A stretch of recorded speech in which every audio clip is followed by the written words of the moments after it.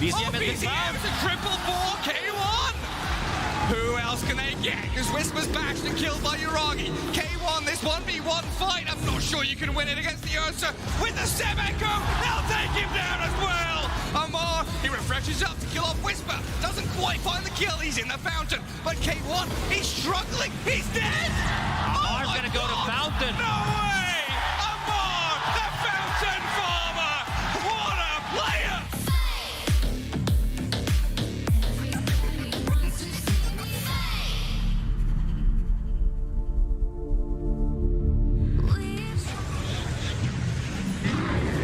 Ursa cycloned, but he's on Tiger. Stunned and shackled. Gale Force pushing him into the base. But Gojira, he's found the backstab. Kills them off. OG are done here in game 2. Oh, how quickly they fall.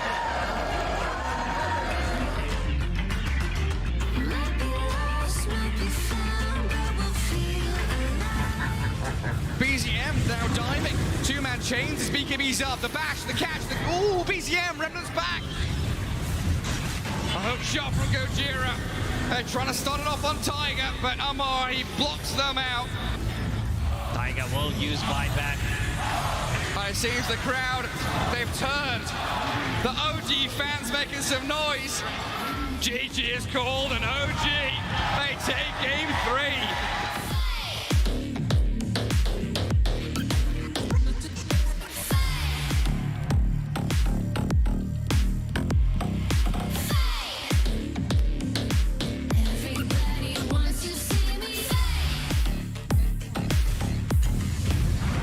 BKB, it's not going to be good enough, I don't think, for poor old Team Spirit. Collapse, he's got the refresher ready. They finally show back up a second round of the arena, but it's not looking good, although maybe a couple bringing down low. Ame, that's one life. Can they do it again?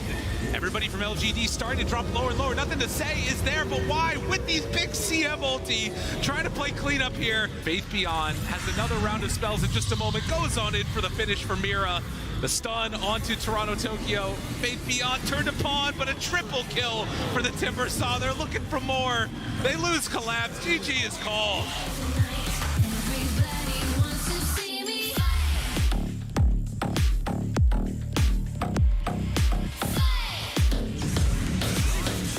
Collapse runs in, and they find him. Ame dead. Solar Guardian for the pull. Back on all of them. Is it enough? Triple kill for Faith Beyond. Dawnbreaker is so strong.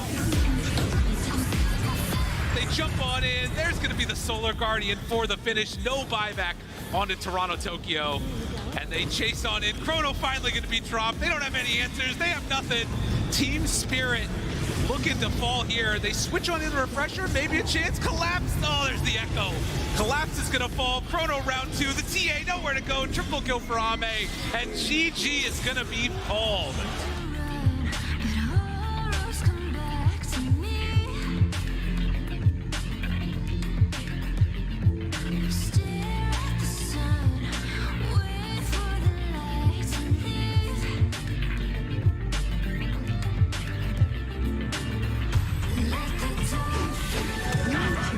Spot Yuragi, he's gonna get up the Wukong's command, and then was dead right off the bat, so a good start for OG, but the Dismember inside the Wukong's command for Yuragi, or 8 half HP, just trying to right click, but you can see Monet just ripping him a new one. 75 seconds of no Monkey King, and this looks to be the beginning of the end of game number 1 in favor of Aster, just dominating in game number 1.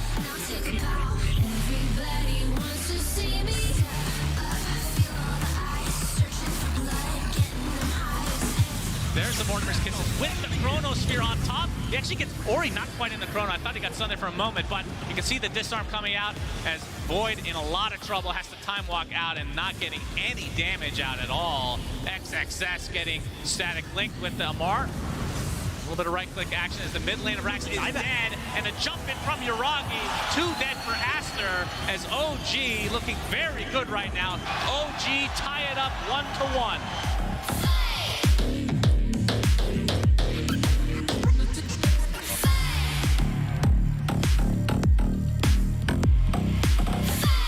Sheep coming out from Amar to try to focus down this Faceless Void instead, but it looks like Yuragi might be falling. He does die, 3 dead in favor of Aster, but it's going to be a trade for the Nyx Assassin. Amar, he's going to be spotted. He just bought back a dive back for the Razor now. GG's come out. Aster secure themselves top 3. OG eliminated from the Arlington Major. Welcome everybody. It is the finals day here at the Arlington Major. You hear the crowd, everybody at home and in chat watching as well, looking to see who is going to take home the grand prize today. Well, I have some very cool people joining me on the panel this time around. Say hello to Seb, Amar the Machine, and Jenkins. Yeah, I'm here too. Why not? Take it away, guys. How are you both doing? Great. Yeah? Super happy to be here. Excited for the games. I think it's going to be an amazing day with Dota. Well, there you go. Sam, I agree. You agree? Yes. Yeah. A little nervous coming up here today? I mean, as every day, panic. Yeah. Even on panel. What can I say? Nothing changed.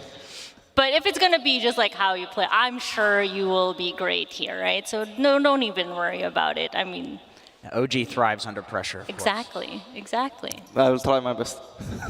And you know what? That's all we can ask for, right? How do you like your new nickname, ATM? ATM? Yeah. Yes, it looks good. I mean, You like it? yes, for the memes. Everything Amar the looks memes? Amar the memes? good. Oh, That's right. That never thought. I did not think of this also. Well, there you go.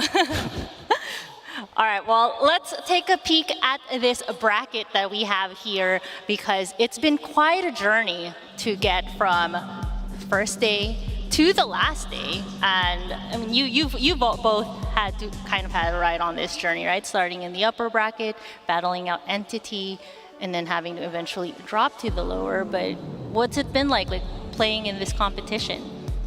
I mean, double elim is usually, I think, what gets the the best Dota out, because in such a big tournament with international competition, there can always be surprises when it comes to drafting, and it gives all the teams a chance to really adapt well to the meta and fight on even ground. That's how you get, I think, the best teams at the end of the day to prevail, and I think now we probably have the 3 best teams of the tournament remaining. That's why I think today is going to be hell of exciting. I actually wanted to ask both of you guys about this concept. I've heard people online say that at TI, at majors, teams sometimes play down in the sense that there's a lot of pressure and people kind of break. I'm wondering, do you believe that? Do you think that people are playing peak Dota at majors, or are people playing down? And as the major progresses too, do you think it's the teams that are in the top 3, top 6 that happen to be playing peak Dota, everybody else plays down? What do you think about that? I mean, for me, I really don't know. When I look at teams, when you look at them, how they're playing, sometimes you see a team that has very good players, or they play very good team game. Sometimes you see them shocking or panicking because they're at LAN. For me personally and us, we always ready to play and face everyone, and we do not disrespect or anybody. Do you think the top 6 teams are the ones that specifically don't choke? They're the ones that have not been brought down by the fact that there's all of this psychological pressure on them? I mean, usually it's the case. I do feel like something was a little bit different here, because once we've passed the stage of teams not fighting for their TI spots, I think a lot of teams actually found, a calmer approach to the games, and there was maybe less at stakes, even though there is still a lot, and maybe they were actually able to perform better. I had that feeling, at least, watching the first rounds of the lower bracket, where most of the teams were actually fighting for their TI spot, and that was decided after 1 or 2 days of playoffs. And that might have changed. Yeah, I love that you brought that up, because even group stages was absolutely pivotal for a lot of these teams and how they perform, right? Teams were trying to secure at least top 8, and placement in the groups is absolutely so important. And a lot of disappointing performances for some of the teams that were hoping for those spots. Just looking at, we have Thunder, Awaken, Talon, Sonic sitting at the bottom. Is that a bit surprising as far as like that performance?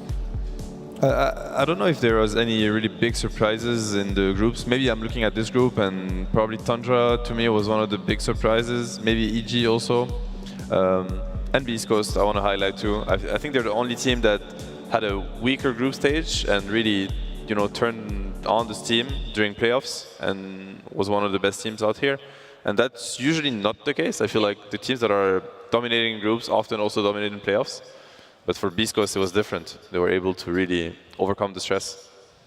No, yeah, for sure. And then let's talk about like this TI qualification situation too. Like as the brackets progressed, I mean, by the time beastcoast won their game and qualified like both EG and Outsiders into it, that was a TI teams that are already locked in with the major not even being finished yet. Is that something that you? I know that's been the talk around the Dota water cooler, right? Is that something that you feel has been? Is that good for the scene, that a major isn't like the final determining factor to qualify for TI?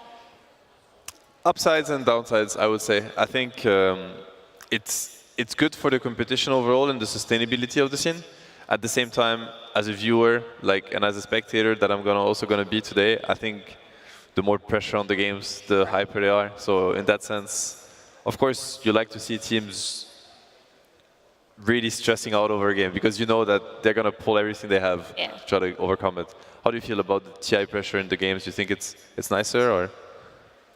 I mean, for the situation for this, Fnatic and EG and this, it feels like when they're watching, it's like they're hoping for someone to win for them, and it's like so high pressure for the team itself. It's like they don't want this. They really don't want to see someone win for them, They're like, oh, we're hoping 50-50. Either they win and we're happy, or this team lose, and then now we have to play TI quals and start from the beginning. Now here's a question. Do you think beastcoast was feeling pressure that they had to win for EG to go to TI? Two regions, right? Yeah. Two regions are keeping an eye on them as far as please do this for us. That's a lot of weight to carry.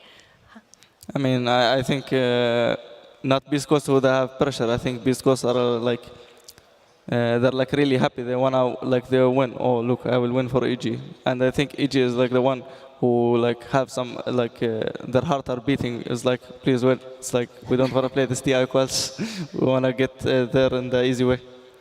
No, yeah, for sure. Oh, yeah. You know whose heart was beating? Quincy Crew. Sonics. They really, really wanted EG to go to TI through the beastcoast. Yeah, TI qualifiers are no joke. That's also a lot of pressure. Yeah. I mean, you have to feel a little less, or a lot more relaxed that you don't have to go through that, right? So that's good. I think this is the first year that OG has been so comfortable in the DPC. Yeah. Props to the team and props to them. I don't think we ever achieved that level of stability throughout the year. So yeah, I mean, obviously it's a much more comfortable position. That's so great to hear. Well, let's take a look at today's schedule here as we start getting ready for Aster and Spirit, because that is going to be the first series of the day. It is the lower bracket final. One team is going to take that series and then eventually face off against PSG.LGD in the grand finals in a best of 5. So it's going to be pretty hype, and hot seat right now for you all on the panel. Who is it going to be? For the first series? For this series. What do you think? For me, I see Spirit have better chances. I mean, yesterday Aster, they played well, but I think it's more of the last few days we were kind of confused. Sep adding ideas and we having our ideas, and difference between Sweden, the major that we won, is there is a lot of different things, on drafts, on the heroes that we are comfortable with, that are being stolen or being banned, and we have no heroes, and we have to start kind of getting the heroes for us.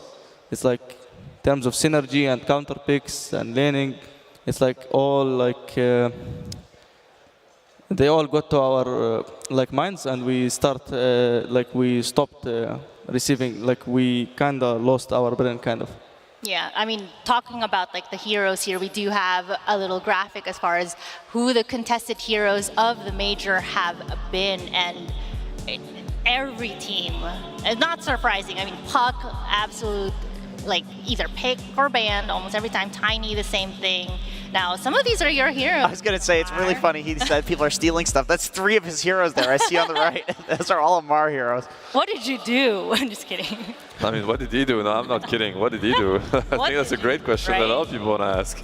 All the people popping out there, like, what did you do? You know? These are very toxic heroes. I mean, the ban rate on Timbersaw is actually quite impressive when you think about it. Like, pick 24 times and ban 102 times. I think it means that it's a hero that nobody really knows or feels like they can counter. Same for the Viper. And yeah, I mean, Razor also to a certain extent. So I would say that these heroes, besides the win rate, are maybe much more dominant than the other ones, just because of the amount of bans, right? Yeah. I mean, it feels like sometimes that even coming so late into the bracket here, that teams are still trying to figure it out. Especially like with the Puck, where we're seeing Pudge come out, right, from some of the players like mid Pudge or off lane Pudge. Are you going to be rocking that Pudge soon? I always said Pudge is for the memes, and I will keep saying Pudge is a meme hero. But yesterday, it was the first day that we decided to ever think that Pudge is a good hero, and we banned it on our last series after we've lost like 4 or 5 official games to Pudge. It's like insane. Well, you are Amar the memes now, so it is possible perhaps that he might be part of your repertoire coming forward. I mean, maybe no spoilers, but... I like the pitching on new heroes for Amar. You're helping us out here, so I appreciate that part. There you go. No, but I think like as for the meta developing, it's a big team for these tournaments, and usually when you get in that late in the tournament, all the teams kind of agree on how to prioritize heroes and how to respect heroes. I think it's very much the case here. At least between, so I see 3 different teams. I think LGD is the team that's going to try to counter everything. They've shown it. For instance, Chen has been probably the hero of the playoffs. It's been very dominant. I think only 2 teams are accepting to play against it. It was LGD and us, and we're both beating it. I don't think Spirit has yet allowed themselves to play against it. Neither did Aster. So probably Chen should be banned unless one of the teams prepared differently. Spirit, for instance, could have learned from LGD yesterday, and because they obviously can't counter it, it's just they decided not to yet. So maybe today they will have a different approach. I think Aster is much more of a conservative team for now with their drafts. So we'll see how it goes. Well, we'll see how it goes indeed, but the teams are up on stage and we have James Banks to introduce us. It is Championship Sunday here for the Arlington Major. And at the end of the day, one team will walk away with this trophy. How are we all doing out here? Now we're starting with our opening game to find out which team will be joining LGD in that grand final. A best of 5 and a long day for sure, but we're gonna have to find out which one it will be. So let's take a look at our first team. It's Team Spirit.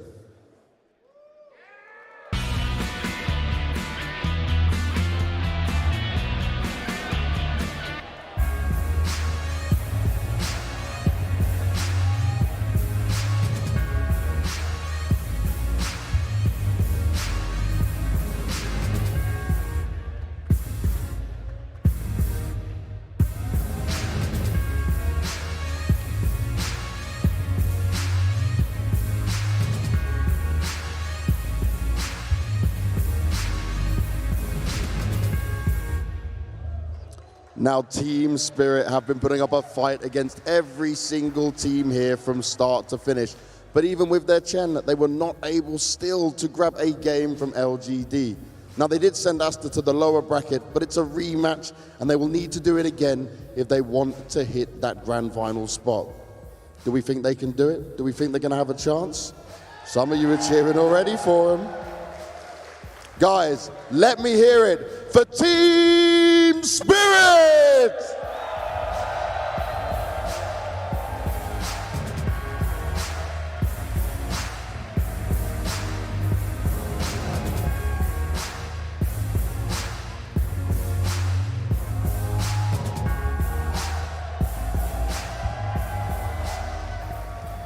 Now, for their opponent, they will certainly want revenge. Let's have a look at Team Aster.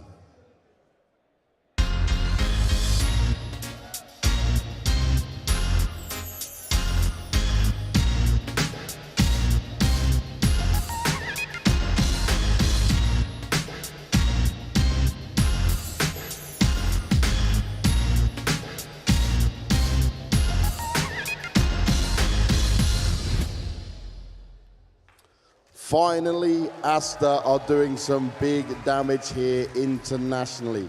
We're seeing them potentially do well and make it to the grand final, where LGD themselves said they wanted to see them there. But a chance for revenge is certainly going to need them to step up bigger than we've seen before, because they couldn't even get a game against this version of Spirit. Is it Aster's time to shine? Will they make it to the grand final? Let's give it up for Team Aster!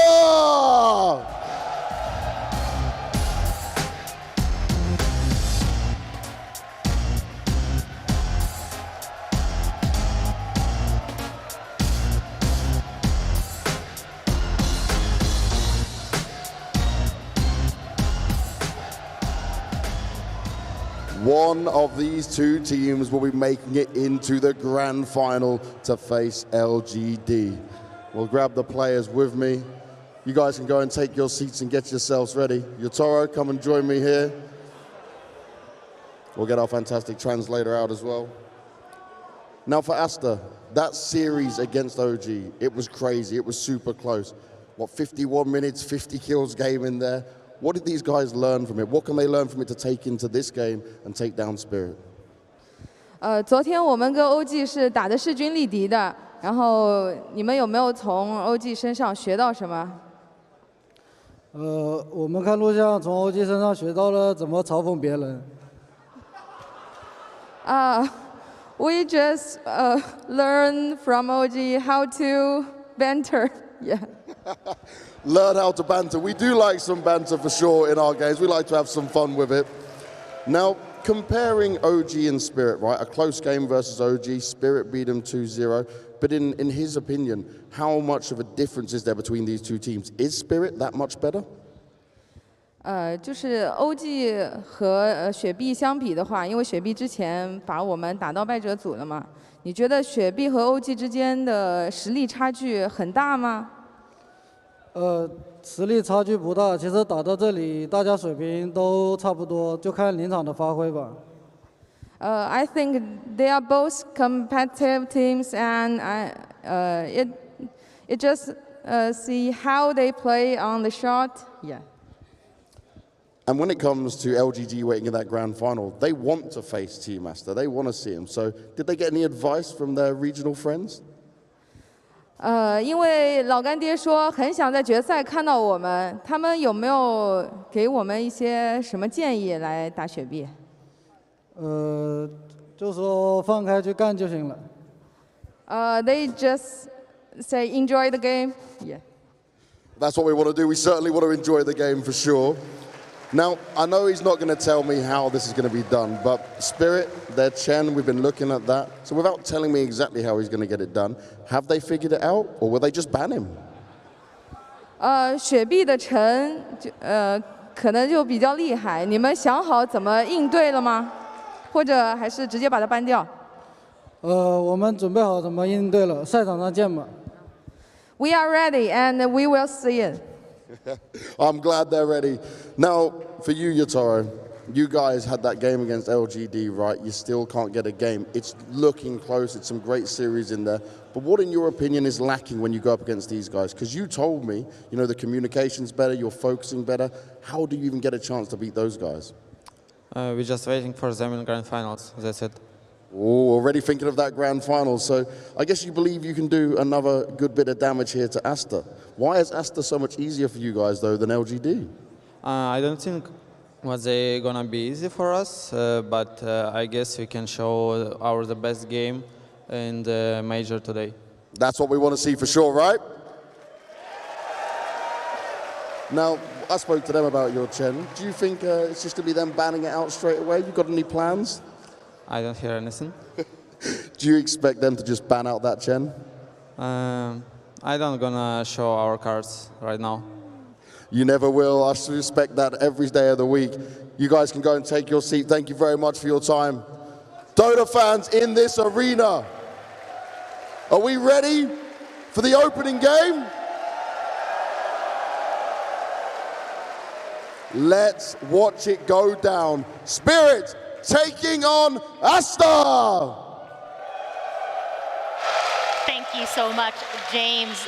All right, as we get ready for the draft, the man of the hour, this Chen conversation. Now, you said earlier, this is a hero that you all love and don't even fear at this point. You understand coming into this. Maybe they couldn't give us their hands here, but let's suppose for us try to digest. Is it worth letting this Chen through, or is it going to be a phase 1 ban? I mean, there's two ways to look at it. Obviously, it's a very strong hero, and it's a scary hero to go up against. So you can respect ban it. The other, so downside is you play versus Chen. Upside is you play versus Chen, meaning you know it's coming. So you can pre-plan what you're going to do against it, and you're almost 100% guaranteed that if you let it through, they will pick it, meaning you had more time to prepare. You can, pick your tools and weapons against it. And if you put that amount of, you give that amount of information to a team of Spirits or Aster's caliber, they're going to put it to good use. So it's just going to come down to whether or not they have good ideas. And I think now that Chen has been beaten by LGD yesterday, it's been beaten by us also yesterday, maybe this gave inspiration to teams on how to counter it. So I feel like in the grand finals we're going to see Chen. Yeah. I'm 100% sure about that. I don't know if today or not they feel like it's too soon, maybe.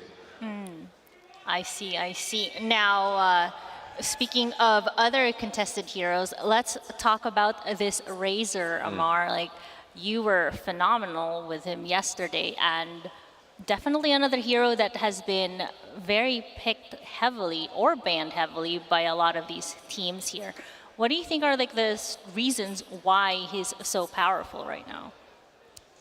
I mean, the hero hasn't got nerfed for a year. A year back, I started playing it and nobody was playing it. And from already for 1 year, this hero is still the same. And heroes are getting nerfed and buffed, and things are changing up for the heroes, but the hero is not getting changed up.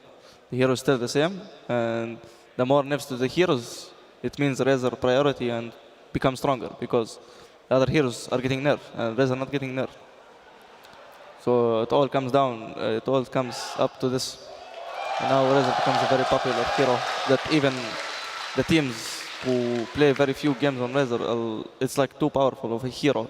I have a lot of games on the hero, and it's hard for me to get the hero, but because these people play it just because it's too powerful, they're getting it, and they're abusing how powerful this hero can be. All right, I got a question. How do you counter Razor in lane? It feels like he just doesn't lose lanes these days. Well, Seb knows the answer, and he knows what I'm gonna say. There is only one hero who can counter Razor on lane. It's Viper, and this is for everyone. That's because he's biased too, by the way.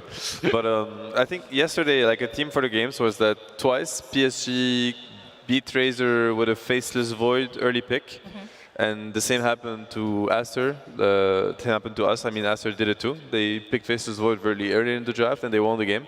So theoretically, if teams go under the assumption that the games were supposed to go how they went, and the draft was correct, we're going to see Void as an answer to Razor today, or it's going to be banned out.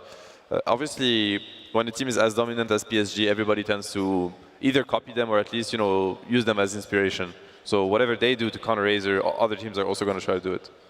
So as we get ready for this draft, something that I always like to ask my guest panelists, because it's always fun to pick the brain of the pro players who've been there, right?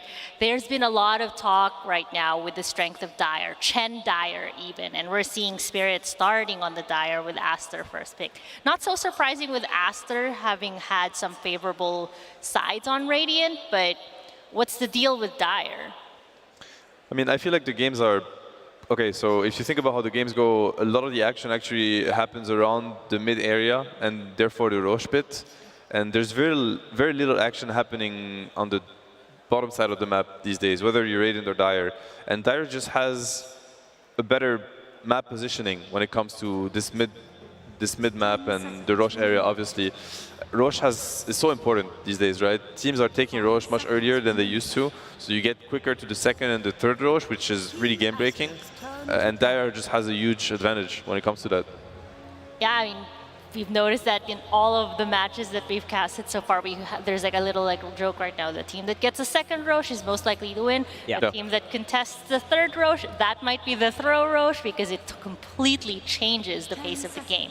But we are in the draft. We're seeing Razor already banned out, Viper already banned out. No surprise for me. Yeah. That is already a big surprise, though, because Aster is first pick, and they just banned the Chen. So it means that they don't want the Chen to be in the pool. They lost yesterday with it to us, so maybe they lost confidence in the hero. Or maybe they know that Team Spirit is ready to counter it, and they respect that. So there's going to be a change of pace. Razor is not in, Chen is not in, so and Viper is not in. So the heroes that are supposedly abusable or broken per se, even though we don't think they're broken, but dominant, are not going to be in the pool. Right, so are we going to be expecting the standard openings of what, Puck, Wyvern, Tiny? Yeah. Probably that's the case. Yeah. Don't see anything more. Already Razor, Viper, Chen, and now one more ban. Timber is still in, but I don't know if these teams rate Timber high. I think Aster does. I think it most likely was us more than other teams. Should probably be Tiny for Aster here. It's their big comfort, Boboka Tiny. They can also play it mid, very comfortable. Yeah, Timber made it through the pool. All of the heroes that are usually first phase banned. I mean, I do like the Spirit ban on the Dazzle. It is something that Aster loves to play and has a really good win rate with, so it's not surprising. And there is the Tiny for the opening on Aster. Yeah, no surprise there. So now Spirit is just going to have to kind of open. So second pick, obviously you get to react in the second and the third phase, which is very comfortable position to be in because you see more heroes and you get to counter pick. The only tricky situation for second pick is now because this Tiny doesn't give much info. It's very expected. It's very versatile. There's no such thing as punishing him, especially if he can be put on a support position. So you kind of want to consider Spirit being first pick, even though they're second pick. They are the ones that are going to reveal something that can be used against them first, if that makes sense. Right. So something interesting, since you all talked about that Timber saw, Aster has played it a few times this event. Spirit have not, but is actually a very good collapse hero. So is it possible in this stage of the game with how strong he is that we might make a debut here for Aster, or for Spirit, I mean? I mean, probably on first stage, most teams don't really comfortable to first stage at Timbersaw. And mostly bans I see is second stage bans for the Timbersaw. It's only us who rate to first pick it anyway. How do you guys feel about the Puck into the Tiny? Yeah, it's scary. So I don't know if this has been discussed on drafting panels before, but it's common assumption that Tiny is a counter to Puck, especially from the mid lane. It's one of the better matchups, one of the worst matchups for Puck to play against, and Puck is a dominant hero.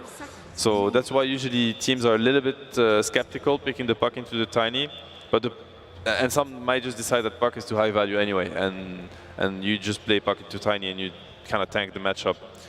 Spirit already used a lot of their reserve time on these first two picks, and I don't think the Tiny first pick from Aster came as a surprise, so it means that the Chen ban from Aster really threw Spirit off. They were ready to play against it, that's what I would say, and they probably got very surprised that they didn't get through the pool, and it changed completely the plan they had in the first phase going into this.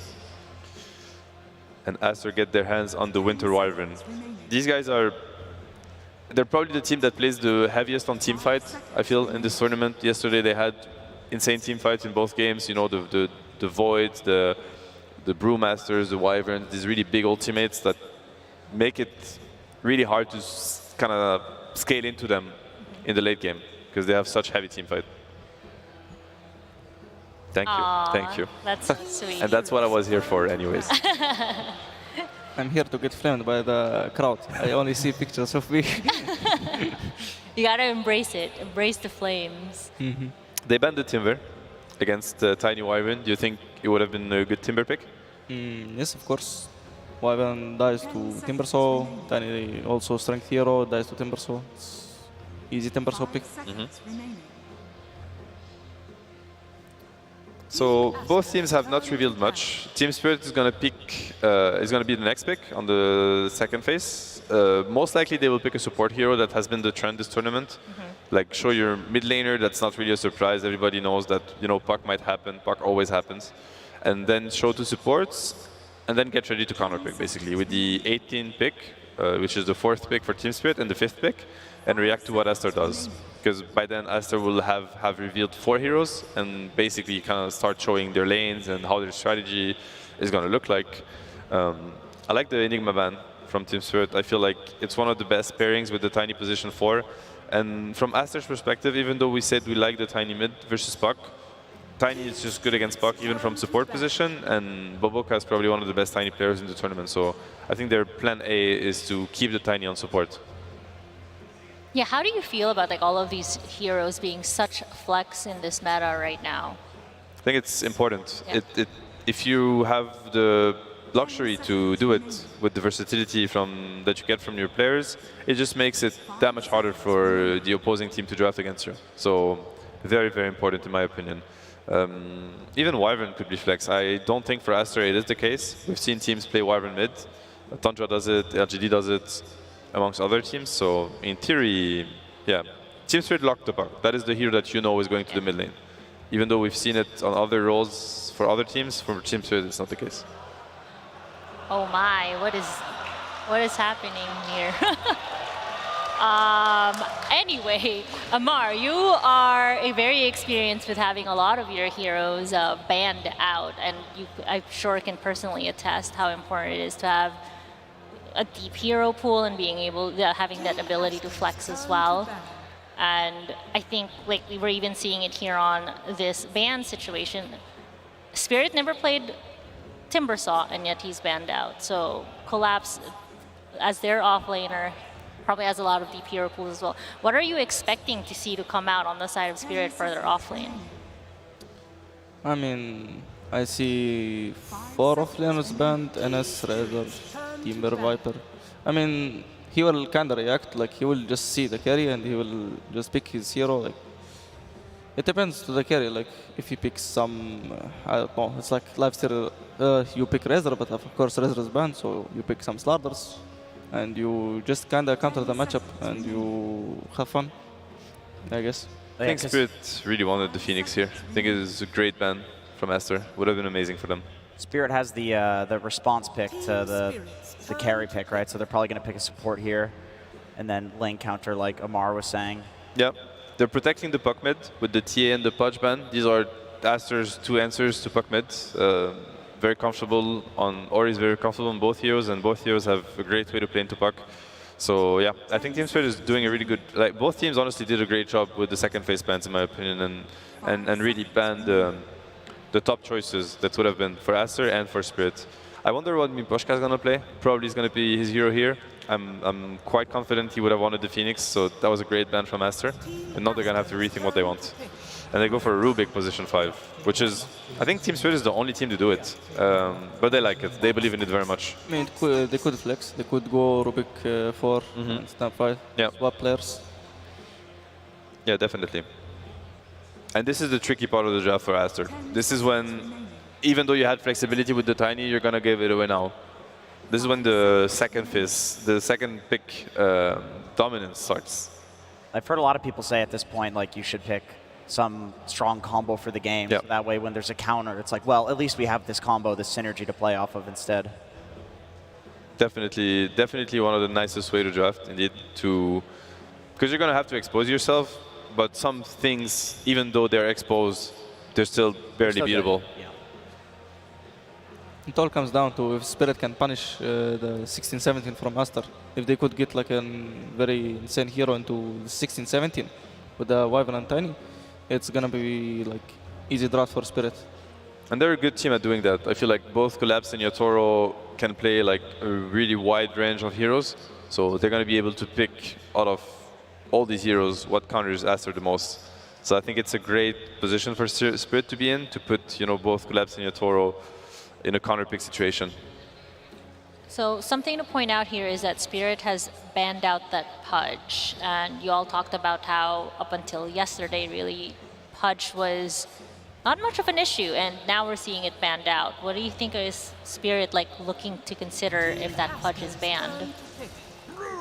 I mean, it's going to be for Aster to find heroes that they'd like against the puck mid. Now that Spirit removed both the Pudge and the TA, I think they're running out of matchups that they like, to be honest. So probably the puck will be well protected. I feel like the puck's going to have a good lane, no matter what. Okay, they go for the bristleback here. And the Brewmaster. The hero that we lost to every game. Yeah. I mean, once again, Aster's team fight is really, really dominant. It's very strong. It's going to be hard for Spirit to fight into it. So we'll see which approach they take. It's an early Bristle pick. Usually you see Bristle paired up with a combo, like Bristle with Dazzle, Bristle with Io, Bristle with Cuddle. Now this is just like a, you know, quoting like a naked Bristle pick, which can be scary because it's about to get counter-picked twice here. And yeah, there you go. Like Doom, one of the best heroes in the game against Bristle. Obviously you Doom him. Bristle needs to be able to cast spells for him to be dominant. Doom has Infernal Blade, which is HP percentage damage, so he's one of the heroes that cuts through Bristle at every stage of the game. You can buy Aghanims and break him, break his passive, and then Bristle becomes actually not tanky at all, actually very, very squishy because he has really low strength gain. One of the best heroes to play against Doom, to play against Bristle, sorry, so quite scary for Aster, I would say. Aster bans an anti-mage. Huh. Yatoro anti-mage, and they have one tiny, and Doom and Puck and Snap and Rubik have insane damage, so it's good ban for them. I think anti-mage could easily just get to minute 30 and have 4 items and kill these heroes. He doesn't really need to kill Bristle this game. He just has to find Winter and Tiny and maybe Brew, if he could. Is there anything that Aster needs to consider to protect that Bristle a little bit from the Doom situation? Yeah, they have to. I think they really need to turn this Doom versus Bristle matchup right now because the fights are quite simple for Spirit to take, honestly. Like, Buck is uncontested almost this game, so he's going to create a lot of chaos, and he's going to help the Doom find the right target and find the right jump, which is obviously going to be the Bristle or the Brewmaster, depending on the fight. But Doom has... A good Doom wins the fight right now, and I don't know if Aster can turn it unless the last hero does. You have many ways. You have either a defensive way, where you fight through the Doom, either with a save or a disengage ability, or the other way is, you know, offense is the best defense. Like, you start the fight yourself. You find the Doom, you know, proc his Blink Dagger, kill him maybe, and this is going to give freedom to your Bristle. They have the Brewmaster to do that. It creates a lot of chaos when Prime Split is clicked. But I'd like to see them add a little bit more on top of it to really enable this Bristle teamfight. Is that a bit surprising that Aster would ban out the Void? That is something that they usually play themselves? I mean, it's quite good, no? Wouldn't you say? The Void here? I mean, Void really doesn't die also, like same as anti-mage. Like, they don't have enough damage, right? There is no damage. One time walk, one deletion, and they cannot do anything. Yeah. And also insane team fight, so the Aster can never really fight them. Like, Aster wants to play really long fights where it's really hard to kill their heroes. Yeah, here comes the Zeus. I mean, that adds a lot of damage. That's a way to find the Doom too. Zeus is one of the best vision heroes, and I think throughout this tournament, teams have gotten much better at using the Zeus, where they're going to click the Zeus ulti as soon as the fight is about to happen, so that the jumpers are going to find the best jumps, basically. You know, the Winter Wyvern will see all the heroes. He'll be able to position himself properly. The Tiny will find the right Blink Avalanche also because of the Zeus ulti. So very good pickoff. Good hero against Buck. Not a straight-up counter, but a hero that matches well against him. And it's Juggernaut to round things out. Yep. Great pick. Great pick. The healing ward, the sustain versus the damage over time and the long fights. There's no such thing as taking long fights against Jugger. It doesn't do anything. Everybody's full HP because of the healing ward. So, which draft do you like the most here, Mar? I like Spirit. I think Spirit has like a very straight-up way to win this game. But Aster has to do like some clutch moments and like outplays to win this game. So I really favor Spirit for this game. Do you agree with that? Yeah, very much. I think they have a much superior draft, actually. Yeah, I was also going to say that before these guys did. My expert analysis says, yeah, it's going to be Spirit that wins.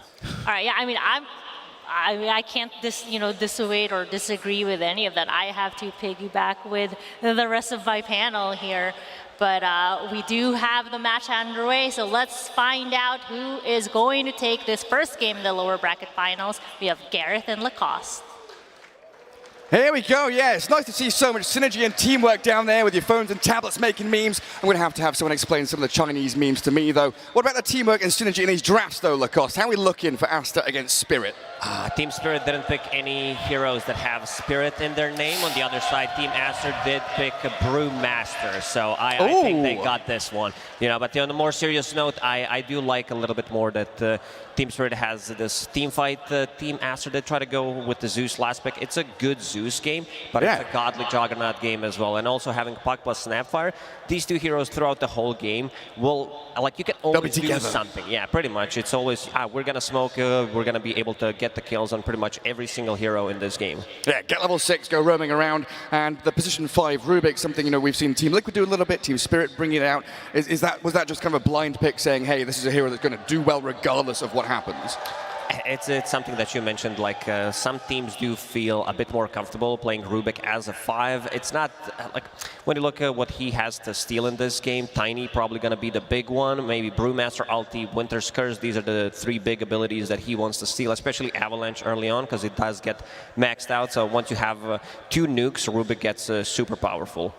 It sure does. As it looks like we are nearly ready. I've nearly lied. They've paused the game, so we do have a little bit of a pause and break before we start things off. Laning stage-wise, how are we going to be looking here for Team Spirit? Because Doom is a hero that I feel we've seen last picked or later stage picked by a lot of teams this tournament, and he's not done particularly well. How is he going to fare here against Aster? They don't have that much burst damage to just take him out immediately, because Doom does get like tanky relatively early with his BKB. There's one ability that goes through magic immunity, so other than that, I think he's going to be fine. He's going to be able to get the Doom off, and also, like, Puck is going to be the setup for Doom. Puck is going to provide vision, lock onto a target, and allow Doom to connect to it.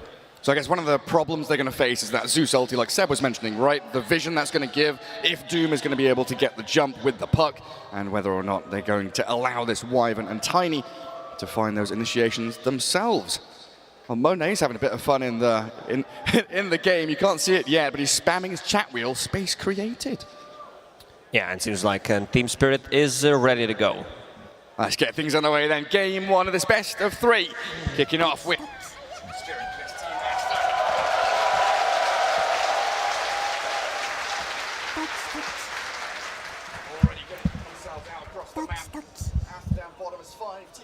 gathered in around that mid lane.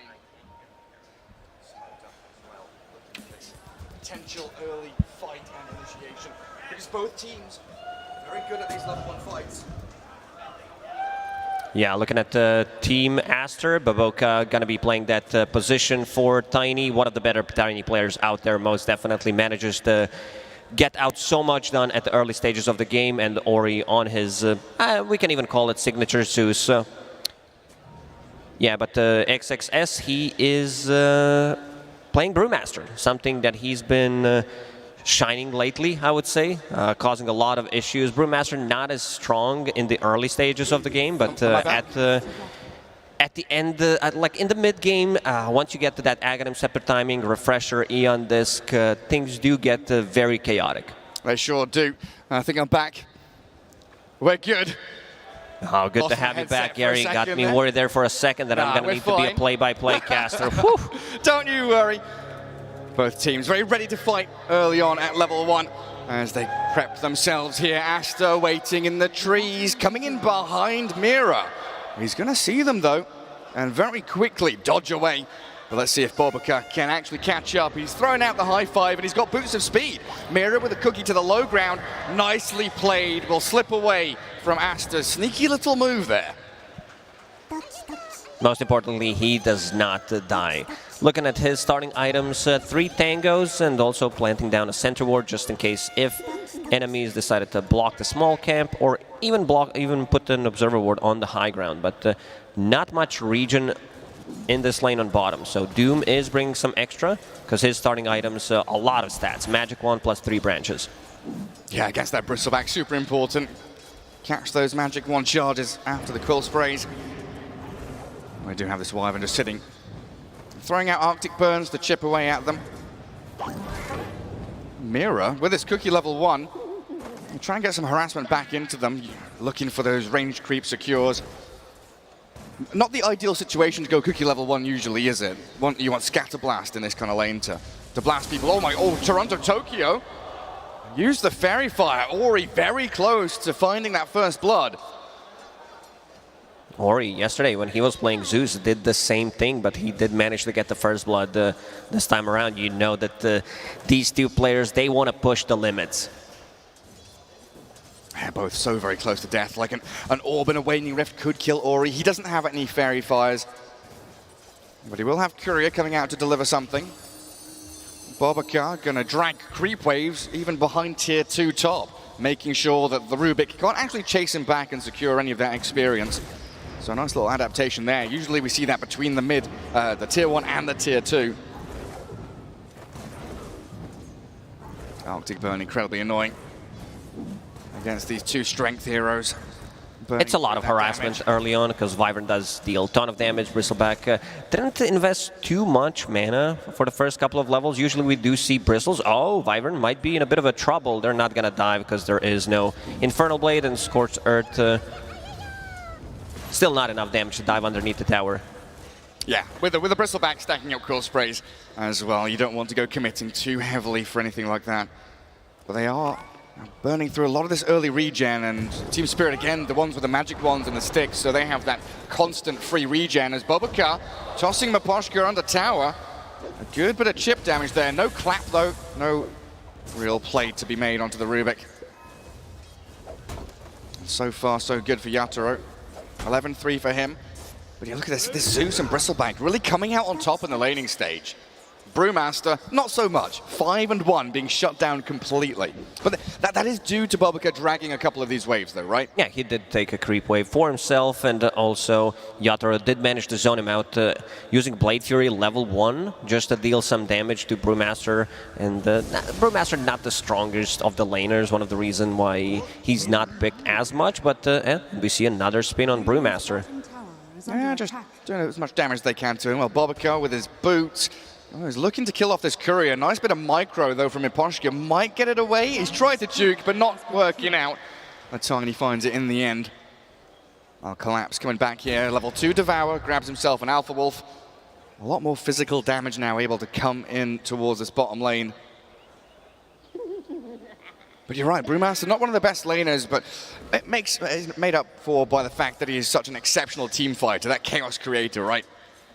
Yeah, definitely. Brewmaster doesn't really provide you with much, especially with Tiny. Like, there is some kill threat, especially because there is Rubik position 5. So if he is out of position, Bobaka maybe looking for a potential toss back, but no, Miposhka will get the Courier. Revenge is sweet. Miposhka finding Bobaka's one now. Yatoro. Nothing really to stop him here. The fact that he is a Juggernaut with Spin and Healing Ward. And we've seen this combo with the Chens and the Dazzles. Now he doesn't necessarily need it. Just able to sustain himself in the lane. Never going to get kicked out. Never forced to jungle as Monet. Oh, Mira with some nice little body blocks there. Getting some additional damage from the tower onto the Bristle. It's damage, but then looking at the build from Winter Wyvern, he does have a point in Cold Embrace, so they're not going to be able to kill him. It's all about sustaining Bristleback until he gets to his Vanguard timing and the toss back underneath the tower. Yeah, there's the kill on Miposhka. Easy collapse from Brewmaster. Very easy. And another great toss back from Bobaka. This is why that position 4 Tiny is so feared and so contested throughout this tournament. He's still the highest picked hero through Arlington Major. Zeus is about to be 6 on a mid lane. You got to be careful. You know that Team Aster will be playing aggressive on the side lanes. I don't think they're going to be able to kill the Juggernaut because of the spin and just not enough damage. But looking at the bottom lane, Monet needs to use the Courier and finish off that Vanguard, and here they go. Yeah, I mean, Monet, he's tried to play aggressively, has the cold embrace behind him, but Collapse and Mira, they offer so much damage that even this Bristleback can't tank through it. With the Thunder God's Wrath, though, they get even more in towards Collapse, chasing him back with Splinter Blast, pop the raindrops, but they still find the kill. Monet survives through it with his stick, the cold embrace, the Ring of Health, all of this sustain. And Ori, this time around, he's not getting last hits. It was more about just providing damage and saying to the rest of the team, it's time to go. We want to get this stuff done. So getting one kill from that. Oh, Miposhka is in a lot of trouble. Oh dear. Trying to guard that rune, wasn't he? Loses his life for it, so has to pick up another one. 3-0 start for them. Oh, Monet's career gets killed, so that's... Yeah. That's his full Vanguard. I still don't think they have enough damage to take down Bristleback in this lane, because Doom is level 4. This pack leader Aura definitely helps out with some physical damage. But then again, Siamese Cat did put the point in Cold Embrace early on, which, like when they use the combo from Team Spirit, they just don't have enough if Bristleback is full HP. Yeah, they're able to wait it out and keep on going. So Vanguard now delayed for a couple of minutes. A little bit sad for the Bristleback. But Rubik's death up top allowed the puck to get a regen rune, as Monet is getting gone on, but has the backup of Bobica. Taking down Mira, Collapse now trapped in the trees, and Monet seems perfectly fine. Does get coiled. What's he got? The cold embrace. Any stick charges? No, he's dead. Toronto, Tokyo's rotation with this puck gets the kill on the Bristleback, and that's the additional little bit they needed. Yeah, Monet needed that Vanguard to survive. They're having some block damage and also have an extra bit of a HP. He's going to be able to run away. Yatoro back to the creeps, unfortunately, or well played by XXS, as he did maneuver himself back into the creep wave to allow for that to happen. But this has so far been a free farm juggernaut as they doom Tiny down bot. Oh, Bobica, he's pinged out. They know where he is now. There's no juking away from these boys. Find the Tiny, Toronto Tokyo stuck around, making sure they just get that additional little bit of kill threat and gold going their way. Monet's pretty happy about it, that he is not the one tanking the first Doom, potentially dying as well, so Bobica will tank one for the team, and also on the top lane, because Juggernaut did use ulti. It means now 1.5 minutes for XXS to do as much as he wants, potentially even threaten a kill on other hero than the Juggernaut. If someone's on the top lane with the Primal Split plus Bobica, they can get the kill. But it seems like this is where Team Spirit start to pick up the tempo. 8 minutes in, they're already smoking. Puck has made a couple of rotations, and now they're on the Zeus. Snap the coil, the cookie in. Mira, he's helping to set up for this. Miposhka trying to arrive as well, but the avalanche and that heavenly jump, toss back too, will send the Zeus to safety. They sent him to Stratosphere. What the hell was that? Tossed during heavenly jump. And they cancel the TP. They've caught out Mira. Thunder God's Wrath will take him down. And also Zeus having Illusion Rune in his bottle, allowing him to dispel silence from puck. Even though it's only level 1 silence, it still lasts for 2 seconds, and then allowing him to get the heavenly jump. Toronto Tokyo treads bottle 1 before the Witchblade, so he's deciding, more of an early game build here, tank up, get those stats. And we've seen, I feel like, more of a shift as well from group stage, where the Witchblade Rush was very popular, to now people thinking, no, we need to play faster with smaller items, build up with these treads and wands. It depends on the matchup, because whenever you play, I think the most played matchup on the mid lane must have been Puck against the Void Spirit. Yeah. And this is where you want to have power treads for Void Spirit, and then Puck also adjust his item build. And then people get comfortable with it. He's heading into that Witchblade now, though. As Team Aster, described as a relatively conservative team when it comes to the drafting and maybe the playstyle as well a little bit, are starting to make some aggressive moves here. Returning the favor with a smoke down to bottom. Mira scouted out.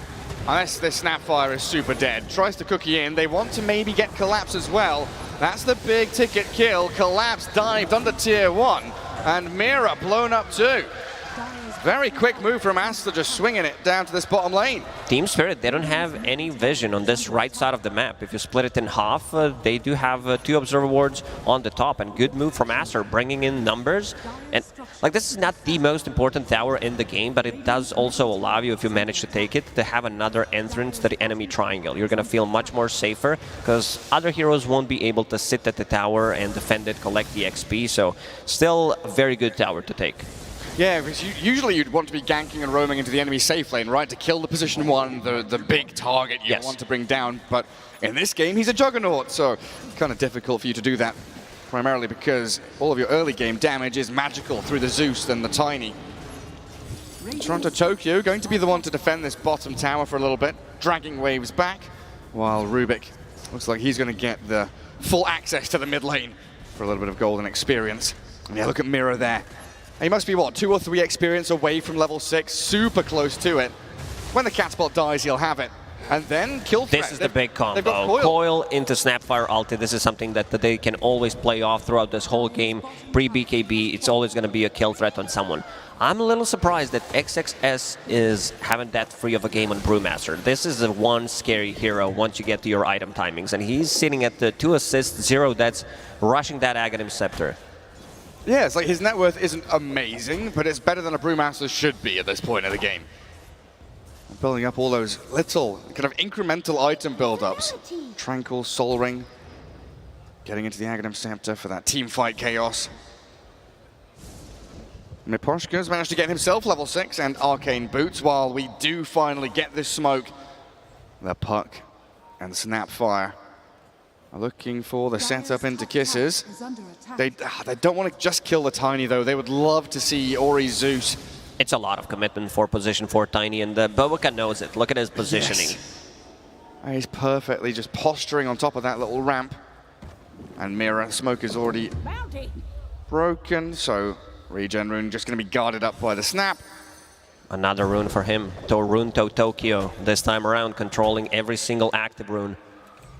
Yeah, a number of them have been regens, which is accelerating his farm decently, but he's still down at the bottom of the net worth of Team Spirit because he has been so active, roaming around, hasn't had that time to farm.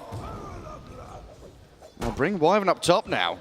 It looks like Aster want to make a concerted effort to bring down this tier 1. They've kicked the Juggernaut out of lane because he's had this read. He felt something was coming. And Radiant are even scanning under the tower to see if anybody is here to defend, and the answer is just no. This is going to take a while. Aster does not have a hero that kills the tower. Tiny doesn't have a point in 3 grab, something that we see from position 4 Tinies if it's a good lane for it. And now Monet comes. He's the, let's call him, big tower hitter here. Yeah, he needs to get some stacks up for that bonus damage. There's a 108 bonus, 133. Just keeps building that physical damage. Crumbles the tower down to dust. Wyvern, one of the better heroes to send down into this dead lane to defend tower. You've got wave clear, you've got the ability to fly over trees, so you're difficult to really catch and kick out of the lane. So a challenge here for Collapse and the rest of Spirit to find this Wyvern. Spirit try to find him with Tumbler's Toy and Cookie, but Siamese Cat still full HP, does have that Winter's Curse and also defending the tower very efficiently. Yeah, they've brought everybody but the Puck down here, giving Toronto Tokyo a little more time to farm. And Winter Wyvern, it looks like he's got enough of a gap to escape. Even going to curse up the Juggernaut. He felt that Cookie was coming. A little bit of damage there from Collapse onto him, but that's now Curse on cooldown. No big team fight ability for quite some time. He's definitely fine with that, because other 4 members of Spirit, they're still not committing to tower. Finally, Yatoro is going to go there, and Siamese Cat, he's going to be okay here. Does have flying movement, puts down an Observer Ward. It's so difficult to uproot this Winter Wyvern and kick her out of lane. They will get some damage on the tower and finally bring it down, but in the meanwhile, there's been pressure onto Toronto Tokyo's Park, a little bit of pressure towards the mid lane as well, and that's when Team Spirit will have to now rally around and look to mount a defense. We haven't seen Snapfire ulti, and also we have not seen Brewmaster using ulti. This might be the first time. XXS, smoked, he's ready to go. They want the Juggernaut. Avalanche toss, down to half HP. Yatoro gets off the spin, the 1, the TP home. Oh, the crit! XXS just about gets it. Oh, unbelievable. You know, sometimes you need to be blessed by Gaben. Gets that crit. I mean, he did use this Earth Brawler, so... No, it's actually the Fire Brawler. My bad. Still adjusting to new Brewmaster. Yeah, he toggled it, but still going to rely on that RNG as they do find Mira Snapfire. 5 members of Aster, all gathering up in this mid lane. And they want to turn these 2 pickoffs into something larger. Mid-tier 1, that's the objective they want to claim. We've got some really strong tower defense and Team fight ability from Team Spirit, but with 2 heroes down and without the Snapfire, like you mentioned, they're getting run at. Aster, they sense weakness. They want Miposhka. There's the Doom into the Zeus, though. As the Avalanche landing towards Collapse to deny. Monet removes the opportunity from Spirit and kills off another 2. Bristleback just picked up Aghanim Scepter. It was getting delivered as the fight was being Gary. I feel like they just don't have enough to punch back what Team Aster has at the moment. XXS still chasing Mira. Yeah, and we still haven't seen any Mortimer's Kisses. No lava launched. It's just stones being thrown at them by Bobica. Double damage spawn bottom as well. And this itemization is so fast as well. Tiny has Blink. You mentioned the Bristle Aghanim Scepter. Everybody is ready on Aster to continue fighting. They are investing in aggression, and Miposhka found again. Monet just comes in and slaps him down. There's a DD rune bottom. This tier 1 tower going to fall, but the curse toss is available. The toss. Have they got the chain disabled to kill off the puck? They do. Well, Bristleback hits for 500 damage with that double damage. It seems like they want to ignore tier 1 tower, go inside a pit. They know the Doom is down, and there is no coil. It's going to be available pretty soon, but Team Spirit, they will need to drag this game, try to split push with the Juggernaut, potentially puck, because they can't match what Team Aster has at the moment. It's very difficult. It is 14-2, but the net worth lead is only around 1,000, and I think that's why this move by Aster to go into the Roche pit is so incredibly smart, because this Aegis is going to give them free tier 1s, free tier 2s, with the ability just to run at Team Spirit continually for the next 5 minutes. And Monet comes back in for the tower. Top lane is being pushed by Dire Creeps, but Team Spirit, they want to fight. Like they were saying, don't give an inch of this map without fighting and brawling for it. Someone will need to address the top lane for Aster, because there's a lot of creeps and also bottom lanes being pushed in. Yathro, full Mjolnir. Gonna go back into the Aghanim Shard next. It looks like he wants to buy a Bassi. We'll see if he decides to complete it. Might not need it as we get later into this game. Bobica just gonna hold on that mid wave while Monet cuts across. They've got a good idea where Team Spirit are. Capped down in that bottom corner of the map. And Aster can just keep smoking into them. Collapse is pretty forward here. Oh, they're going to break the smoke on him, or he's dragged the creep camp across, so he doesn't get scouted. They're moving in towards might find Courier. Never mind. He does not want to get scouted. And Team Spirit, it looks like they've dragged Aster down here as they now move up towards top. But look at the Radiant Vision. 2 Observer Wards up in that top jungle and the top lane see everything as Team Spirit reposition themselves on the map. You can feel Team Spirit being very scared right now. They do not want to fight into this. Bristleback with Aegis that does have Aghanim Scepter. It's your favorite. It's Philosopher's Stone, drop for Rubik. So he will get an extra farm. They could also give this to Mira, because Mira, what I see, wants to get his Blink, wants to get the Shard. It's going to be a lot of gold. We still haven't seen Mortimer's Kisses, right? We haven't. I don't believe so. I mean, we're getting old. Might be needing new prescriptions for our maybe classes, I was watching a different part of the map when it happened, but definitely didn't feel the impact of it. Yeah, 20 minutes in, that was one of the big combos that Panel and we were talking about, is this coil with the Kisses, able to kill off pretty much anyone early on. Not utilized yet by Team Spirit, as Monet, with just under 3 minutes left on Aegis, brings down that tier 2. Outpost ready to grab. While Toronto Tokyo will look to kill off the tower here, but Aster, they're defending every objective. The illusions, they deny. Very difficult to deny with 600 damage on Bristleback. That tier 1 tower causing a lot of issues for Monet. Yeah, a little bit challenging.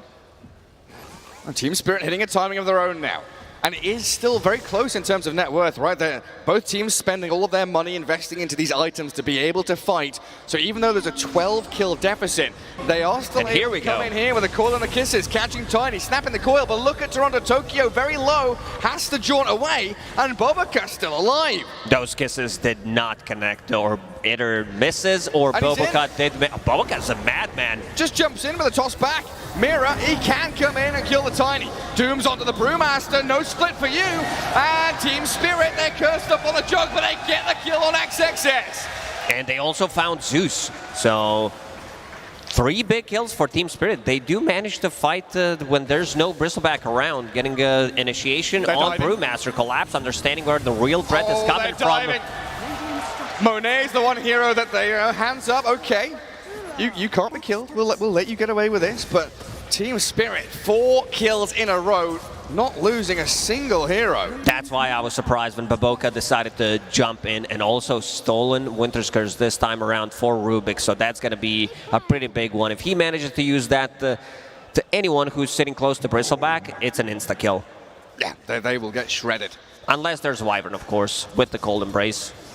Yeah, and 20 minutes in, just one team fight has now kind of rattled that very close net worth disparity. It was bouncing back, 1k this way, 1k that way. Now a 4,000 lead for Team Spirit. What kind of items is this going to give them? I see Blink just picked up on Snapfire, but is going for Kaya and Sanj to have a bit more status resistance, so those curses are not going to be lasting as long, and also having a bit more spell damage on his abilities, plus a Witchblade. And so far, Team Spirit, they did a very good job dodging this Bristleback. They have indeed. Aegis close to expiry as well. They'll have that timer. Collapse. He's poking at him, but Boboka was ready. Little avalanche. Throw a tree at him. Mira cooking in. 5 seconds. They do not want to kill him. Oh, it's going to be close here. They get the Winter's Curse on him. The coil as well. He's being healed up. The Aegis healed. They do jump in onto him. The curse, is that enough to save him? No, it's not. Yatoro with Collapse, slaying the beast. Bristleback down, and Aster, they're starting to fall apart. These They two really team are. fights have been monumental victories for Spirit. Team Spirit, they are keeping an eye on that Aegis timer, because this was pretty much perfect execution. Bristleback did manage to get like 500 HP maybe from it, but Coil keeping him in place, allowing the rest of the team to connect and also manage to get a kill. And XXS, he got this Aghanim Scepter, he rushed it, and he's not really been able to use these multiple charges of Primal Splits, because Team Spirit have been so good at finding him, dooming him, and isolating him from these team fights. He picked up a Blink Dagger, something that usually we don't see, but if he wants to keep the distance, use Blink, maybe jump inside of like a trees or something, and then use Primal Split. I don't know how much value they're going to get from this. It really depends. If Puck manages to find Brewmaster, maybe silence him, and then the follow-up from Doom, because Collapse is playing against Zeus, and he's a top-tier offlaner. You know that he understands which target he needs to go for. So if there's going to be a fight, I assume he's going to pop a BKB just to be able to get the blink off. Because something that Seb mentioned, these teams did get better throughout the tournament at using Zeus ulti. Whenever they feel there's going to be a fight, they instantly pop it, giving vision to Wyvern, giving vision to, like, for a good curse and potentially a toss back from Tiny. Absolutely. Nice. A big smoke here from Spirit. They want another fight, but they've got the split out from Aster this time. No Doom from Collapse. Cycloning the Juggernaut. But where's the rest of Aster? Are they going to come in and battle along with this Brew split? The Monet Bristleback will arrive.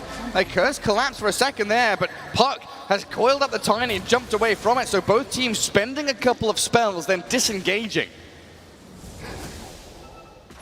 Coil plus a BKB for Team Spirit. Next Roche, maybe potentially up in another 50, and Team Aster, they want to use this. Another Brew Split is available. And they just got Ags on the Zeus as well. Even more damage and zone control, but that's an illusion. Ori does not want to be close to a fight. He wants to keep the distance, use this Aghanim Scepter. Maybe when he sees that Doom is down, when there's no BKB, he will join a fight. Potentially 20 seconds for Roshan as well. So this fight could be incredibly vital for both sides.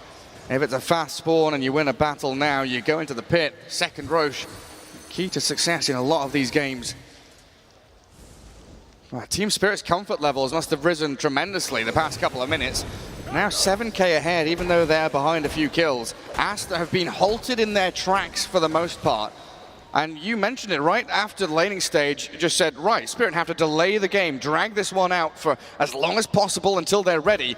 And we're starting to see BKB coming up for the puck just to try and withstand some of this magical damage. Yeah, not your usual item. I like the build that he's going for, because if Brewmaster gets the Yules on you, most of the time it's going to be Juggernaut, but then again, you're not afraid of Tiny, you're not afraid of Zeus, and you can do whatever you want in these fights, because there's only one BKB piercing ability, and that's Winter's Curse. One of the big threats, though, is this Brew split onto your buildings. You do have to keep your waves pushed out, not allow Aster to really break up the ramp into your base. The demolish on that Earth Panda, incredibly strong. And Roshan has respawned a pretty quick one. Aegis and Shard await a team that slays the big boy in the pit. You can see Aster's itemization as well. They know where the damage is going to come from. A lot of magical. Baboka finishing off Hood on his position 4. Tiny was thinking about getting a full pipe, but seems like that's what Siamese Cat going to go for. Oh, they scout with Zeus ulti. Collapse still frontlining here. Yatoro invisible with that rune. And Bobakar under vision, he blinks in, avalanches, but he's met 3-4 Team Spirit heroes. Tiny surrounded. Now do Aster want to save him with a cold embrace? It looks like they do, they will, oh no they won't. Their kisses on the jump from the coil, find the kill on Tiny, but that's it. Mortimer's Kiss is maybe not needed there, but they wanted to make sure that Baboka dies. Respecting that Hood that we just mentioned. And also something that we didn't mention is this Fuel Mjolnir on Juggernaut, which does proc from all these damages from Brewmaster Fire Panda and also Bristleback. Like all those things, Zeus does manage to get multiple spells off in a fight. So you know that this Mjolnir is going to deal a ton of damage. Also Scotty done, so not as much healing. Also the slow against the Bristleback going to be pretty big. They found him. They do get the coil in onto Wyvern, but the defense there, the Doom after the lift. They've got the stomp onto the Brew too. Team fight ability for Aster now limited, but the Winter's Curse will try and hold it back while Yatoro spins and slices down onto the Brewmaster. Oh, in we go with the Omni Slash. Monet nearly dead. That's too much damage. Yatoro will chase with Collapse. Blink Stomp, and there we have it. And everyone is going to be alive with this healing ward back to full HP. Collapse, he was looking for that opening. And yeah, this Brewmaster blink pickup, not really paying off. He needs to keep the distance or just use the Primal Split after Doom shows himself. Very, very difficult. Collapse knows that if he takes out the Brewmaster, rest of the team is going to be able to deal with the rest. And also, Doom picking up early Shard, percentage-based damage against the Bristleback, plus a Scotty. Oh, yeah. It's like they had their timing on Aster, and as this game progresses, things are going to get much, much harder for them. And they will claim Aegis in real time. I started Roche and then realized Toronto Tokyo had the catch. And just he's sitting right underneath the ward. Brewmaster on top of the Observer ward from Spirit. Yeah, great point. Gets lifted, gets doomed, and it has been perfect execution from Team Spirit so far. 4 team fights in a row where they get that key target, they make the right jump. And Miposhka here, again, just aggressively maneuvering in with Collapse and Yatoro, not fearing a single thing. And Aster, this is some kind of a desperation smoke. They want to surprise Team Spirit, see what they can do. They need to break this rhythm. They can't allow these team fights to keep slipping away from them. So with the Thunder God's Wrath, they get the vision, but the save from Miposhka gets Collapse back. The Avalanche toss and the Nimbus on Mira will get them a kill. They want more. XXS pops his ultimate. Toronto Tokyo gonna blink away. Oh, he's out of there, he's safe. Or is he? Oh, he's still being hunted a little bit here. They've got a Cyclone to set up on him.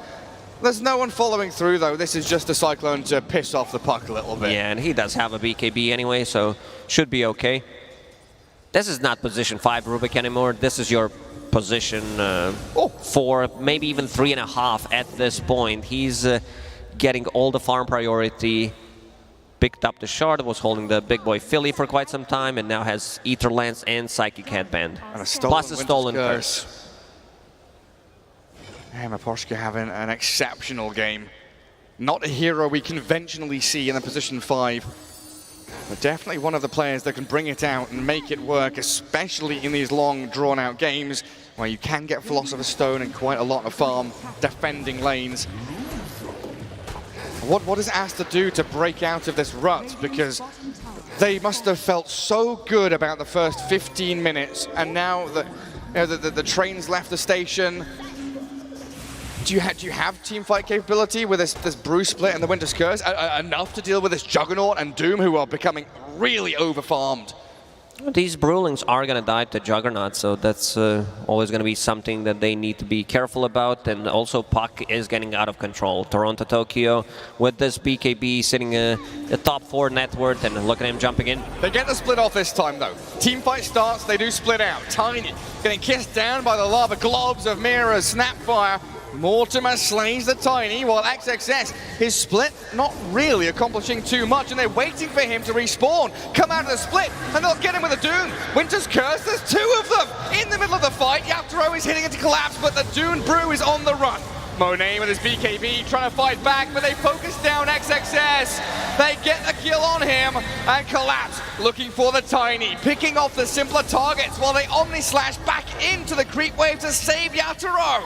Yatoro still holding that Aegis buyback from Baboka, and Team Spirit will reset. Every single time Collapse wants to kill Brewmaster, so that's going to be a pretty big one. On my screen, Baboka bought back before he died. Vac right there. Somehow returning to the battlefield before actually falling. But another great fight for Team Spirit, right? They are just building, and there is nothing here that Aster can do to really shake them. It has been so calm from Team Spirit to find the initiations, and it's just perfection every single time. Toronto Tokyo, he pokes, he prods, he's breaking vision, giving a bit of intel here for his team, and it's just patient play from Spirit. It's very difficult to bring down Yatoro. They did manage to kill him once, and now big item as well. Silver Edge completed on him. So break mechanic against the Bristleback, and also having a guaranteed crit. Very, very difficult Bristleback game from this point. Well, he's not very Bristle big anymore, is he? No, definitely not. Bristle small right now, feeling very sad. 11,000 net worth on the Brew, 14k on the Zeus. Like Bristle, yeah, 17k's in that pack of 3 dire heroes. Does have the Blast Rig now as he works towards an Assault Cuirass. 30 seconds remaining on Aegis. Mean Spirit looking for a fight now, but probably going to disengage once it gets, down to 20 or so. Also 2 big things against Winter's Curse, having E-Blade completed on Puck. And also, I see Rubik holding on to Cold Embrace, so that's a good way to counter it, because Rubik can't keep the distance. It's a full screen. If you hover over Cold Embrace with his Psychic Headband, his Arcane Supremacy, and Ether Lens, he can keep the distance and easily cast it on a cursed target. Yeah, just center the camera on your hero. You can cast it anywhere that you see. Aster trying to de-ward, get themselves planted on a position on this map. So far, it has been a challenge for them. Still a long wait though, 2 minutes 45 for the next potential Roche spawn. Plenty of times for these huge items for Spirit to come in. Of course, Doom is up there with his GPM. Yatoro has had an exceptional game. What a great Juggernaut pick in the last spot from Team Spirit as we look towards, Lincoln's Refresher Orbs. He just hit level 25 on Juggernaut. The Imbalance Talent, plus 400, almost 500 HP. Also, very fun talent to take. See, at this point, I don't know if you're being serious or not. Are you sarcastic about this? I am. You really love it's the just 500 the straight up HP. That's 25 compared to some other. You remember? Oh my goodness! It went from 69, nice. 31, nice, to 12%. So very low win percentage for Team Aster. Yeah. You remember Queen of Pain AOE Fear talent compared to raw HP talent? I enjoyed it though. It was a good talent. Definitely imbalanced. And it was Aster, fun while it lasted, definitely. This may be their last fight as Aster, honestly. Buyback status-wise, the Zeus and the Brew have it. As they break vision, they see the puck, but Toronto Tokyo on the high ground, untouchable, gets back down. Now the lift in on Tiny. Dragging Bobica back into the kisses, and Yatoro spinning. He's destroying this Bristleback. They need the curse to reset. A defensive one turned around again. Catching out the Wyvern with a puck, and this BKB up means that he will drop. Toronto Tokyo dominating as Collapse attempted a cookie forward there with Mira, but Aster have fully retreated. Holding the high ground. Aster immediately popped Zeus ulti. They wanted to get some kind of initiation after the smoke breaks on Monet, but Puck very good with reflexes, jumps on the high ground. And this Rubik, we said he's not a position 5 anymore. He's causing way too many issues for Aster. He's same net worth as the Brewmaster at this point. Incredible stuff from Miposhka. Oh, who's that? It's Toronto Tokyo. Baboka a little out in the open here with Ori, and they've got the Omni Slash to open up on the Zeus. The heavily jump will not save you. The spin from Yatoro now, and Team Spirit Mira with the cookie secures that kill. Roshan potentially respawning in 20 seconds. Problem is, if they poke and try to get something done and they don't kill the healing ward, that's a big issue, because every single member of Spirit will be full HP. What are you laughing about, Gary? Well, the crowd are just ay-ay-aying, you know? Casual.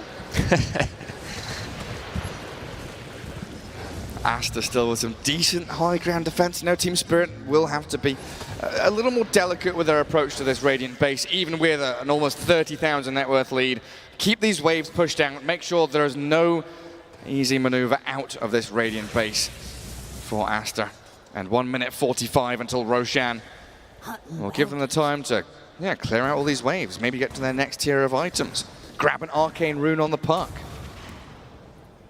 Zen has spawned up top. There we see Toronto Tokyo TPing. Just being reminded by Mira, Arcane Rune still here. Oh, careful, Aster. You're under dire vision. Oh, Team Spirit, they see Monet. He does have a curse on Miposhka if he wants to use it. He gets it off. The Doom and BKB traded. Doom does have another one if necessary. Refresher Orb is available. Oh, Collapse way too farmed. This is why Doom is scary in some of these late games. The Blink initiation though, Yatoro. Oh, that curse to save them again. Toronto Tokyo's gonna get the 2-man coil, the kisses and the magic nuke damage. Collapse has whiffed his initiation a little bit, but they burn down the Tiny. And Monet with no BKB here, he turns on the Puck, gets that stun in as Jug is cycloned in the back lines, but Aster on the run once more. They cannot continue fighting. Team Spirit have way too much to contend with. Miposhka, what a beautiful performance on this position 5 Rubik so far. It's coming to your pubs and you know it. I hope not. I only trust 2 men with this position 5 Rubik. Insania and Miposhka. Yep.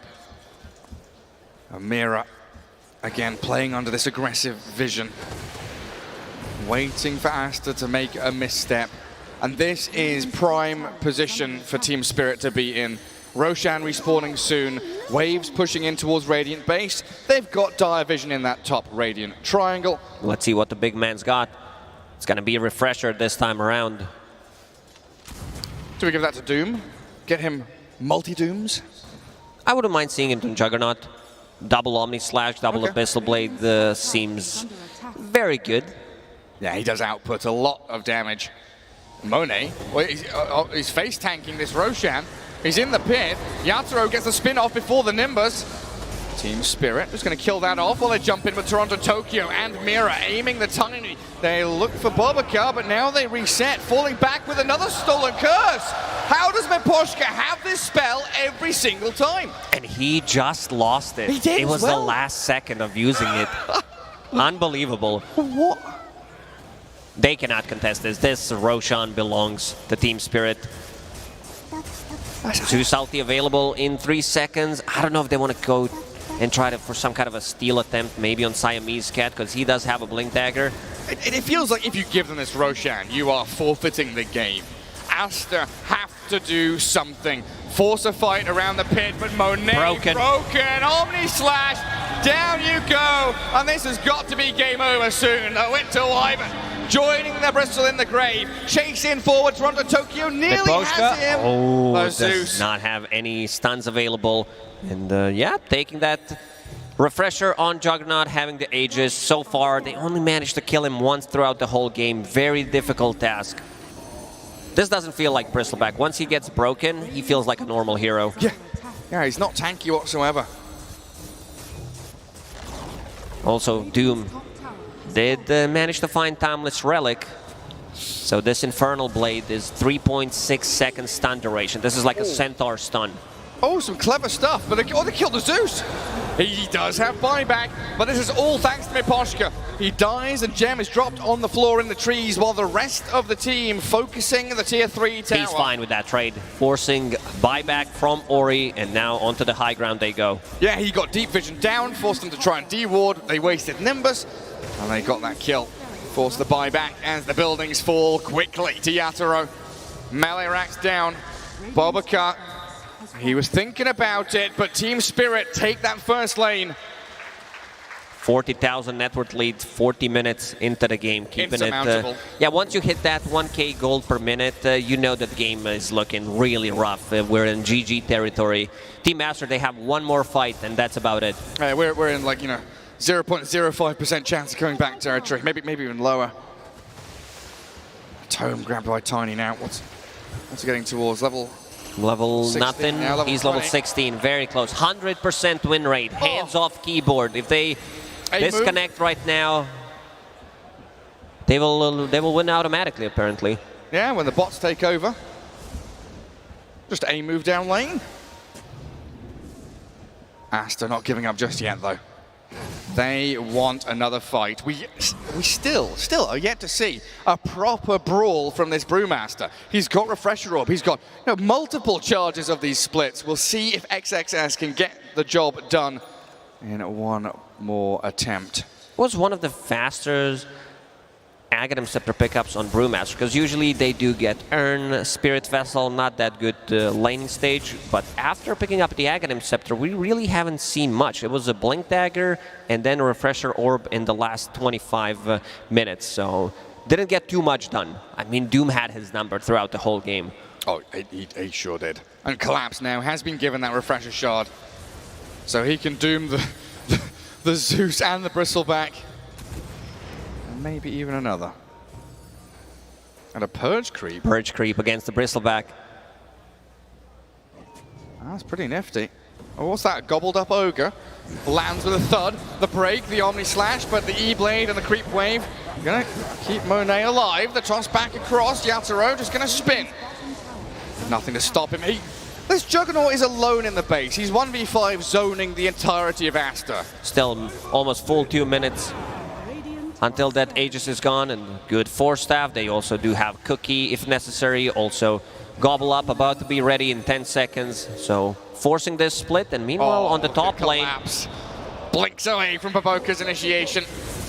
They're toying with him now. Primal split ends. He's still got plenty more up his sleeve though. Tier 3 tower down as Team Spirit.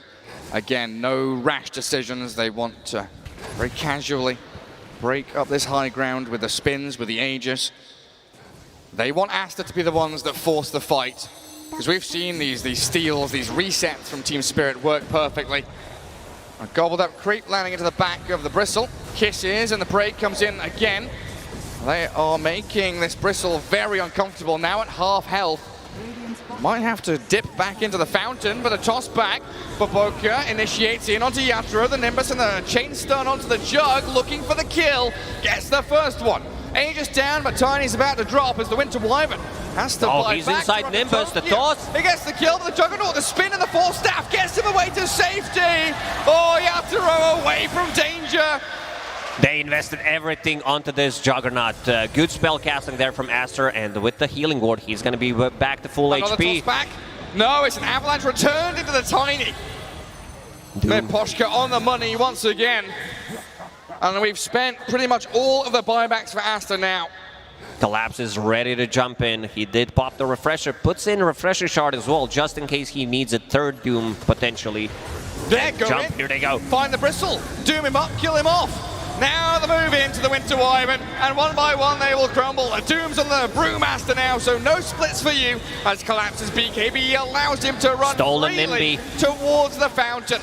The stolen Nimbus and now the coil. But Baboka, he's got other plans, trying to find Toronto Tokyo, who just face shifts as Juggernaut slices into fountain to force the GG. What a performance from Team Spirit in this game number 1. Game was pretty even 15, 16 minutes into the game when Team Aster did put a lot of pressure, picking up that Aegis and the... But Team Spirit, they knew exactly what they need to do, dodging these fights and not allowing Aster to go for the group up play. Did manage to push out the 2 waves every single time and yeah, collapsed. Look at him enjoying himself, feeling the crowd. Breathe it in. I mean, that's the atmosphere they want, they need. Miposhka there as well. Superb performance on the Rubik. Absolutely brilliant. Like, you don't want to ban Rubik, right? But against this guy? Maybe. I don't think it was a Rubik problem. It was more about like how they itemized on Team Aster. I'm not a big fan of this blink dagger on a Brewmaster. I don't think it did too much. Yeah. They also missed out on the timing. But Team Spirit, what a shot calling and what a spell casting in the mid and late game. Yeah, like maybe a Lincoln's on the Brew instead, because like Eon Disc isn't going to save you. Yeah. But there's an awkward one for XXX as Team Spirit do take game 1 here as we head back to the panel.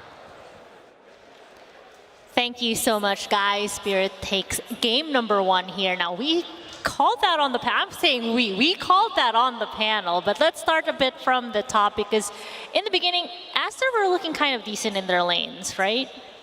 Yeah, they had pretty strong early game, I would say. Even more than decent. I think they were winning the lanes, but yeah, probably Spirit had a much superior draft. At least I think that's how we strongly felt like that. Doom was... It was a really good Doom game, it was a really good Jugger game, it was a good Puck game. It felt like all of their cores were quite uncontested, honestly. I mean, also they had some unfortunate moments bottom when Bristleback Vanguard died. He could have maybe out-tempoed this Doom hard, but yeah, his courier. Yeah, his courier died, so he lost his Vanguard, which is very big. Do you agree with what the caster said as far as like the itemizations that was happening on the side of Aster, on that Brewmaster in particular with the blink? I mean, yeah, it did feel underwhelming, but at the same time, I don't really know what item he can buy this game that does the job. Because when you think about how the fight go down, like, this Bristle cannot frontline, which is the whole point of a Bristleback. Like, he has to worry about the Doom, he dies to Doom, he was even dying to the Jugger. I think the Jug versus Bristle matchup, also, there was a lot to take from that. One spin was taking the Bristle down, almost, or forcing him to reposition himself. And that's the worst thing that can happen to a Bristle. The whole point of the hero is you frontline, they have to run away from you, you break their formation, and you allow your team, such as like a Zeus or a Tiny, to get the, you know, a lot of damage out, get the right pickoffs, and the Bristle could never do it. So I don't think the Brew can fix it. I actually think, if anything, this was a Bristle draft, and it was heavily countered.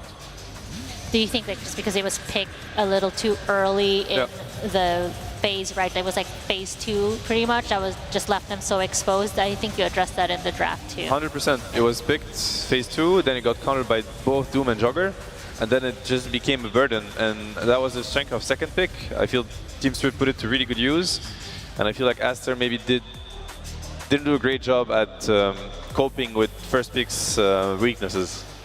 In draft order. Yeah, I mean, looking at the draft or at the scoreboard here for Spirit, is there anybody that in particular, scoreline-wise, I'm sure we're looking at the Puck with that 10-1-18 that stands out to you as like perhaps like the match MVP for this one?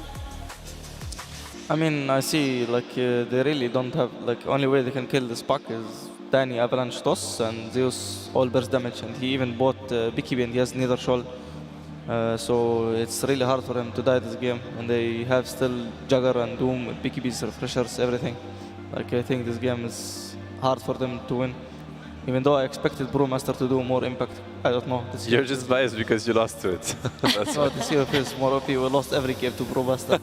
Yeah, I mean, in this game, like, he was getting all of his ults off. It felt like it wasn't high impact because his other cores were dying while he was ulting. That fight in the mid lane at about 20 minutes where Ori went down, I don't think we saw it on camera, but I'm pretty sure it was an Omni / wraparound from Yatoro. After that, it just kind of felt like there was nothing that Aster could do to win the fights. Even though they were getting their spells off, they were still losing the fights to this draft. So, I mean, I was just kind of revisiting on the side of Aster, their draft against you guys yesterday. They had the Nyx, they had the Faceless Void, which we did see banned out. So, it seems like they were kind of trying to replicate that sort of lineup once again for this one, because they had the Zeus. It just did not play out that way. Would you say like that the Bristle just was not as impactful as that Faceless Void was with that lockdown with the Chronosphere? Yeah, definitely. I mean, think of Aster's course perspective. So Zeus, he wants like a quiet fight, right? He wants the enemy to be busy dealing with somebody else so that he can dish out all the damage, you know, empty his mana pool. And it's an insane amount of damage. Like, he's going to win the fight. I mean, against Juggernaut, it might not be as good because if the healing ward is going on, then you don't have as much impact, so that has to go down. They don't have a hero. I mean, they don't really have a good hero to kill healing ward. That's one thing. So Zeus teamfight perspective this game is my Bristle can't frontline. He's running away. They're catching me. Like, the puck is on top of me all the time. I cannot dish out any damage. The Jugger even gets angles on me. It's a big problem. So Zeus cannot really play the fights. As for Brewmaster, he gets his ulti off, so it's a lot of control. It's a lot of chaos. But if both your cores that are the damage dealers are running away, then it's pointless. Well, speaking of chaos, we do have Slacks wandering the arena right now with some fans. Let's see what you're up to, Slacks. Chaos? No chaos here, just some friendly fans. How y'all doing, everybody? Woo! Fantastic, fantastic. Front row seats here. What'd you think of the match? Did you enjoy it? Oh, it was so fun. I loved it. Tell us a little bit about it. Can you give us like an analytical breakdown of that last game? In case anyone missed it, what should they have known? I'm Harold. This. All right, did you recognize any of the heroes? I think there's a Rubik. Very nice. Give it up for our hero. Yay! Fantastic, fantastic. Now, I was talking to you earlier. You're an Aster fan, correct? I am, yeah. I was going to say one of 10 American Aster fans, I think. Okay, a little offensive, but that's fine. All right, now, any advice for our friends over at Aster? They're in a rough spot right now. I think they just gotta like keep it together. I mean, they've all been like this before in this kind of position. So I'm hoping to see some good plays from Baboka. He's my favorite. I love Baboka. So I don't know. Keep it together. That works enough for me. All right, fantastic. So back here, you wanted to have a moment here, asked to be on camera. What would you like to say? All the love in the world to the Aster fans out there. You're great, but I want to see PSG.LGD versus Team Spirit. TI-10 Part 2. Woo! All right, well, the fans are live. They are excited. I'm surprised nobody started gushing for Seb, so I'll do it. I love you so much, Seb. Oh, my God, you're my favorite. I love you too, Amar. Jenkins? You're fine. All right, back to the panel. Thank you so much, guys. Enjoy. Thank you so much, Slacks. Jenkins, yeah, you are kind of fine. Why not? Yeah, that's good. That's all I need. Any compliment. The bar's very low. You got it. You got it. Yeah. I tossed that for you. So, I mean, to wrap things up here as far as what we need to see from Aster coming into game number 2, although I think the conversation that you guys had is like, is Brewmaster actually OP? Amar? I mean, now they should like have some.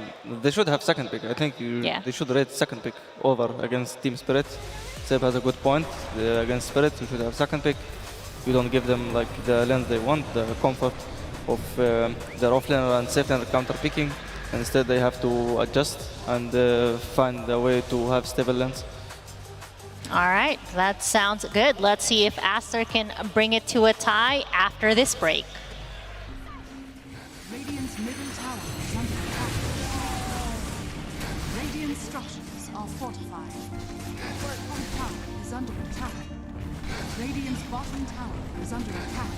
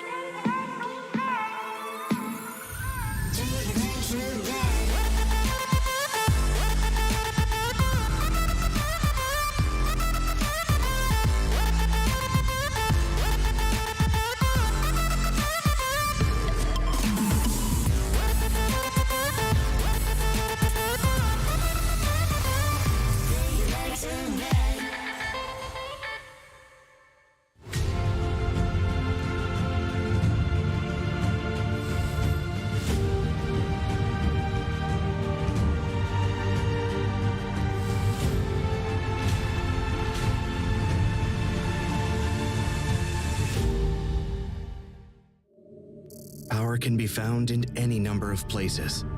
Scientists will tell you that it comes in newtons.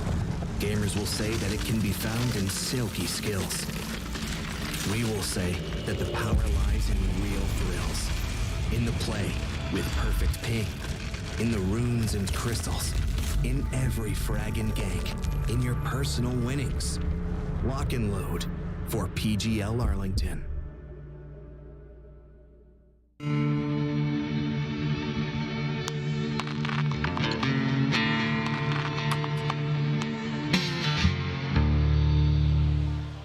Welcome back, everyone. Spirit is one game away from making it to the lower bracket, to the grand finals. Trying to see if they can knock Aster off of this tournament life here. Now, guys, it's going to be a bit rough here for Aster, perhaps. But I think if this Chen and this Brewmaster situation that is going on their side can be addressed, perhaps finding a way to enable XXS on that Brewmaster, do you think it's doable to get to Game 3? I'm sure it's doable. I mean, they're great players and very experienced. They have Lanem also as a coach. He's no stranger to, you know, these kind of very tense situations. I also, maybe it's nice to highlight, they have like this energy that you usually don't see as much, I feel, from them, where they're grouping up before games. They're, you know, they have this drawer going on where they're kind of, I don't know what they're saying really, but they can are hyping themselves up. So I think they come in here very motivated and very determined. Lanem also seems to play a big role in that, so I'm sure that he's gonna, if they feel like they're back against the wall, he's gonna help them feel otherwise. Obviously, they might feel a little bit like that. They lost 3 games in a row now to Spirit, and it was every time in a quite dominant fashion. So of course it gets to you, you know, but I'm sure they're gonna bounce back. Yeah, Mar, what do you think about these pre-game speeches that these teams have? Pre-game speeches, I mean, the speech that Seb always gives us, we call it user speech. I mean, this is a speech that without it in Sweden major, we would have probably lost, because we were, I mean, it's the same thing for us. It's like the same thing.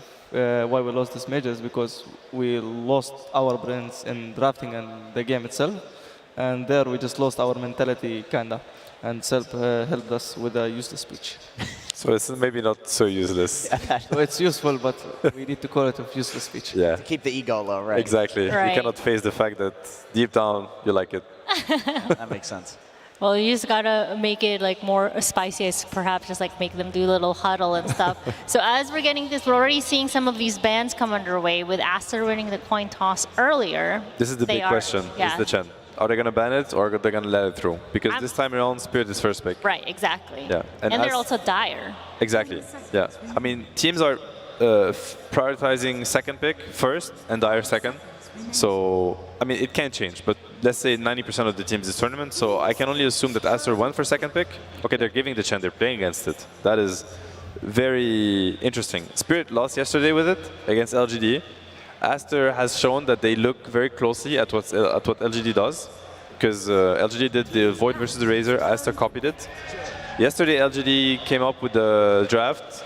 They went for Timber, they went for Tiny Maiden, first phase, into Chen, into Phoenix, Timber Saw, like very heavy AoE damage versus Chen lineups, and it worked out. So let's see now if Aster is going to take another page out of LGD's book, or if they have their own concept against Chen.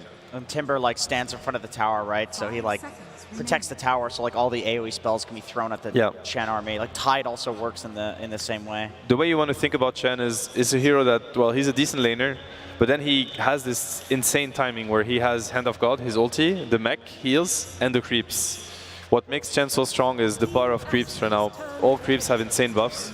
Are they gonna go for Tiny Maiden, or this is okay? They don't. They go for their own stuff for now. Yeah.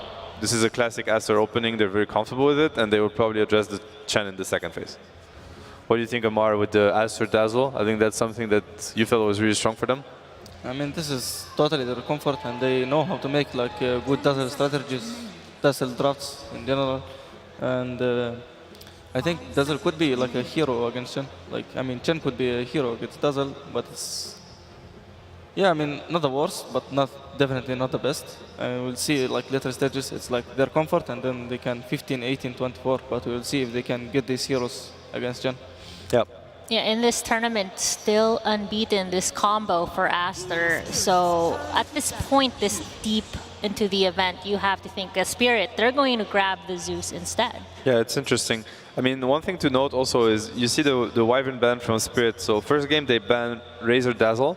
So it means that since they were first pick now, they wanted to get the Chen, and they decided to ban the Wyvern, which is one of the best heroes against Chen for several reasons. Obviously, he D-pushes really well with Splinter Blast when Chen wants to group up. And the curse is always a big threat because of all the Chen creeps that are around. So whatever you curse is most likely to die. So the Wyvern ban was a setup for the Chen first pick from Spirit. And they voluntarily let the Dazzle through because they believe that it's not going to work into a Chen lineup. That's their assumption right now. They banned the Bristleback, one of the better heroes in the meta against Chen. He's one of the heroes that actually deals with Chen timings. So when Chen is really strong, he has Mech, Hand of God, and a bunch of creeps. Bristle is super happy fighting into him. Great combo with Dazzle also. Aster has run it. So great ban from Team Spirit here. I think Spirit should respect also Troll Warlord. I think Troll Dazzle into Chen also, like, it's also a great hero. Definitely can happen. They get 18 pick also, so they're going to see the lane. What do you think this Zeus is going? Where do you think it's going? I think it's locked mid. I don't see how they flex this Chen and Zeus. It feels like awkward duo of supports. Maybe. Mira has played the Zeus 4 before. I mean, it feels like a little scary, right, to kind of lock in your mid this early, perhaps. I mean, it's not unseen. We've seen it quite a bit this major if you're feeling confident with it. So yeah, and that's usually what you want to do on first pick. Also try to keep things a little bit open so that you can get a little bit more breathing room in the second phase. But yeah, I'm really loving the Spirit bans. I think they're really nailing it once again with the draft. Like the Brewmaster would have been an insane pickup for Aster in this game particularly. It's much different from game on. Basically, you want to think of this Chen of something you're gonna be forced to address, especially on Dire. He's gonna group up, take all your towers. If you can't fight into him, and take Roche, you need to be able to stop it in some capacity, or at least slow it down. If your plan is to buy time, which it could be viable, at least kind of slow down the damage it does. Because if you're gonna give him like a roll to take over your map and the Roche in 10 minutes, probably the game is gonna be impossible. ooh, that is Enigma as well off the pool here. Now, a hero I'm not really seeing yet, but has been played, and they love it. Like with this combo, is the Faceless Void. Is that something that's going to be viable coming into so far? I mean, it's not too deep into the draft yet, but it's harder to pick. To pick. What you wanna, they need damage, Aster. They need a lot of damage. I think they picked the comfort, but now they need to fix it in second phase. I think Timber saw maybe 15. Yeah, it's true actually. Dawnbreaker. Yeah, Timber didn't. I mean, I guess that kills the Timber potential. I think they only play this Dawnbreaker on position 3, right? Yeah, I think it's only 3. No. They go for the Dawnbreaker. Well, it can punish Chen on lane, at least. I don't know if it's the best hero against Chen in the game. I'm personally not very convinced, but it's very strong against Chen in the lane, at least. Chen doesn't really have a way to protect himself from two heroes trying to kill him. Obviously, he has no escape, no slow, no stun, and usually carries don't bring that either. So Chen is just like a free kill for Dawnbreaker Tiny. And Dawn can kind of sit in the lane if Chen is like pushing with creeps and push it out and be like that first hero that gets gone on in the tower when the whole team TP's in, which is pretty nice. It's solid. I think they need to get a lot of value from the next two picks on Aster, because right now it's looking scary. We get a Storm Spirit, and that means that it's going to be a Mira Zeus, I would assume. Storm Spirit mid. A very good hero at finding Dazzle. Whenever you play against Dazzle, you have to give that hero respect, and you have to understand that this hero needs to die. You can't just allow Dazzle to cast all his spells from the back line, save people with Grave, get a bunch of hexes with his shard. Dazzle has to die, and Storm is one of the best at doing so. well, that is a Juggernaut as well. Now rounding out the Phase 2 draft on the side of Spirit. I mean, we saw how well it performed the last game. Does it feel good coming in for this phase for Spirit? I mean, kind of decent, like a good Jugger game. Like he really doesn't die to these heroes yet. Maybe it's kind of shaky lane that he will have, but in game, like he has Zeus, LT Zeus, Storm go in, find Dazzle let, like good fight to start. This Jugger can just be a bait, you know, like just press let Fury TP out, push lanes, things like this. Yeah, and they get the Jugger Chen. It's like when they group up right now, it's gonna be quite insane.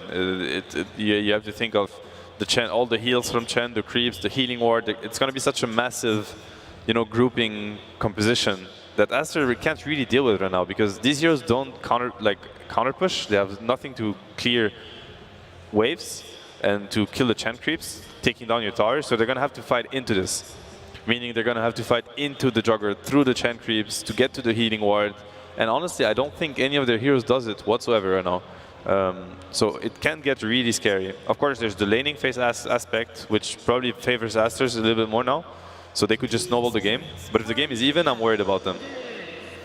That is a Death Prophet rounding out phase 2 for Aster, which is a very favorite hero for them. But does that feel good enough with the current Spirit lineup? I'm personally a little concerned with if there's enough catch for that Storm, as well as, you talk about that team fight, Storm's going to be just zipping and zapping around too. So I'm not sure, not convinced. Yeah, it's not going to be easy. Not going to be easy. I mean, DP could work. She has a Dazzle to back her up. So she can just maybe brute force her way into the fight with the help of the Grave. If the Storm doesn't have a good enough of a game and that he's, killing Dazzle every fight. I'm not sure. Do you feel like DP is a good pick here, or? I feel like it's good. Like, look, their snowball, their 5-man could potentially even become better than Spirit ones, and I don't think they have a hard time to catch Storm.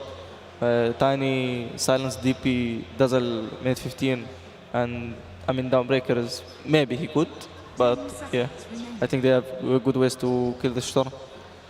Early game is what I'm scared of. I just feel like maybe it's too much for DP to run into Chen creeps early game. But with items, then it might work. I mean, I guess it's a DP mid, so she's gonna have a faster game. So that's the bright side.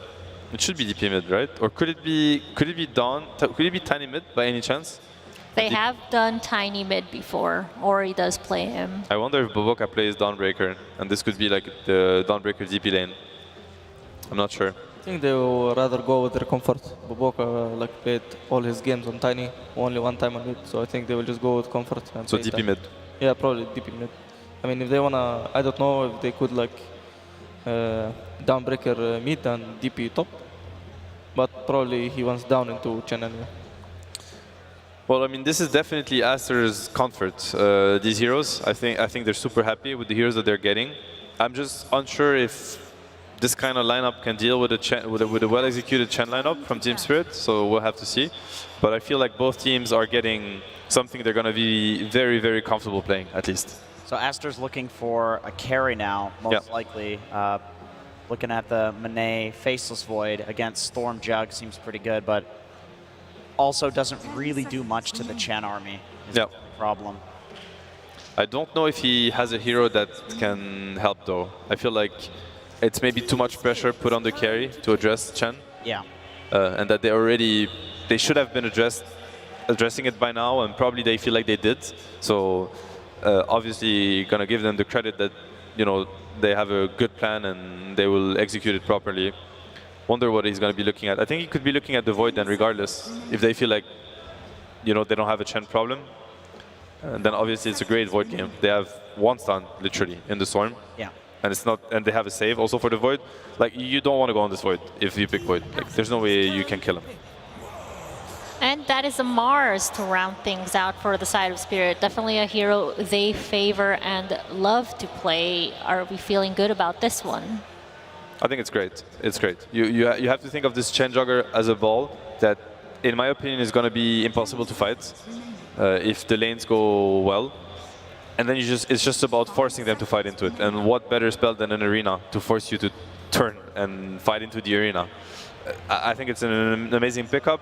They also have this Zeus pick that is a little bit exposed or abusable on lanes, and then Mars just fixes it. They go for the Void anyway.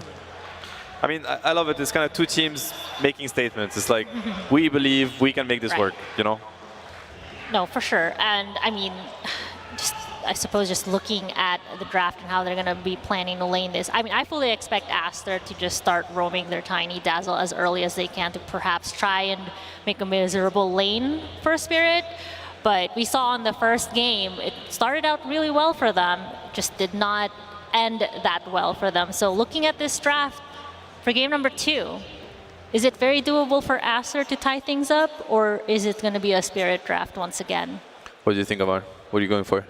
I mean, Aster has their comfort, and I think Spirit has, kind of a solid draft. Like, I think it comes down to the lanes. Like, if Spirit can get good lanes, I think they can easily win this game, because if Aster don't get BKBs this game, I don't think they can play. I think they will just end this game and kill them. Oh, wait, what? Collapse, Jen? Maposhka's playing Mars. Well, bit of some twists and swaps there. But we do have our casters ready, so let's see how this particular matchup is going to play out with some of that shakeup. Gareth Lacoste, take us away. I mean, we're as confused as you are. Collapse Chen. We were assuming, it's going to be one of these Beastmaster, Night Stalker last picks for them. They get the Mars. Oh yeah, Collapse Mars makes sense. And then they completely swap things up. What's happening? A good question, Gary. Maybe they want to hit an earlier timing with this Chen, get to the... I don't know if this is a Helm of the Dominator build from Chen, something that we've seen from off-lane Chens. I don't know. After they picked this hero, their chances of winning this game definitely skyrocketed. Yeah, some bonkers stuff. I mean, Team Aster also trying to pick up the pace, right? Instead of having Monet on that tempo hero, they're going to try and buy time for the Void to really catch up, get his net worth going. The DP, the Dazzle Tiny, very good at kind of roaming, taking objectives. Does that Chen 3 then change things? Because he's going to be then faster than a support Chen, faster than Aster. I guess that's the whole idea behind it. Also, it's been a while since I saw Position 5 Mars. I know it's been very popular in South America. They do flex this hero from the mid lane to the Position 5 if necessary. But as a Position 5, like, what do you bring to the table in the laning stage? That was always my concern. Once you get to the levels to the mid game, of course, you're going to have one item. You're going to have Arena available to keep people in place and also disengage. Team Spirit is very good at resetting because they do have Chen with the mech with the heal. You have Juggernaut with the healing ward. Their heroes are very difficult to catch. So there's going to need to be like tossbacks, Chronosphere on top of them, one spear, Arena to disengage, spin, Storm Spirit can get away, Zeus with the heavenly jump. So very difficult lineup to kill, I would say. Yeah, maybe you can consider this Mars with his displacement tool with the spear as, like a softer Tiny, right? Bobica's going to be looking to blink in and toss. Miposhka will be looking to spear people around. And that's a really great tool to have against heroes like DP, Dawnbreaker, Dazzle, right? They want to dogpile. They want to get on top of a target, kill them with a Ghost and the Solar Guardian. So if you have this Arena spear, like you say, Miposhka, he's going to get level 6 at some point. He'll have those tools. Doesn't necessarily need a blink or anything like that. What about these other lanes then? Because Ori, picking this DP into the Storm, is that good for the Death Prophet? Yeah, I mean, that Prophet's going to farm in this matchup. Team Aster did go for their comfort picks. You see this, like, everyone played these heroes so far in the tournament. Monet had a godlike performance on his Faceless Void yesterday. Baboka on Tiny, something that one of the better Tiny players out there, definitely an XXS on Dawnbreaker, did manage to pop off multiple times. Yeah, and maybe a little easier for XXS to execute in this game as well, right? Because he was focused heavily in game 1. His Brewmaster did get some splits off, but they were never really utilized to their full potential. This time around, he's going to have DP, Void with a Chrono, a lot of heroes that can be graved up as well to land Solar Guardians and keep fights rolling. Yeah, definitely. And like, for me, it looks like a good Dawnbreaker game. We've seen some teams experiment it on the off lane, especially PSG.LGD, Fate Beyond's performance yesterday, getting Rampage, getting second Rampage.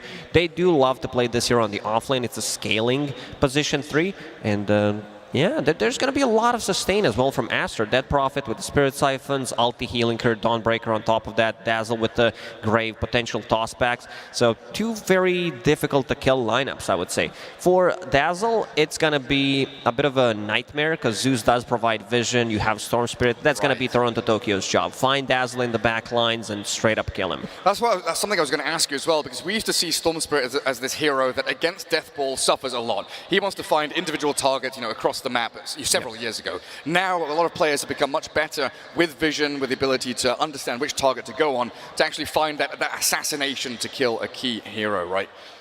As we are paused and waiting to get ourselves into game 2. I'm no expert, Gary, but I would prefer if this Mars is offlane. To be able to play with Storm Spirit, like once he gets to the Blink Dagger and play with the Storm Spirit, sometimes you need that a bit of extra damage to execute on Dazzle and straight up kill him. Zeus comes into a play with his ulti, but he can't jump, he can't close the gap. We're talking about the mid-game fights before Juggernaut and Mars do have those Blink Daggers.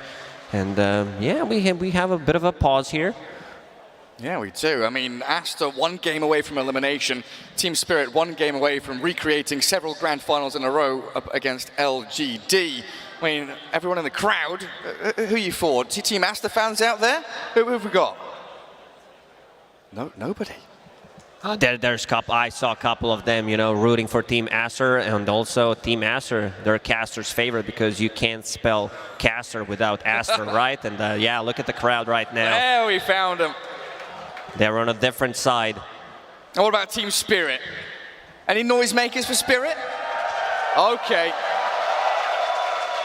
We know where the bias lies now. They want a 2-0 for Spirit. Yeah, some of the players did disconnect. I'm not sure if we need to rejoin the lobby, if there's going to be another lobby available, but yeah, definitely some of a delay. Maybe there was a misclick, you know. Yeah, we did not want to play this Mars on the offlane. So we've been talking about Mars 5 and Chen 3, and maybe and then just, oh, it's a misclick. An error, a mistake has happened. Yeah, if we could get production to tell us what's going on there. As, like you say, the players have all disconnected. Waiting for game 2. What are your expectations for Aster in terms of mental state? Because I saw a couple of them there, a little bit shaky. You know, game 1 not looking too hot. Do you think they're going to be reset and ready to go for game 2? Yeah, I think so. They did break the curse. Aster did have a lot of issues on LAN fighting against international teams, and finally they broke the curse. And looking at their draft, this is a classic Aster draft, a good scaling overall draft, comfort heroes. I feel like, you know, they could potentially be able to take this one. I'm leaning towards Team Spirit. Sounds like we should go and jump into the lobby and get ourselves into the remake of the game and find out exactly what's happening. This talk about offlane Chen could have been, you know, could have been just a meme, and they disconnected, and we're gonna see if it's gonna be really offlane Chen. Last time I remember the misclick, it was Gyrocopter from Insania during TI, the big one. What was the other one? We had Evil Geniuses where Fly and Arteezy had Phoenix and something else where they'd accidentally swapped their heroes too. They had to play them out. I don't remember that, but yeah, I'm the master of the misclicks. I do misclick a lot. And then blame it on the teammates. I'm like, oh no, I bought this 5th tome. Misclicked 5 times in a row, while my other position, my other support is 7 levels below me. And it's usually me that gets the flame, you know, playing with you and Fog. It's like, Gary, what are you doing? Stop running at the enemy, stop dying. Oh, me and Fog, we're librarians. We love those books. Let's keep reading. Yeah, you want to steal it away. Get that experience. Get yourself all the levels up. As it looks like we are all back into the lobby. Team Aster against Team Spirit should be ready underway any time now. That's going to be a spicy one as well. Monet on that Void, Ori on the DP. I really think that Aster were really trying to build their draft to play as quickly as they possibly could. We see one of the better offlaners in the world, Admiral Bulldog. I was talking about Slacks and Admiral Bulldog right behind him. I mean, it wouldn't be a bad patch for Bulldog, would it? No, definitely not. Nature's Prophets, very popular, Lone Druid as well. And that's about it. Well, what other heroes does he play? That's it. He's just got the 2. Oh, I love that little sleeping mask, the eye mask that Yatoro uses, like a little cushion for his headset. Like beautifully fluffy. Doesn't want any more pressure on him. Like that pressure from the headset sometimes can be too hard, and they're already feeling the pressure, you know, playing on the stage, 1 game away from getting to the grand finals. Yeah, do you think we're going to get ourselves one of these 60-minute games? Because I know, you know, Sunsfan and Jenkins have had a few of them. I've not seen a single Tier 5 item this tournament. I'm begging for it. Oh, you're one of those guys, the chaos that tier 5 items bring to the table. Yeah, give me those Books of the Dead. Get the push going. I honestly do miss Necronomicon. I'm not going to lie. That was one of my favorite items. I mean, if you miss Necro 3 in the game, you can play Necrophos on the offlane. That's Necro 3 right for you. Whew. Just a mild groan for you there, Lacoste. And seems like players are getting ready to start the game again. We need to get through the picks. I mean, the most important thing is figuring out whether Collapse is on that Chen or the Mars and what's actually happening there. Oh, we are getting a word from production. It was actually a misclick, and we try to theory craft why Chen on the offlane is such a good pick for nothing, actually. I mean, this is what casters do. We're very good at lying and pretending that we know what is happening. Well, it happened before, so, you know. The most important thing, right, is, the pro player, you trust, you believe. If they make a choice or a decision, you try and rationalize it. But when, Seb and Amar are going, what the heck is going on? What's happening here? That's when you start to wonder what actually is occurring. Mr. Erman Trout himself. I'm going to have to find the person with the... Rick Aster. The Rick Astley, yeah. Okay. Because that's unacceptable. You can't just drop I renamed him that to onto a Rick crowd. Aster. Rick Aster? Yeah. They're never going to give up this game too, are they? So it's going to be Collapse playing his signature Mars. In the end, it feels like it, and Chen going to be playing position 5. They're having a good laugh about it. Yeah, so that makes things much more settled, much more ordinary, and we expect Collapse to be that initiation hero, like Seb was talking about on the panel, able to get those catches with the arena, because as a death ball, you needed that additional bit of team fight and stun to be able to get on top of people. Oh, look, Chen. Give battle pass. That's why the game's not started. The Chen's walking around in the crowd. Oh, he was not ready. Hey, he needs to get up on stage. He's about to play. Yeah, battle pass when? Hopefully. I feel like, soon, after this tournament drops, after grand finals, 3 minutes update, and we're going to have battle pass ready. We've got battle pass, we've got True Sight coming, the Cinderella story of Team Spirit. Like, I honestly cannot wait. True Sight, one of the most beautiful stories. It's what, September 24th? Esports. Yeah, something like that. A couple of weeks before TI, so you'll have to build up the hype with that nice esports documentary, getting yourself into the international. As the players are currently connecting into the game, just a little more to wait, everybody, as game 2, they're into the picking stage, and it looks like we should be ready to get back into... Oh, are we going to do draft analysis now, Lacoste? Yeah, we can guess all 10 heroes, Gary, potentially, if we have a good memory. Well, does it matter what they pick and ban? Yeah, they're going to keep it. Chen, I feel like that's going to be... All right, we got it correctly. Oh, you're so sick. Chen first pick, Tiny.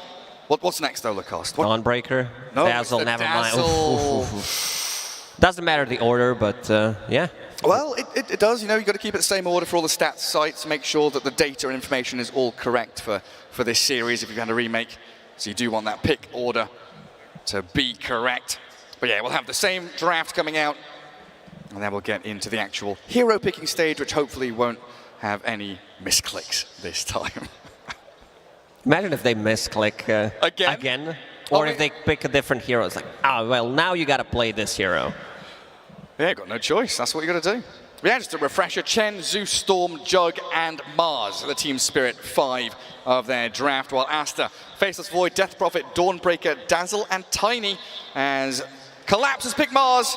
Success! Miposhka on the Chen.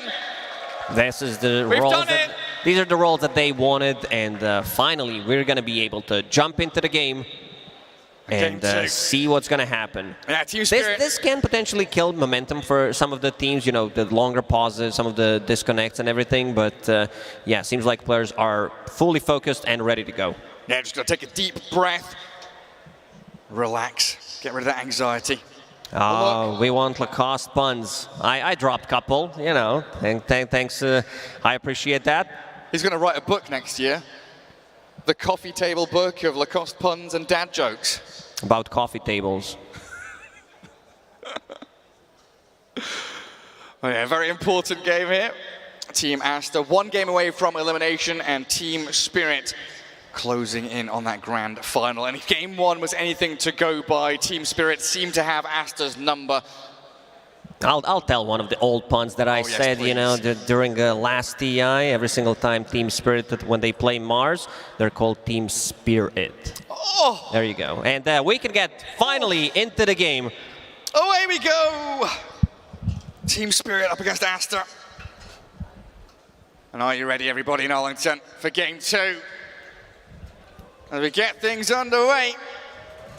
And both teams smoking up and getting themselves across the map. Let's get things started. Finally, we're there. We push the buttons. It's casters who are holding hostages, players, not allowing them to play the game. And we did click that F9 resume button. Yeah, casters, start game, please.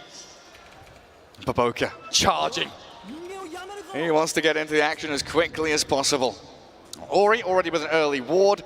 Doesn't see the Toronto-Tokyo Storm. Also warding in pretty much the same spot. It looks like Spirit just waiting up on this high ground. Maybe expecting Aster to make that wraparound play again, which a lot of teams are enjoying, is that move in towards the mid lane to catch out one of these heroes and look to kill them before the runes spawn. Team Aster also kind of sitting around mid with Baboka, the only one out on the map really. He's centering up small camp, blocking that up at top. And even has an observer ward to place into that top jungle. So he's looking out for Chen and his creep grabbing, his camp stacking. Yeah, that's inside, so that means they don't want to deal with some of these very annoying early Chen creeps. Yeah, we've seen Chen creeps dominate, especially, I know you're going to like this one, the Purge creep against the Batrider. It's in my memory, and I don't think I'm ever going to forget it. E.g. Chen Spectre lane against the Batrider. Very, very annoying to deal with. Yeah, such a good counter, something that you don't really expect. There's not too much here for the Chen to really counteract with specific creeps to grab, but he's still going to bolster that top lane. You know, Jug Chen, one of these stronger combos, you know you're going to be sustained with Healing Ward, with Divine Favor, so you will get free farm on Yatoro no matter what. And it's going to come down to Aster, you know, to toss back, to outplay, kill the Chen a few times, to try and get that ball rolling. Down at bottom, Monet on the Faceless Void. Dazzle playing forward, but this is absolutely a kill lane once Team Spirit gets a couple of levels, so early aggression important for Aster. Don't allow them that early level 2. No, and Miposhka on Mars, just kidding. Collapse is playing it, does have a God's Rebuke. It's going to be a lot of harassment at the early levels. Mira will be starting with the Lightning Bolt instead of the Arc Lightning, as position 4 Zeus's do. Just keep spamming that out. Time dilation for Monet. Just dragging wave back, resetting the lane. While Miposhka's Chen up top with Yatoro's Jug, looking to secure these creeps. And even dewarding a small camp, get rid of that sentry ward, which Baboka did place a little earlier on. Pretty good from the Dawn and Tiny so far though, 4 and 2 on the Dawn, and 1 and 1 Tiny, meaning 3 denies against this Juggernaut, delaying and stopping his farm early on. Dawnbreaker, very strong laner, level 1, 69 damage with 2 gauntlets, circlet and Iron Branch. Very, very nice, and a lot of damage. So every single time Juggernaut gets close, you know that they're going to be throwing those right clicks in. And I don't think they possess a kill threat on Dawnbreaker. What was that? Collapse has locked his gauntlet. No reason whatsoever. He's got lots of gauntlets coming. He's buying another, has another one queued, so that's going to be the Bracer Soul Ring build, it looks like, for Collapse. Something that I feel has fallen out of favor recently, but you know, Mars coming back into play still makes a lot of sense. Tank up, have that mana regen, allow you to continue playing aggressively. A Soul Ring, very powerful items. We see that item being built on even mid laners who are like Storm Spirit, Lina. They do love to get an item. It's a free mana for them, it's a farming tool. How's mid doing? Pretty even. 10 and 4 on Ori, 10-3 on Toronto. Completely even. Ori getting a little more damage onto Toronto-Tokyo. You know, Storm has to get into the midst of the creep wave, and that allows the Crypt Swarm to do a lot of damage back, while Monet chasing into Collapse, and Mira now getting turned on. But Dazzle running away from this Zeus and Mars, who still do offer a lot of damage. Mira now back in the trees, but he's juked them, breaking some ankles. A regen trade won by Aster in that bottom lane though. Both of them very high HP values, while Team Spirit starting to run a little low. Sustain from Dazzle and also being able to use Time Walk defensively against this chip damage. There it is. Baboka with a toss back. Maybe they should have played this Chen on the off lane. I don't think he would die there. There's an opportunity for it, wasn't there? Collapse spears back the Faceless Void, but there's time dilation with the poison touch. Oh, that's incredibly annoying with a slow, with a turnaround play. Collapse and Mira. Can he deny himself? The dazzle, and he will deny himself to neutrals. He was thinking there for a second. Do I need to deny myself or not? And gotta come back to a lane in 20 seconds. Full HP, full mana, but nicely done. Great turnaround play. Yeah, very, very good trade. And it doesn't feel too bad with the Chen dying top lane, right? That's part of his job, is to kind of sacrifice himself for the Juggernaut. Pretty much. And because Dazzle died, he did replenish bottle for Dead Prophet, or he actually managing to get a kill on Toronto Tokyo. So he did, yeah, the solo kill there on the Storm. Bit of a T-tours, at least for me, because I was watching the bottom lane. Well, there's action top, action bot. Storm Spirit already brought down to 20% health. Ori just keeping that damage going, now 21 and 7, so a couple of waves ahead of the Storm. Ori's gonna hit level 6, and Toronto still might be level 4, so this is pretty huge. He's gonna run him down. Well, this is where you need your tempo to come from. Vortex from Toronto.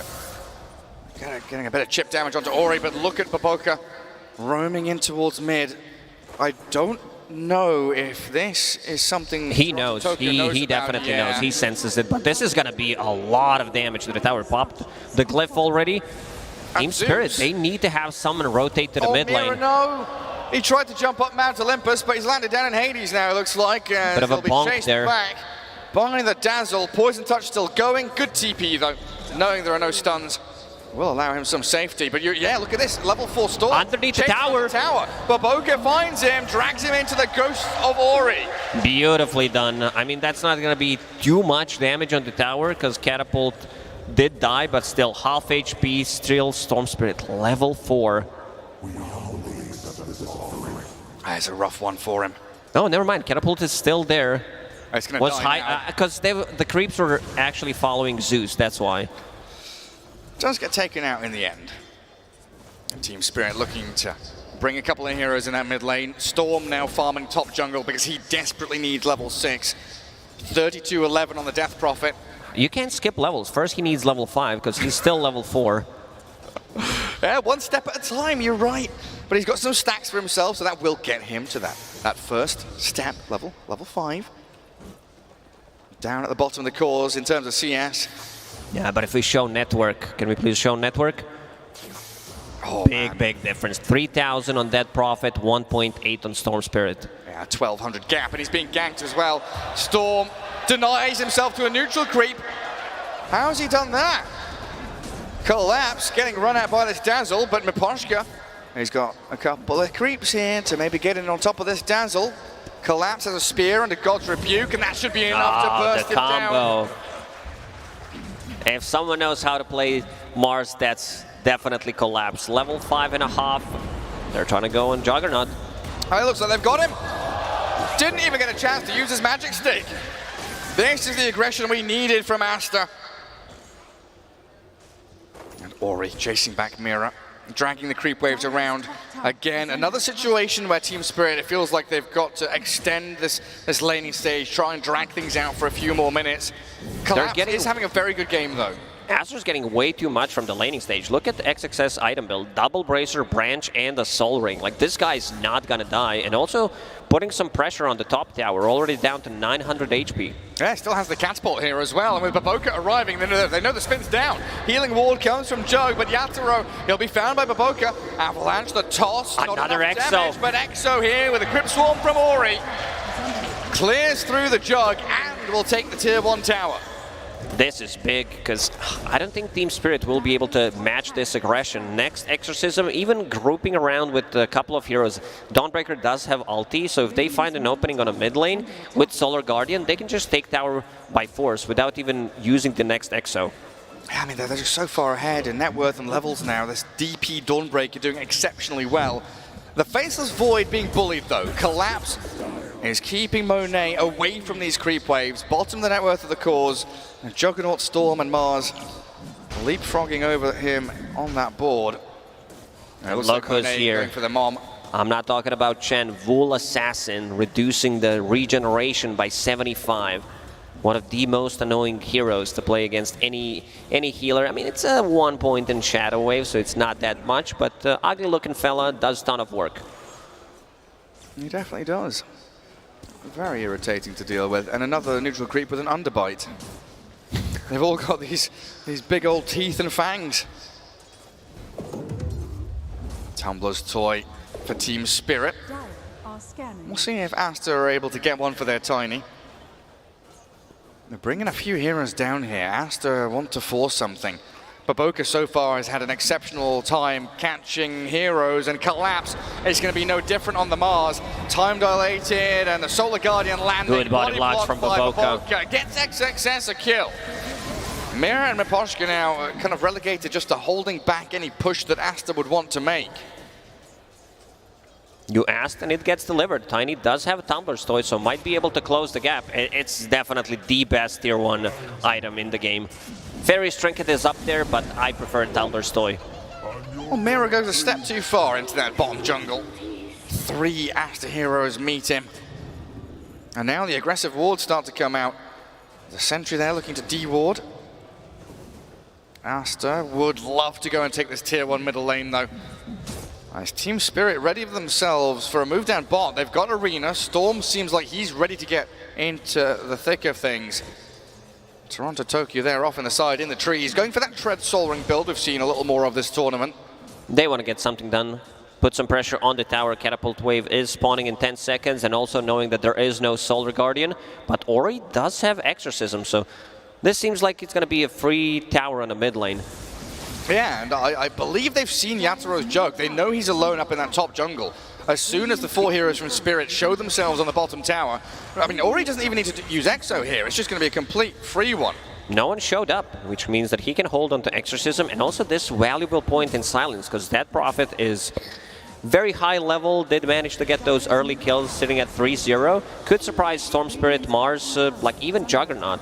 Oh, the toss forward, XXS sent straight into the Zeus. Mira drained of his life by Ori's DP. And Toronto Tokyo has nothing left to do here. We'll just ball lightning away and bail and a courier on top of that. Chin. Ori will be tanking the tower. He wants more. They do still have a glyph because their tier 1 tower did die. And Scan connected, so they know someone is here. Collapse, trying to TP out of here. Oh, there's no stuns coming fast enough. The Chen creeps though. The Harpies and the Hellbear left in the forest. And it did stop the push from Aster though. I made sure that tier 1 tower will still be alive while claiming a lot of farm on the Juggernaut. But when Aster really put their foot down, it doesn't feel like Team Spirit have had any of the answers. This is where Chen was supposed to be strong once he gets to his mech timing, Hand of God, try to go for something. Mira is about to hit level 6 on Zeus. Collapse. He wants something, and he wants the big one. It's Monet. Collapse. He's got Arena. Do we catch him here with Mira? He misses the bolt, and Monet's over the side of the Colosseum, and now the Chrono in. Dawnbreaker ulti will follow. On the outside, the Solar Guardian's going to land onto no heroes. Aster trying to respond. A little bit sloppy with their turnaround there, but still able to keep the Void alive, which is important. And Aster bringing more heroes along. Yataro will spin before the Avalanche can touch him. Bobica. Tumbler's Toy thinking about getting in, but won't be able to close the gap. He tosses XXS forward, but the displacement out of the spear makes sure that Team Spirit can reset. This execution from Spirit needed to be perfect. Bolt just to get a little bit of a stun on Faceless Void on the edge of the arena and then use Spear, but very difficult task to execute. Toronto Tokyo recovering on the bottom lane, trying to get as much farm as he can. Well, someone's left their heart in the jungle. Poor little neutral item. Toronto Tokyo's not going to see it either. Comes back and farms the smaller camps. Baboka spotting Collapse, forcing him back to high ground in the triangle. Team Spirit very much on the back foot, but again, you know, we had the same story in game one where Aster were doing exceptionally well. They were 14-2 ahead. You look at the net worth, you look at the item progression. This time around, it's a bit of a different game because they do have late game security with Faceless Void, Death Prophet scaling insanely well, and so does Dawnbreaker. So I don't think they need to be like too careful about it. Next time Team Spirit uses any of their big ultis, there's a possibility for Aster to go inside a bit because they do have a lot of sustain. Mask of Madness done, Dawnbreaker, like Dazzle does have 2 points in Shadow Wave, and the Exorcism. You would definitely love this Exo to be level 2 for that because the Ghost double, but we'll see how they approach it. It still seems pretty difficult to find Toronto Tokyo. After his laning stage going 0-3, he's had a nice, solid 6 minutes where he's completely farmed through, untouched. The catch here on the Storm really is primarily that Faceless Void Chrono. But Team Spirit smoking his 3, a lot of magical nuke damage from these. The Roman and the Greek gods pairing together. Looking for Monet again.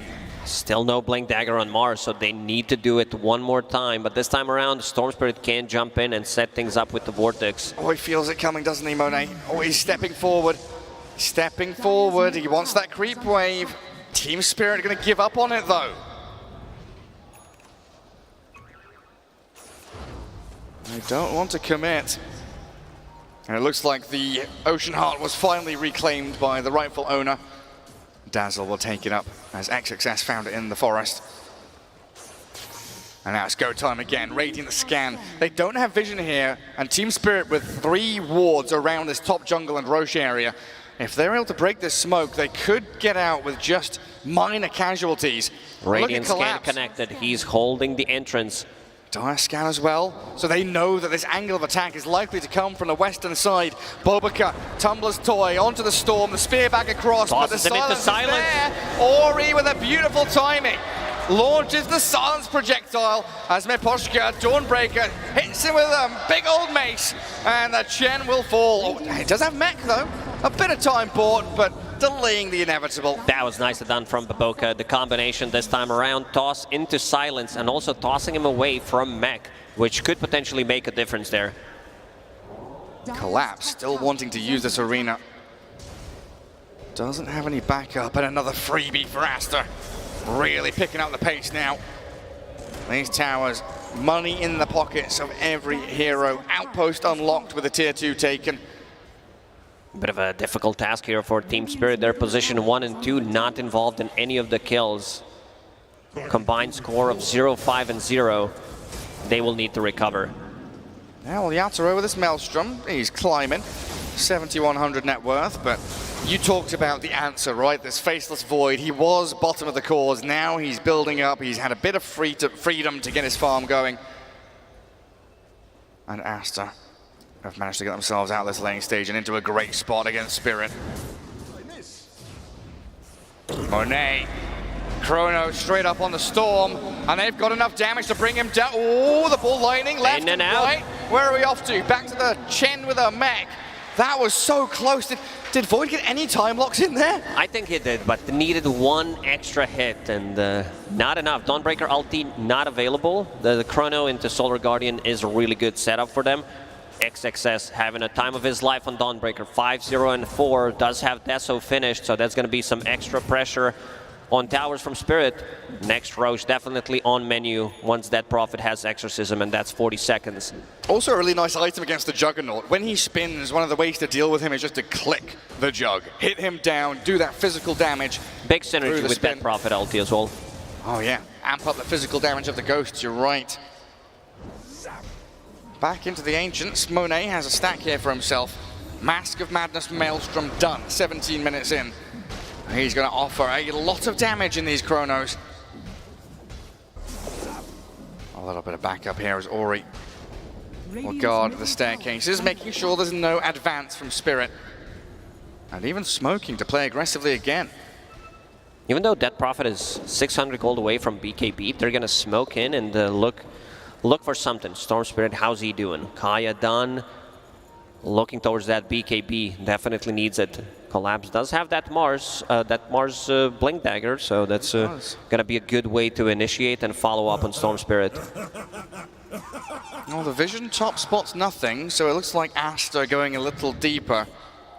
Dire vision is up there, but they are still smoked. Now broken as they get the D-Ward and the outpost reclaimed. The mid lane being pinged out as Team Spirit are moving into the vicinity. Aster taking out Outpost from Spirit, which means that there's not going to be buybacks and TP rotations if they go inside a pit, and that's exactly what they're doing. Yeah, with the Ghosts and this Void with so much damage, they're in the Roche pit. Miposhka does get that mid-tier 1, but Team Spirit not reacting to this, just allowing Aster to take it. And again, just looking at the way that they're itemizing and spending their gold, Team Spirit are absolutely still in this. 2k lead is all that Aster has. Spirit playing bottom part of the map. They were fully aware of what's happening, but did not want to contest. They don't feel too comfortable. Same as what happened in Game 1 when they had a Bristleback. They needed to dodge these fights, and they will definitely need to dodge them again. Or try to bait a fight when there is no Exo, no Chronosphere, and then you have like 2 minutes where you don't really rely on cooldowns as much, because with the Storm Spirit Mars, you can still go for the pickoffs. Well, Miposhka finally getting his boots 20 minutes in. Already with BKB ready. But very often in these games, 20 minutes in, the defining factor is that team fight execution, playing into your vision, knowing where the targets are that you want to jump. Something that Aster could use here. Team Spirit, again, has been doing a very good job at dodging the team fights and finding the farm on the map. Yeah, Yatoro closing in on Skadi, opting not to go for the full Mjolnir this time. Oh, while Collapse, he's not looking for the kill, he's just looking for the creep wave. Ori pushes it into him, they both TP away. They don't want to be up the top lane while XXS does have a shard up. The Starbreaker trying to give him a bit of a gap here, but Yatoro, he's 1v4 and getting a kill now on his way out. No Omni Slash, no spin, so Monet will chrono him. The Storm Spirit zips in, zips out, gets the Yatoro Juggernaut out. And the pullback. He's back in though. The Hurricane doesn't save him. Monet and Bubbacat pairing up finally to kill off Yatoro, but what beautiful play from Spirit. They did manage to go for the Dawnbreaker, and Toronto Tokyo, he once more holding that Arcane Rune. Finally an opening from Collapse. The Dazzle's down. Monet time walks aggressively now. Ori will come up the stairs. And Bubbacat, Tumbler's Toy, the blink in, the aggressive avalanche play with a toss in there. The silence secures the kill. Yule's up, finds the Mars, and Monet chases forward. I don't know if they can finish off Collapse. He's pretty tanky with a wand in the back of Miposhka's Chen. They're diving in with another toss. They've got him. Baboka has been everywhere this game, involved in 12 out of 14 kills. This Tumbler's Toy allowing him to close the gap, and they might be able to take out this tower because the lane is pushing in. Ori a bit low on mana. He's going to have to fall back. Think about his next move. Monet also TPing away. Coming down to this bottom outpost. Dazzle regrouping with Ori. I think he refilled the bottle there. Put the clarity as well, brought in some neutral items. Siamese Cat playing that real position 5 in this game. Keeping his mid out on the map so she doesn't have to return to Fountain. Mira. Arcane Boots. Voidstone queued up, so what is that? Going to be a Yule Scepter for the Zeus? Aether Lens?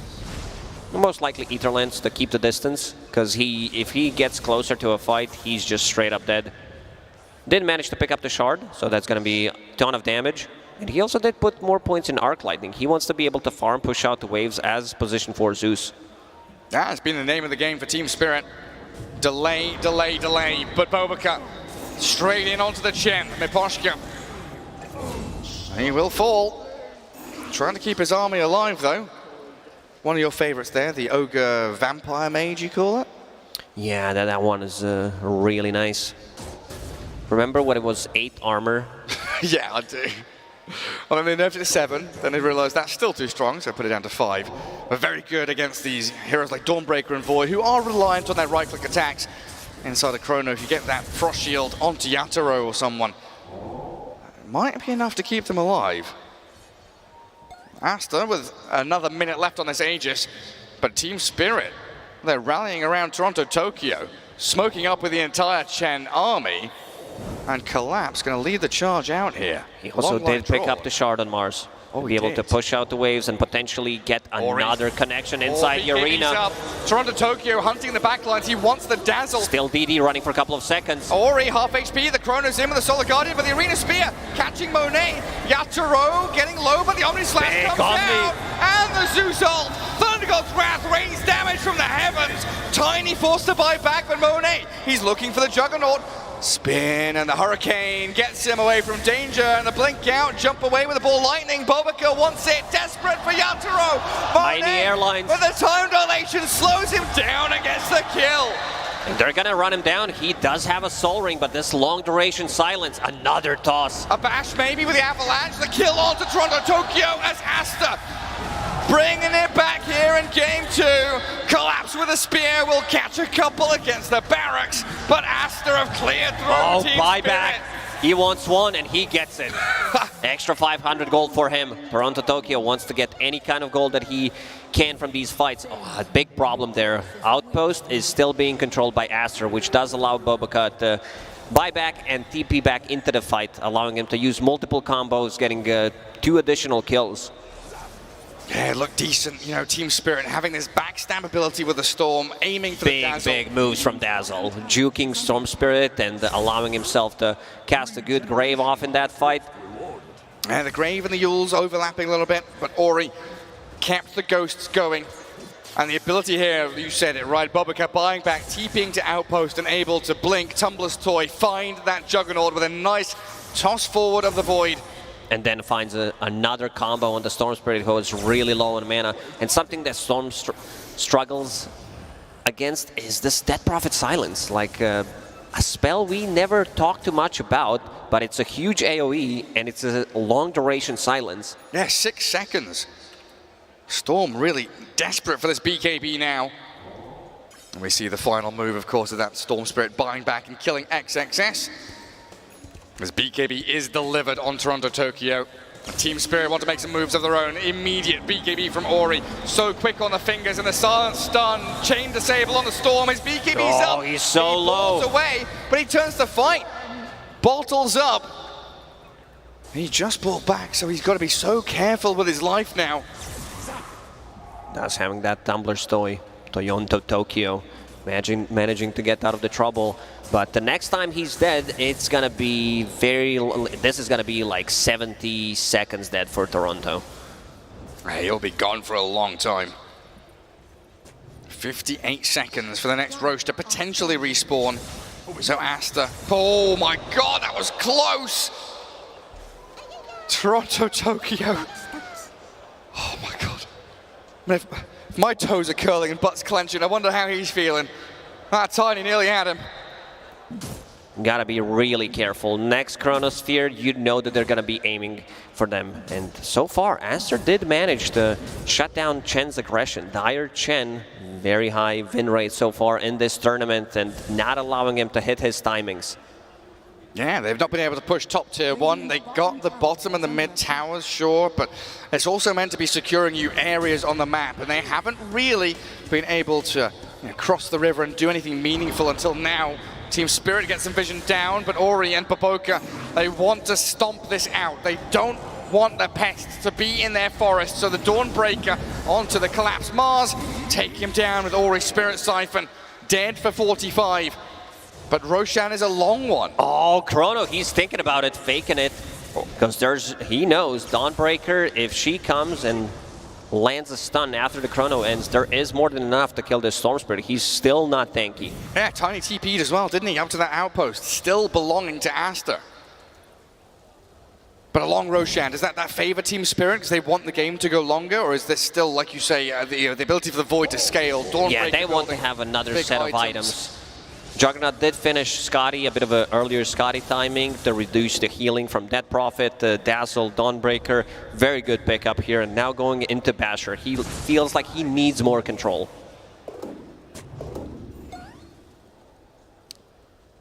Taking control on that top part of the map. There is a bit of dire vision there. Being pinked out by Miposhka. Looks like they want to try and play into that, or at least keep it alive. You don't want all these wards to be removed by Aster. I'd love to see them pick up a gem at some point, because they are keeping this pressure going. If they grab a gem on Aster to remove every ounce of vision that Spirit has, it means the Storm's life is more difficult, Mars's life is more difficult, and they are fully reliant then on the Zeus ulti to give vision. Spirit putting in some weird observer wards, if you want to call that, something that's not going to get devoted. Ori BKB, Exo as well. Moves forward onto the Chen, looks like a freebie. Ooh, the mech and the Hurricane, though, Miposhka, hand of God for himself. A lot expended there to keep the Chen alive, and Roshan still hasn't respawned and won't for a minute. Hurricane is such a big ability on these neutral. Definitely my favorite one. We've seen so many good plays from it. Ori, out of the smoke, straight into Yatoro. He doesn't have BKB anymore, but Monet's there with the Chrono. The two cores caught inside, collapse. He will spear them up against the Colosseum, but the Juggernaut... Can they bring it down? Yes, they can. He's gone for 80 seconds. Storm and Mars on the run now. Chen, another kill for Aster as Bobaka tumbling forward, tossing back, finding collapse. Monet just needs a bash, the Avalanche comes in, and that's pretty much everyone of meaningful value dead on Team Spirit's side. And Aster with another beautiful fight. XXS finding Storm Spirit, that Mindbreaker coming in clutch, extra silence does allow him to connect. And look at the way Team Aster is building. They have Faceless Void with the Time Walk that can close the gap, and then you have 3 heroes with the Blink Dagger, so they want to be able to follow up the jump. This is second Roche, which means free shard for them. Dazzle has one queued up. I wouldn't mind seeing one on Dead Prophet, because Faceless Void did pick up his, and so did Dawnbreaker. Let's see if they prioritize Ori's shard or they give one to Siamese Cat. You wanted to see Gem? Dazzle picked one up. Very good. Just keep it going. Make sure that you're stomping down with this 11k lead you have. Spend the money you've got. They gave it to Dazzle in the end. All right. Siamese Cat is like, oh, I'm sorry, Dead Prophet, you were not close to Roche, which means I'm going to be taking it. Yeah, yoinks it. And still 15 seconds with no Storm. Mira immediately found the initiation from Bobaka too much. Yatoro with collapse. Are they wanting to fight this? He spins, but it's going to come to an end soon. Monet does get bashed on the way out. Yatoro looking Gets for another one. bash. Has the Grave and the Time Warp, though. The Arena holding them in place while XXS focuses the Juggernaut down. The Hurricane again, giving safety to Yatoro for the Omni Slash to arrive on Monet. They do manage to bring him down once. Zeus is respawning in 15 seconds. Chen in a lot of trouble. Gets one shot as well. Bobaka is playing out of his mind on this Tiny. He's finding every single time one of the crucial targets, even without vision. He's blinking in aggressively and going for the right toss back, making Toronto Tokyo's life very miserable in this game. It has been impossible for Storm to play the game. And this Deso getting a lot of stacks up now for XXS. Shiva's Guard, is that fully done? Being delivered by the courier. Captain Bambo, the little panda arriving, but there you step 1 inch out of position. And Aster will be right on top of you. And also Clutch Grave coming in here. Yatoro did not want to go in, but after seeing that bash, he's like, well, you know what? I'm going to do it again. You want to see me do it again? Yeah, just believe. Very well executed by Aster, keeping everybody alive. Yes, Monet loses the Aegis, so that's likely what Team Spirit were really aiming for in this team fight, is get Aegis, get out with as few deaths as possible. Ori having a perfect game. They did not manage to kill him even once. Pops that Exorcism with your Arcane Rune. Blink Dagger, Spider Legs. Toronto will TP out. That was a risky move. Yeah, very. Ori could have potentially blinked and used Yule Scepter. Next time he does that, I'm pretty sure Ori will be ready. He'll be looking for it. Dire's bottom tower is under attack. Monet up top with Bobaka. And a Chrono on Yatoro. Under this vision, with the Solar Guardian arriving, they've got the Juggernaut locked up and killed. Miposhka being chased now. And Team Spirit, they're being put straight in jail. Gets deleted from the game, 3-shotted by Dawnbreaker. This hero is nuts. Once you get the item timings, it gets pretty ridiculous. they will need some spears into tier 4 towers potentially. This game looking really rough. Next set of items for Team Spirit. I don't know if you can see on the mini-map, but I think up at the top, they're drawing sad faces and smiley faces. There's 2 Chen creeps up there making the eyes, and both Collapse and Mira are drawing sad smiles. Oh, they've got Collapse, forced into BKB. A lot of physical damage from XXS, but not quite enough to get the kill on the Mars there. Toronto trying to get as much farm as he can, going for Orchid. Wants to be able to assassinate this Dazzle, but Glimmer Cape and 2,000 gold on Dazzle might be a bit too difficult. Well, at least Team Spirit are having fun with these creeps up top. They get recalled back into the Chen's area, back in that dire base. Well, it's nice to see, even though they're losing, down 17k, Team Spirit lifting their own spirits, while Toronto Tokyo BKB has a TP ready, going to ball lightning off to the left-hand side. Make sure the Faceless Void or anyone like that can't catch up to him. They need to play like this, try to buy as much time as possible. Juggernaut, his next item, going to be Mjolnir. We've seen what Mjolnir can do from all these instances of damage. But yeah, one thing to be also careful about is that Dazzle Shard that was given to him from Roshan. He picked up a Blink Dagger, so they can actually close the gap. 4 Blink Daggers on Aster plus a Time Walk. That Radiant Ward has got Aster so much, and if they can get another one, Mira successfully TP's home, but their Ops Ward's going to get cleared out.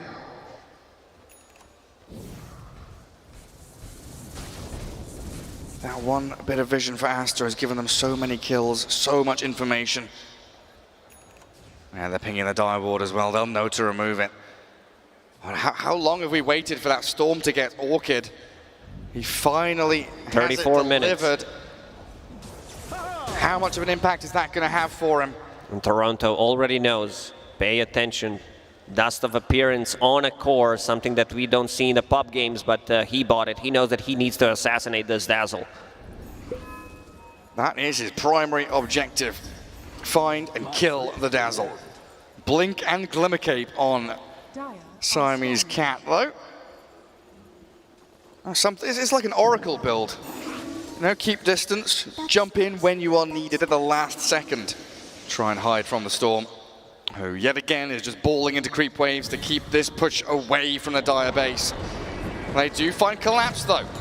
A combo from Tiny, but a great spear back. Monet, does he want to spend Chrono? He doesn't, and will allow the blink away. Collapse, TP's home successfully. These are the type of moves that are going to keep them in game, forcing a 5-man rotation from Aster, which means that the top part of the map will be free to farm.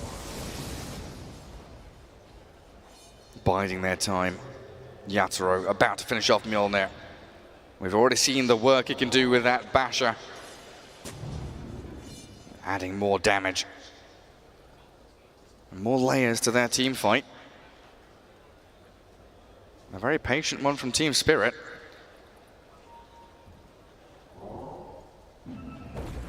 Waiting for anyone from Aster to show that they really want to go on. XXS has already dipped back into the trees. And Radiant Vision, watching down at that bottom part of the map. That did give Aster a nice little move there to keep the wave shoved out. And it's also nice because Team Spirit would naturally flow down into that bottom jungle to look to take over some of that farm there, while the Aster heroes are all actually up top. Team Spirit did not have Outpost or Ori for themselves in a very long time. Gonna start with the silence. Toronto Tokyo does not want to risk anything, or does he? That's a little, hello, I see you. You forced my BKB, I'm trying to force yours. Ori doesn't flinch. Holds that BKB. Scythe of Vice coming up next as well, so another tool to catch the Storm or the Juggernaut. Make sure they can't get off their magic immunity spells or abilities. Also, Void did hit level 25, so 20% backtrack, that's a big one. They still didn't manage to kill him even once. He does have Tossback, Dawnbreaker ulti, Grave, so gonna be very difficult. One way to deal with it is to break it. This talent is breakable, so I see Juggernaut going for Silver Edge. Still very far away from it, but eventually gonna be really good against it. It just never feels like Team Spirit are out of these games. A 20k lead, and they are still punching back, controlling the map. Their macro play is superb. and another minute and a half wait for Roshan to respawn. Means even more time to delay and get these key items on them. Aster, yeah, they're finding room for themselves, but they need another teamfight victory to really close this one out and secure the win. Oh, Collapse, he's selling all of his items. He wants to have a refresher for the next fight. Okay, you worried me there for a second. What are you No, we didn't mean selling his item. Send the queuing up Shadow Amulet. He's still in this game. There's the refresher orb. Barbacar with a gem, getting rid of this dire vision. Yet again, so important for that catch and kill potential. As we do start to get some of these tier 4 items. Spell Prism for Aster. Ascetic's cap there. Grabbed by the Juggernaut. Still has that Titan Sliver though. They need to find their tier 4 items. Ori holding a Spell Prism, and they swap the items. Boca will be one. Getting those spider legs, which means that he might find better angles for the toss backs, and also getting closer to level 20, so toss requires no target. That talent's pretty OP. It's like Team Spirit know when Roshan's going to respawn, even without the timer. Dire scanning, doesn't connect on anybody, but at this point they kind of have to assume that Rosh is alive. Oh, they know. Radiant using a scan, and they know exactly where they are. Drawing on a minimap, it's not Smileys this time around. Aster. They're ready. Monet to the high ground. Yeah, I think he saw them. Caught a glimpse. The smoke did break, and Roshan about to respawn. Also, Dawnbreaker hitting level 25. 2 Starbreaker charges. That's a big one. That's the game changer. The Vul Assassin. He's in the pit, scouting out Aster as well. Sees Ori and Monet. One jump. One initiation. That's what wins you these team fights. Storm with his BKB up, they focus the void, the grave comes early. Yatoro, he's another spear away. Spear away, they're aiming Monet, but he gets the time walk out. Comes back in with a chrono, and Aster, they'll turn this one back around on Spirit. A double for Monet, and likely the game coming swiftly after. And they're gonna call it. And we're all heading to a game 3. And they tried really hard in the end to kill this Faceless Void. Even if they managed to get a kill, he still does have a buyback and an outpost at TP2. That Grave, in the end, coming in clutch, but still very, very difficult game for Team Spirit. So challenging, but you can always feel their potential to come back into it with their team fight execution, but superbly played by Aster here in game 2 to tie things up. From laning stage to team fights to the way they controlled the map. Orion is that prophet, completely dominated the matchup, getting that level 6 early on, making Storm Spirit's life miserable, not allowing him to get what Storm Spirit wants to do, and also delaying timings on Chen. I'd say perfect game from Monet, 0 deaths on him, 0 deaths on Ori as well. Beautifully done, beautiful Dota from Team Aster in game 2. And I think Baboka also only had 1 death to his name as well. He was all over the map, getting these avalanche tossbacks, finding targets with a Tumbler's Toy Blink Dagger to get on top of heroes like the Storm, right? He was 0-3 in the laning stage, completely shut down, and that's what gave them the platform to win game 2 as we head over to the panel who are looking forward to game number 3. Thank you guys so much. We are absolutely going to game number 3. This series is going the distance. Now, during the draft, we talked about what Aster needed to do to stay alive in this game against that draft that Spirit had, and it was that early lane aggression, which we did absolutely see, right? Yeah, it was more than aggression. I mean, I think they were super dominant, especially the mid lane. I think it killed completely Spirit's tempo. They needed time on this Chen to get his timings. On the Jugger, obviously. I mean, the Mars had a great lane, but this DP versus Storm, it got completely out of control. Yeah, and we talked about this tiny Dazzle combo, still undefeated for Aster. Yep. And it's proving to be such a pain point that for game number 3, is this something that we're going to be expecting to see banned out? I think Spirit should respect their comfort. Like, they have very good traps with Dazzle and Tiny. Like, they probably scrim too much with this. Like, they just master these things. And I think if you just ban them, you just put them in the choke point. Like, they have to adjust and adapt after. Yeah, even the Void looked extremely comfortable for Monet. We talked about how, maybe against the Chen army, it's not the greatest pick, but it's something that they've had a lot of success with. And against the other heroes on the Spirit side, it did look really good. And he had like a completely flawless game. Honestly, super patient with the Chronos. Yeah, he played amazing. And I mean, we never saw the Chen come online. Like the DP was so strong. Like Chen at some point, he made one move on the bot tower, and they instantly TP'd everybody and took the fight early. They didn't even have, I'm not even sure that they had Exo at that point. They just took the fight and, you know, repelled them right away. Definitely this was super comfort zone for Aster, and I actually don't think that Spirit enjoys being in the back foot, like having to force the issue. I think they're usually much more of a defensive team, and they like to kind of farm up, get their timings. They like to scale in the late game. So I'm not sure they felt good playing that game. I mean, I don't think it's just a regular loss for them. I think that game felt really bad, and they'll probably assess and try to put themselves in a better position for the next game where Aster has the pressure on them. It was the opposite game one. Aster had the pistol, they needed to force the issue, Spirit had to kind of lay back, farm their Doom, farm the Jugger. This was the opposite, and I think they're going to put some emphasis in not being in that situation again.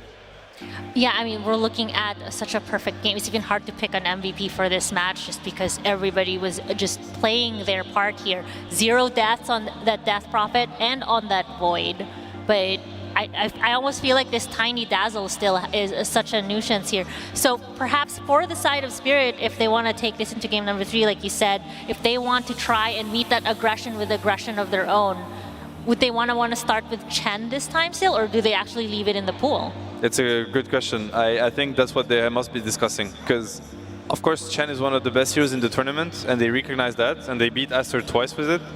At the same time, I can't help but feel like it's not a hero that fits their style, Spirit, at all. And now that they lose with it, maybe one game is all it takes for them to go away from the Chen. I think it's not impossible that they go away from it because of this game. But we'll have to see. This is their decision to make. Obviously, it's a tough one. They're back against the wall. Yeah, what do you think? They will keep it? I think both teams, like, they don't really want to play Chen, but they just understand that Chen is OP hero. So they both want to like play it, but I think for them, like, they should just go for their comfort. Like, I think Spirit can like ban Tiny Dazzle and the other team ban like Viper and the Razor and what they like. But then you play against Aster Chen. Yeah, but Aster also doesn't like, they even banned it when they had first pick. I don't think they're comfortable. Like, I think both teams are not comfortable. So it might be completely ignored next year. I think like could be ignored or like picked in a good game, but probably could get second stage bans if they have bad heroes into Chen. I mean, it's very possible. We thought we saw an offlane Chen coming into this, but unfortunately it was just a PC crashing, which if PCs crash and players are not there at the end of the draft, it just auto-picks it for you. So almost, but not going to happen. I mean, is that even possible? Is that even in the realm of possibility here for Dota, for a Chen to kind of be in the offlane? It would have to be 33. I think he would be the only player I can think of to make it work. He's probably sitting home being like, it's good, I don't know what they're talking about. Chen offlane is great. Yeah, I think it's possible to, but you need a Chen player. You know, you need somebody that's enthusiastic about it. I've seen some Chen mid as well. There's some Chen mid spammers in the EU region. Very random, but speaking of random, we do have Slacks with some fans here. What do you got for us? Well, Nikki, I got some fans here. Now, we were talking to the crowd, and a lot of them were like, hey, there's a lot of pro players coming on the panel. I want to come on the panel. I want to tell you what the game was like. So we're going to have a little competition. I grabbed some fans that I thought would be good fits. Hello, what's your name?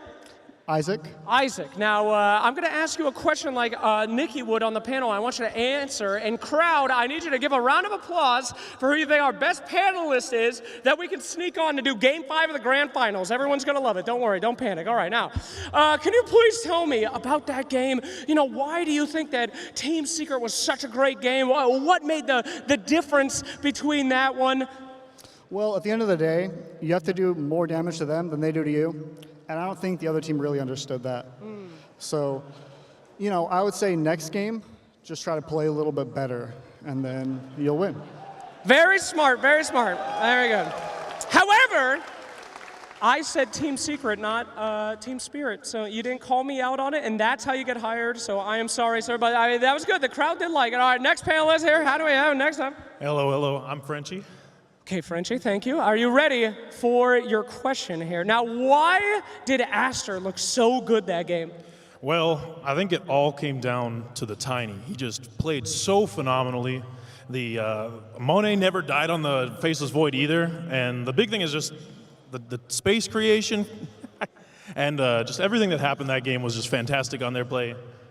Spirit needs to step it up if they want to bring it back in the next game for sure. All right, crowd. Huh?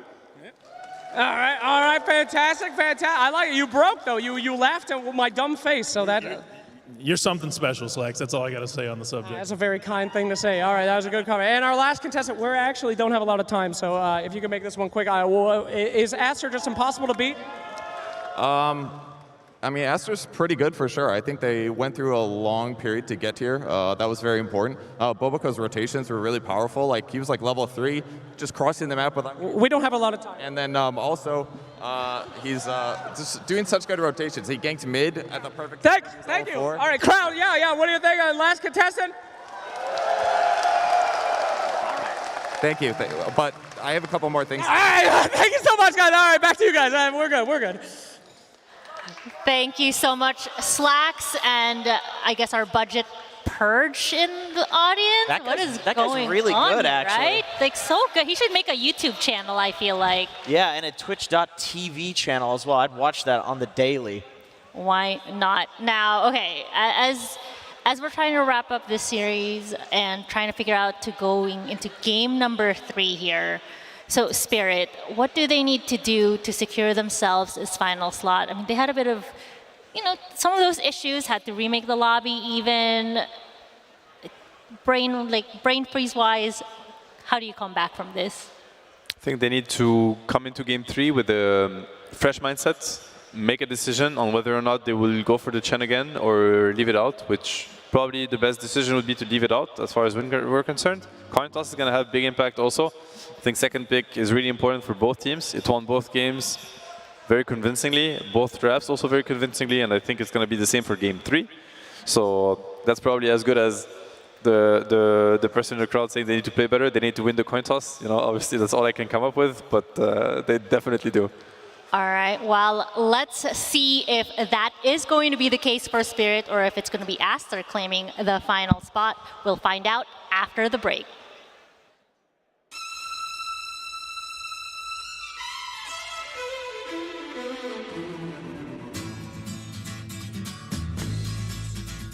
Welcome, PogChamp gamers, to another wonderful 1v1 duel. This time, however, I'm up against James Banks, the goddamn most rootinest, tootinest British boy I ever hootinest. How you doing there, James Banks? Oh, I'm good. I'm looking at the game in front of me, slightly concerned. Have you ever played Dota before? Yeah. How many times? I have less than 20 games played. I play just with my friends who, they don't play CS anymore. They played hard into Dota. Yeah. And I am the pain of their life, but we use that to still connect from school days. All right, James Banks, let's do ourselves a traditional 1v1 because I don't want to teach you the cheat codes. James Banks, hit the button. Let's get into it. Oh, what about start game? Okay. Now, this piece of content here is sponsored by the wonderful folks over at Sony.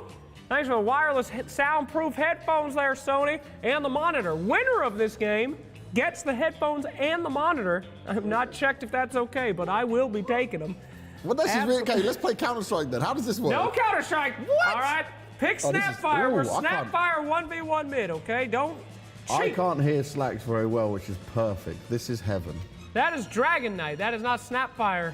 Oh, am I supposed to play Snapfire? No, it's fine. Well, I only play Dragon. You're good. Enjoy Dragon Knight. It's all good. All right, 1v1 mid, James Banks. Now, you have to either kill the tower or kill me twice. Kill the tower, kill you twice. All right. Oh, here we go. Here we go. Come on, son. All right, James Banks. Whoa! Whoa! Why are you just coming and attacking me? Nothing is happening, James Banks. Just relax. Why have you got distance, bro? Just let it come over you. Everything's fine. Don't, James Banks! You do not breathe fire on me right now. You shot me! That was a mistake. Well, that mistake's unacceptable. It happens. James, the tower, James Banks. Run, James Banks. All right, I could kill you right now, but I'm gonna be nice. You know how to buy any heals? Here, you can take my bottle. Drink the bottle. No, I'm good. Oh, it's right there. I left it for you. Oh. Where? There, drink it. I'm cheating. I'm cheating? Why would you? You told me We're to come trying back. to kill each I was other. not going back. You told me to come back. Why would you do such a thing? Sorry, James Banks. To the pit. To the pit. All right. Let Roshan see us and get enraged by our battle. Here we go. It's how every 1v1 should end. In the pit, Mr. Banks. Go in, I'm going. There we go. There we go. Uh-oh. Uh-oh. That's a surprise for you, James. Well, look out. That's Roshan. That's Roshan, James Banks. All right, you're doing good. Doing good. Perfect. Chase me down and kill me now. Good. Very good, James Banks. You've nearly gotten me. Continue. Almost. Good. No, I'm not going to a tower. What? I'm not falling. Where are you, James Banks? You're trapped. Where are you, boy? Cheater. Come on now. Screen cheating. Have it be known that Slacks is a cheat. I am not cheating, And it James is Banks. I'm trying to unacceptable. help you. What are you doing over there, James Banks? Are you going to hit that tower? Nope. Don't touch it. I'm not touching the tower. What? How have you got full health? All right, take it easy, James What Banks. is I'm this? leaving you now. What is this? I don't think I can beat you anymore, actually. I think I made horrible mistakes. This is not good. Now this will be elongated even longer. All right. Don't do it. Get away. Just let me end this like a coward and we can be done. This will do. This is the end. The tower, James. You're going to lose it to the tower. I will defend till my last breath. Attaboy. All right. Okay. All right, get out of here now. It's time. No. Good night, no. James Banks.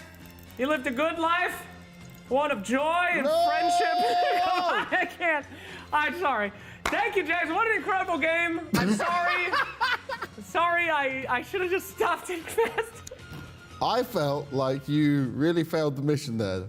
You cheated me on the first one in the middle, yeah? That was unacceptable. You are a horrible human being. I am more traumatized as the local Brit in Texas. Thank you so much, Sony, for a fantastic content pick. What an incredible monitor. What an incredible headset. Well, golly, I'm so happy to have won them. No, I'm winning the headset, not you. How does this work? All right, thank you I guys didn't so cheat. much. Thank you for So watching. Action Slacks is a cheat at his own game. Let's play some Counter-Strike.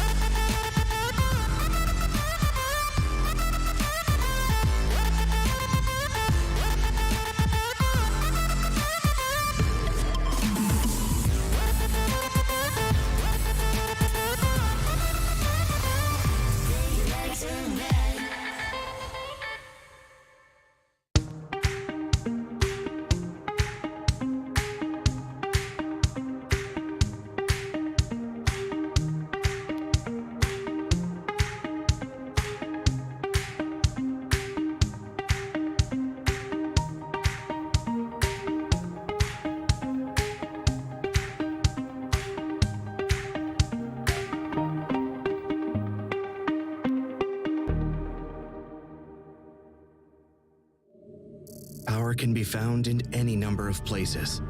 Scientists will tell you that it comes in newtons. Gamers will say that it can be found in silky skills. We will say that the power lies in real thrills. In the play with perfect ping. In the runes and crystals. In every frag and gank. In your personal winnings. Lock and load for PGL Arlington.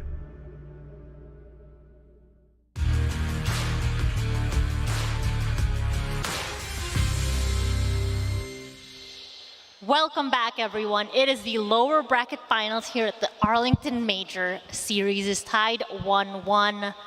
Panel, gorgeous, gorgeous panel over here. How do we think this is going to play out for either Aster or Spirit? Because there's a bit of a surprise with how the coin toss played out this time around, right? Yeah, I mean, Spirit won the coin toss, but they decided to choose Dire, and Aster took second pick. So probably they will just, so maybe they actually just want to go for the first pick gen again, but maybe they want to just ban their comfort, Tiny Dazzle. I think it's an interesting one. Maybe this time they will actually give it to Collapse, or it's not going to happen again? Right, yeah, and then for anybody tuning in that was wondering what happened in the prior game, there was a bit of a PC issue, and once again, when the timer runs out in a draft situation, the game automatically assigns heroes to people, even if they're disconnected. So we had to remake the lobby, but all is right in the world. Spirit got their heroes, unfortunately not the game. So perhaps for this game 3, they'll be in a better mind space after that little kerfuffle. For sure. I mean, it does indicate something. We'll see with the draft. Spirit knows that Aster was going to go for second pick, so when they went for Dire, meaning that they wanted first pick, and they wanted to get the Dire advantage also. So they probably have a plan. That is their plan. You see it now. Their plan was to snatch the Tiny away from Aster, to leave it through and to snatch it. Now Aster has to decide whether they want to pick the Chen for themselves or play into potentially Tiny Chen, which is Spirit Mega's comfort. And they're all smiling and giggling because they probably feel like they got them there. Right. Probably that Aster did not expect that, and they maybe let their guard down, thinking that, all right, we're just going to play another game into Chen and we're getting our bread and butter in the Dazzle Tiny again. But yeah, did not happen. Yeah, I mean, you could see with just how long these picks are taking right now, they're already touching into their reserve time, but it's a Chen opening for them. And Spirit baited them because they banned the Wyvern, right? So they did the same bans they did first game to enhance the Chen first pick, and then didn't go for it. So that was a nice bait from Spirit. Obviously, Aster is not too sad. They get a Chen. They like it. Maybe not their most comfort, but it means that they still respect the Spirit 8 Chen. Do you think they're happy with this, Amar? Because can they pick the Dazzle here? Or maybe Chen Dazzle is too much? I think Chen Dazzle too much, and I think I see here 8-pick Warlock value, like Warlock into Chen, Tiny, like a lot of damage. Like it could be actually their answer. Yeah, and they don't dare to go for the Dazzle themselves. Maybe do you think they pre-pick the Storm for the Dazzle or not? The Dazzle? Yeah. Yeah, backline jumper. Do you think they want Spirit to not get the Dazzle? Let's see who they play too. I mean, Spirit played Dazzle, but I mean, it could be in their minds. But if Spirit wants Dazzle, I think they can just take it anyway and don't care about Storm. Like anyway, Dazzle Tiny been shown by Aster how good this combo is, and maybe Spirit, if they're comfortable, they can secure it same as Aster. So let's see now what Spirit does against this. I mean, Aster did show an early Storm, which usually teams don't really do. It's a hero that can get countered, as we saw last game. It can become a bad Storm game and a bad lane also for the Storm Spirit. So Spirit now has to decide whether or not they want to pick a hero that they just like, or if they want to address the Storm right away.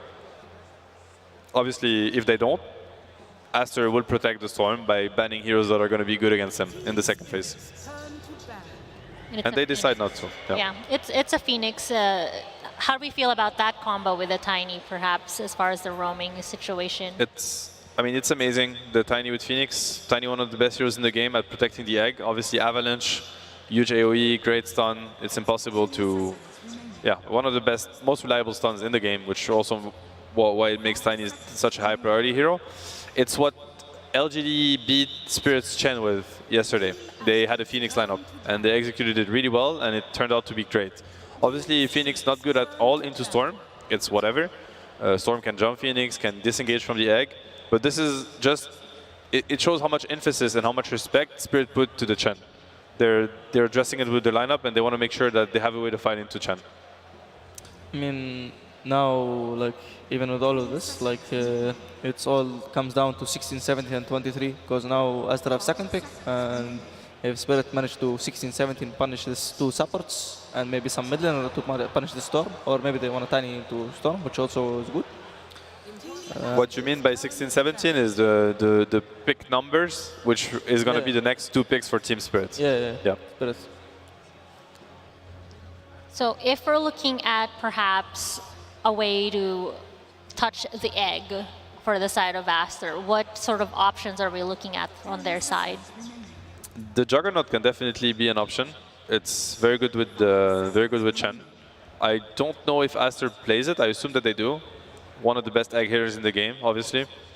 From carry position, what could they have that's interesting? I mean, Chen is a natural drums buyer after mech, so it can be good. You know, they can have a lineup that have enough tempo to just hit the egg, even though they don't have like natural counters.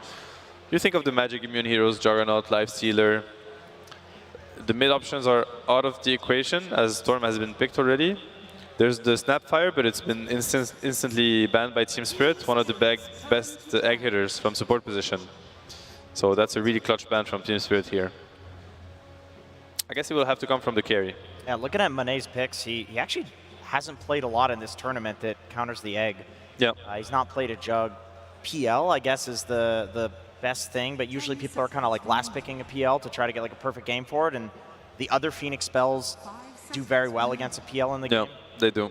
And PL is not a BKB buyer, so it's going to be very easy for Tiny to stop the PL from killing the egg. So probably not as reliable.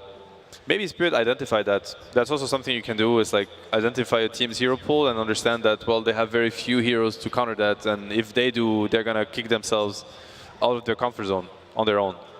Maybe another approach for Aster would be to, like, if let's say Spirit picks another hero that's not a super like good at ganking early game hero, they just go for like the Alchemist, and they play to deal. You know, the Phoenix can't really contest the Alch jungling in the early game.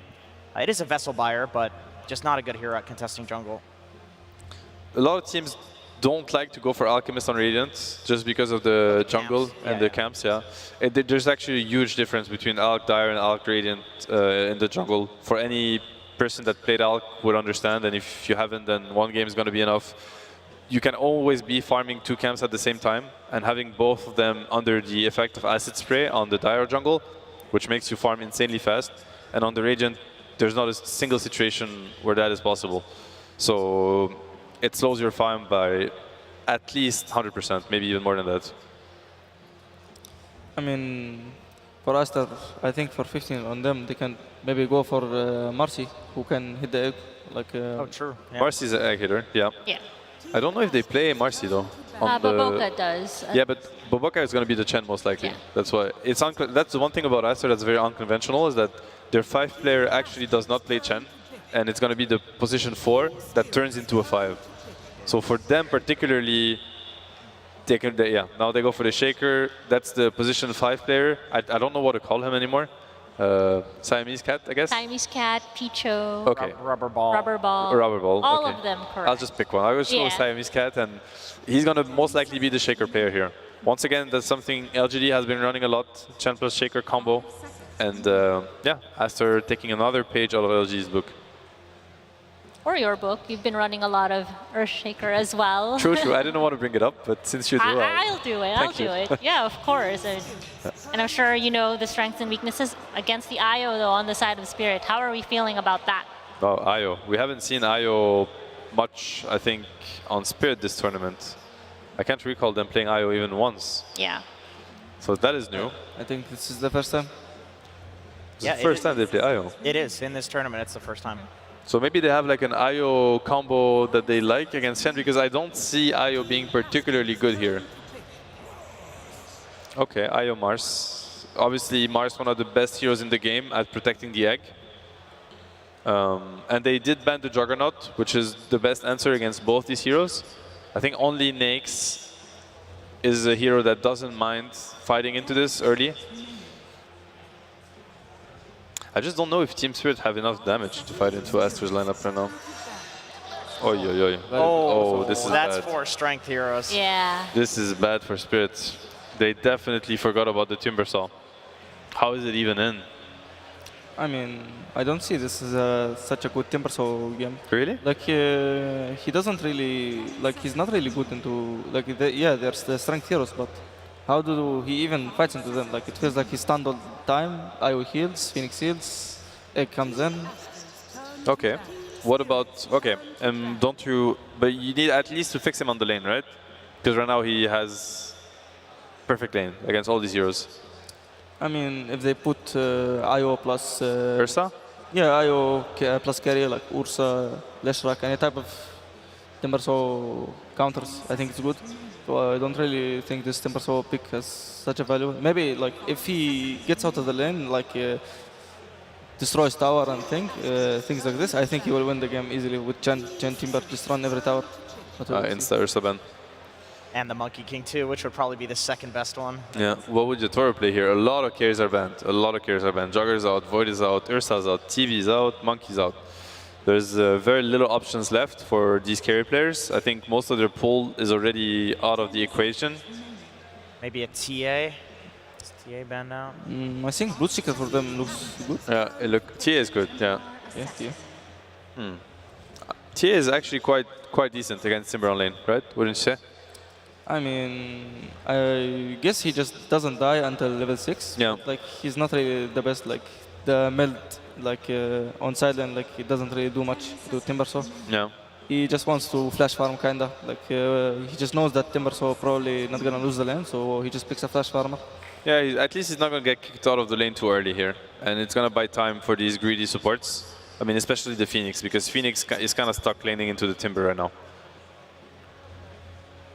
So it all comes down to the final pick of Aster looking for that elusive carry, perhaps. They could void again, but they go for the It's going to troll. be Troll. Does that feel good enough for the side of Aster, perhaps? Or is it still leaning more strongly towards Spirit? What do you feel like, Seb? I actually feel like Aster won the draft pretty hard this time around. I like the draft a lot, and given how they played game 2, I think they might take it. Ooh. I think Aster draft, like, they don't really die to these heroes. Like, I don't see how, like, they need tiny avalanche toss into Mars Spear on like Troll, Timbersaw, and the Storm. Like, it feels like it's not really easy for Spirit to kill Aster. And it feels like Aster can just AFK with their timings, and then they can just straight up end, because Spirit damage is very low. So it's a bit of a split for you, but Jenkins. Oh God, don't make me disagree Why with these guys. not? Come on. You're our final analyst over You know there. what, I'll go Spirit just because I want to see another Spirit-LGD Grand Finals. That's where you're putting your money on the line here. Well, I suppose we will find out. Only way to do this is to get to game number 3. Casters, take us away. All on the line here for this last game as Team Spirit turn back the clock. Very similar drafting to what we saw from them at TI, while Aster keeping things in the meta. And like Seb was saying, it feels like they have maybe outdrafted and found the solution to Team Spirit here. I mean, if you give me this draft, these 4 strength heroes, and I see Timbersaw, I'm like, hell yeah, this is it. This is godly Timbersaw game. Then ATM comes on panel and says, oh, you know what, it's really not. So I'm kind of leaning towards him. In terms of damage, they don't have that much to kill this Timbersaw. And also sustain from Chen, Mech, Hand of God, and this is a godly Troll pick. This last pick Troll makes a lot of sense, because you're playing into 2. Tiny is a mixed damage because he uses his combo, but he also scales well into the late game with his shard. And then having a missed chance against Templar Assassin and Troll is going to be pretty big. And on top of that, you're an egg killer. You're one of the heroes that build into earlier BKB, get outside of the arena, and focus down that egg. Yeah, it's like 3 picks in and Troll turns to me. Lacoste turns to me, tells me Troll is guaranteed to be picked here. He called it, he saw it, the Oracle knew it was coming. Usually, I'm not a big fan of Troll. You know, I always love to say that this is throw Warlord instead of Troll, because he does tend to throw a lot of these drafts. It always feels like it's a good for the lane, but when the game starts, it just doesn't feel like it. Does he have versatility still in his item build? Are we going to see the Battle Fury from Troll, or is there something else that he could angle towards here to keep the tempo going? Like, is this a late game Troll, or is this something that can play fast as well?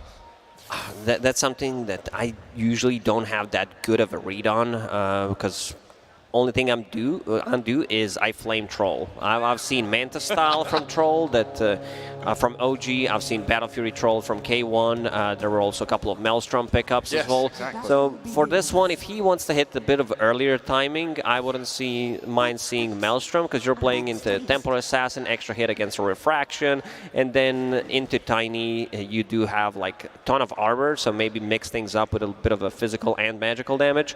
Yeah, it might depend on the game state. Like if the TA is starting to run away with things, Monet might consider thinking, hey, I need to keep up in farm with her, go with the Battle Fury. If you're able to keep the tempo up and maybe shut down the Templar Assassin early, get the Maelstrom and keep that ball going. It's even really good diffusal game. Like I feel like whatever you build on Troll this game is gonna feel good, because he's gonna have decent laning stage playing with the Chen, Headdress, plus a Divine Favor, a lot of sustain, and also range hero into Mars that can transform. Saying that, he just missed his first CS, kind of cursed him there. Right, collapse with the deny. But you're right, he doesn't have these ranged axes to slow people down.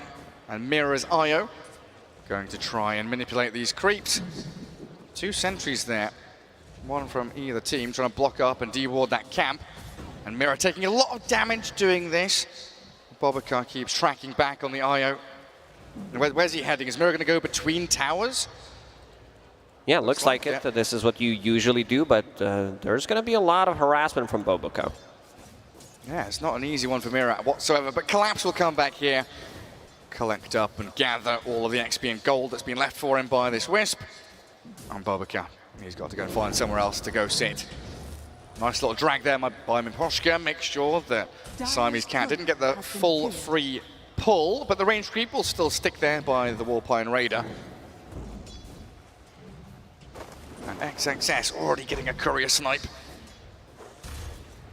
As Templar Assassin 7-0, picking up a lot of CS early on in this top lane. Do things get more challenging for her against this Timbersaw and Earthshaker later on? Once Timber hits level 6, I think it gets pretty difficult for Templar Assassin to play the game. So I assume there's going to be some stacks being made by Miposhka. Phoenix is a very weak laner, so you can't really provide much, especially when paired up with Templar Assassin. It's more about getting the levels, about the sustain, potentially trying to draw this matchup, which might be a bit too difficult. XXS, 2 points in reactive armor. He's more than fine here. Yeah, he'll have that safety to get all the experience he needs. And once he hits level 3, level 4, we can start to see that Earthshaker roaming around, guarding water runes, collecting bounty runes, which that Phoenix is going to have to try and deal with early on. Well, Monet, 5 denies. Only at 8 CS though, because Mars also getting a lot of denies to his name, 7-5 on Collapse. We are starting to see a bit of a gap being built in the mid lane though. 12 and 7 Storm, and this Tiny at 9 and 5. I mean, Storm, one of Ori's best heroes. He's played every single matchup and he's playing into melee matchup with the Storm Spirit, so you know that he's going to dominate. We saw in the previous game he was playing Dead Prophet into Storm and straight up bullying from the start. Yeah, Toronto Tokyo, a lot to do. We'll gather up a few CS there with a nice avalanche. And 3 minutes in, we do see that Earthshaker getting bounty rune top, Bobaka getting the bottom one. So removing some of that influx of gold that Team Spirit would have liked early on here. And Mira keeping Collapse topped up. One of the greatest things about this IO Mars lane, you know, not only do you have that overcharge with the attack speed to give you a bit more burst damage after the Spear and the God's Rebuke, but Mars, one of the better heroes, is just staying in the lane and keeping farming because he is so tanky and annoying to deal with. This is going to be a slow start on the side lanes. I don't see Collapse dying, Nader Monet. Tokyo, oh! toss back, under tower. Okay. Does have a Fairy Fire, and also Water Rune is spawning. But here comes Miposhka. He might be ready to go for it. Oh, he is indeed, but the Fisher going to cancel any dive return, and Ori, or is he going to die here? Miposhka, he can turn, he can get the first blood. The Phoenix, he's the one to take the Storm down a notch. Beautifully done from Miposhka. Gets a couple of hits in, but the Enchant Totem, is he fast enough? He is. He's range hero with that totem. Yeah, beautifully done. Look at the 3 wards from Team Spirit. So they see every single rune, they see every single rotation, which did allow Miposhka to go for that dive and secure a kill. Also leaving Templar Assassin alone against Timbersaw, which means that the Yatoro is getting some extra XP here, but things are getting more difficult. 3 points in reactive armor. This is where you don't put any pressure on this Timber. Yeah, things get incredibly challenging. So Yatoro is going to try and get what he can from this creep wave. Might consider going back into the forest. He's ferrying some items out to himself now with his courier, though. It's the boots to allow him maybe something, a way to escape from the Timbersaw. Big stacks being made right now from Miposhka. This is where Yatoro is going to fall back once he does not feel too secure playing the lane against Timber.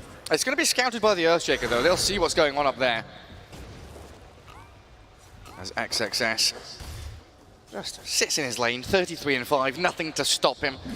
And the panel is saying if he's able to get out of the laning stage, try and take that tower reasonably early on, get him that snowball effect on the Timber, even though it might not be the perfect game against the Phoenix Egg and the tiny toss combo, he can still do a lot of work. Also, Earthshaker did plant an observer ward near the outpost, so that means when they start to farm these camps, it's going to get scouted. And Storm Spirit could potentially go in and try to steal those stacks. Even Timbersaw, once he hits that level 6, Yatoro will stack it one more time. Toronto Tokyo hit level 6 there a little earlier than Ori, but Storm Spirit not getting the RNG on his side. It's an Invis rune for Tiny. And so far, no contest here on the stacks. Yatoro cleaning them up. 40 last hits now and accelerating that net worth quickly. Earthshaker comes in, steals a couple. A little bit of bonus gold for him, delaying Yatoro. And this is where Timbersaw really starts to shine, isn't it? He's level 6, he has a catapult wave, he's under the tower, and he'll defend that catapult with his life with no real answer from Spirit. It's all about collecting that XP. Tiny can't really rotate and kill this Timbersaw, there's just not enough damage. Also, Earthshaker's still sitting at the top lane, so you need to find a way to collect XP. Miposhka will probably try to go inside the trees on the top and get some of that juicy XP, because Phoenix is really level dependent. That's this bottom lane. I mean, the entire game has been deny central. Look at that, 10 on Troll, 12 on Mars, 11 on Storm, 9 on Tiny. So much focus here being put into not only the last hits, but denying that creep from your opponents. How is Mira using that question mark on top of him? He's not denying, it's just a big question mark. I'm not too sure, but Miposhka slain in that top lane. While Toronto Tokyo's rotation bottom, getting the troll before he hits level 6. And Bobica in trouble as well. Ori, he's rotating here, could kill off Mira quickly with a zap in. Does pop the wand, healing up, but Ori able to take down the IO even next to his 2 beefy core heroes. Oh, but the arena. Tiny has another combo, Ori's dead. The avalanche toss, it's a triple from Collapse. I don't think you can ask for a better start. Collapse Mars and getting some TI flashbacks. Does have that phase boots and most likely going to be going into Blink Dagger to be able to initiate. And a lot of pressure away from Yatoro because he needs time. Like, this is Templar Assassin going for the Dragonlance first into Desolator. Another catch, another play onto the troll. Avalanche, the spear with a toss from Toronto Tokyo. They've got him caught out. Pre-level 6 again. Toronto Tokyo, this rotation made a lot of difference. He's involved now in 5 kills. He's in the chakram, fissured up. XXS trying to close the gap. Miposhka, he's got these fiery spirits back onto the Earthshaker, and Yatoro, he senses an opportunity to maybe get a kill, but now he's got to run. And Champ Totem, he does have an egg. Miposhka does have the egg, kills the Earthshaker without even using it, and gets the egg off just in the nick of time.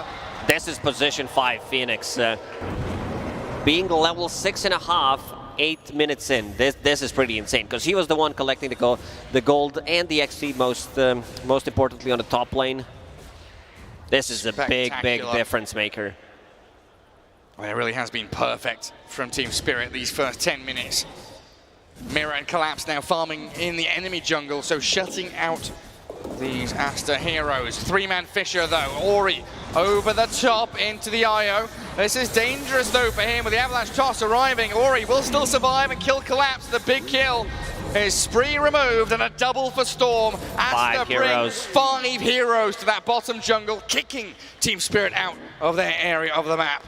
They definitely need to help out Monet because his farm in the laning stage looked good, but those 2 deaths definitely you can feel that it hurts him so much. Ori and XXS will need to play together to get some stuff done. This is a kind of a like position 4, position 5 shaker, something that OG does as well, because Baboka is their Chen player, and I would assume Siamese Cats gets a little bit more farm priority in this one.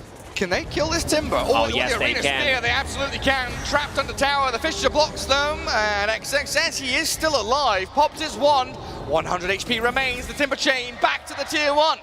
Timber saw the avalanche, long range from Toronto, Tokyo. Team Spirit responding, bringing in numbers as well, while Yatoro still in the farm mode. And this is why Troll has queued up the Battle Fury, right? He realizes TA is farming so incredibly quickly. He queued it up a long time ago, but Monet showing and also farming underneath that ward. So potentially they could go, still not level 6 on Mira. He definitely needs to bring the book for himself, because this Phoenix is level 7. This is beautiful. It's so poor. Speared up against the trees, and the relocate in will allow them another kill. 0, 3 and 2 on the Troll as Team Spirit getting jumped on. The dive not fast Catches enough. him mid-air. Ori catches him with a vortex and brings the Phoenix down. Mira just got that book delivered, getting level 6 and playing with Collapse's Mars, who's having an extremely good game. 1,000 gold away from his Blink Dagger, and that's going to be a setup. Into relocate, Tiny also very close to it. And for the first time this series, we've seen Team Spirit go ahead from the laning stage. They've always been a slow team in terms of the laning stage. It feels like they always play from behind, and that's just the way it is. Yeah, they like the late-game decision-making opportunities where they win one team fight, win the game. But now they've put themselves on a nice platform to launch themselves into mid-game. Only 11.5 minutes in, but both side lane tier 1s have fallen. Looking at Troll, Mo net worth really low. Just a broadsword for now. This is going to be very late Battle Fury on Troll, especially if they manage to get another kill on him. Yeah, if they can find him once more. Yatoro safely farming in jungle, can even swing back towards his triangle. XXS aggressive onto the Tiny. Can't do too much with Miposhka nearby, but a DD rune for Storm. This could be the difference maker. We do have the Supernova Arena combo though, and that's why Collapse is grouping up mid with Miposhka, defend their tier 1. The natural point of contest here. Team Spirit, they're ready to defend this tower. They do have Arena and Egg combo. They see the Storm Spirit, they saw Ori. Toronto, Tokyo blinks in, initiates, toss back into Collapse with the spear. Perfect play in the hand of God and the Fisher. It's enough! Ori's out of there. Aster being turned on by Yatoro, but the Centaur Stomp will keep them at bay for a few seconds longer, while XXS, he's slowed by the trap, and another combo from Tiny. What a deja vu for the Timbersaw there. Trapped up against the side of the tower. You think you're going to survive there, but Collapse spinning you onto tower, and damage. This is 3 points in meld, which is -7 armor at the moment. Ori and they found another one. The spear? What? No way! He wasn't planning that, was he? Yeah, he definitely was. Holy shit! Collapse God! Yeah, tip. I think Ori Even knows. Ori tips him, yeah. Ori knows. That was beautifully done. Radiant's middle tower has fallen. Hey, I want to see that again. Did he see him? Did he know? He knows. He definitely knows. Like, you can still like vacuum Storm Spirit out of the ball lightning, and you can spear him. Right at the end, yeah, you deserve that grin on your face. It's like, oh my God, yeah. I actually went for it and it worked. Can't believe it himself.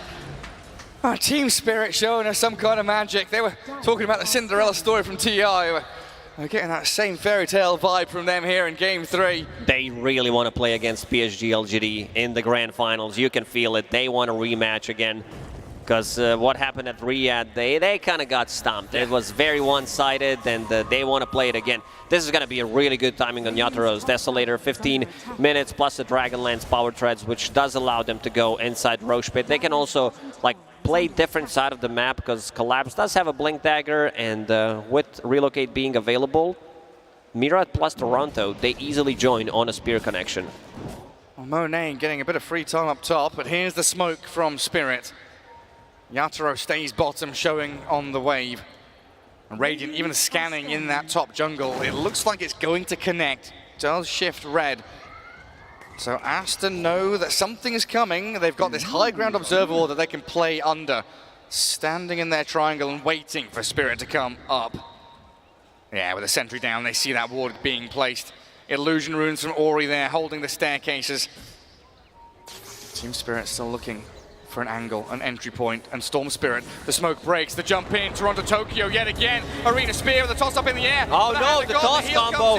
They don't kill off the Storm and he turns the fight. Vortex back on the IO now, as it looks like they will just chill and reset. A bit reset. of an anti-combo there with the toss, the Z-axis stuff, as we call it.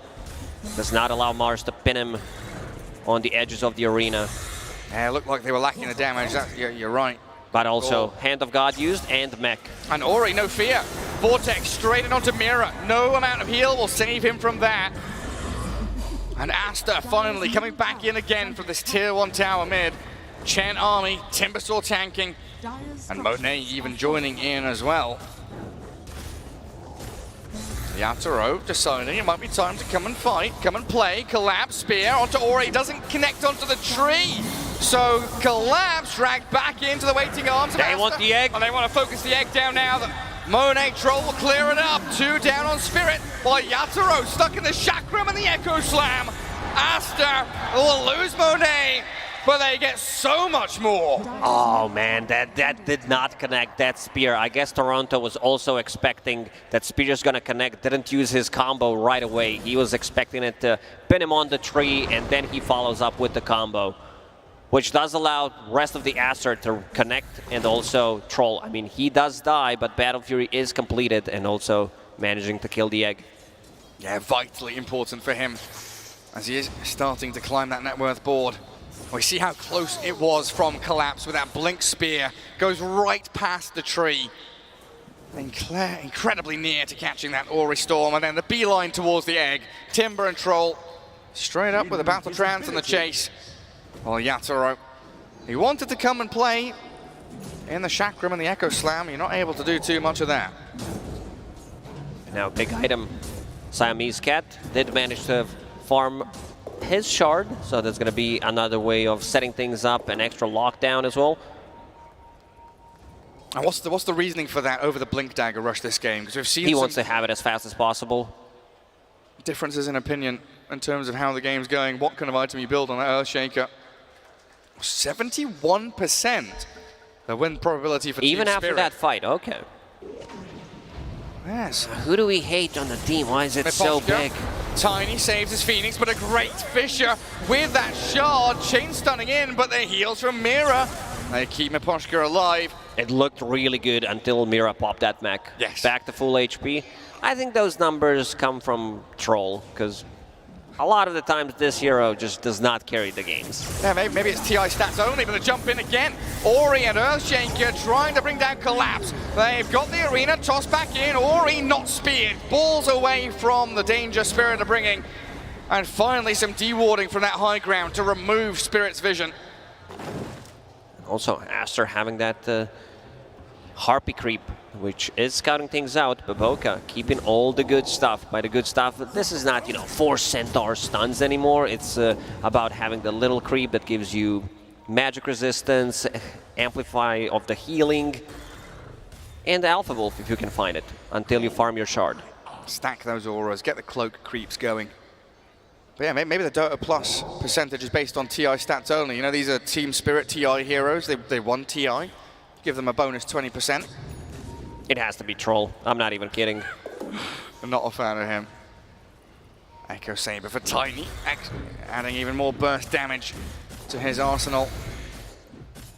As Aster entered the pit. Now this seems a little risky. Team Spirit have an amazing amount of team fight capabilities. Another scan from Aster. They know exactly where Spirit is. Oh, look what he's got bottled. Tiny with a DD rune. Fairy's Trinket, Echo Saber. Toronto Tokyo could blow people up very quickly. And we saw in Entity, right? Stormer had some spectacular games on this Tiny when he grabbed the DD runes. And Spirit going to utilize it with a smoke themselves. Aster want to continue playing under their vision, but moving even further into this top jungle, getting another ward down, while Spirit, they've got the ability to long wrap around. They want to climb the high ground. Both Yatoro, teams holding it. he's the one that's not smoked, so he's under radiant vision. I saw the TA and they know that the pit is wide open. Oh, they might find Ori here. Storm Spirit, Avalanche, not dodged quite enough, but Toronto Tokyo, they still didn't want to commit for that. Collapse is waiting, Miposhka too, they've caught them out. No, Ori, he dodges the spear yet again. Feels it coming. So Arena on cooldown, and Aster have to feel so good about that now. Both teams having a lot of sustain. Sunray plus Tether and the mech heal. Almost Holy Locket done on IO. Let's see what Aster gets out of this. Still gonna respect, I think, the team fight from Spirit. Might try to poke Roche, see what happens. Get in there with Monet again. Get some stacks up.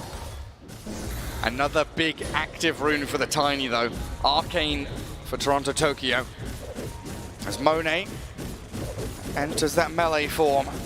Hits away at Roshan. Half health remains. And Team Spirit trying to scout and see into the pit. The fire of the spear is there on the ground. Roshan about to die, and Toronto Tokyo blocked by the Fissure. In comes Collapse. Roshan snatches it. He gets it, steals it away, and relocated out. Toronto Tokyo still battling into this Monet troll. Supernova Egg already landed, and Monet is down while Team Spirit charging forward.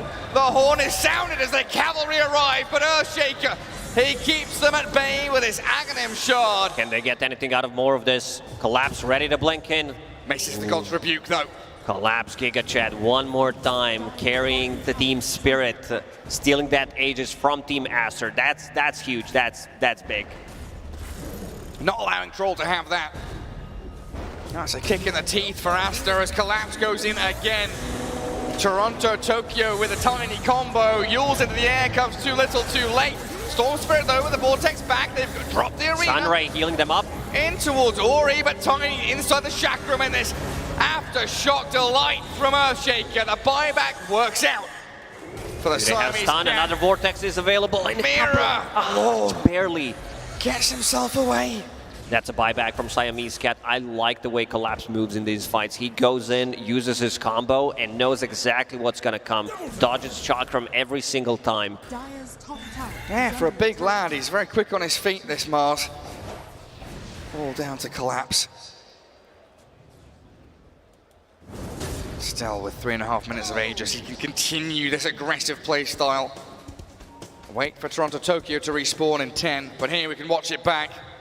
Collapse ready on that northern side, just comes in, slams them down. Yeah, well-placed egg as well. Yeah, the toss from Toronto Tokyo, not allowing them to pick it up, but the Collapse goes in, right time, right place, and snatches it. And now back to holding hands with his partner, Mira. IO Mars ready to move anywhere on the map. Push out top, they can relocate into the rest of the team if they do want to try and force a fight. But what's next for Aster? Like Blink is 1,000 way on Earthshaker. Troll still needs his items to come up. He's very close to BKB. If they manage to get this fight going before there's a BKB on Troll, that's going to be big. Also, Ori, recipe away. How many times can Toronto Tokyo find this Ori Storm? Yet again, we're in! The burst from Yatoro as well. XXS has to Yules the Mars. And a nice Fissure. Catching and holding. Team Spirit back, but look at the Tiny. He's fishing. Angling for someone. He knows exactly where they are. Catching him out. Into the spear. Spear as well. Collapse blows him up with Yatoro. Toronto Tokyo. The heal, the save from Mira with a Sunray on top. Tiny not even gonna die. They have way too much sustain, almost back to full HP, and the buyback from Ori. So they used buyback on Siamese Cat in the previous fight. Some beautiful spell casting from Team Spirit.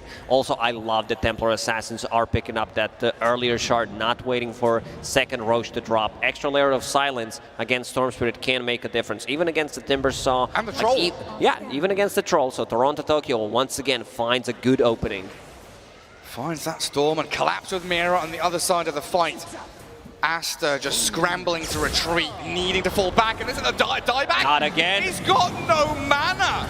Oh, Ori, no. Team Spirit has your number. They will find Toronto Tokyo as Monet clears through the Tiny.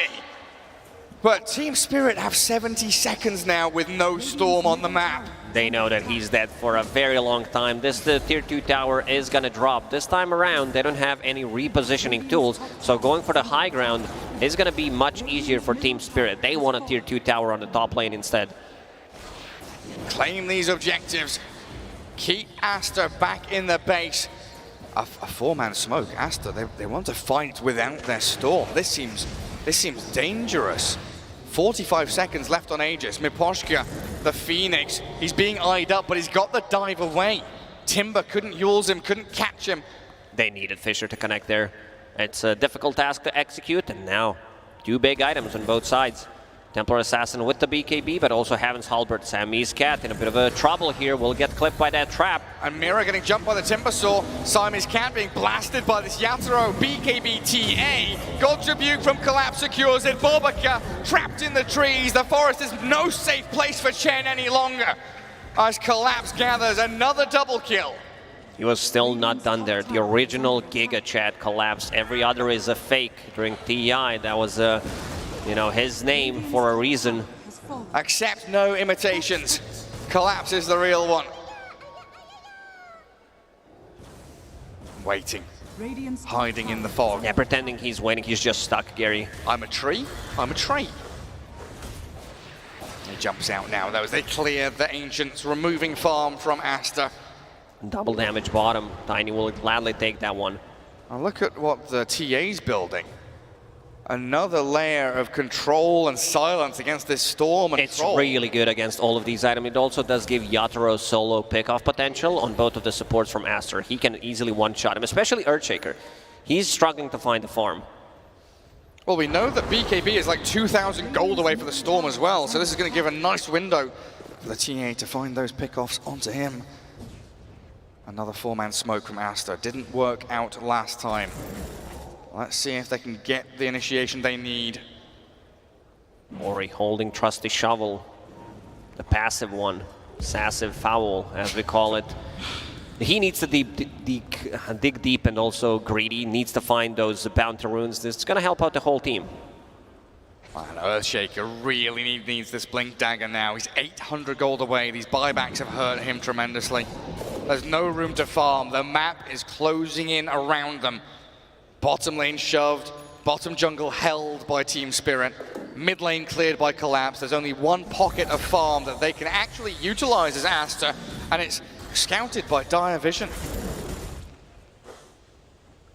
Siamese Cat fake pumping that Fisher in case they get initiation on. This is going to be another freebie. Tier 2 tower, forcing a glyph. Okay. I'm not sure if anything is going to get out of that. Maybe they just want to buy time, get those BKBs up. Yeah, slow them down. Maybe another smoke from Aster, but it looks like their primary plan here now is just to farm up on Storm to get this BKB a little quicker. XXS also trying to get his Black King bar up and running as well, while Tiny has just had his delivered.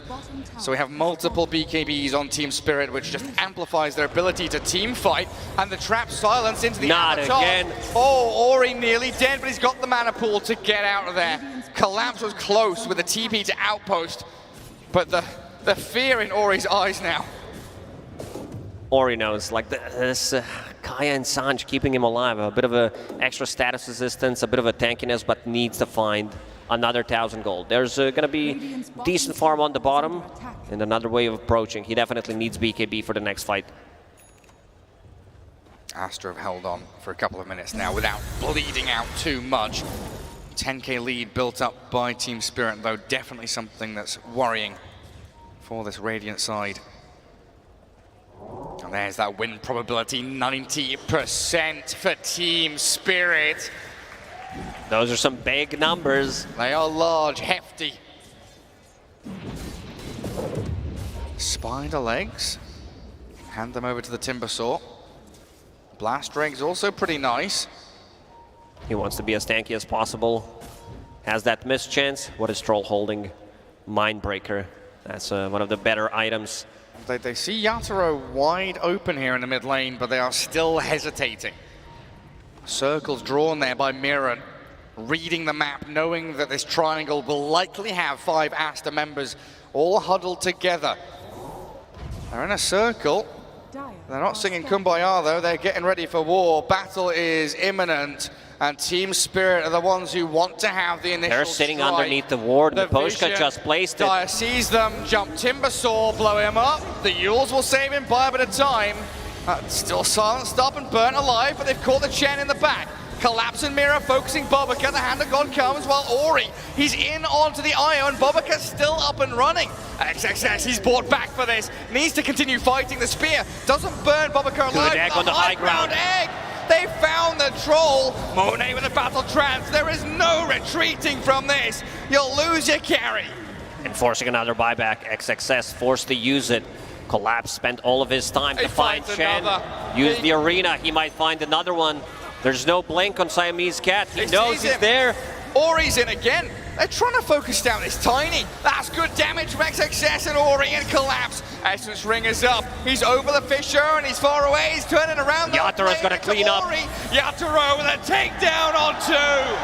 And no mana on the Earthshaker. Ace dead to Rice. For a second, I thought these were the GGs dropped in the old chat. It's a full team wipe. 6 members of Aster went down.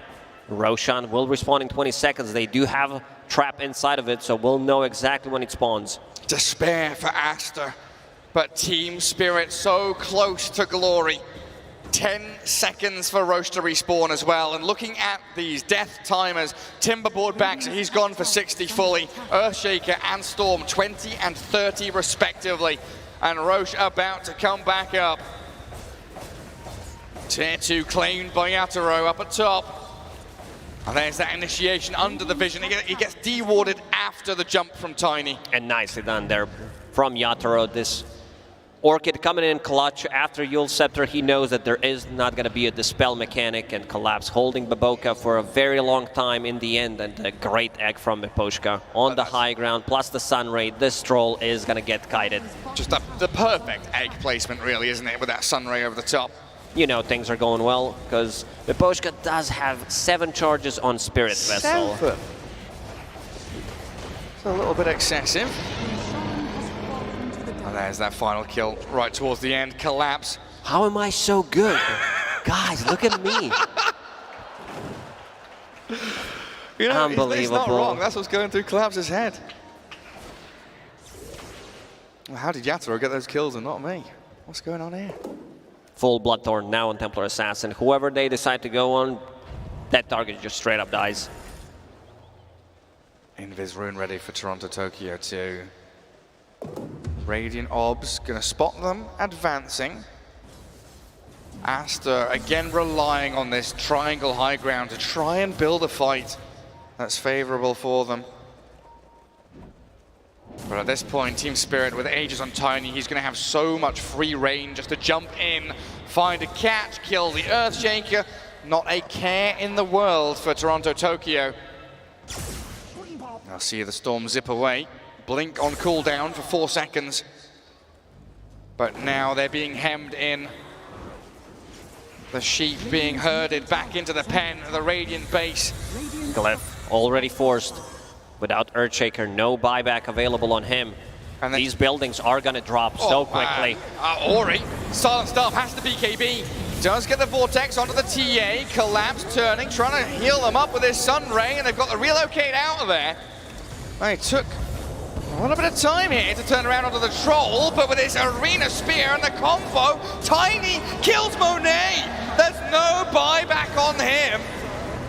Ori wants back in, but that's an Aegis Tiny with BKB still ready to be used. And your barracks are falling so very quickly. Still holding on to BKB on Toronto. He'll wait. Doesn't have to. Hold on to it for now. No Arena, no Supernova, but Yatoro feeling it. Oh, I take that back. They've got Refresher on the Mars. They will have another round. And he's bringing the full refresher, so potentially they're going to expect there's not going to be any arena right now, and he might be able to get a great initiation. Look at how quick they are. They see the ball lightning, and they are tethered Sunray immediately onto Yataro's TA. Another set of building is going to be dropped here now. Toronto, Tokyo opening up this Radiant base. It's been a hard nut to crack, this Aster team, but Spirit seems to be the squad to do it. Last set of barracks still standing for Aster, but options are very limited right now. They don't have, like, they need some big Echo Salami coming in, because I don't see the comeback otherwise. They need to catch 4 or 5 heroes. Also Ori trying to go for the Aghanim Scepter, still 2,000 gold away. This could be a good setup for Echo. It could be, it could be. But such a monumental task in front of them. 23,000 net worth lead, and again, Team Spirit, one of these teams that are always spending that money to build up items to keep that net worth valid and in the game, and not, you know, wasted, stored in a bank somewhere. Crystallis on Toronto, Tokyo. Daedalus coming up not too far away. Another active rune for Toronto. Does have a haste, so getting a toss back gonna be much easier this time around. All eyes on Ori and Siamese Cat at this point, really. Storm and Earthshaker, the two heavy hitters for Aster. If they can come out of the fog with a good initiation, find the IO, kill the Phoenix before that heal and Supernova can land, maybe there's a chance. But Team Spirit want to cut any opportunity that Aster has. Vision up on high ground. It is scouted by the sentry of Aster while Spirit are smoked, and Ori already coming in with the BKB. They will focus onto this Yatoro TA, but there's just so much heal while Toronto, Tokyo, he's backstabbing into the Chen. That was your BKB Storm, that was your initiation, and it falls flat. Way too much healing. Yatoro will pop BKB. They want to have mega creeps. They want to make this game put in the bag, because right now it's very difficult. Yes, you do have Troll with the Battle Fury, but eventually there's going to be 2 arenas. We still haven't seen this Refresher Orb coming into a play for Mars. Radiant using a scan. They know exactly where they are. One last chance. No Collapse is here. He's waiting on the front lines. Dodges the Chakram again. He's a ballerina. Just spinning around. You can't catch the man. Aster is still smoked. Storm and Earthshaker, really, they are so important. They blink, they fisher, collapse with a turn, with silence onto Timber. He has to use defensively, but now Sphere and Sunray down. Ori aiming for the Supernova. Can they defend it? Collapse has Arena, but he lets the egg die. It's denied by Mira. Now the silence on the Storm, dead with buyback as Timber saw and Storm dead. Great Spear in. And another one on the edge. They're just styling in the end. Mira denying the egg. It felt inevitable. And we will see TI-10 rematch on the stage. Team Spirit will be facing against PSG.LGD. And well deserved. Collapse. Game 2 on that Mars, maybe a little shaky, but that was just a warm-up for Game 3. Beautifully done. They wanted to see Miposhka, how he's going to do on that position. 5 Mars said, no, we're going to be playing 3 Mars on Collapse. Some beautiful stuff coming out from him. Let's see if they've got what it takes. It is a best of 5 coming up. Again, like you said, rematch of the grand finals of TI. Have they got what it takes to take down LGD? Because so far, no one's been able to really touch them. A couple of single losses here and there for LGD. They've looked close to unstoppable. And that's the trophy they're going to be battling for. As commiserations to Aster, well-fought playoffs, getting themselves all the way through to this lower bracket final. But it is Team Spirit that win. It's best of 3. Again, taking it all the way. We've had a lot of 3-game best of 3s. We've taken it all the way. We want to see more games, and especially in the grand finals, we want to see those 5 games between these two teams. These two teams definitely look like the 2 best teams in the world right now, and it's going to be beautiful. Absolutely is. Now, best of 5 coming up shortly, but first back to the panel to talk about this Game 3. Thank you so much. Guys, absolutely correct. Team Spirit, they locked themselves in for the grand finals. But first, let's break down this particular game, because there's a couple of outstanding situations coming at me. As far as like how concerned we were with the draft that Spirit had, but my God, they played out of their minds here, right? They played amazing. I think it's safe to say that they straight up outplayed Aster. They outclassed them completely, just in terms of everything Dota related, like rotations, button clicking, you know, spell usage, team fighting, map control. It was clinical from Spirit. It was particularly from Collapse. I don't know. This guy he's on another level. When he turns it up, I don't know what stops him. He's impressive as a player. He's really impressive. He might just be the best Mars on the planet. Isn't that right? Amar. Poking the bear. Yes. I'm second. I'm noob. What can I say? I mean, this game, I think, like, the Mars and Io had like a very fun end into the troll, but I think what break this game down was Tiny rotations. I think Tiny just killed the troll, and then Storm TP'd and died, and then troll TP'd again and just died to Tiny and broke tower. I think this like total broke moment, like Troll wants to farm, Chen wants to farm, Timber's just gonna farm. Like they have literally no heroes to farm in this game. And Storm also ruined his game by tipping and dying. So was very like the tempo of Aster died so fast because of this. Well, let's take a quick break about breaking it down here as we hear from the winners. We have James Banks on the stage. Thank you very much, Nikki. Spirit have done it once again. Another grand finals for this team, and it's LGD that are waiting for them. But when we're looking at this game, I want to touch on game one first. You were down 14-2 in kills. It was looking good for Aster, but there was a couple of team fights, and I'm wondering, do you feel like you broke them? They started to make some mistakes. Yeah, we made a comeback, and before that, we definitely did some mistakes. A little bit more than we expect. But we were confident in our draft because we had some good heroes which become stronger in mid-game. So we also had a plan how we want to fight, everything like this. So it was a little bit nervous, but still fine.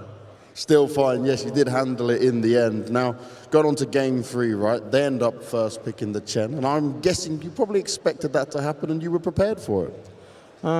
We were kind of expect, but like we more expect that they're gonna pick Dazzle, but probably they were a little bit scared of our Chen, so that's why they like kind of steal it.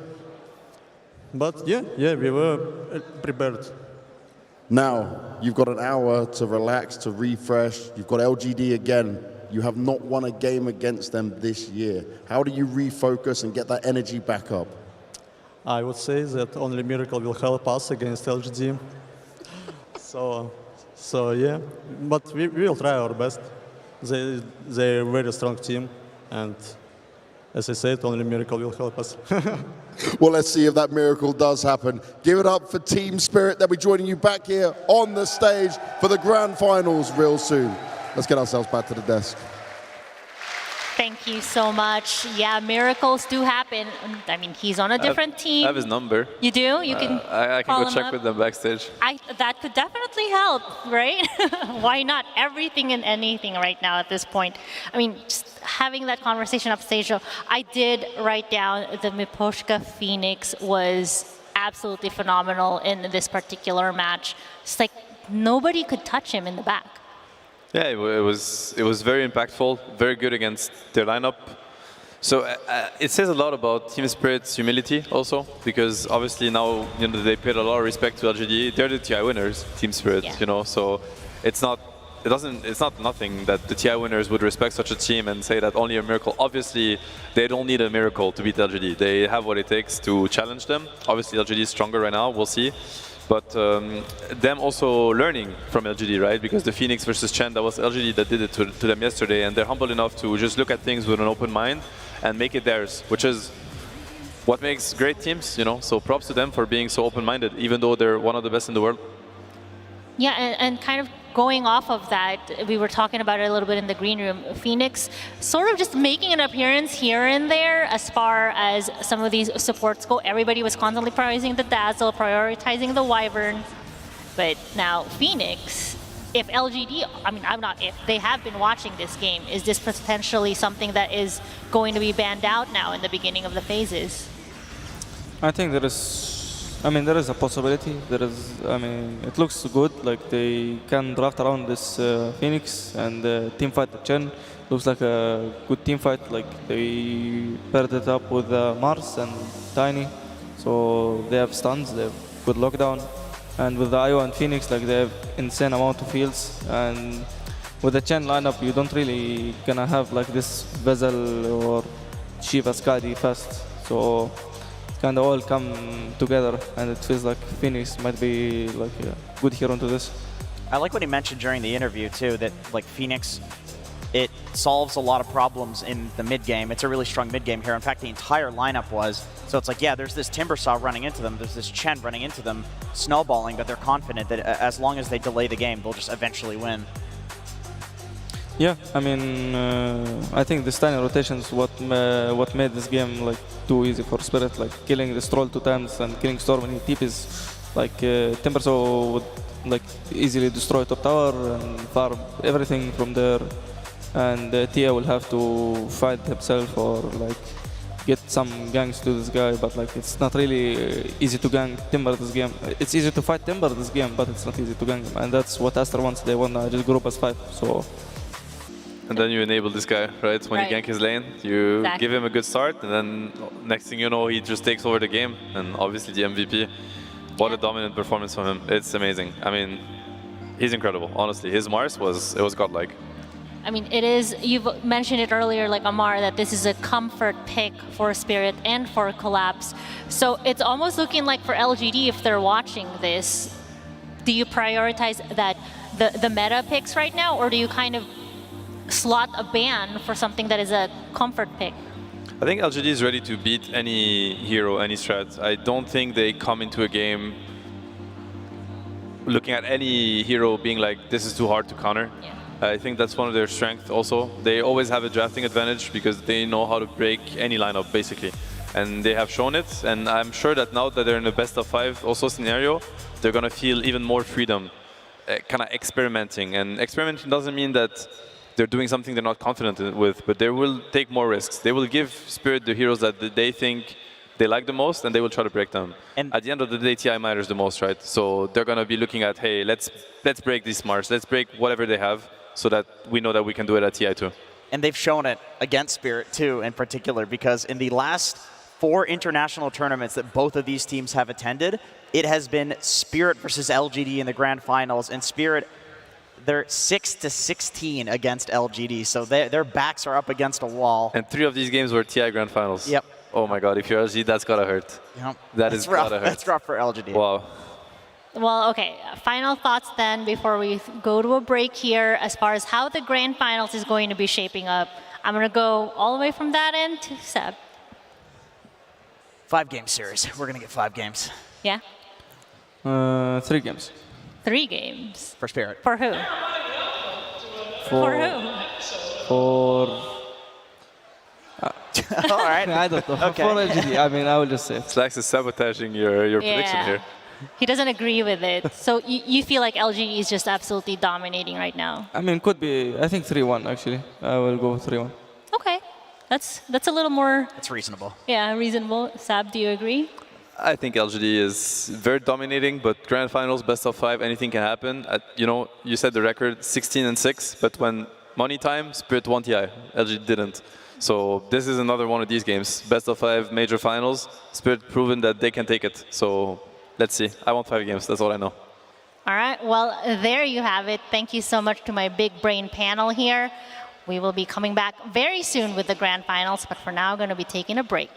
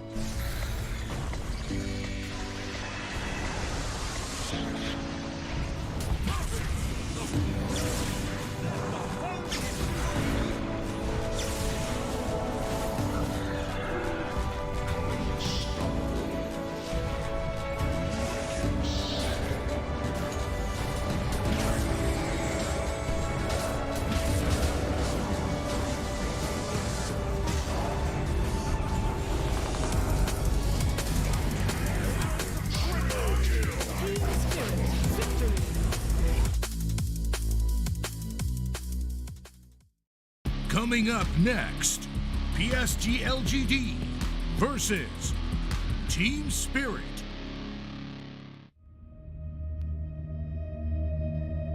В целом, что скажу, мы вывели легитимных чемпионов, дважды действующих, обыграли в общем противостоянии ВП за звание лучшей команды СНГ, и остался сильнейший соперник сейчас у нас.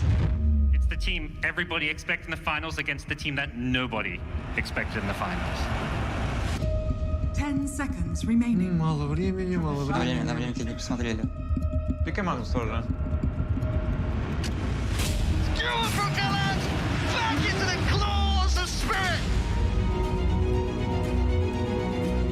没什么好慌的，是吧？我们反正已经走到这一步了，也不用怕太多，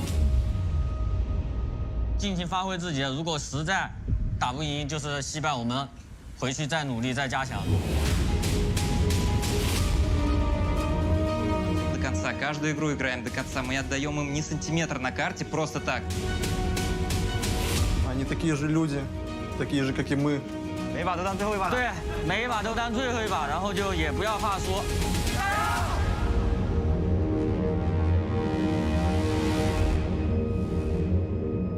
Добро пожаловать в сюжетную арку про Золушку Team Spirit.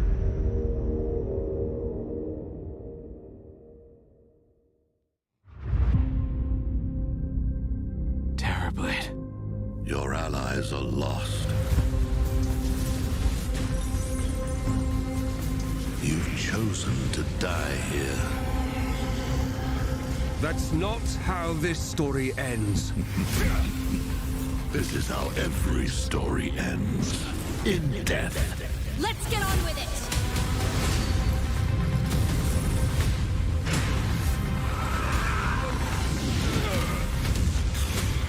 How do we kill him?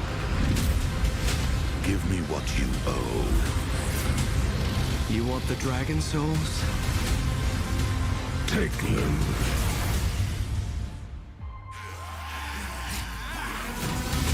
Kingdoms fall. Civilizations disappear. We come to the end of your story, but only the beginning of mine. What have you done?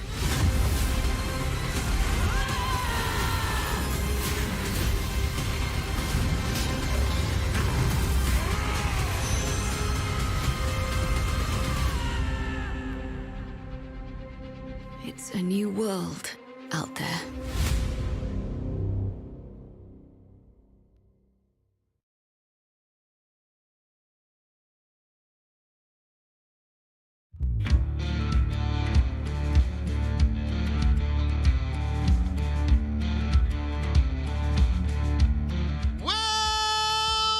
I got the craziest, loudest man joining me to draw his Dota hero. Hello.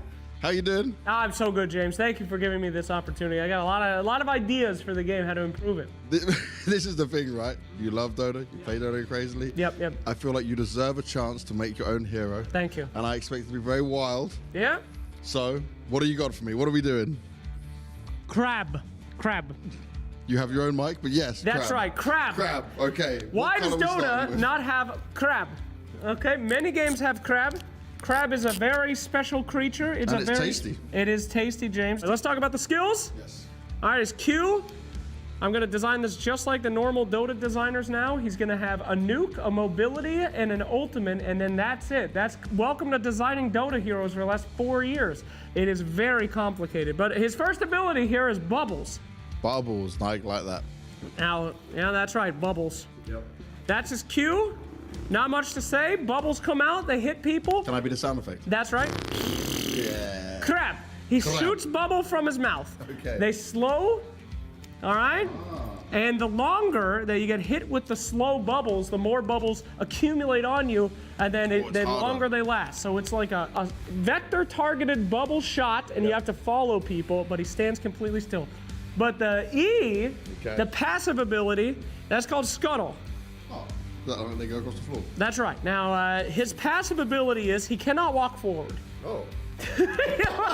He is a crab. So you have to walk to the side and diagonal. You can't just walk at a target. You have to figure out the best way to go left and right.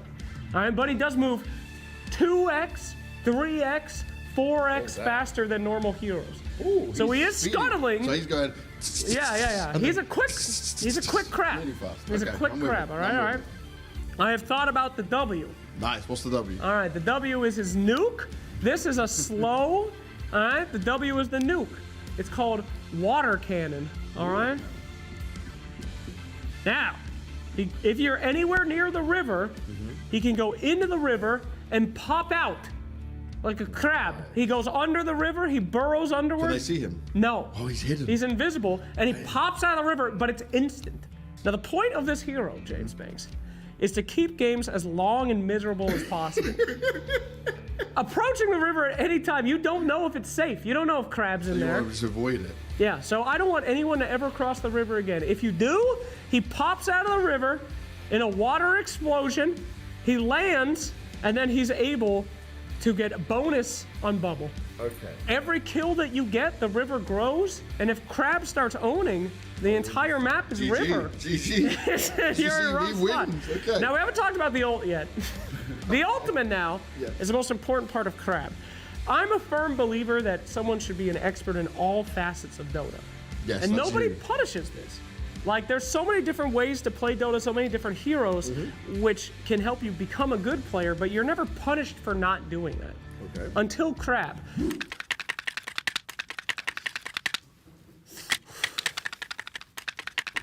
Until crab. That's right. Crab's ultimate is called Snip. All right? Here's what it does. You take a hero, you cut him in half. Did he die? No, they don't die. You see, it's a magical, he's got magical claws. Yeah. Ooh. And what happens is after you get snipped, your hero separates into two. Your Q and your W are on one, and your E and your R are on another, and you have to micro them. You see, too many players in Dota don't know how to micro. Okay. So you force players to learn how to micro by getting snipped by crab. So one person has to control two heroes. That's right, that's with right. The different, oh my. You see, God. Meepo, you can control 5 different heroes as Meepo. Nobody plays that hero. This is how we get Meepo back in the meta, is that we have a hero that forces the drooling Phantom Assassin player. This guy sits down, he plays PA, keyboard drool coming out, you know, this is all he does. Now he has to learn how to micro, you see? Okay, so the noise for Snip. Go ahead. Yeah. You know, just I want a very impactful. Just Okay.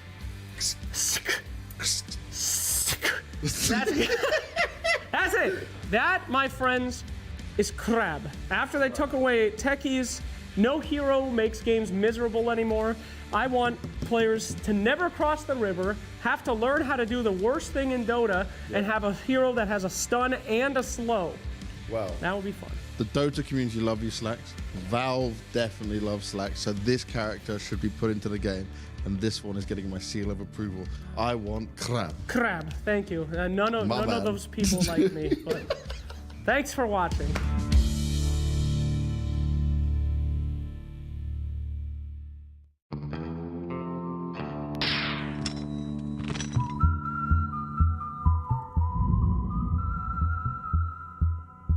今天不是你死就是我死。明天的今天就是你的忌日。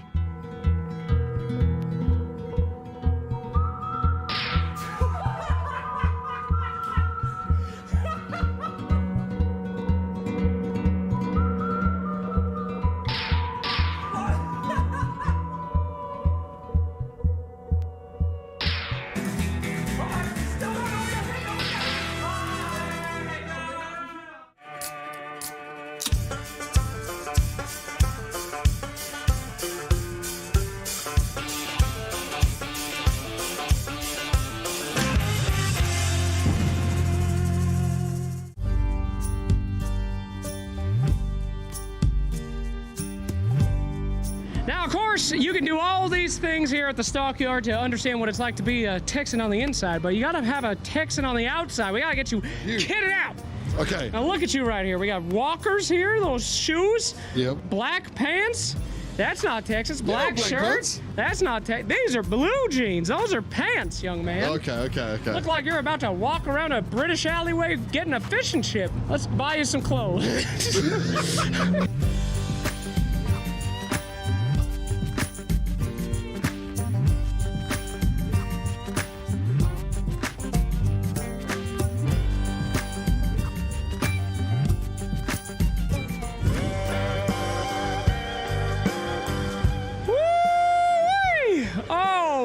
My goodness gracious, look at you. Unbelievable. We got the bolo there, 10 out of 10 bolo. Oh, the belt buckle, show the camera the buckle. There you go. Black cowboy boots. How do you feel? Like $1 million. Wow-wee, I bet it cost that much. I tell you what, if I saw you on a ranch, I'd kick your ass. You look like a businessman right there. My God, don't show yourself around here. You could try. You could try. Damn, God damn. Wow, you're looking good.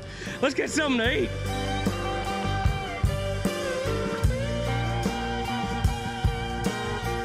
All right, James, and for your last expenditure here to become a real Texan, a real American. No, we're not. It's called the Dine and Dash. No, I'm just kidding. We brought you to an authentic steakhouse. Now, this place was built in 1942. Are you lying again? I'm not lying again. It's out on the sign. Thank you. And when we got you the biggest steak, this is a porterhouse steak, all right? Cooked medium. How do you like your steak? Medium rare. Medium rare. A little bit, but you know, This probably guy- George getting it wrong again. This guy's a real American right there. Medium rare, that's right. Now, of course, we order the biggest steak in the house, the porterhouse. Biggest steak they got, and we'll see if you can finish it. And as you finish this steak, finish our steaks. You well, can't finish yours. well, it's a bit of a contest, you see. Can you eat more than me, James Banks? Can you prove yourself? You compared to me. We'll see about that. Wait a second, let's just get one thing. Yeah. Who can eat more steak, right? Because I've got potato, you have greens. That's an advantage for you. That's Take not. this room. I'll eat half your steak if you can't eat that baked potato. I'm telling you, there's no way in hell. Let the eat-a-thon begin.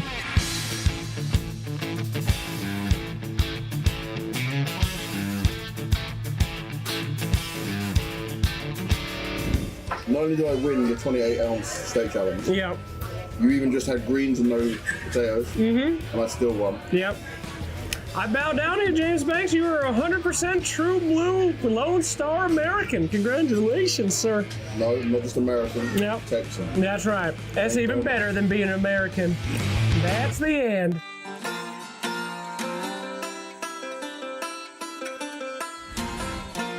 Howdy there. Nothing to say. We're gonna play interview poker today. All right, here's how it works.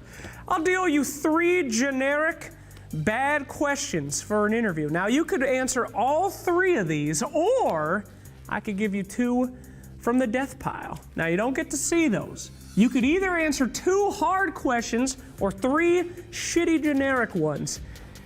Which would you like to do? Now, if you look at those and you decide you don't want to answer them, I give you another generic bad one. It's a game of skill. What would you like to do? I'll answer this 3. You want to answer the 3? You don't even want to see this one? No? Yeah. Okay, let's see what you didn't choose. Who is the worst player on your team? You don't have to answer that. What was the biggest fight you had with a teammate? You don't need to answer that. Okay, all right, no worries. So, generic it is, my friend. What's your favorite NA food? Burger. A hamburger? Yeah. Bacon burger? Double burger? Single burger? Just burger. That's a good answer, young man. That's a fine answer. All right.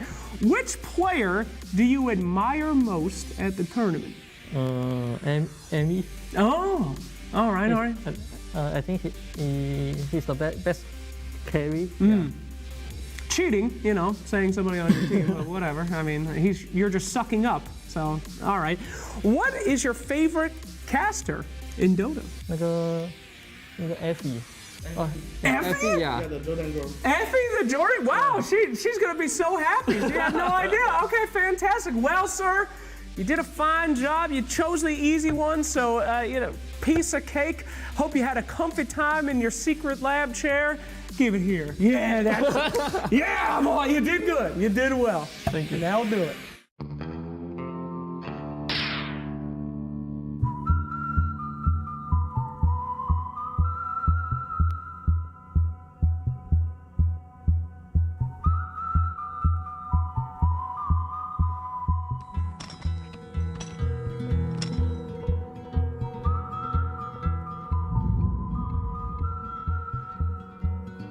Stole my whole creep wave. That's what you got. You got me, son, in this town. You'll drop it.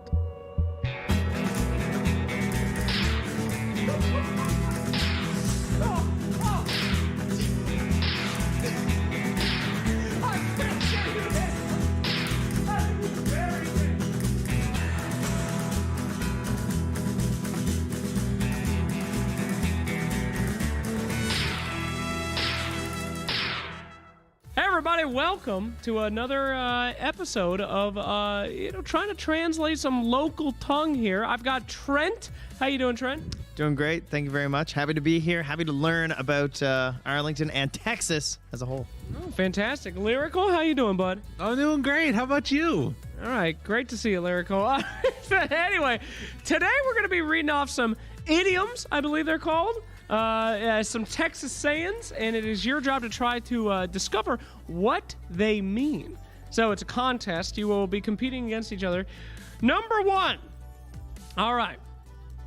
She's got more than she can say grace over. That means that she is what? Means you're filled with material possessions and happiness, and just you've got everything you want in your life. Okay, Lyrical. It's like the fact that you can like never be happy with material beings. It's like there's just this emptiness in your soul that's kind of there, right? Very close. She's just rich. So that's 1 point for Trent. Well done there. That was very close. All right, next up. Okay. The wolf won't even stop at their door. They're not very good at raising cattle. Potentially, Lyrical. They smell really nasty. They smell bad. Is that what it is? It's close. It's that one is actually poor. So poor the wolf won't even stop at their door. Oh no, that's no good. All right. Here's a good one. All right. He'd steal the flowers off his grandmama's grave. So greedy. Well, not greedy. Cheap, to be more clear. Very cheap. Just no respect for the elderly. You know that they would take anything of theirs and just, yeah, that's it. Yeah, I will give that one to Lyrical. It's actually just a bad man, just a baddie, just not a nice person. All right. Now this one's tough. Okay. Pitiful as a three-legged dog. Then they're pitiful. They're pathetic looking. You're close. Ooh, I like this. Yeah, you just gave me a hint right there. So it's not just that they're like pitiful, but it's that like their inherent being makes you feel bad for their state of being. The answer was just sick. Sick was the answer, but that's okay. That's all right. All right. Here's a very tough one. Grinning like a mule eating cockleburns. It's someone who's eating poison because everyone knows that cockleburns are poisonous and will kill you. It's not correct. But go ahead, Lyrical. It's sort of like that smile that you get when you see the approaching nice hand of death coming at you. What are you talking about, dude? Nervousness was the answer there. That was nervous. And I guess the tiebreaker, since you both have just been saying nonsense. All right. Here we go. As welcome as a porcupine at a nudist colony. Oh, that means that you are not welcome. Okay, yeah. Depending upon the nudist colony, you're very welcome. And that is not correct, Lyrical. We have a winner. Trent is our winner. Well done. Yeehaw there, Trent. Congratulations, sir. Thank you. What do I win? Absolutely nothing. Thank you so much for watching, everybody. We'll see you next time.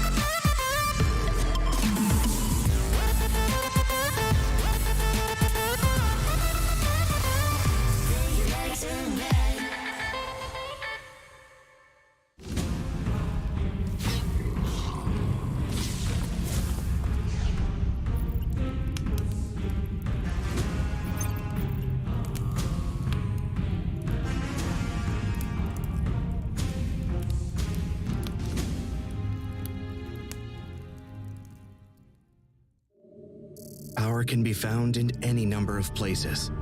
Scientists will tell you that it comes in newtons. Gamers will say that it can be found in silky skills. We will say that the power lies in real thrills, in the play with perfect ping, in the runes and crystals, in every frag and gank, in your personal winnings. Lock and load for PGL Arlington.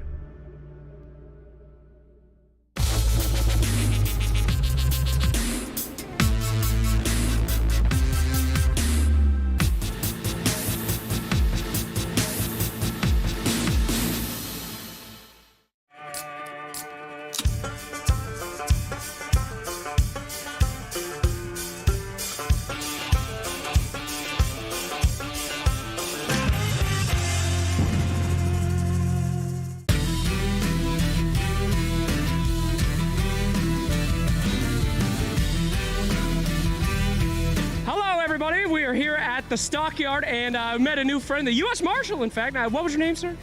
Trace Morgan, U.S. Marshal. Trace Morgan. Now, you have a beautiful accent. I heard that. What do you do here? We're the gunfighters down here in the stockyard, so we hold 2 gunfight shows each day, 11:45 and 4:15. Oh, fantastic. Now, I love your accent, and we are from a video game where we have a lot of characters. They say some weird-ass stuff. I was wondering if you would do us the honor of giving us a Texas rendition of what some of these guys say. All right. All right. Fantastic. Can you read any of these? I will say them to you if not. Well, like I said, I ain't got my glasses. Oh, okay. But let's blow it up so a blind guy can see. Let's see. Here we go. There's a fine line between bravery and stupidity. Oh, that's a good one. There we go. Good news travels slowly. Bad news has wings. Oh, beautiful. Now, this is the most important one. I will do this as our last one. From the ghastly Erie, I can see to the ends of the world, and from the vantage point, I declare with utterly certainty that this one is in the bag. Yeah! All right, fantastic. Thank you so much, sir. We'll check out the gun show. Right. I hope you live. Don't worry. All right, thank you.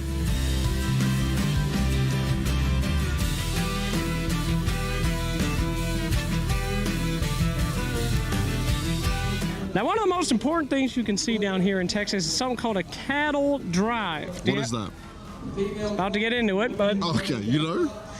Here it is. Now, a cattle drive. Now, the cows, you got to move them for food, for beef. You got to sell them. Yep. But you can't just cross a river, the Mississippi, the raging Mississippi, as we call it. Got to go around. But they're strong, surely. They can make it. They will not make it. Oh. It's raging Mississippi. So they had to go around. They had to do these large movements with the cows, move them from one place to another. It's called a cattle drive. Nice. And we're going to do that. Do I get to do that? We are going to do that right here. So we are going to see a reenactment here at the Fort Worth Stockyard of a real cattle drive. People used to line up on the side of the roads and watch the cattle go by. That's what we're doing. They used to, this is what they, back in the day when they didn't have video games or TVs, a cattle drive was the most exciting thing that could happen.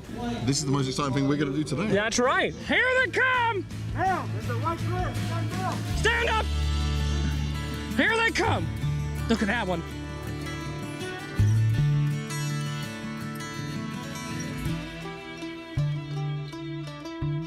I like it. I'm An down. exciting moment for all of us, and we must say goodbye to the cattle. What's the opposite of yeehaw? Hi. Hi, little cows. Hi. Hi.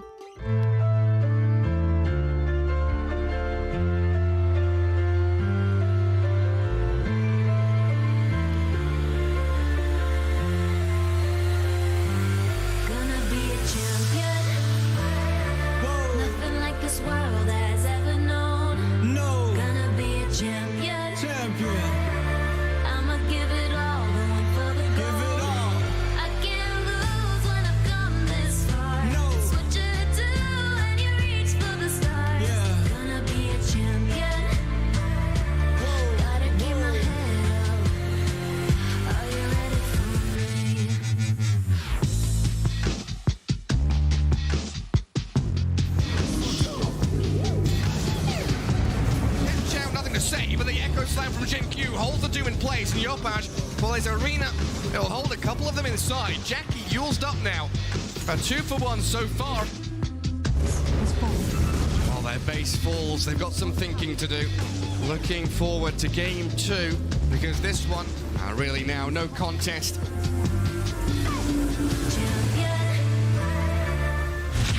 LGD far too strong, and Jinkyu has the punch on the puck. GG's call.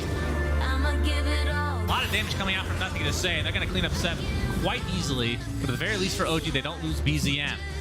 Although Yaragi's getting bashed in his own base with the Manta style and so much damage coming out from the Desolate. This might be GG territory as PSG.LGD absolutely crushing in game number 2. Amar need to focus on Faith Beyond in the meantime. The double kill for Ame as he continuing his rampage here. There's a nice double avalanche coming out as well. The cheese activated for Faith Beyond. This man is unkillable. Double buyback for OG. Blink from Nothing to Say sets up all of these additional kills from LGD.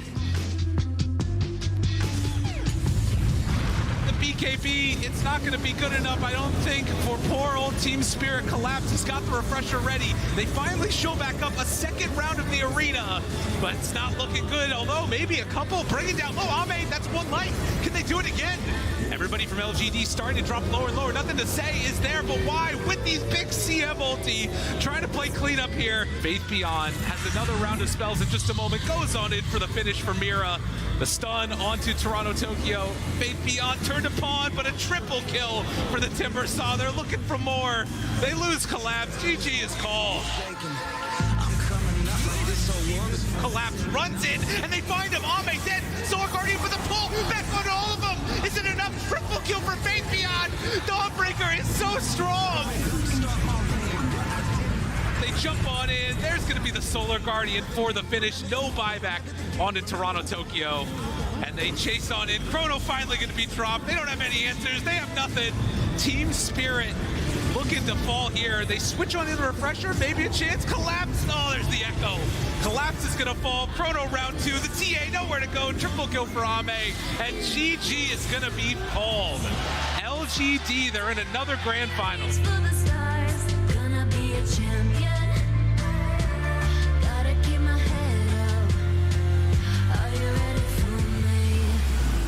Tries to bring them down, the punch, the damage, they need more, can they kill him? The grave was there, Mapochka, the captain, always on point, and now the Hierarchy on top of him. Is it enough to survive? The Doppelganger trying to run away, they can't find the real target, eventually he falls. Rapier on the Razor though, Collapse, he stole it away. TM jumps forward, tries to find him. Where's the damage? Do they have enough? It's not there. Yadaro turns around. The Satanic is out. It's way too much. Dead on the Beastmaster. GPK just can't find his target. Can't get the angle. Not nearly enough. And GG is called. Team Spirit, they're going to TI again. Phobica, they find the silence right at the start on all 3 of them. Monet, he's linked up, he's in trouble, gotta get the heck out of here. Aegis down, Yadaro gets it. And this night could not have gone worse for Aster. Little bit bold, they get the punch. He's starting to drop down low, 9-8 seconds. They burn through it first. But can they get him a second time? Now Collapse just runs in, says no more of any of these shenanigans. Wall is down, he has to TP back to his fountain. Still chasing, still hunting, finding targets left, right, and center of the Hex. It's not going to last long enough. The chase is there. Mapochka trying to beat down the egg. So too will Yadaro. They clean that one up. The Purge on the Death Prophet, and one after another, they will fall. The pocket scythe is out. It's there. Drop Go items. Yadaro. Collapse.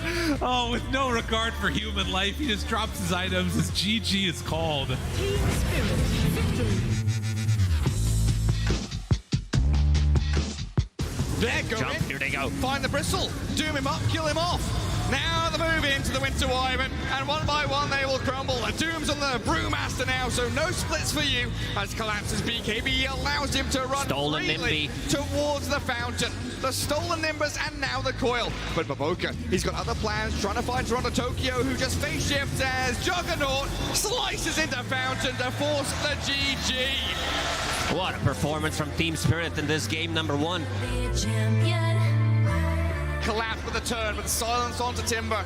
He has to use defensively, but now Spear and Sunray down. Ori aiming for the Supernova. Can they defended. Collapse has Arena, but he lets the egg die. It's denied by Mira. Now the Sires on the Storm, dead with buyback as Timbersaw and Storm dead. Great spear in. And another one on the end. They're just styling in the end. It felt inevitable. And we will see DI10 rematch on the stage. Team Spirit will be facing against PSG.LGD.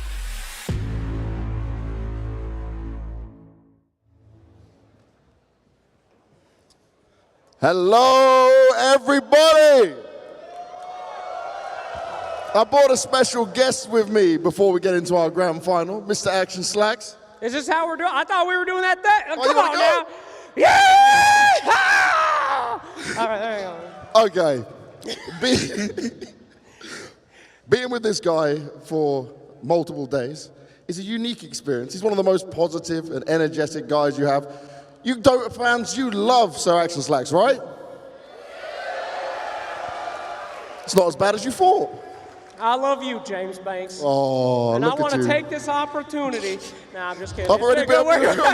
I've already been here one time before. Not again, not again.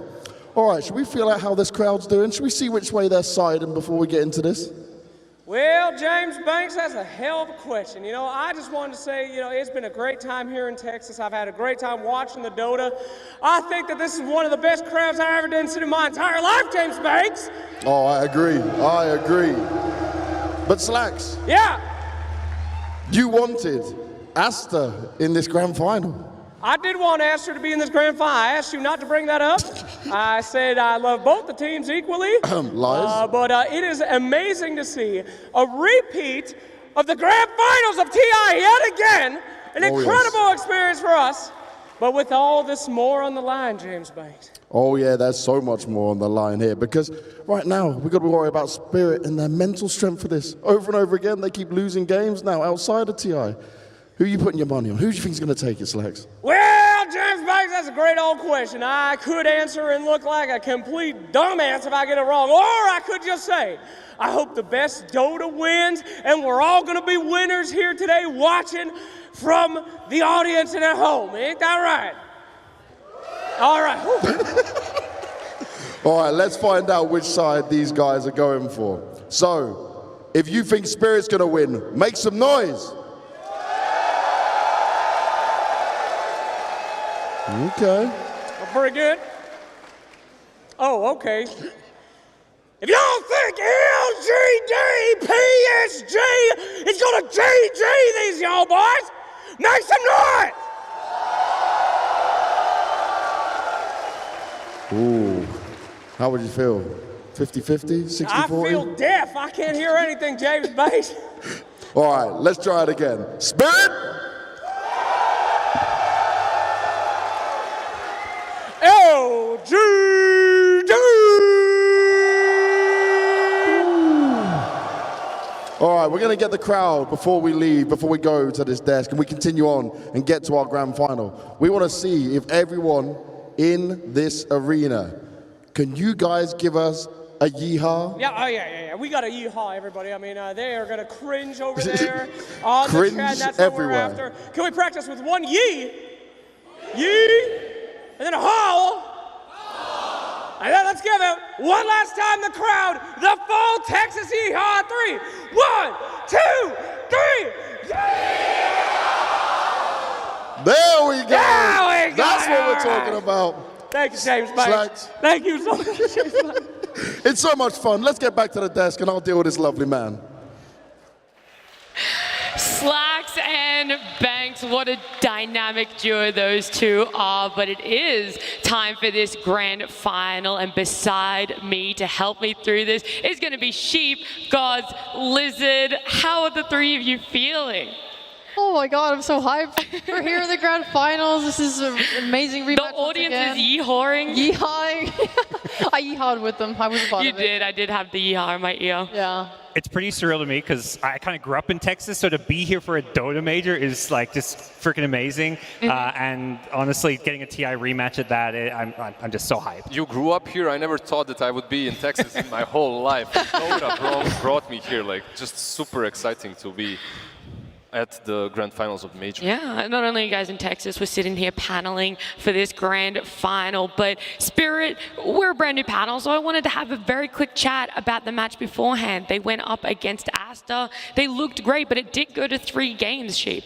Yeah, Aster have looked amazing. Obviously, there was this idea they're not doing well in international lands. I think coming third, they should be very proud.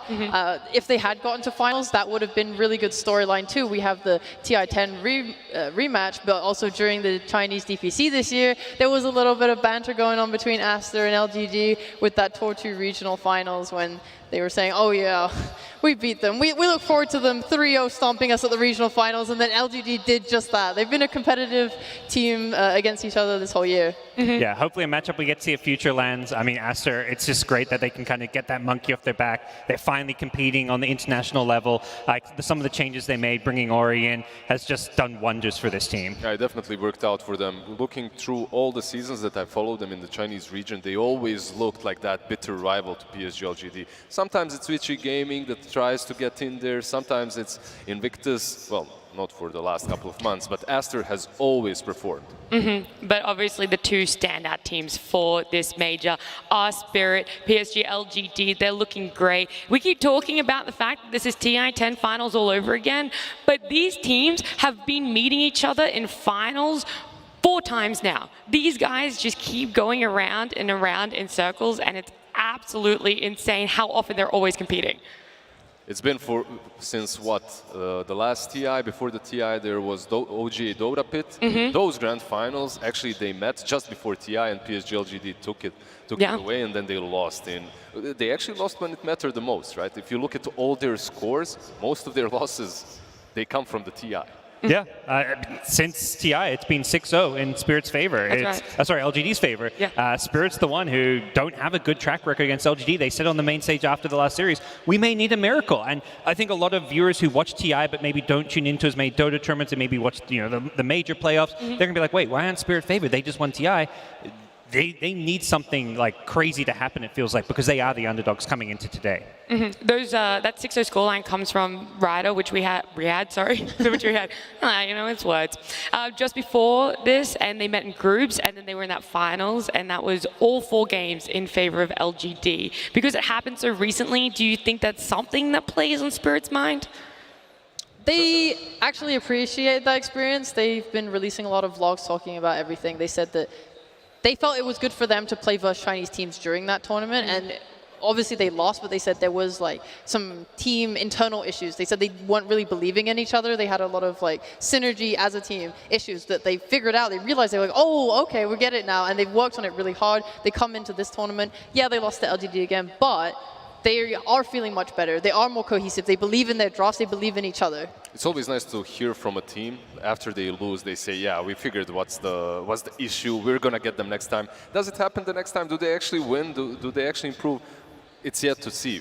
But from one thing that I've seen this whole year is Chinese teams, they haven't performed at the international scene for a long time, right? Since January, we've had some issues. And Team Spirit did not get a chance up until Riyadh to actually play against them. Yeah, this is the first time we're seeing a Chinese team in a DPC event since TI last year. So that's just like how the international scene has been playing out, and look at them now. They've come third, either going to come first or second in one of their other teams here. It's just outstanding from them. Yeah, for sure. And obviously it's rough because Extreme Gaming didn't get to make it here. RNG were playing with a stand-in. I think this tournament could have looked very different if they had been here at full power. China's looking insanely good. Yeah, and I think that's something Spirit knows, because we talked to them a couple times during the Eastern Europe DPC. Every interview they do, and we ask them, you've qualified for the major now, who are you looking forward to playing? They always mention the Chinese region, to the point, even almost of slightly disrespecting other regions. They're like, nah, we're not worried about these other regions. We want to play against LGD. We want to play against Aster. We want to play against... That's the region they respect the most, that they're watching the most replays from, that they're studying, because they believe some of the best Dota comes out of there. Yeah. The big question, though, is that TI, it was a best-of-5 finals. In Riyadh recently, it was a best-of-3 finals. When we saw them play an upper bracket against each other, it was also a best-of-3. Do you think there's something about a best-of-5 that works in Spirit's favor? save it for the mental game? So you're thinking they need to drop 2 games and then they can make a comeback? Is that what it is? I mean, that's how it played out. Yeah, maybe they're one of those teams that it takes a little bit of time for them to actually adapt to the meta of the series, because the series itself, this one, will have its own meta. Like the Major, Chen has been contested, Razors, all these heroes. Like this series will show which team is better when it comes to adapting. Yeah, look at last series. Collapse is back on his Mars. How exciting is that? Everyone loves to see a Collapse Mars. Before we've been seeing his Vipers adapting to the meta, really going for it, and now it's kind of like a return to comfort coming into this. I also think maybe it was yesterday we had that conversation about Chen. Have people figured out counters to it yet? I think now we are starting to see that. Last series, they let through the Chen, right? And they picked the Tiny over it. And LGD too, they're also trying to play with, they had the Crystal Maiden response prepared. I'm excited to talk more about these teams, but we actually want to bring them out on stage. So let's jump over to James Banks. 1,826 days since we saw a Dota 2 event in North America. And finally, in Arlington, here we have reached the grand final. Are you guys ready? The first team are your TI winners, but against PSG.LGD, it has not looked good so far. Can they turn it around here? Well, let's take a look at Team Spirit.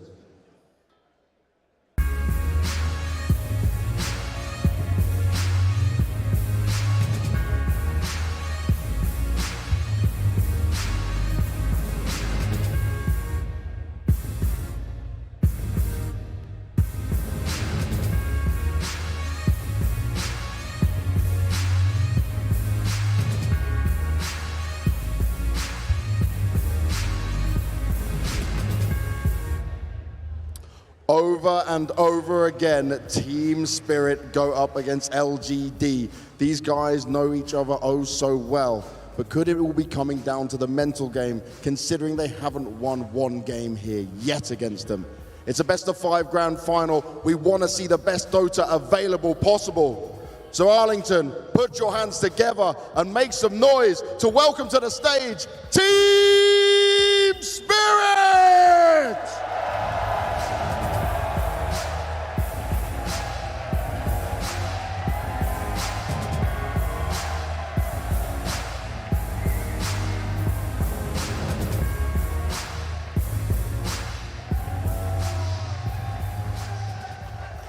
And their opponents have been waiting all day, likely watching the game that Spirit already played. Let's take a look at PSG.LGD.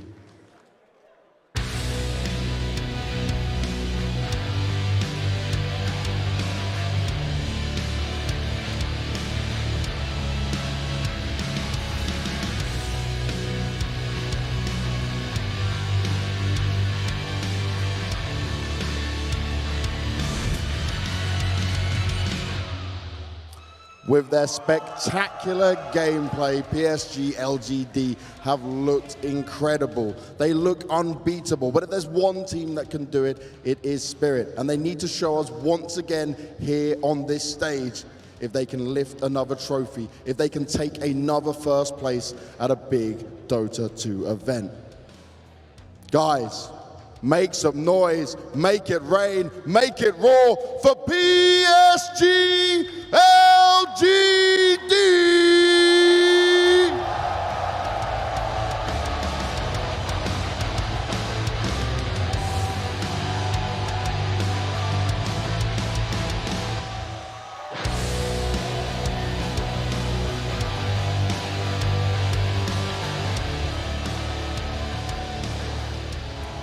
They've been here before, and now they will take their places to battle it out in this best-of-5 grand final.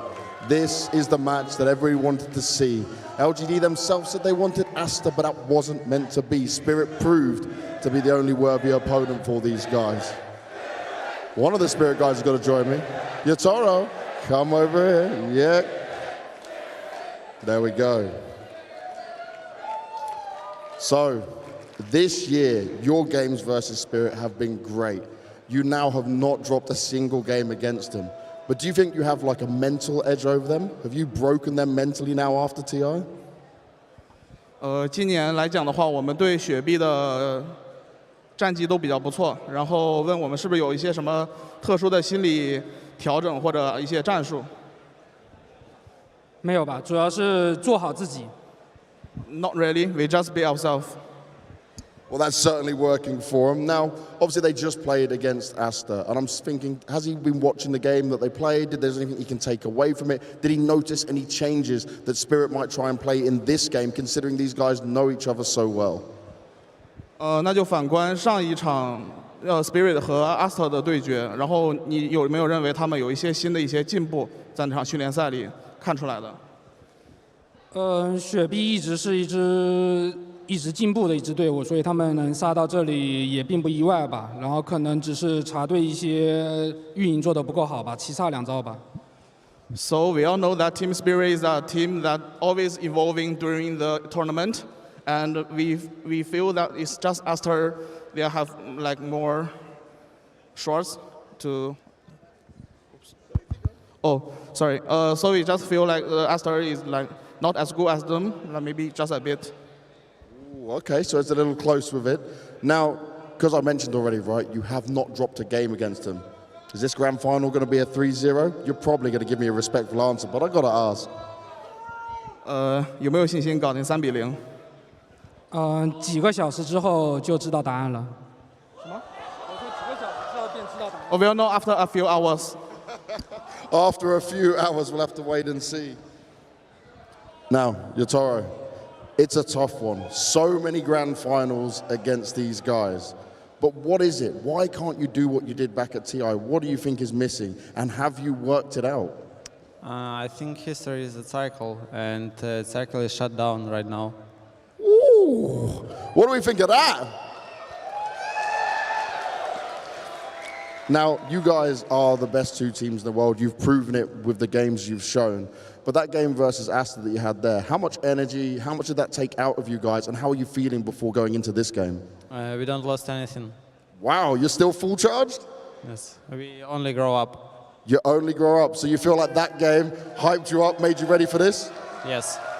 And I'm guessing you got the confidence now, because when I spoke to Maposhka, he said to me, you guys need a miracle. You don't just need a miracle, right? You got the good enough play? Yes. Yes, that's all I'm getting from you. I'm going to let you guys sit down, shake hands, do whatever else you want to do. All respect between these two from start to finish. But it is nearly time for our grand finals. There's a Spirit chant going on. It's already beginning before the game has even started. Let's go back to the desk and then straight into the game.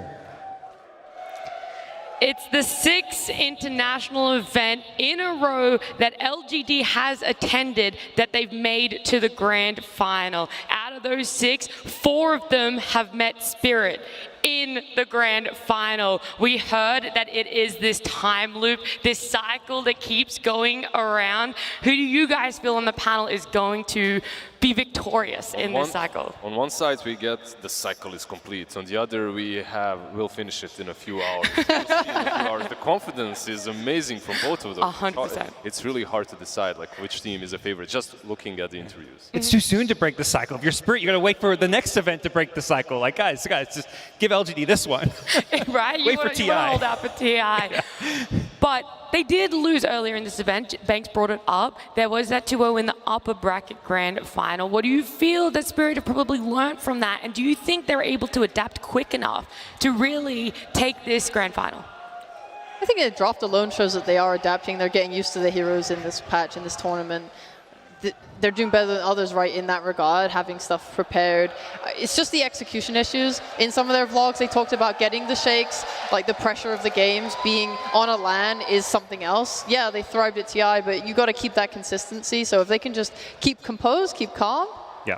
And I think both teams, particularly Spirit, have shown a great way to make these like hero adjustments and draft adjustments, because there was a lot of heroes coming into the tournament that teams thought were really good and then got proven like, hey, they're actually kind of beatable. And then other heroes rose to prominence, and it took some time to find the answers to heroes, like the Chen, for example. And it's going to be very interesting to see what these two teams value the most coming into a grand finals. And stepping away from the draft and just thinking about the rough road that both of these teams have had to even get here, like the Chinese region, obviously they couldn't attend the international events. On the other side, Spirit, they needed to relocate. They struggled with their form for the majority of the first half of this year.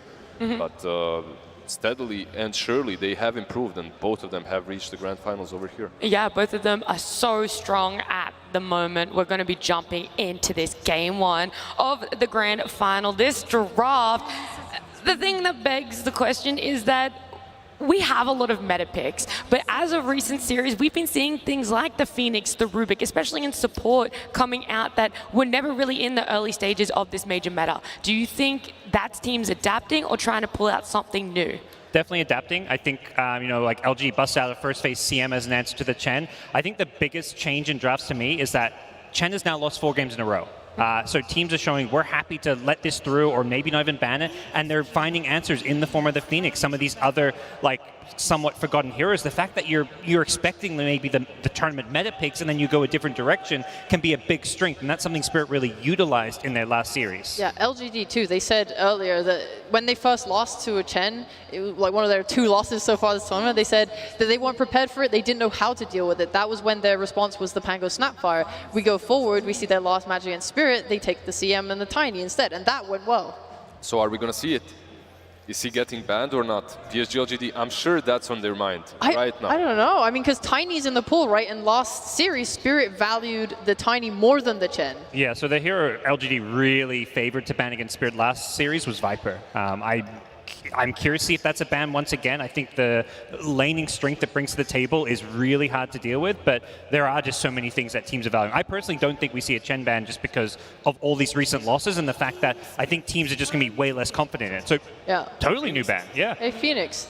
That was Spirit's response to Chen after it was picked last series. It's a completely different approach. PSG.LGD, even though they did not play that series, they learned from it and they adjust their bans accordingly. IO and Phoenix, these heroes were untouched in the first series that they had against Team Spirit.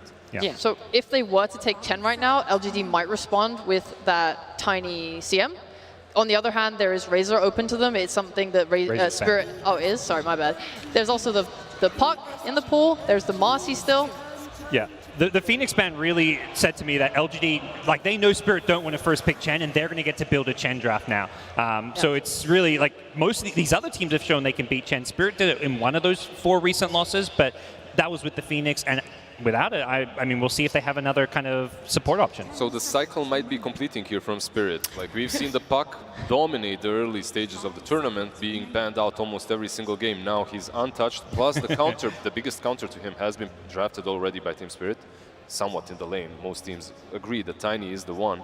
Now the question is, does Team Spirit grab that Puck, or do they go in a completely different direction? Do you think the Puck is still powerful, or do you think a bunch of teams have figured it out? Because LGD have faced up against this Puck 5 times and never lost against it. I think it's really good. Yeah, it's really good. The main downside of it is it reveals, I think, a lot of your draft in your lanes, because you know that Puck's going into that mid-core role. There's only 1 or 2 teams who kind of flex Puck. Spirit were one of them, to be honest. They did play at 4th position, but that's a game they lost pretty badly. So it just feels like you need to, particularly playing from the first pick side, is you want to pick more of these flex heroes. I do think playing Puck into LGD is also quite scary because they have a lot of answers to it. This is a lone druid team. You have to always be thinking about that. And we've seen teams like Liquid, like LGD, really favor that burst of Puck. And the Pudge. Yeah, and the Pudge, of course. You're going to have to put a lot of bans into protecting it if you do pick it first phase. Team Spirits right now, they kind of moved a little bit away from the meta with the Enigma pick. They are throwing a problem at PSG.LGD and telling them, you need to draft something that can break the black hole. You need a hero that actually deals well with the Enigma. Meanwhile, if you're Team Spirit, you need to ban out the Shaker. In my opinion, at least, you're playing versus Chen Viper. One of the best heroes comboed with them was the Shaker. It enables the Viper on the offlane. It also brings a lot of initiation, and frankly, it's Xingqiu. This guy just owns games on his own. Yeah, it gives you an answer to those black holes until BKB comes online, which just feels nice to have. Spectre ban. Are you guys expecting them to pick their carries in the next phase, and they're trying to get the front foot and ban a lot of ones that they're confident and are kind of in the meta at the moment? I think for LGD, it depends on what Spirit do, because Spirit have that first pick. For LGD, they're likely going to open out of this out of this ban phase and just pick their 4 position. It reveals the least, and then they get to kind of wait and see what Spirit do. You see Tiny Enigma, you don't know what these lanes are going to be, so I think LGD are going to wait to get more info and then basically force Spirit to reveal more of their hand. Sheep, how do you feel about these 2 heroes that struggle against Break being banned out on Team Spirit? Is it because of the Viper, or like the Spectre and Bristleback both banned out? Maybe they just don't feel like they're going to be drafting the damage to deal with them. Spectre has been like a Chinese team classic, and the way you can build it, you can either go this fast Ags and always be able to make moves on the map with like your Viper and stuff, or you can go this Manta Skadi Basher, and then there is a way to counter this Enigma. Is it the Nature's Prophet maybe from Spirit? Like all these 3 heroes kind of do well against him. Oh god, please, no. Don't say it's great versus no, don't say I it's know the hero has been like pretty much dodged by most of the teams. He hasn't been doing that great in the last couple of series, but just seeing the bans. I love the Rubik pick, but why do you guys think they go this over like the Shaker? Because that's usually been their go-to with Chen Viper. Right? Sorry? Enigma, right? Oh, yeah. Okay. I think that should be the simplest answer. I think it's also a little bit that Spirit have played it. They look comfortable on it too. So it's a mix of we don't want Spirit to get it, we don't want to spend a ban on it, and we think it does well against the Enigma. That's also a really nice point, because guess what? Ruby can also steal Nether Toxin from Viper, turn it against him, and it's one of the better counters in the game. Just quickly though, when you talked about the Nature's Prophet, something I do really love against the Rubik in lane is any hero with a summon, like an Enchantress, like a Nature's Prophet support we've seen way back, and the Rubik really struggles to deal with that, because he is meant to be a lane dominator. You use the Fade Bolt, it lets you trade really effectively in lane, so anything that can bully him out. Versus both him and Viper, it could work. We'll see if Team Spirit decides to go that way though. Right now for them, they could also just pick their position 5, this Enchantress that you mentioned. They could go for anything like that. They go with the Dazzle, actually. Okay. Some heal for them, some sustain. Yeah, he's very aggressive in lane. I like it a lot, and this heal burst that everyone's been utilizing under the grave has just looked so good this game. Oh, no, they're just baiting me into this NP thoughts. You now have the heal bomb as well with Dazzle. Yeah. I mean, you could go for some illusion-based hero too, but right now it might be a little bit too soon. I feel like they want a more just like illusion-based. Illusion-based carry. Yep. There's the Shadow Wave bomb. And I mean, that's the thing, like you see this Viper on the other side, it's a similar question to the Razors, like what are the carries you want to play into a Viper? Like nothing feels good. Every lane feels like it's a losing lane. Dazzle PL's kind of out of, a bit out of left field, but we've seen this PL with Dazzle, and it's been one of the better lane partners for PL to actually have a good game. Yeah, you can get on top of that Viper very easily. Actually, if you get healed by Dazzle, you can even do all right in that lane. You're not going to win it, most likely. But, yes. It's so much minus armor, right? It's minus 1 armor for every unit that gets healed on top of someone, right? I think that's how it works. Dazzle is very confusing now. It is, yes. Yeah, I think the key for Spirit is going to be having like playmakers, particularly out of the mid lane. Like you've got this likely 4-position Tiny. It could be mid Tiny as well, but they need to have like, I think, a second playmaker to go along with Tiny, because PL is probably going to lose his lane, going to need to catch up, and you can't do that if you draft too greedy. Is the laning phase the main weak point for PL, or are there other things LGD can put in that draft that hits a different timing that PL might be weak? I know there's a hero that Sheepo enjoys quite a bit on that mid lane. An old man on a horse against PL. Ah, yes, the Keeper of the Light. It's looked fantastic as a core against PL. I don't know how he's meant to deal with the overwhelming burst magical damage. The Kyle curse on screen. Yeah. Also, Coddle, one of the reasons why he's so good is because he goes boosted travel and he's able to be across the map with high move speed. Guess what? Guess what? Puck's still in the pool. No way! Talking about all these other heroes, and there's a Puck in the game. Yeah, we just assume he gets banned. Yeah. He gets blindsided by a late Puck pick. I mean, well, you guys also thought that the Tiny would have been enough to dissuade. Why do you think LGD still favor it a lot despite that? It's like what Puck does is just so good. It's incredibly good against the PL as well. You've got all the lockdown with the Silencers, the Dream Coil. It just is going to make PL's life hard, and it's a hero that's really good at rotating to the PL's lane. So I think this probably puts Spirit's Tiny in the mid lane to address the Puck, but Puck honestly does fine there. I think if you're Spirit, you just put the Tiny right now on that mid lane, and you pick a different position for that can lane with Enigma. That's an option. You can still do some different style. You can pick a mid laner. You see PSG.LGD, they're banning out the Void Spirit. They're banning out the best heroes that they think are left in the pool against the Puck. Yeah, I think it's completely up on Spirit to decide. Do they want a Tiny on mid lane? Do they want it on 4? It's very flexible. Yeah, I know LGD are going to have the overall last pick, but I do want to ask about what sort of tempo you think they're going to try and look for in that carry. Do you want someone who gets involved very early on, can try and rotate a lot with the team, or someone who's going to be able to scale up against the PL? They want fast pace. They want Roche taking. They've got Chen on their side with a puck. I don't think they want to necessarily have the game drag. At the same time, it's nice to pick maybe those like Juggernaut type carries that have, they can play with tempo, but they can also fall back and use that Maelstrom build to just farm it out. The problem with Jug, though, is that Enigma offlane is very good against him because Enigma just controls the CS really hard in that lane. Jug, his strengths are his very good base attack time. He's able to have that kill threat with the spin. When your lane is constantly pushed back due to Eidolons, and you are able to out-CS him due to the Eidolons as well, it's very, very hard, and it will set you back. Yeah, you can see Spirit's bans like Lone Druid and Monkey. They're worried about some of these more like tempo pushing heroes. Monkey King can come fight, get involved early. There's one hero still left in the pool that the Chinese region completely adores to play. He's not great versus Dazzle. Yep.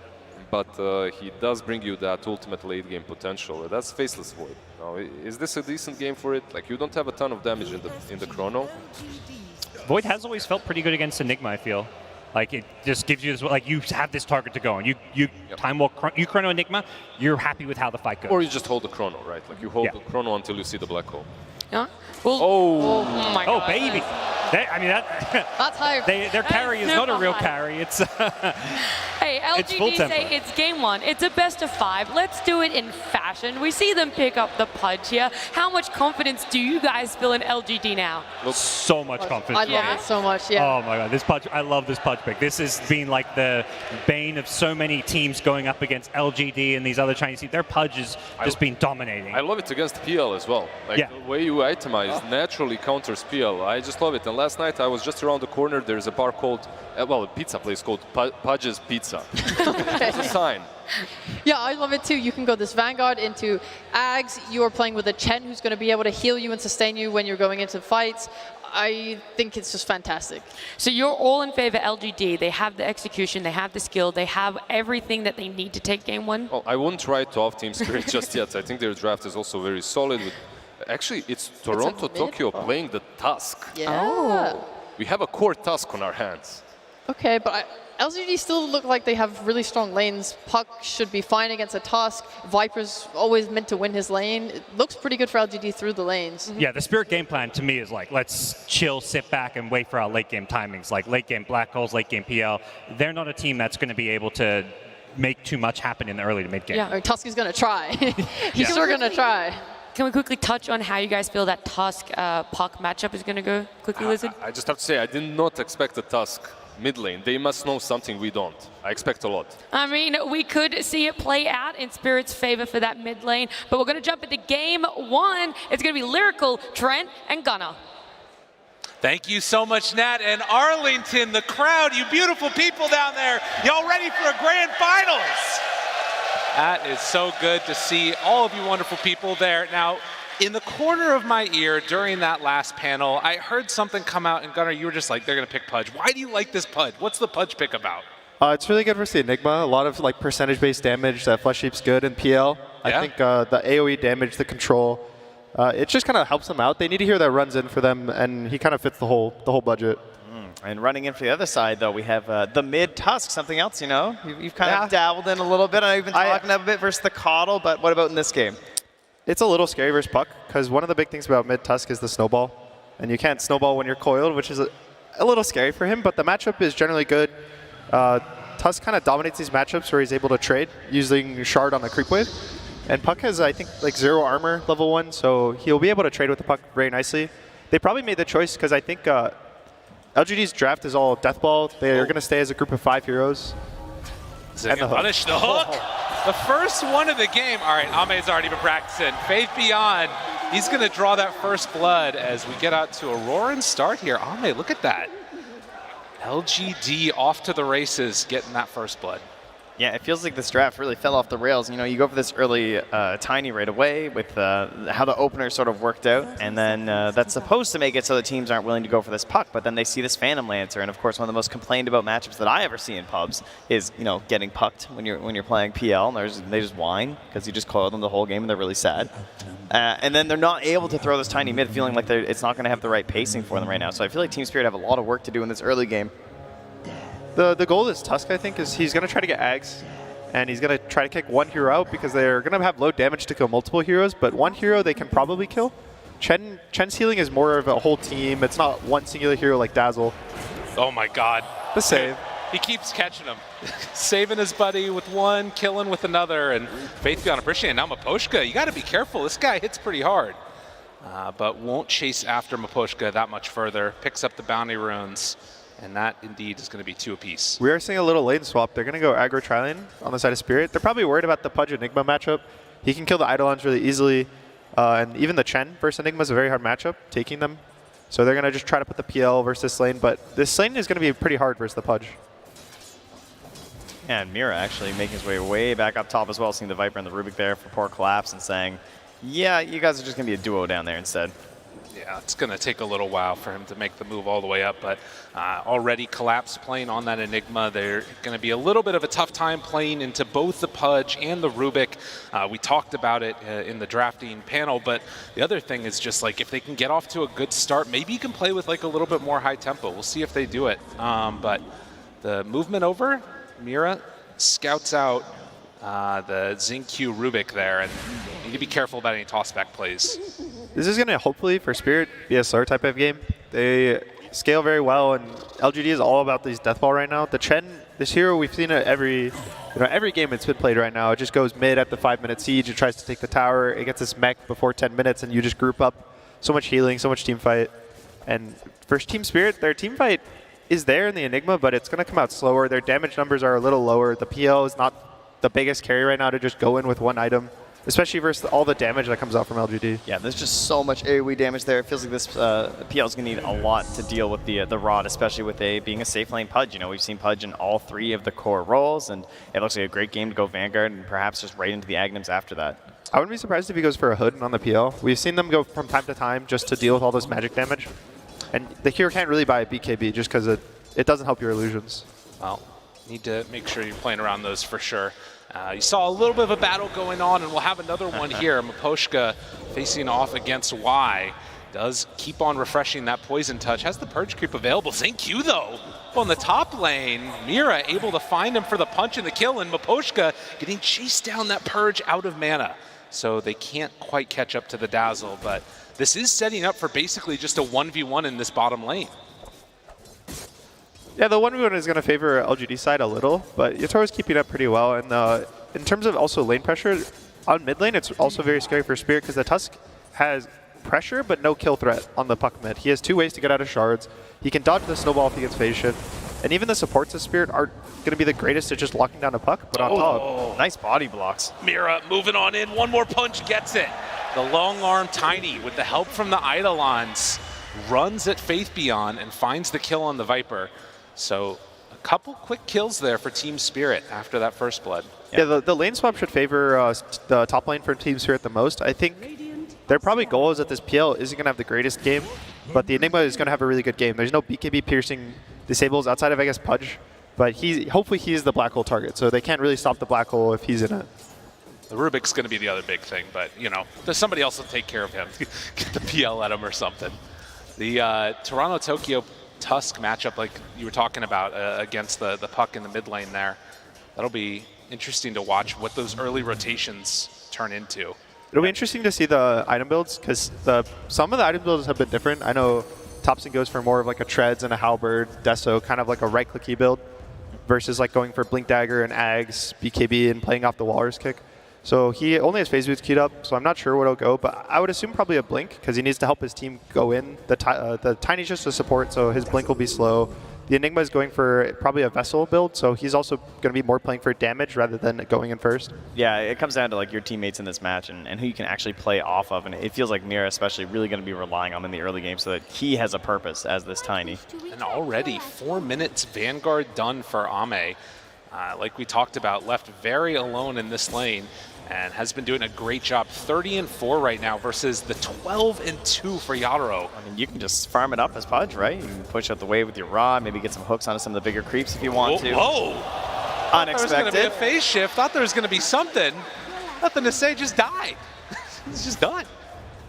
These are really big kills for the Tusk. Tusk is, he snowballs really hard if he has a good lane. He's going to max out his nukes and run around with these phase boots. So they're going to look for him to break up these lanes, especially the Viper. Toss if back. the Tusk runs top. Collapse. He's there, right on top of him with all the Eidolons. Will it be enough damage, though? Slowly whittling down Faith Beyond. The stomp, it actually hits on the Eidolons, which means that they die on Collapse first. And then the turn as Mira going to get ran down, toss, another couple punches, but they don't quite have the range. Painful there, but nothing to say. I mean, just died now, rotates top, trying to get some help and can't even get there for the second kill. Man, that Centaur did so much work. Stopping those Eidolons for that little bit to ensure that they would grab the kill first. And also, as you can see, Yatoro has the Ring of Health in his inventory, so probably the Hood's going to come out for him soon. Toronto's walk to bot. I think this is probably the harder lane for him to kill. The Pudge is really tanky, and he has the Vanguard finish, so they're probably just going to let him live down there and wait for the Enigma, I think. They're going to need his Black Hole to kick him out of this lane. Ame, just always threatening, even before that level 6. It's so scary playing into this Pudge nowadays. Back on top. Chance for Collapse. They're getting some good pressure onto him. Mira throws out the Avalanche, and Eidolon's close to splitting. Toss back under the tower, getting Collapse killed here, maybe? Can he dodge out, juke through the trees? No. They get that kill, but the snowball and the chase down, Faith Beyond will die. So 2 for 1. Okay, that is a level 7 Tusk, though. Yeah, getting in there, a little bit of help. Meanwhile, Yatoro still bullied back in that bottom lane. A little too far, but also the biggest thing about this Pudge is it's letting this Chen just jungle for free. So this mech is going to come really early for the side of LGD, and it's putting more pressure on them because of what it's enabling on the map. And it feels like the more the Chen progresses in this tournament, the more people are putting more eyes on it. It feels like those mechs have been slowing down a little bit. Level 6 there, and this gets the far spawn on the Doppelganger to get a little bit of separation. It looks like Nothing to Say is actually rushing the Witchblade. He skipped boots entirely. He had almost half the treads finished, and now he's just about the chainmail. He's probably feeling bad about the death and the rotation that didn't really lead to much, so he's probably feeling like he needs this damage to kind of set up these plays. Well, meanwhile, Toronto going to get those phase boots now, so perhaps an opportunity to roam around and find something here. I mean, why juggling very aggressively, moving in towards that early mid tower, but Miposhka and Toronto nearby. Yeah, pops the phase, going right away. Walrus Punch, forced to jaunt out the shards. Catches right on the edge and just throwing all the abilities there onto Nothing to Say. Yeah, trying to take some of that space away. His Y is just occupying the dire jungle there. Gonna run into Yatoro. Finds him. Goes in for some damage. They hurl the boulder onto the illusion as they move in and Coil is out. They focus on the wrong PL illusion though. Nice. That was a really well-played juke by Yatoro, and now with Miposhka and Toronto here, they might all be in trouble. Ame trying to find a target, stay onto it. Brought down somewhat low. They find a hook through the melee of all those creeps. So they lose the Dazzle, but get away on the PL. Meanwhile, the roll, though, to secure the haste rune for himself on Toronto. Now Xingqiu in trouble. Has to throw a toss back, but there's help. Yeah. Avatos, Walrus Punch, has a haste rune still bottled. So this is going to be a strong moment for Team Spirit if they want to rotate. The really nice thing right now for Spirit is this Tusk and this Dazzle have so much HP between the two, between the healing, between the Grave, that this Tusk is kind of able to just run in. The Chen doesn't provide much damage.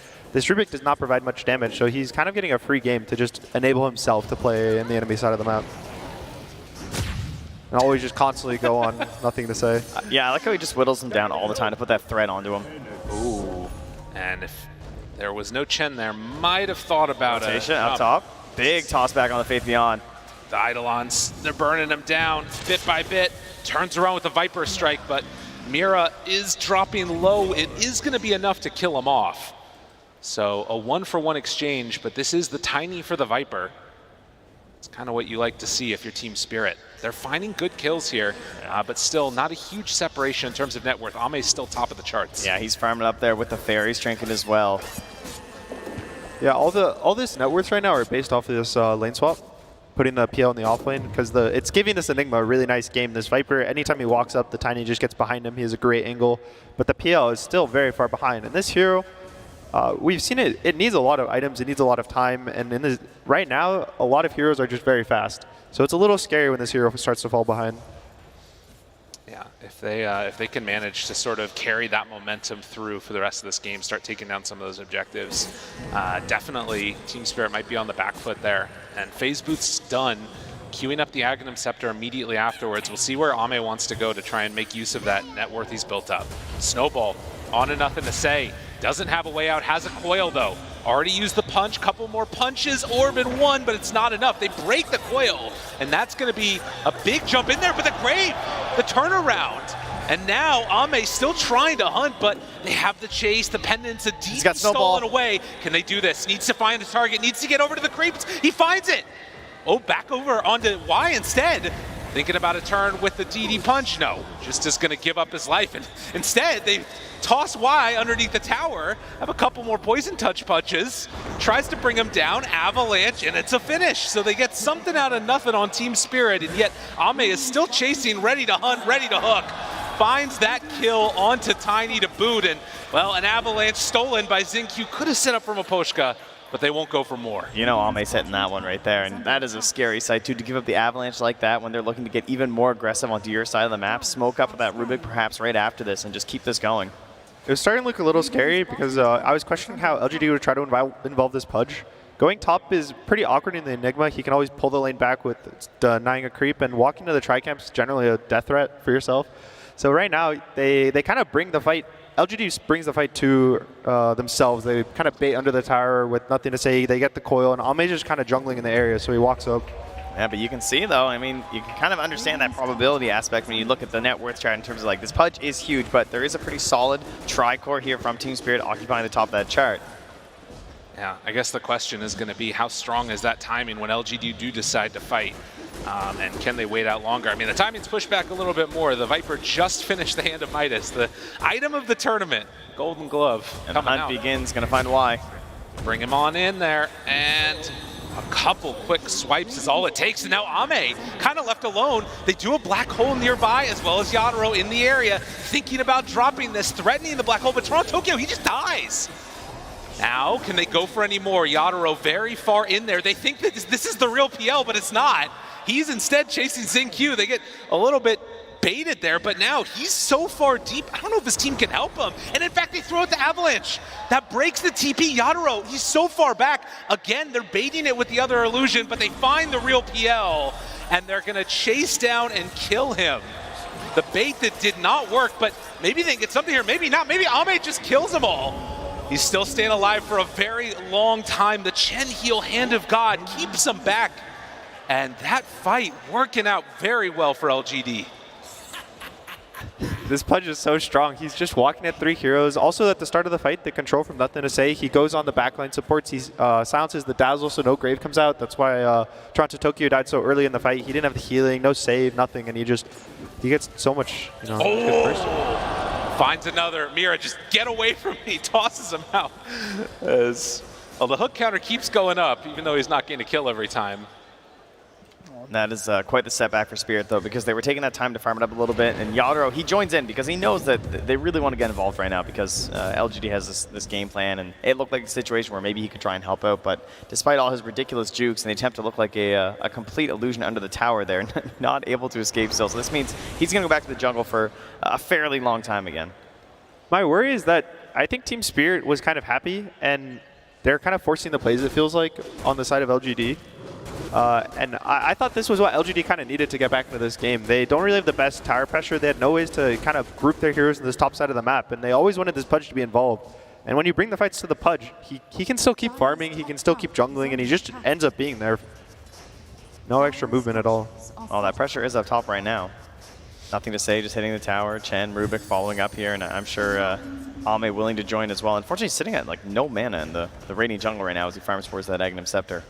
Yeah, it's sort of just going to have to sit pretty with what can be brought to him there. But like you said, pressure that's being mounted up on the top side. Was that also Eidolon stolen by Xingqiu, I think?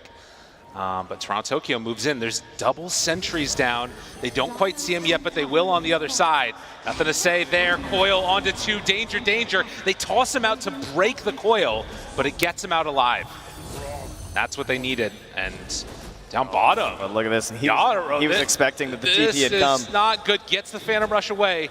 Ame still with the chase, still with the hook. Needs to be careful. Does a little juke. And that gets him out such simple minds. All right, dude. You just got a hood. Hold on. Talk to me in a little bit here. It was a nice play for LGD to go top. They just finished the mech on the Chen, so that's probably their biggest timing right now. Viper's going for this Force Staff after the Midas. The Puck just got a Witchblade. Pudge is just waiting another 2,000 gold for this Ag, so they're kind of trying to take their timings when they get them. Still yet to see a black hole in this game from Team Spirit, but does have the Blink Dagger done as well as that Urn of Shadows.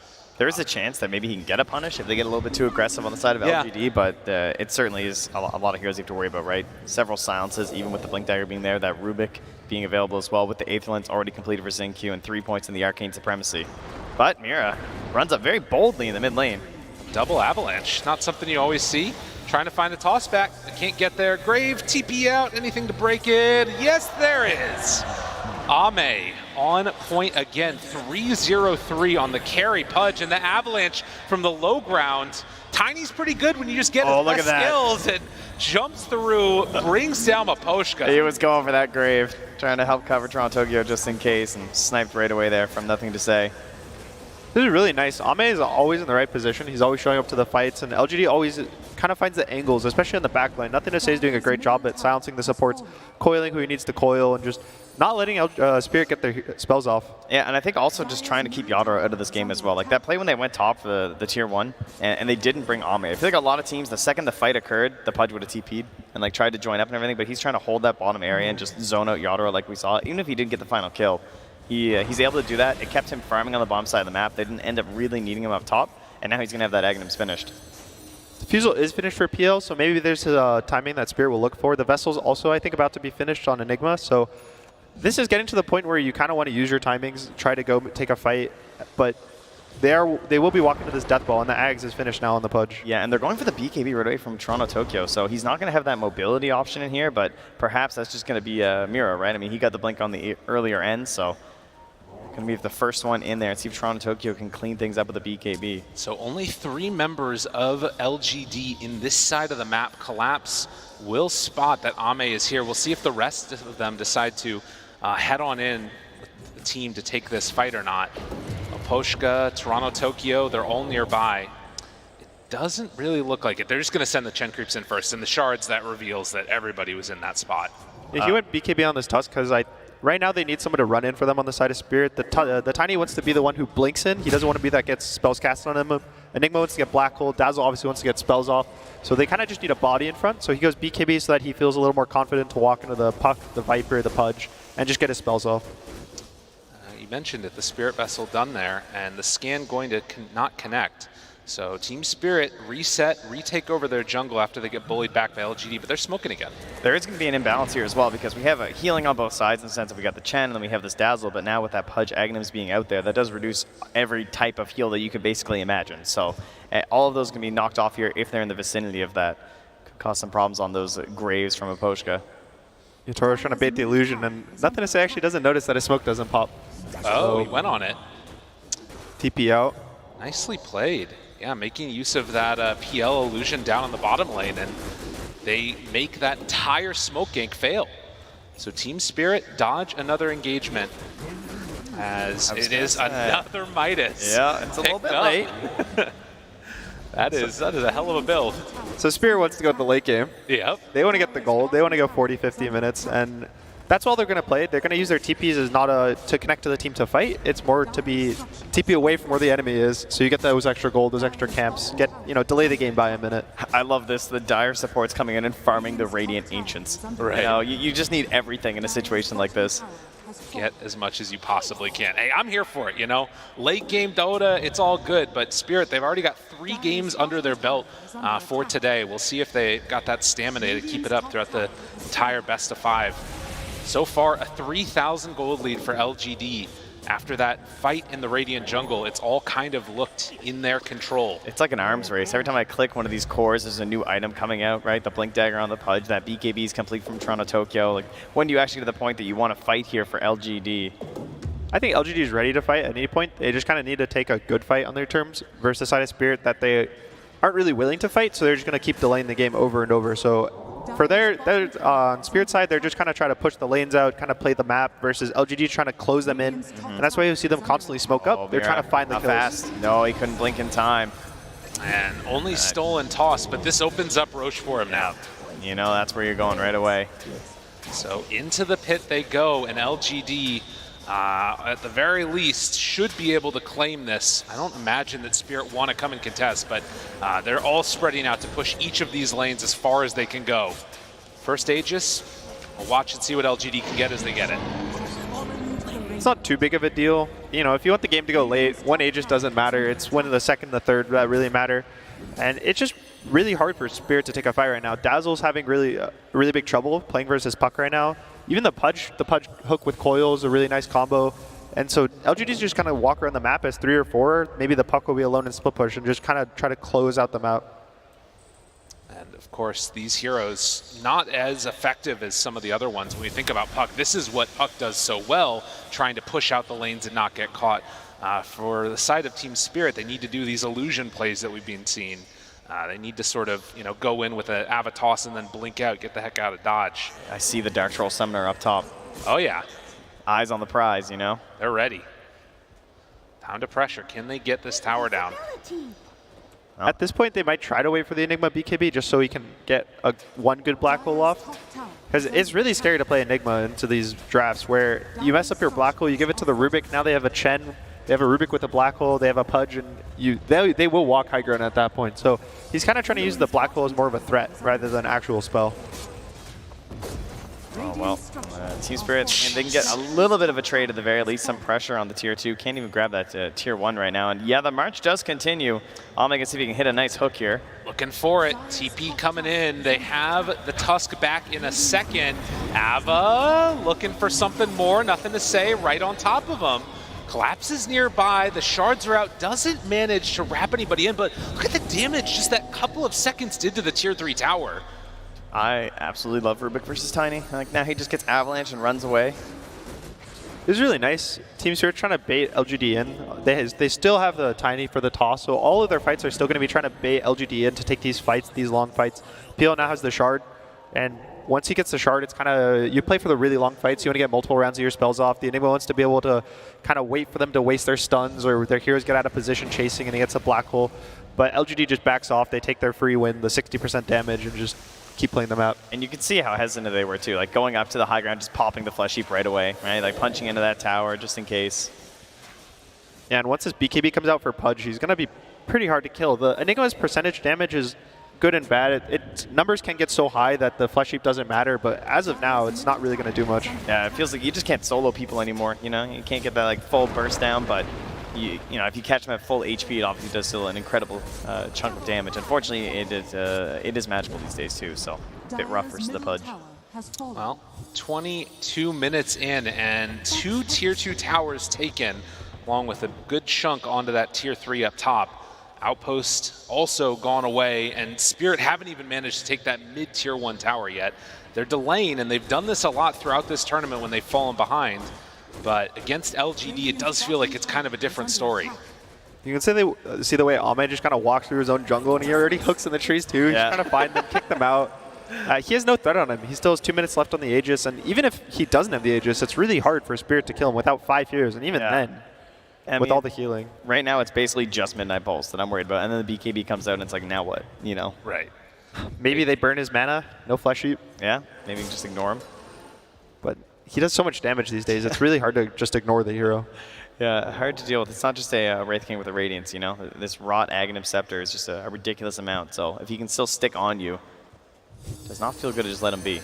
I do like this pickup from Faith Beyond. He went for an Atos, and he's going to go into a Gleipnir, which is actually one of the better items versus PL. It doesn't let him doppel. It works on all the illusions. It even works on Invis. So it's just a nice kind of way to deal with this PL so that they don't always have to need to coil to lock it down. Or even then you can also chain it after the coil as well, since you know he might have better initiations there from Nothing to Say, and what are your chances to save that as well, right? Again, you can't go for the snowball play out of the leash, but you can out of the Gleipnir. Right, yeah, you can pull somebody there at least if you are sort of a bit further back. So that could be the answer. So another nice thing about the BKB on Tusk, it kind of allows him to not worry about the coil. So he can still walk in, snowball them, and as long as he himself isn't rooted, he'll be fine. Yeah, then you're all good. But again, the Aegis will be expiring in 30 seconds, but they're now up 8k gold. I think that was 5k gold they gained, about 1k per minute for the side of LGD during this Aegis. And that's kind of what you want. They don't care about ending this game. They're still in the lead. Right. Now, it should be noted that a decent chunk of that gold is onto the supports. If you take a look, they're still building up on the PL. He's further behind the Pudge. But if Yadaro can get some more time to himself with the Sanjin Yashin trying to get in towards that hard next, then things maybe start looking not as tragic as an 8k gold lead usually feels at this point. But still, it's pretty freaking rough.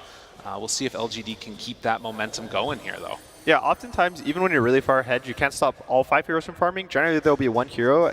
Sometimes they're even just the #1 on the net worth. But the biggest that you can see is the Puck and the Viper, the mid and the offlane. They're always the ones that show which team is really far ahead, just on the difference. And about, what is that, 1,000, 2,000 gold separating them and the Tusk and the Enigma? Yep. Now they're just closing out the map as well. They have the gem on Nothing to Say, so just hopping around, catching that vision. And still feeling 50-50 right now. Interesting. Oh, that's both of them. That's a good 2 to get, and Ame with the BKB right on top. Something tells me this 50-50 might be changing very quickly as they lose the PL and the Tiny. You know, PL can be a pretty slippery hero, but not so much versus the Coil in a situation like that. He just had no options at all. Just a really nice read. He knew where they were in the trees. He got the vision of them with the orb, and it was just a really nice play. Very fast. They caught them before they were out. Which, that's kind of been the name of the game for Spirit. They force LGD to go to them. They never TP early. They always TP right before they get hit. And it's just kind of consistent. I know a lot of people talked about Yatoro at the last TI, where all of his TPs were 1 second before the stuns would land, right? It was right before these ganks, but LGD is even just a little bit faster right now. Well, they had a lot of time to think about it, I'll tell you what. And they are now taking a little bit of revenge here as they go up for the Tier 3 towers. No buyback, wouldn't want to use it anyways on the PL. 20 seconds before he's back up again. Still have stolen Avalanche. The toss back. Look at that. He knew the blink was coming in. But the Walrus Punch to interrupt the Hand of God, it's not enough. Maybe it's going to be enough for the turn here, though. They find Toronto, Tokyo. Now they're in pretty far. The Shards catching them. They miss actually trying to pull Ame out of there with that Hurricane. It didn't work. And Collapse down on the low ground finds the Rubik. The Walrus Punch to kill the Punch. Oh my goodness, Spirit did it again. The triple kill from Toronto, Tokyo. Sets it up perfect. Great play by Collapse. Sees the Rubik lurking in the back, has the Shard as well, so thought maybe there's some sort of a save coming out there, but just no hesitation, hops right in there and disables that potential turnaround. A little unfortunate. They missed like the Hurricane, I believe it's called, on the Pudge, so he was stuck in the base. But it's again, they're forcing LGD to dive the base. They get the toss on the Viper. The Pudge blinks in to try to save the Viper, and as they keep diving forward and forward, they have to fight in the Midnight Pulse, the potential Black Hole. All this and there was the Hurricane that you just saw as well. Got the Satyr out, can't help his bud. Yeah, a little bit of a misclick when there's too many creeps around. Downside to Vector targeted. You can't do it on the portraits and all the melee. But down to 6k gold lead again. How much does that change the complexion of the game with Roche now respawning too? That was an instant Roche. I think it was 3 seconds right after that was very had fast. the chance. So thankfully, LGD is probably still in command. They're going to feel a little bad, but they still have all the healing, the team fight. The Puck didn't go down, so they can probably just go try to control this top jungle, take the outpost. Do you think they're in a hurry to try and get there before the Black Hole's back? In some sense, but at the same time, Team Spirit doesn't have the greatest Roche team. I think the Chen, even just the Chen and the Viper can do it for LGD, so they're not too scared. They're not worried that the Spirit will sneak Roche, but they just want to get control of the area. The biggest thing is this outpost for buybacks. So once they take this outpost, they kind of get to hold the area and play as slow as they want. Oh, that is not the real one. But Vision up on the high ground, and I believe Team Spirit will recognize that as they head on in. A scan from the Dire reveals that Now there's some people there. Now if they know that it could have been an instant Roche spawn, yeah, they're sending in the illusions. I think they're going to know what's happening. They saw Yadaro and Mira in the bottom lane as well. They showed on the wave together, so I think they feel pretty confident here as LGD. There's still 60 seconds on Black Hole, so they probably won't contest. And this is really nice because it's probably going to get the shard for the Pudge, which will help them survive these dives in the base. Yeah, especially those potential toss back plays. Oh, it can make such a big difference. Well, the early spawn ends up hugely helping LGD in that instance. And Team Spirit going to have to play some more of the dodge game for at least the duration of this Aegis. So they're going to have Holy Locket, they're going to have the mech, they're going to have the Hand of God, they're going to have this Puck jumping in to disrupt, Pudge with the saves, Rubik with the telekinesis saves as well. And Team Spirit just have to find that perfect symphony to get themselves another fight win, but it's going to be very tough this time. Octarine Core as well on the Puck. I think that's when the games start getting really tough to play versus Hero. Yeah, we saw that even just in the series yesterday. Right. For Aster. But on the other side, Yatoro's almost with his heart, which will kind of let him actually... The heart is generally the item that lets the Peel illusions not die instantly, so he's really close. It'll let him actually be more of a threat in the fights. And again, Dazzle needs all the bodies he can get. He wants to be able to get his spells off because the more spells he gets, the shorter cooldowns they are, the more spells you get. And it's kind of a snowball, but he hasn't had the opportunity to grave or heal at kind of anyone. It's either he'll just die first or they die too quickly for him. No. And starting to get a couple of those items that allow Team Spirit to play their draft the way that they want to. As, again, you take a look, it's been very much a couple of heroes that have done all of the damage. You saw there the damage that Yadaro was doing on the PL. Basically nothing, as it's just been hitting creeps constantly, trying to get to this state.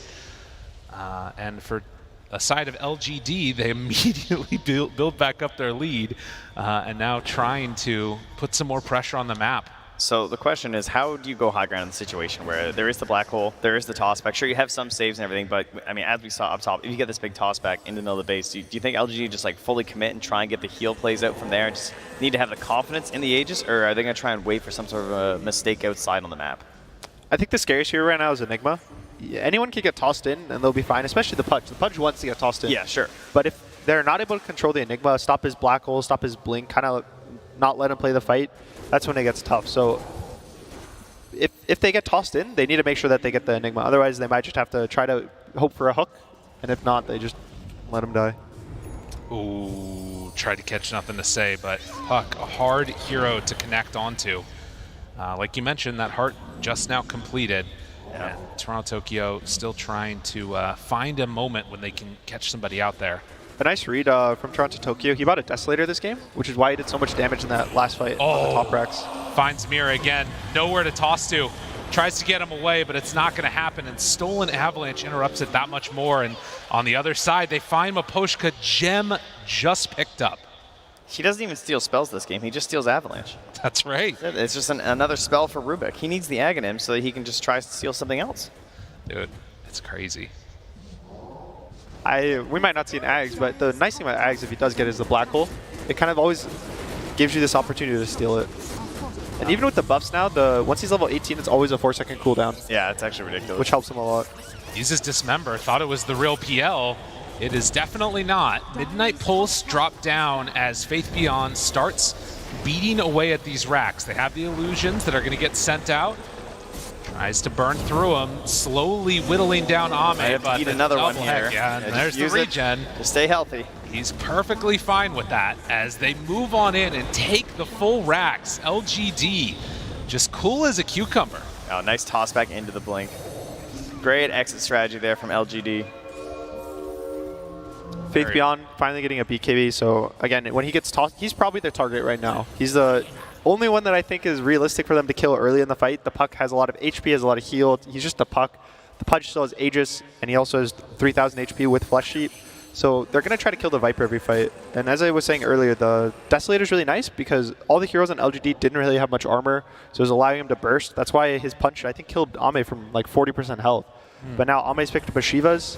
He's going for an overwhelming blink, and they just keep getting tankier on the side of LGD. Smoke on smoke now.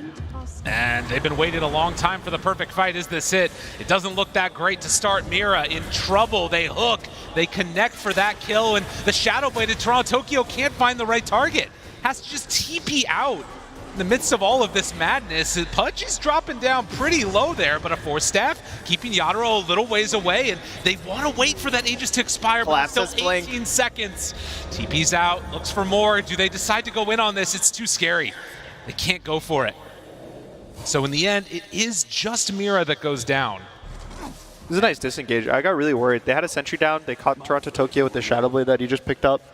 And he would just BKB TP'd out. And then, you know, PL is able to juke. And this Enigma, you can see how much both teams respect each other. The Enigma is always holding back. And at the same time, LGD, even Ame goes for like the blind hook up the high ground, just assuming where he's hiding.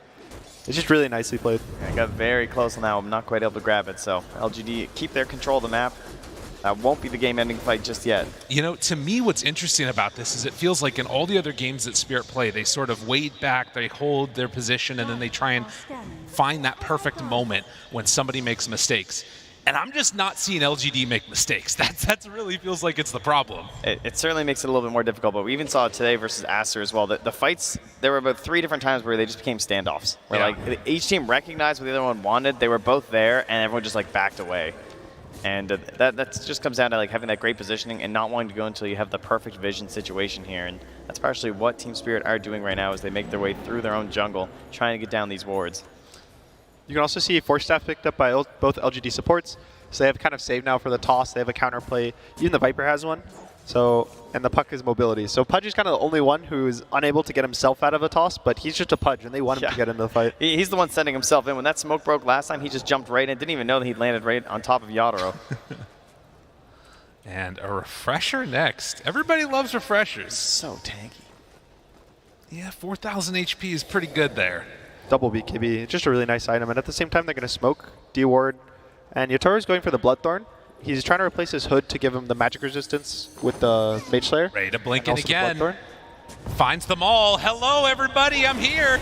Come say hi to me. The leash, but the black hole turnaround. Is it going to be good enough? They all walk into it. How did he get it all off? They try and bring him down. Is it going to be enough damage, though? Ame down to about half HP, but Toronto Tokyo already dead. Maposhka caught, silenced, killed. Mira dead also. And Collapse tries to back away. Yadro, the one that's left standing amongst these cores, they buy back on the rest. He won't die. The dismembers there. The Grave. Maposhka, he got the TP back in. I don't know if it's going to be enough, though. He needs to try and get away. It's too much damage. Pudge stands tall. Ame, you're too scary. It looks really good, but that's when his health is so high, the Midnight Pulse does percentage on your current health, so he just starts dying. And that might just be it as they're running on into the base. No buybacks on any of these heroes for Team Spirit. Collapsed. He's the only one left alive. LGD, they're going for the tier 4s. That's it. GG.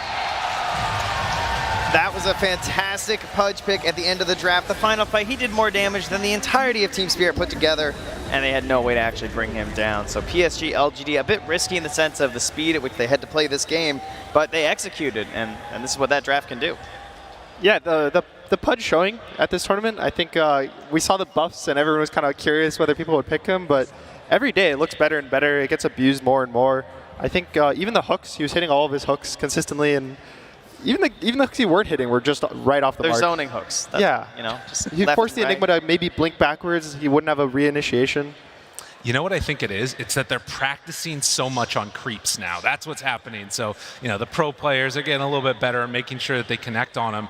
But again, I think it's one of those moments where we looked at this win rate through the group stages, and we were kind of wondering, is this for real? Or is this Pudge hero actually this good? I thought you meant Chen. Well, that too, right? I mean, it's both of them now, but it still just keeps on looking this amazing. I haven't seen an answer for it. Does it need to just get banned out from this point forward, or I don't know? I think it's really scary when you pick these weaker heroes like PL that just kind of falter versus the Pudge, and you enable it as well with the Enigma, and they try to fix it with these lane swaps, right. And they were really nice for Spirit, but it just ends up not being enough, and it doesn't stop him. It felt like this was a first pick problem, I think, from Team Spirit at some point in the draft. Like it was just really well done by LGD. Obviously, they're masters of the draft right now, but in that second phase, you know, getting that first duo and then the final pick of the Pudge, it all just tied itself so well together that they were sort of forced in these lane swaps that although they did work enough, you know, that's still a very tough game to win.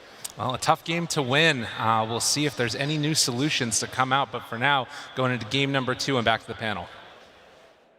Lyrical posed some great questions there. Do you guys have any new solutions about not only the Pudge, but also the Chen that some of us thought he was talking about? Our age-old solution was just to ban the Chen. Still the same? Pretty much. After this game, 100%, because we've been questioning if the Chen has been solved, if this problem has finally been solved. Some teams have been winning against it, but when you're playing versus PSG.LGD, if you leave the heroes that are currently flavors of the meta, it's going to go pretty badly for you, most likely. Yeah, I mean, one of those heroes is Puck. We were surprised it got through all the way to second phase, actually picked up by LGD there, and it ended up going against Tusk in the mid. Did you guys like it? Did you think Spirit was onto something for a solution for Puck?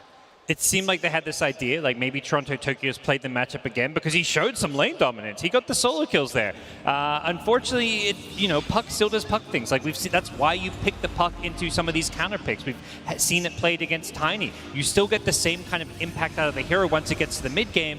And on the other side, you've got a Tusk where it's like, it's really tricky to get the same kind of impact. Like you go this Blink BKB, you can try and frontline, set up some kills, but they just didn't have a good way to really team fight. It felt like Team Spirit were panicking a little bit with this pick in that they wanted something that could go fight and make plays on the map. Also, there is that element of surprise. It's a lane matchup that they are betting on LGD not knowing, and it does work. They do get the kill. He's ahead in net worth. It's going well. The problem is they take this fight in bot side of map where they have a DD on the Tusk. They're feeling themselves, but Pudge is 2k net worth higher than anyone else in the game. He has a Vanguard. They try and kill him, and he just kills them back.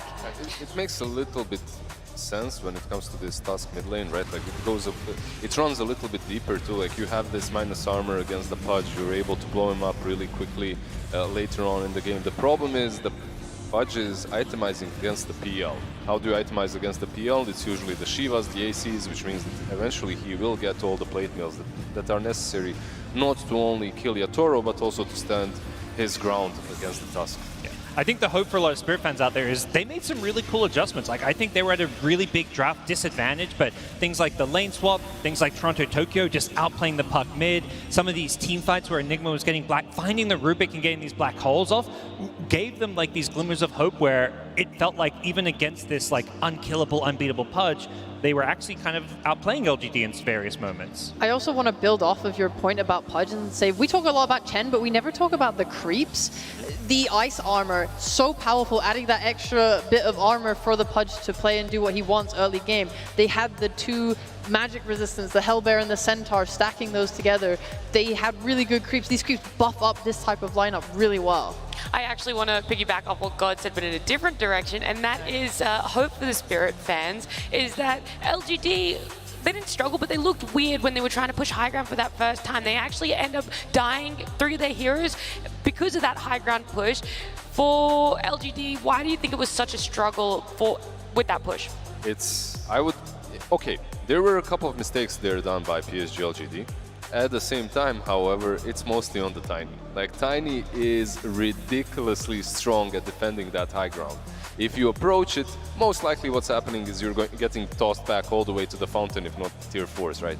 And that's what happened. Like, Viper goes on the high ground, he gets tossed back. It's so hard to commit and fight when he's that deep in the enemy side. Yeah, toss in, Ice Shards was blocking the ramp so they couldn't even go and help the Viper. And then I think the other kind of small issue was the Rubik, who is positioned really well in the trees, revealed himself, so Enigma hit this really nice black hole that caught the Rubik. Because as long as you catch Rubik in black hole, nothing else was going to cancel it or address it. I think their issue there a little bit was you want your Viper to be the one hitting the tower because he has the shard and he's doing the damage to it. However, he's also the one with the Force Staff, and he didn't have a BKB at that time, I think. They were a little too hasty. They didn't have the second Aegis, which is what you usually use that timing to take high ground. And so when Viper dies, then your Pudge is in, he doesn't have a Force Staff to get out, and it was just fudged a little bit. It was just too fast. Mm-hmm.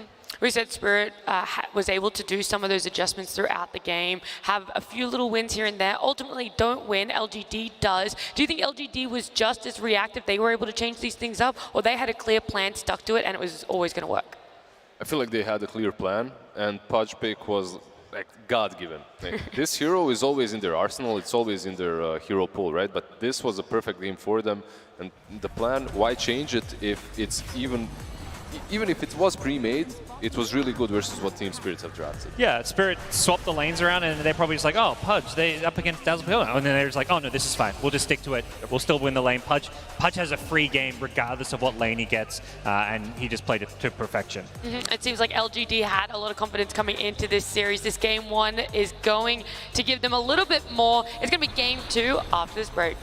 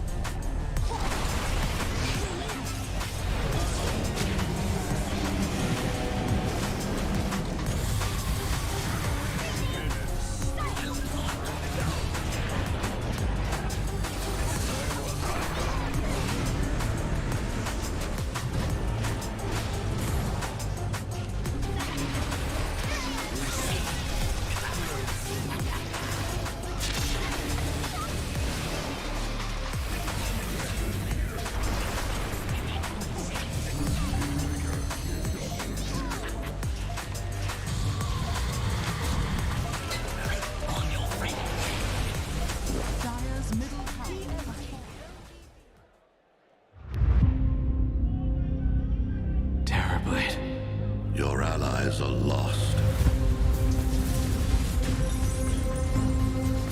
You've chosen to die here. That's not how this story ends. This is how every story ends. In death. Let's get on with it!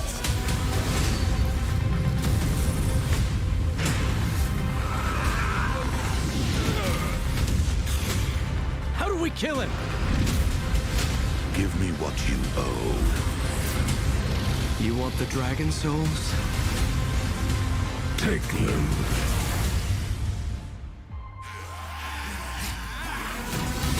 Kingdoms fall. Civilizations disappear.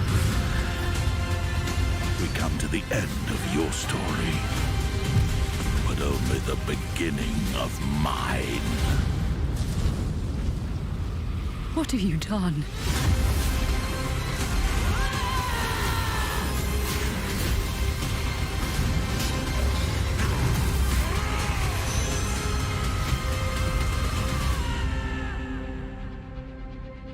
It's a new world out there.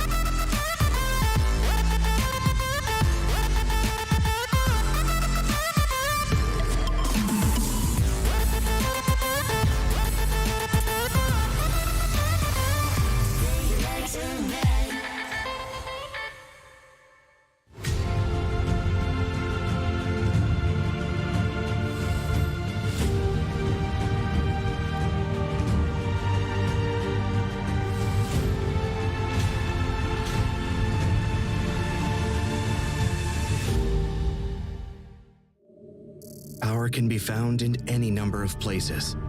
Scientists will tell you that it comes in newtons. Gamers will say that it can be found in silky skills. We will say that the power lies in real thrills. In the play with perfect ping. In the runes and crystals. In every frag and gank. In your personal winnings. Lock and load for PGL Arlington.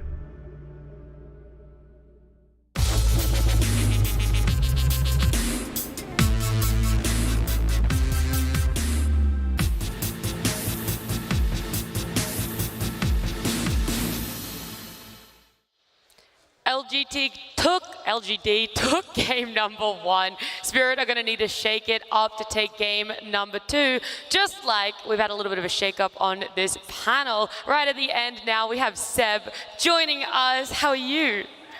I'm good, I'm good. I can hear some cheers in the background from the crowd that you're back on the panel now. Heard the draft got a little wild in game 1, so I figured maybe I can help you break it down. But thank you. I mean, you're also on the previous series as well, so I want to know some of your thoughts about if you were in their position, which you have been before coming low bracket, now into grand finals. Is it hard playing both those series back to back? it is, for sure. And it's part of what makes these teams, great teams, is being able to also manage that. Winning tournaments is not only being the best Dota team of the tournament, also being the best team at managing whatever's thrown at you. And sometimes the schedule can be a problem, sometimes, the pressure, many things. But it is a challenge in itself. And I'm sure they must have, took that hour to rest and to also prep. And I'm sure they did. These guys are no strangers to these kind of tournaments. Definitely not. But what did you think of that game at 1 draft, and anything that you feel needs to be changed for game 2? I don't know, Wings vibes. I see Pudge, and it's dominating. It was brilliant. The Pudge versus the PL, great matchup. It's also amazing against Enigma. You can save from Black Hole 2 different ways. It's genius. It's genius drafting. I think when you draft against LGD, you need to open your mind. You need to unstuck yourself with what you think is good in the tournament, what you think is good for you. You need to look at the entirety of the hero board, like they do. Else, you're drafting with 30 heroes, they're drafting with however many heroes there are in Dota. I don't even know anymore, 120 or something. 127, okay. I think it is. Do you feel like LGD improved and changed that since TI? Because I feel like something like this matchup during TI, I didn't feel like there was this heavy favorite, whereas coming to this grand finals, it feels like Spirit truly are the underdogs. They said themselves they maybe need a miracle to compete. I feel like at TI, Spirit was driving a lot of the meta too, in a sense. Like they had their strats, and their strats were really strong and hard to challenge. I feel like it's not the case right now, at least for them. They're very strong, obviously, but maybe they're not as certain on what they want to play, or maybe they're experimenting a little bit more. So probably LGD is in a dominant position when it comes to drafting. Yeah, well, this Game 2 draft is now up on our screens, and we do know that LGD are going to be having first pick this time round. The last 3 matches they played versus each other, Team Spirit had first pick coming into it. So this is a big shake-up. Yeah, both teams are fighting for second pick probably, and then for Dire as a second priority. And we saw Team Spirit, what happened, I mean, Aster did this to them, where they beat their Chen, and now Team Spirit did not dare to pick it again on first pick, even though they did it the series before in the lower bracket. They went away from it. They did not dare to pick the Chen into LGD either, as they lost with it. They went for Tiny, and they got beaten by Chen. So they're in a tough situation. Now they have to decide whether or not they give them to Chen again, that they just lost to. And, it's probably a little bit tougher to do, because LGD is going to first pick it, and Spirit's going to get to react with 2 heroes straight away, whereas they only had 1 hero to react with in the first game. So it's their call. They must have talked about it. Yeah, definitely. Is there any other heroes that pick out as potential first phase ban worthy that they could be deliberating here? I mean, they have LGD banned Phoenix in the first series to set up for the Chen. They didn't get to ban it this time around. They decided to go for the Wyvern and the IO. It could also be a message. It's hard to tell. I mean, at this point, it's just up to Spirit whether or not they want to poke the bear once again or just change it around. It's a best of 5. They could afford to lose a second time to Chen and decide later to ban it. Do you think there's even a world like LGD, Spirit have lost so much confidence maybe in their Chen? Do LGD even need to first pick the hero? I would love for them not to. I think that's how you get in their heads. It's like, you don't even pick it, you pick something else and threaten an 8-pick Chen. And that's the toughest position to be in for drafters. Like, do you pre-pick for the Chen that you know is coming and it might not come, and then you're just completely broken? Okay. It's just straight banned out. They don't want to do it. Yeah. They don't want to handle it. So LGD and other Chinese teams' response to Razor has favorably been this Faceless Void, Yes. but it's not something that I've seen Spirit do as comfortably. Not really. Yeah, but they have lost to it, so maybe they respect it. It's going to be interesting. Definitely it's going to get banned out if they don't pick it here. I wonder if LGD picked it in a scenario where they picked it as a closing pick for the first phase, or if it was exposed, because it's harder to pick it here. They're not going to go for the Void, probably. This is going to be their answer. Viper Marcy. I mean, probably the toughest lane in Dota to lane against for anyone that has played against Viper Marcy. It is obnoxious. It's really hard to even find something that goes into that. Razor definitely cannot even get close to that lane. He will just feed on that lane. I think LGD may be having some PTSD going back to Riyadh Masters. They played against the Collapse off-lane Viper both games. The lanes went very, very favorably for Spirit, but they weren't really able to outmaneuver LGD going into mid-game. Arme would just recover in his jungle the entire time and get back to the top of the net worth lead, and it's like the laning never really happened. The Dazzle closing out this first phase of picks. Do you feel that you are struggling to pair something with this Razor now for the lane, Seb, or it's just very much we needed a strong 5. Dazzle's most likely going to be banned out in the next phase? It's definitely that. I think Dazzle's also a very good hero with Razor. Razor is a hero that frontlines and kind of forces the enemy to put a lot of attention on him, obviously, but gives a lot of freedom for Dazzle to position himself, cast his spells without being threatened. And they're putting a lot of emphasis on protecting the Dazzle too with the puck ban. Probably one of the best mid laners at killing the Dazzle, getting to the backline. The Void is banned too now, which is probably LGD's the hero they're the most afraid of facing when they pick Razor. So they're just going to build a really strong draft around this Dazzle, and I see a lot of laners with Dazzle, like paired with them, that could actually lane decently into the Viper Marcy. They're probably not going to win the lane, but they're going to do just fine. Dazzle is a very strong laner after all. May I ask, when you guys played the Morphling, was it the hero that you felt dealt the best with Razor that was left in the pool? Do you think we might see Spirit look maybe towards it? They have played at this tournament. Yeah, Yotora Morphling is something to, like a force to be reckoned with, for sure. It's a hero they could be looking at. It's an amazing hero against Razor. It's maybe not the best laner into him, or it could be if you have a strong laner with you, such as a Marcy, for instance. We did that. It can very, very much work. Definitely a hero to look out for if you're LGD.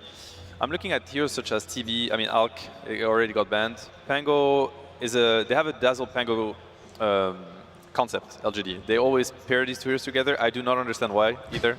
It just feels good. It could be a lot of things. Anyways, just a lot of respect from Spirit to banning that. I would like for them to ban the Terrorblade, potentially. It could be a really strong pick for LGD. I could see how TB Dazzle could get really well into the lane, actually, against Marcy Viper. Mm-hmm. If TB does get banned, is there another pairing similar to that LGD can fall back on? I mean, this Marcy Viper lane is hard. There's really few heroes that you want to send there, and whoever you send there, you just wish them best of luck. We actually tell that to each other. It's like, well, somebody has got to go there, guys. Good luck.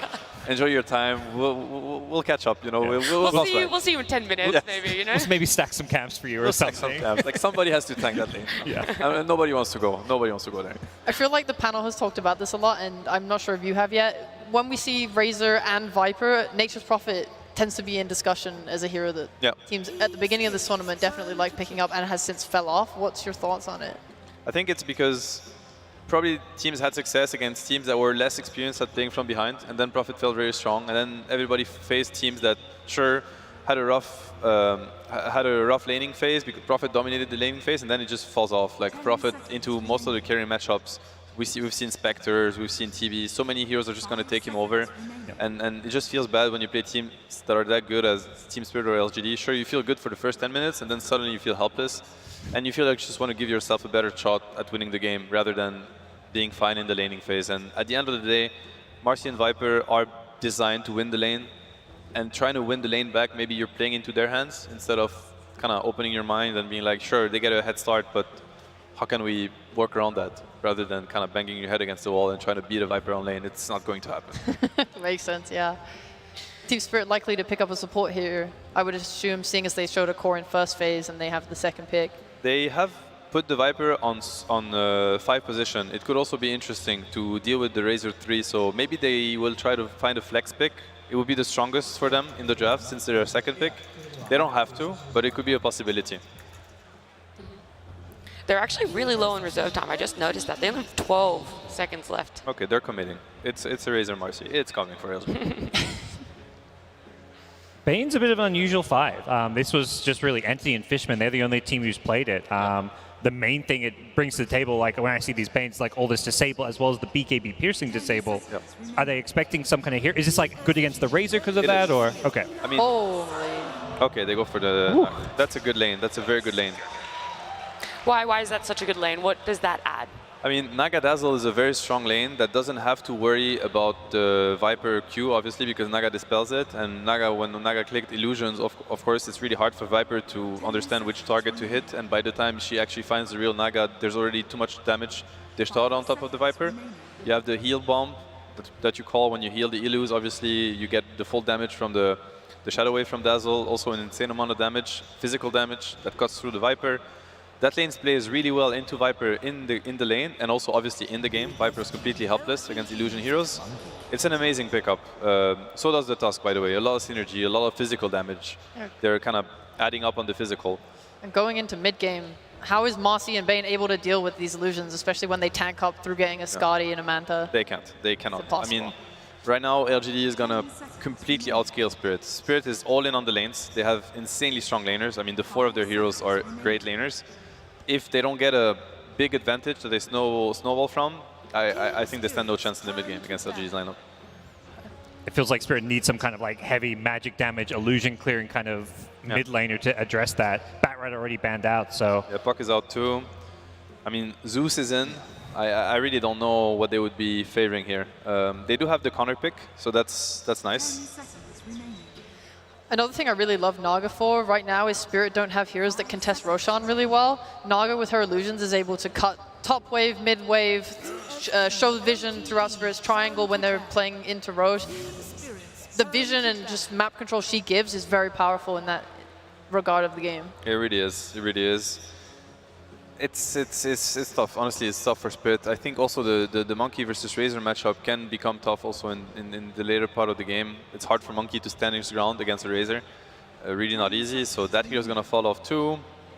Yeah, and the map pressure from the Naga. I mean, Naga can buy Aghanims also to deal with there's just a lot of synergy between Naga and Razor. Naga's gonna hold heroes in place. Razor's gonna get full damage from the static link. That's a mid cuddle. Well, I mean, you talk about all those things, and it just sounds like LGD just need to like not get run over and stall the game out, and Coddle just seems like a perfect way to guarantee that. For sure. They have also very limited catch for Coddle right now. I mean, they have core heroes that don't. They set up the bands really well. Storm is out, Bat is out, Mars is out, Puck is out. Like, most of the Coddle catching heroes are out, actually. I wonder, a lot of, like, some people go for Void Solo mid against Coddle. It's a bit crazy, but he's gonna go for co-op, sure. Okay. This is risky. Yeah. That's a throwback. I really like the Coddle rounding out the damage type on LGD. They were very physical heavy. Now they have a lot of magic damage. You have that E-Blade. If someone is stuck inside the Monkey Wukong's command, you can save them with that. Very much like that. The squad has to carry a lot on his shoulders. Yeah, what are we feeling about this last pick? Do you still have a lot of worries for Spirit? Yeah, I'm going to side with LGD on this one. God. Look, it's Queen of Pain coming out from nowhere. You want to believe that it's going to be really tough. I think for Spirit to win this game, they need that like insane pop-off game from Toronto Tokyo. He's up against like a lot of good counter matchups. He's their AoE damage for the Naga illusions. You know, it's going to be tough though. All right, normally when all of you guys are on the same page, I don't ask any more prediction stuff. Instead, I'm going to ask you for time. So it's going to be a different type of prediction. How long is this game going to go for? 30 minutes? I mean, if it goes long, it's going to be LGD. It could go quick. Spirit is one of the best laning teams in the world. They could dumpster LGD in the lanes. Like, they have done it before. It's possible. I see 3 lanes winning into Snowball. I'm gonna go for that. Okay. I'll side back with I'll balance this out a bit. I'll go with Spirits. They're gonna crush the lanes and they're gonna snowball, and it's gonna be a 25-minute game. Oh my goodness, Gods, quickly. I'll go like more 40-ish, 35 to 40. For your LGD. Yeah. We got like 3 different times going. No, I mean, I like it. It's exciting, and what else is exciting is our casting trio. It's Lyrical, Trent, and Gunnar. Thank you so much, Nat. I have never seen the like before. This guy gets on panel, he tricks them all to go LGD in the end. He's like, oh, actually, I'm going Spirit. What the heck was that? Seb's crazy. jukes. And he's learning from the team, right? They got lots of good jukes on the team. You saw Tyga on the I like edge, this. then Seb's jumping on the edge. He's doing it too. Now he's juking on the panel. Now it keeps it going out of the game too. Well, we do have a game number 2 here, and the Queen of Pain last going to be facing off. What do you think about this pick? They're using it to kind of pressure the Coddle. It's a good lane, and the Coddle's had a lot of success in this tournament, kind of as a, here you just pick when you don't see your lane and you get out of the lane. There was also a worry about the Viper potentially going mid to dodge the Naga, so they try to put the Coddle there to just always have a good lane, a 50-50 mid, so they try to pick the co-op to shut it down, but I haven't seen much success with this hero recently. So it's something that is going to be really interesting to watch, to see how Team Spirit plays. This hero is also very snowball heavy. You die once, you die twice, the game starts to kind of fall out of your hands. Yeah, they kind of took their escape when they saw, like, you know, maybe there was an opportunity to send that Viper, and they just said, no, collapse, you can handle it. You'll be all right in the lane, right? This should be fine. Definitely going to be a bit of a concern, but the pressure is on Toronto Tokyo. He'll be the one with the shoulders to bear the burden of this victory. Maboshka caught right at the start. That's never a sight that you love to see. Can heal a lot off of the illusions, but is just going to be brought low. Already used the brain sap, and one last punch. Faith Beyond drawing first blood. A good sign for LGD out of the gates. That's again, games in a row. Yeah. This guy just gets to start his off lane with a little bit of a first blood gold, huh? Maybe he'll go 4 deaths into a Midas again. It worked out. It keeps working out every game, so I wouldn't be surprised to see it again. I'd love it. Well, again, the lane swap-ups, we'll see if they have something like it this time, as Yadro and Collapse both sitting in the mid lane. 5 heroes mid. Normally this is like a low priority game when you see this. Either that or a pro game, one or the other. I think they might be worried about LGD swapping their lanes up to lane the Naga top versus the Razor. And so they don't want to play the Viper into the Naga, but I think they're just going to walk into the lanes. Ooh. It doesn't feel too bad. They also they picked the Monkey into the Razor, so they knew the lane matchups they're walking into. So they might even end up tri-laning in the bot lane just to kind of win this lane. Oh, and look at Faith Beyond just camping, waiting for this, forcing the rebound from Mira. And now everybody is zoned out of bot. Yeah, they're still 5 mid. There are creeps down there, actually. You might not believe it. And they are lane swapping, so the Viper's going to go bot versus the Razor. The Monkey will go top versus the Naga. A little nicer for the Monkey. It's a melee hero. And again, the Viper versus the Naga matchup can be really hard. He has illusions, which Viper doesn't clear. But right away they say no. Faith Beyond sees them on that ward. Look at that. Shocking, he says. I'm out of here. I'm not going to lane. You can't make me. Some musical lanes right now. I think this favors LGD actually, because Tusk does a lot with levels early. So they're kind of leave him bot. He's going to transition into this core in the early game in terms of levels, and he'll probably rotate on mid. He has a lot of damage with the Coddle Blast if he hits a snowball at the right time, so it's going to be nice. At least Zinq will have the opportunity to carry this early game. I feel like it's one of the hardest things to account for when a Dota game starts, when you have this musical lanes, because so many things and factors can come into play, right? Like these TPs, even a situation like that where Maboshka's TPing back to the tower, like now he's just committed, right? He's not going anywhere else at this point. Well, yeah, Spirit to themselves are probably saying that they're happy with not swapping the lanes. They're a little ahead of XP on both of their cores. Even the Naga hasn't really gotten a creep yet. He's gotten, I think, 1 from top. So a little behind right now, but they're doing this for the lane matchups. They're doing this for, you know, the next 2-3 minutes rather than the right now. Well, and that's so important because like the panel was talking about, this is what Team Spirit were really hoping to take full advantage of. They wanted to try and snowball that early lead that they'd get out of the laning stage into more objectives, and if they don't get that, you got to be a little bit worried about how this stall will work out. So we'll see these next couple of minutes play out and where they go for it. But already Ame back behind the tower, and Mira pretty far forward. Needs to be careful not to get caught here. Already level 2 on the Tusk. Rebound on the line, so Mira can get chased a little bit here by Zinq, but it won't turn into anything. I mean, it's really painful though with the Orb of Venom, and like he doesn't have any allies for the rebound, so he's just a long time before he's going to help. Friends? Anybody? Mira? Getting chased? You know? There's a lot of HP, you know? That's all it is in the end. Goodness gracious. Same time on mid, there's already a lot of pressure coming on the Coddle. The Quap's really going to have none on him. He's just going to constantly blink forward, press dagger on him and hit him. Ooh. That was a little scary there. Mira gets away though. Yeah, he blinked forward. He got another dagger on Nothing to Say while he was charging up there too. Forced to go and grab a water rune. It's still just ticking down very low in that mid lane. He's sending himself a salve on the courier, so he'll heal up soon, and he'll just jungle the small. You know, the favorite of all the mids right now. Yeah, and sit way back on that Coddle. Mira. Ooh. The collapse. Spotting Ame. And they bring him down. Nether Toxin there. The break is out. Collapse tries to stay tall in this fair fire. 1 kill. Can he get enough distance? Tries to bring him down, but it's not going to be enough before he dies. XinQ still going to fall as Mira picks up that kill. 2 for 1. That could have, the lane could have started feeling really bad. His Null Talisman and his Wraith Band both just got killed on the courier, which feels really bad. You look at his inventory, just 2 circlets. He probably wins that fight with both of them. Yeah, if he probably gets those. live. So feels good. Feels okay for LGD, but yeah, going down on both the Naga after doing this lane swap, after having this bad early game is just not what you want to see. Wow, 2-2, and the Coddle's still high up in terms of. Oh, he's just gone. Yeah, they make that rotation over as XinQ respawns and making this top lane a little bit better. Look at it pushing in there towards Faith Beyond as well. Like Yadro just able to hit last hits with his Boundless Strike, so not the situation you want to be in. Well, actually get a pull off as the sports move, though. They're forcing TP bottom.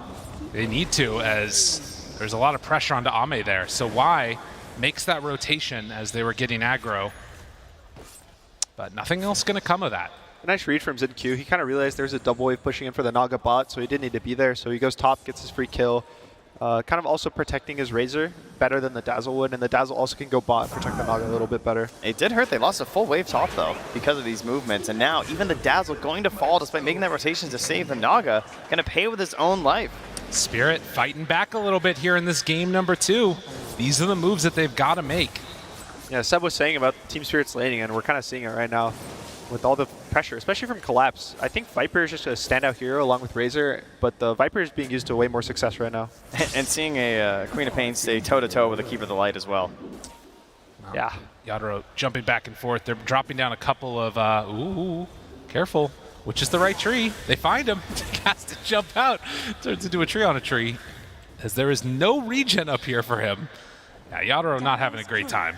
We'll get that courier. You know, I saw him right away, XinQ. He bought himself 2 Clarities, then he sold 1 and bought a Quelling Blade. He's like, that's sometimes you got to try and catch that monkey.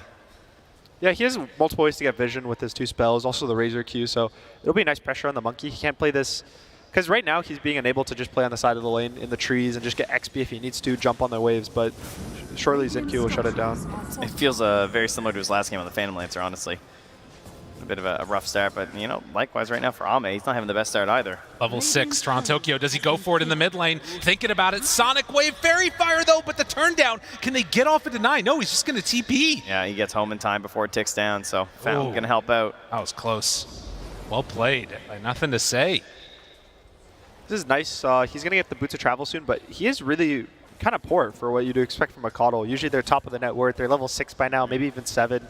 You aim for the Boots of Travel by like 7 minutes, and this might be more of an 8-9 minute with how this lane is going. Yeah, and it's definitely an Alchemist-like effect. Maybe if you guys aren't playing a lot of Coddle or something, you should be at the top. You need to be at the top in order to really fully get the most out of this hero. You want to be rotating around with those solar binds, trying to help out the side lanes and give a little bit back from your free lane mid. Thinking about going here, finding Ame, he's only level 3. Has not been able to have a great start to this and will go for the Dispel chase. Toronto Tokyo, he doesn't have another blink, needs it a couple seconds, just gonna have to TP out. So they can't get the kill onto Ame, but still punishing that farm. Yeah, right now the big thing is generally the Coddle gets the Boots of Travel and you try to make a play like instantly, which is probably what LGD was hoping for in terms of putting the Noggin bot. You kind of have a rougher lane, but the Coddle rotates and fixes it. But right now, everyone's kind of needs their own time. Even Faith Beyond is struggling. Oh, that was so nice, actually. He needs some time, but he doesn't have it. And Yadro there to clean up. Oh, so Aposhka was lurking in the tree line right there, waiting that whole time until Razor came out. And when he tries to pressure with the Link, he just nightmares. And that's when you see the rotation from Mira come through with the fully charged Primal Spring as well. They get that damage for the kill. And Team Spirit now taking a lead in terms of the gold, but really shutting down the most important heroes right now for LGD. It's really nice watching how they constantly... They force the TP and still get the kill. It's not like they're doing one or the other. They make the support TP, the core dies. Then they walk to the other side of the map, they make a support TP, the core dies. And they just keep getting these little tiny advantages from it.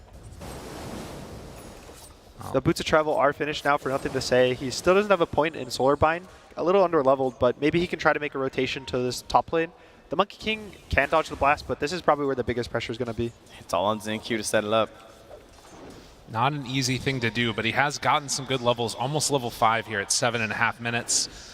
And it looks like until those bots are there, well, they get the dispose. Why? Right on top of Mira, but the rebound and the runaway. The no-risk initiation, you know? It's true. But something, this Naga's only level 4 right now. All the cores on LGD are actually really low XP. The Razor's not even 6. The Coddle just hit 7, which is pretty low for now, and the Naga just hit 5. So they're going to need a lot of time to just get the levels up because all their heroes are very level dependent. And, I mean, part of it is, well, hold on. We got another one. Mira in trouble, gets the sidekick off before he goes down. Xingqiu, snowball. This is going to be all the way on him, Miposhka. Can they punish this as, yeah, Collapse is there, Boundless Strike, Viper Strike, all the strikes, and Xingqiu is dead. I mean, part of the reason for that level is you look at the last hits out of that laning stage, right? And it's so many denies, 18, 15, don't look at 16. Don't go there. It's been rough. Has not really been, I mean, how often do you see 29 last hits on a Naga Siren this late into the game? You know what's kind of painful too is that this is also a hero that suffers from XP at times because of being an illusion carry as well and spamming them around for the gold. Trying to set something up here. The pushback on Miposhka. That was well played by Nothing to Say, but they show up now. Toronto Tokyo trying to find something. He's very quick on the old Coddle, but the dagger eventually going to connect up to him. They have the sidekick. Oh, Miposhka? Tries to get the pushback. Miposhka gets denied by Roach. Sonic Wave to finish the Coddle. And Team Spirit, just a symphony of skills. Do you want to run into the Viper? I don't think so. No, I don't think that's the plan. Mira's Papa's there to help out. They see him on the board as well. They say, no thank you. That was really nice. Arcane as well, so the Sonic Wave is not too long of a cooldown, but you can just see how like heavy Spirit's pressuring them right now. LGs kind of keep getting corralled in this, like little tiny corridors, these like low grounds on the river, the low grounds on the hills, and they just have so much AoE on the side of Spirit between the Viper and the Quap. I'm not finding the real one. There, he had the number on him, but wanted to just kill off the illusion, keep the farm going for the Monkey King. A little bit ahead in terms of experience and net worth, and trying to go in towards the Maelstrom, it looks like. So Yatoro needs to be able to deal with these illusions. He's also going for an Ags. It's so cool how Monkey has a lot of different builds right now. He has the more aggressive Diffusal or Echo. He has the Battle Fury, and this is kind of in between. It gives you a nice timing with the Maelstrom damage, and it's really good for these illusion heroes because they take so much damage from the magic and they have a lot of armor. Yeah, I think it fits well with the tempo that they likely want to play this game as well. Even the Ags will give them this more AoE damage so that all of their draft is basically telling LGD to walk into them and that they'll kill them when they walk in. Toronto Tokyo on the Queen of Pain still hunting a little bit here. He runs into this dire jungle, taking away that farm from Nothing to Say. Ooh. Able to sneak a couple of them out of there. Faith Beyond cleans up the creeps. It's all just prepping for collapse now. I know. He's diving on the tower into Y, forced to go for the grave TP. Miposhka's close, but not close enough. Might die in Fountain. He does, in fact. And as you talk about, Ame down bottom, in trouble, disposed there, absolutely dead. Snowball tries to turn this. And dodges the damage, the rebound away off of the trees. Xingqiu, they can't connect. It's not good enough. And they made that rotation over with the Razor, but couldn't find anybody. Good play by Team Spirit. Nice of them to get out. If the Coddle TP'd, he might have had enough damage. He hasn't earned no charges yet. And this is kind of feeling really awkward. The Coddle doesn't have a big of a game. The Snoggo has no game. The Razor's still really low level. Even the Tusk is outshining him level-wise. Yeah. And you kind of are wondering where are they going to get this comeback XP? Well, they're not getting the gold from the towers. Is that bottom tier one still standing? They just took the top. And we'll see if they can constrict this map or not. Toronto Tokyo keeps running in to mess with Ame's farm. Yeah, generally at this point in the game, you want to get your Naga on the enemy side of the map to cut the waves, but you see the second he gets left alone, the Monkey King TP's bot, Yatoro starts pressuring him, killing his illusions. He doesn't want to give him any of this map, and now they kick him back to his own jungle, and now up there, Toronto Tokyo is just hunting him. They're not giving him a jungle, and Naga does not want to be in the tri-camp. You don't really farm Ancients that well, you don't cut waves, you don't get the XP. It just kind of feels really bad. Well, an interesting start to this Witchblade build for the Queen of Pain. Yeah, flying in on the courier now. So a lot of damage to jump in here. He watched Nothing to Say by it last game on Puck. You know, yes. Maybe Witchblade, 100% win rate right now. It's good. Turn to a Revenant's Brooch later. That's the real dream. Smoke up, though. Tusk, Coddle. They want to kick these heroes out of here. And most explicitly, it's Collapse. They're the one he's hunting. The Arcane Ring drops, and they find him here. Will it be enough damage? Throws the Viper Strike, tries the TP, not a chance. And he found the real Naga Siren, disposed into a Fiend's Grip.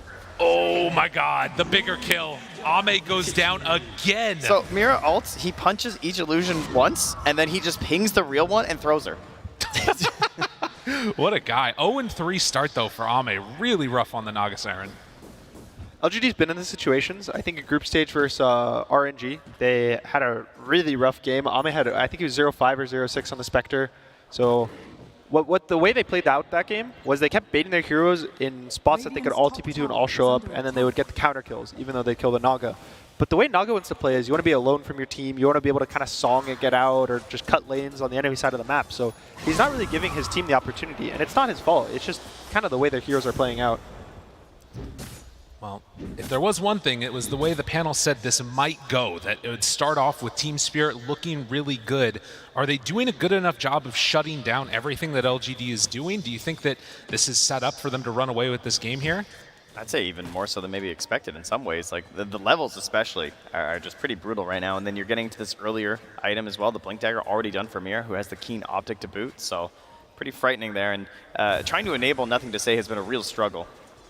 We're trying to enable right now with this this smoke to the bot lane, but it's really hard to get a catch on these heroes. The Monkey King just is jumping into the trees, and there's no one in the jungle.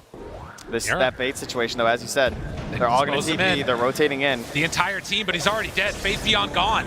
Now they snowball forward, tries to bring down one. The Mischief dodges some of the damage, pushes him outside. But Yaro, he showed up. Toronto Tokyo, can they bring down Xingqiu? Nothing to say, just getting beaten down by Marcy. Sonic Wave done. They find the Bane, and Team Spirit are not to be messed with today. Takedown 4. I thought he'd gotten away with it. He tried a Tumbler Toy, but Marcy rebound too strong. It was really nice sleep as well on the Dazzle to not get the Grave on the Coddle. And, you know, something that was worried about was that the Coddle and the Dazzle are a lot of healing, which kind of counteracts this Queen of Pain, but they have so much damage right now.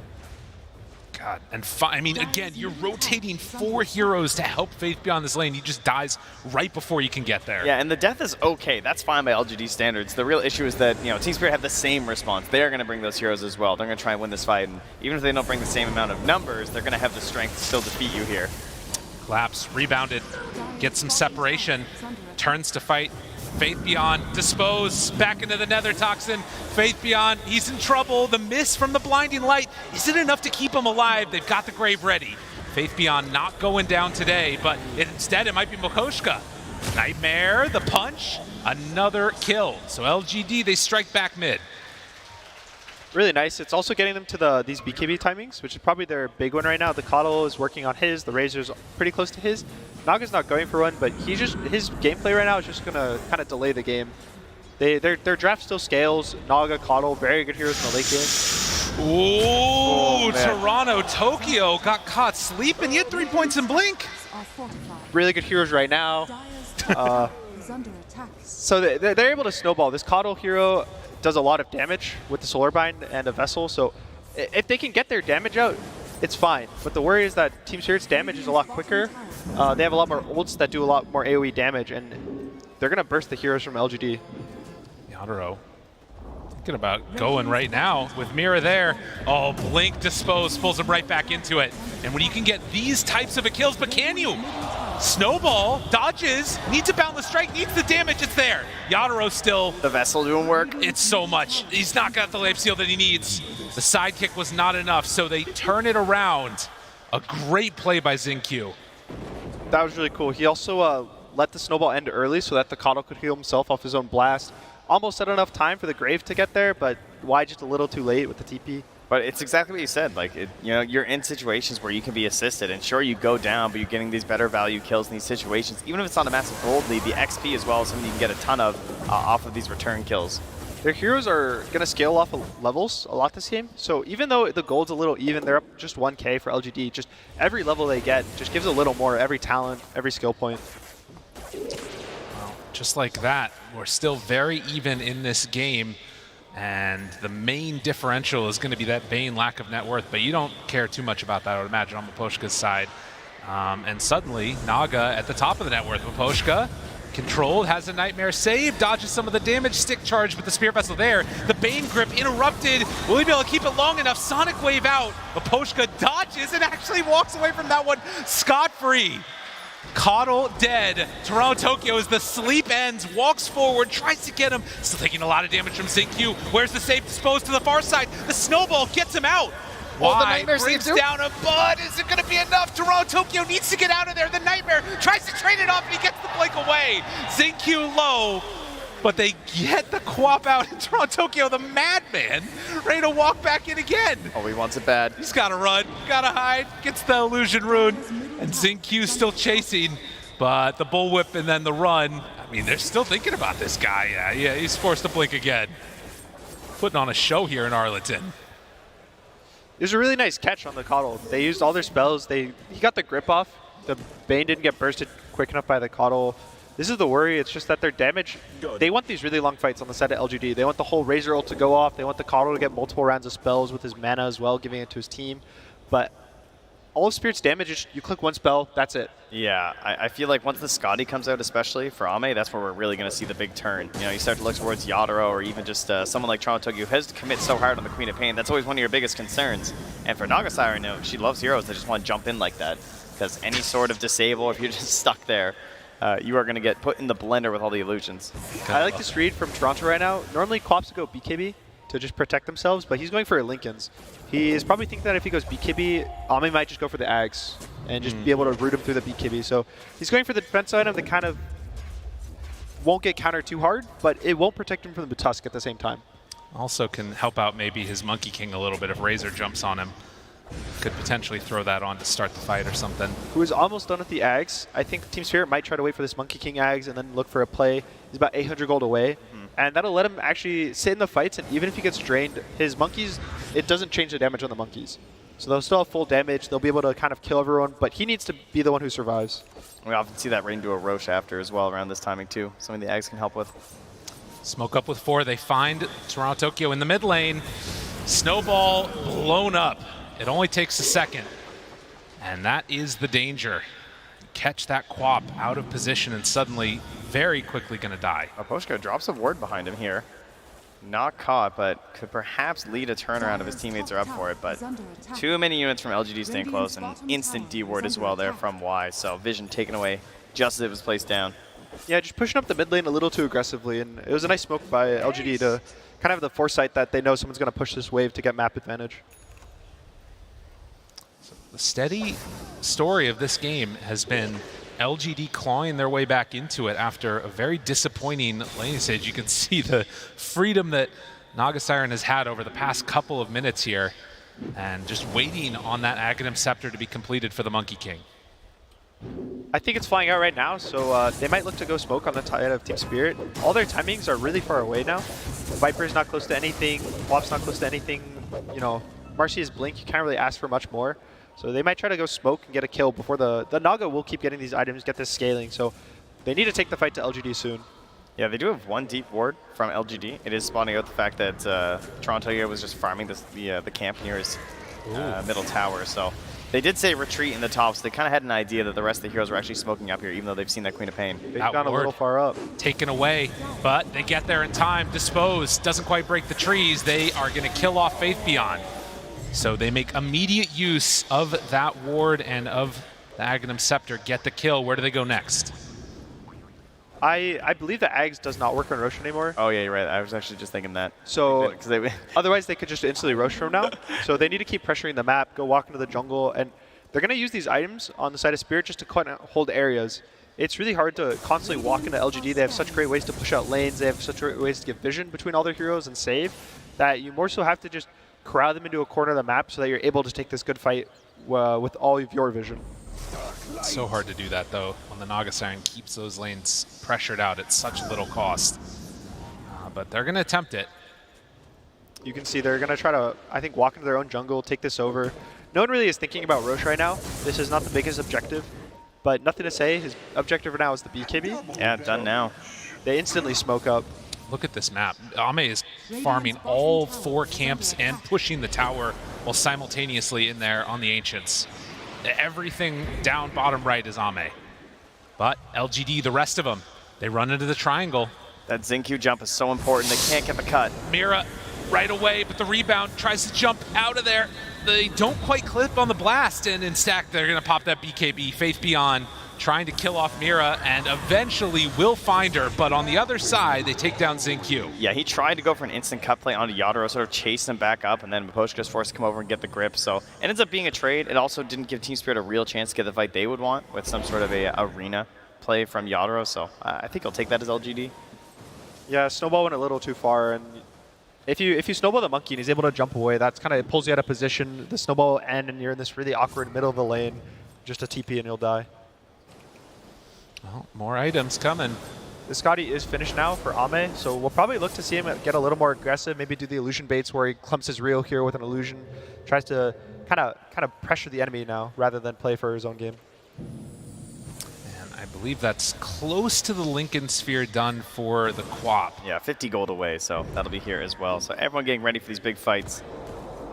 Something also really cool is that they have the Chakra Magic for the Naga, and the level 25 talent is minus 10-second cooldowns on the illusion, so when you get that for free when you're mid level 7. Yeah, that's a good point. That's just constant illusions, I guess, huh? Yeah, you don't have to worry about mana.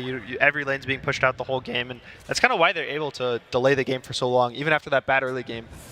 Spirit, this mid tower is, I think, can survive both games right now. Yeah. So it's just so hard for them to actually take objectives.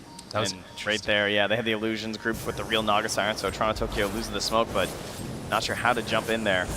Into the rush they go. With 4 smoked up. Toronto Tokyo, the only one that is not. No vision in this area, but they head on through. Mira, the first one forward. It's so hard with 2 supports with no AoE disable.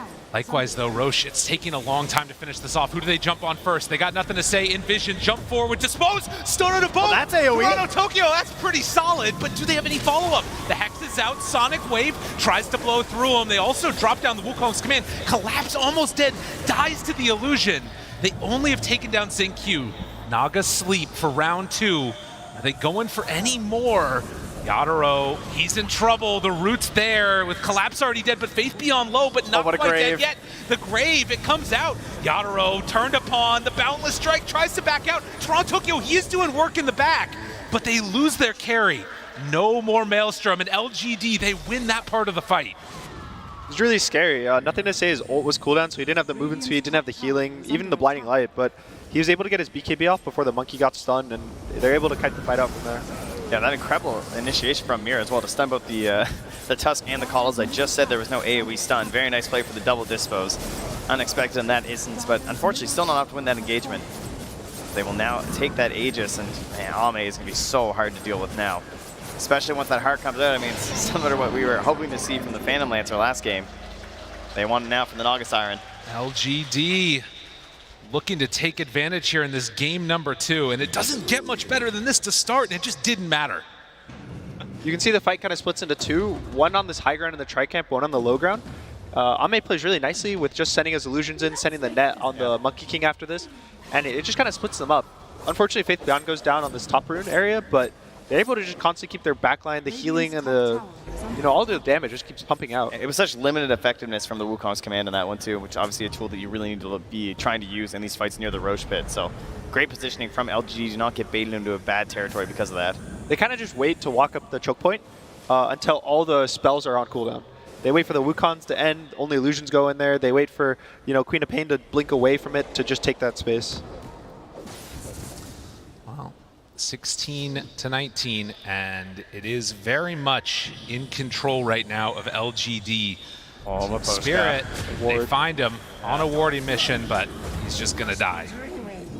I mean, they do have this own pick-off potential as well from Team Spirit. Maybe the fights are kind of tough, but if they can find something with Mira, something with Maposhka, they could try and break up the side of LGD, but it feels like the longer this gets delayed out, it just gets tougher and tougher for Team Spirit.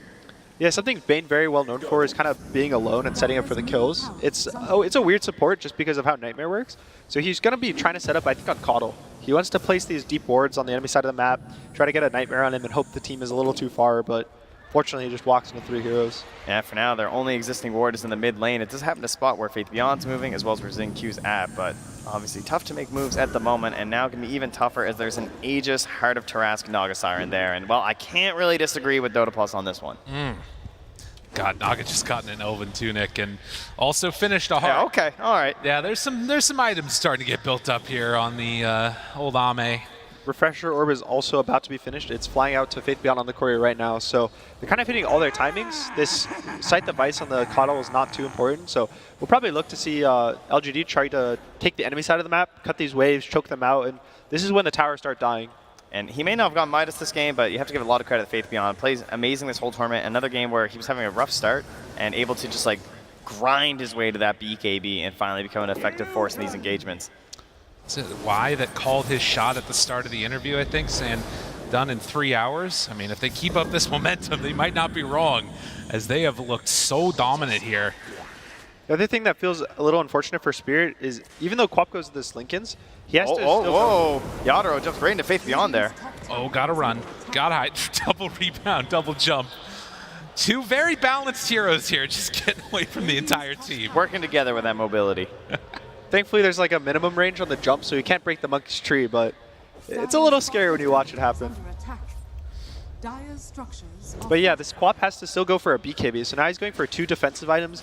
His damage isn't too high, and with all the healing from the Keeper of the Light and the Dazzle, it's going to start feeling a little bad, unless the Monkey King's able to get really good arenas off. Yeah, that's really the tough question, is how do you get back into a fight? Like, how can you win an engagement versus LGD? It feels like you need to leave with some sort of a pick-off onto one of these cores, and that's going to be tough, because there's going to be that Dazzle, and like, how do you, jump to the backline to actually control this Dazzle? It feels like that's going to be essentially Mira trying to get back there with the backup of Toronto Tokyo to finally get that finishing damage. So a lot of things need to go right for them, and well, Yadro is just going to run away back to that mid lane.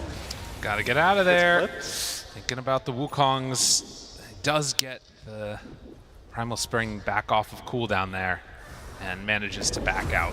Even if you catch the Dazzle, if Xinq's in position, he can save him with the Blink, the Snowball, maybe get him out. And when you have multiple safe heroes, it can kind of feel awkward. The one thing that multiple safe heroes don't do is damage, but they have Naga, they have Keeper of the Light, even Razor, all their cores just have infinite damage throughout a fight. You can see the skill of sort of controlling this map. They all shove up to that top side and kick out Team Spirit from their own jungle. They have to head down bottom, trying to delay. 40 seconds left on this Aegis. It's only a 6K gold lead, but it's really the inability to fight that's hurting Team Spirit so much, and it's all on that Naga Siren. I like this idea of the Shard as well, now picked up for Toronto Tokyo. Just something on the cheaper end that can really have an impact in these fights, because I think they know that one of the game-deciding engagements will be coming soon. Yeah, to let him jump these supports and silence them himself, so that he doesn't have to kill them in the one stun from Marcy, because they don't really have many stuns on Spirit either to stop anything. The Nightmare will get woken up. It's kind of just the monkey, but he also wants to use his stun on his own. He wants to wait for a Jingu stack, so it's kind of awkward for them to get kills before they get saved. Oh, the Aegis has now expired. The tower's being pressured here. They're going to glyph that up, though. And no, the LGD don't really want to fully commit for this one. It gets blasted down off the tower. Or the tree, rather. There's now an Orchid for Ame, so every time, like every minute or every 2 minutes, LGD just gets another major item on one of their cores. The Sight Device is also only about 1,500 gold off for nothing to say, which gives them so much catch that they're lacking a little. Look at this though, double Lotus Orb finish. So Mira rushes one, Collapse also completing one on the Viper. This is going to be a nice pseudo answer, and Dazzle. Well, that's not a bad way to start it. Finding Y, forcing out the Grave, tries to TP out, Song of the Siren, and the Nightmare comes in to break it. Y's in trouble in the statue, and drops the gem. Nicely played by Yadro. And Toronto Tokyo's hunting as well, but can't find anything else there as Naga Siren's gone back to the base. But still 2 more minutes for a potential Roche spawn here for the second. Faith Beyond just hiding, does not want to be the other one caught. Even though he's got that BKB. Look at this TV from Maposhka. He went immediately to the bottom lane. Trying to find him. So is the grip. He knows that nothing to say is there, but they can't quite get him as he TPs out. The death on Dazzle feels really bad because he has this gem, and the gem is kind of what enabled them to keep pushing the map, kill the vision on the side of Spirit, and just choke them out. But once you lose your gem, now you have to buy the sentries, now you have to hope the sentries actually hit the wards, and even the Glimmer, I think, was coming out for someone. Yeah, you lose a lot of confidence in the end. Well, we did see the Hex completed, nothing to say. So another avenue to lock people down along with that Orchid. And Eagle Song too on Name. Okay. Getting close to this butterfly, which thankfully Yatoro has Mjolnir completely finished now, so he has a little way to get past this evasion, but it's just the item and the damage keeps racking up. And LGD is just going to play on the enemy side of the map, try to hold Roche, and this second Roche is when the damage is going to start coming into the towers. Almost 11k gold from neutrals on this Naga Siren. Absolutely ridiculous. Just farm, farm, farm. But now trying to fight. They find him. Right in the start, Dispose, getting some separation, but the jump's there, the Hex is out, taking a lot of damage on Yatoro, pops the BKB, tries to survive the grip, it catches on Razor, he's dead. Can they find more? The Naga just outside of it, but they pull her in, the Dispose is there, Ame falling, Ame dying, and Toronto Tokyo finding those juicy targets in the backline. LGD, they lose everybody. What a sonic wave in the back from Toronto Tokyo. They didn't know what hit them. Then they're trying to back up everyone in the Wukong's command and just blown sideways by Toronto Tokyo, and down the mid they go. And 14 seconds until Roche is capable of respawning. They find the absolute perfect fight. What's that timing going to be? 36 seconds. Let's see it. How close is it? 2 minutes. Oh, it's the absolute max time. But what a fight this one was. You can see at the top, Toronto gets like a 3-man Sonic Wave. He blinks, silences them all, so there's no save for the Razor, from the Dazzle, and it just kind of falls apart. And it didn't even feel that good at the start, right? Because there was a Dispose and a Nightmare save onto Collapse. And I was like, oh, that's like double saves immediately used. But if you can't follow through with the rest of the game plan because of that silence interruption, yeah, that's right. Toronto Tokyo, he's loving it, everybody. Keep it going for them. Make sure you keep your hands on the keyboard, but more importantly, starting to take down the Tier 3 tower and go for some racks. Team Spirit have found their moment and absolutely blown this wide open. A full lane taken, and I mean, with the Naga Siren, you need to retake all that map pressure. Oh man, the crowd's feeling it though. That woke them up. Monkey King still does a lot of damage. Even though they're down 8,000 gold, if he's able to get the arena off and fight in it, the heroes will die. And you saw even the Mercy pulls the Naga back into the Wukongs. And just, it was really scary. He got hexed off a tree, and he got stuck there, and he almost didn't get Wukongs off. But the save, even the Quap just pushing away heroes so they're not able to finish him off in the fight. And that's really been the difference, because throughout this game, like, that's just something that Yatoro hasn't been able to do. He hasn't been able to be dropping down that arena whenever he wants to with the Wukongs and just getting those other monkeys to help him out. So now he's been trying some sneaky plays here, morphing into a tree, sitting on trees, just seeing if LGD wanted to test their patience to sit up here. Well, what's interesting about this game is that just like last time, they kind of, Team Spirit came out ahead now, and yeah, you can see the big swing back the other direction.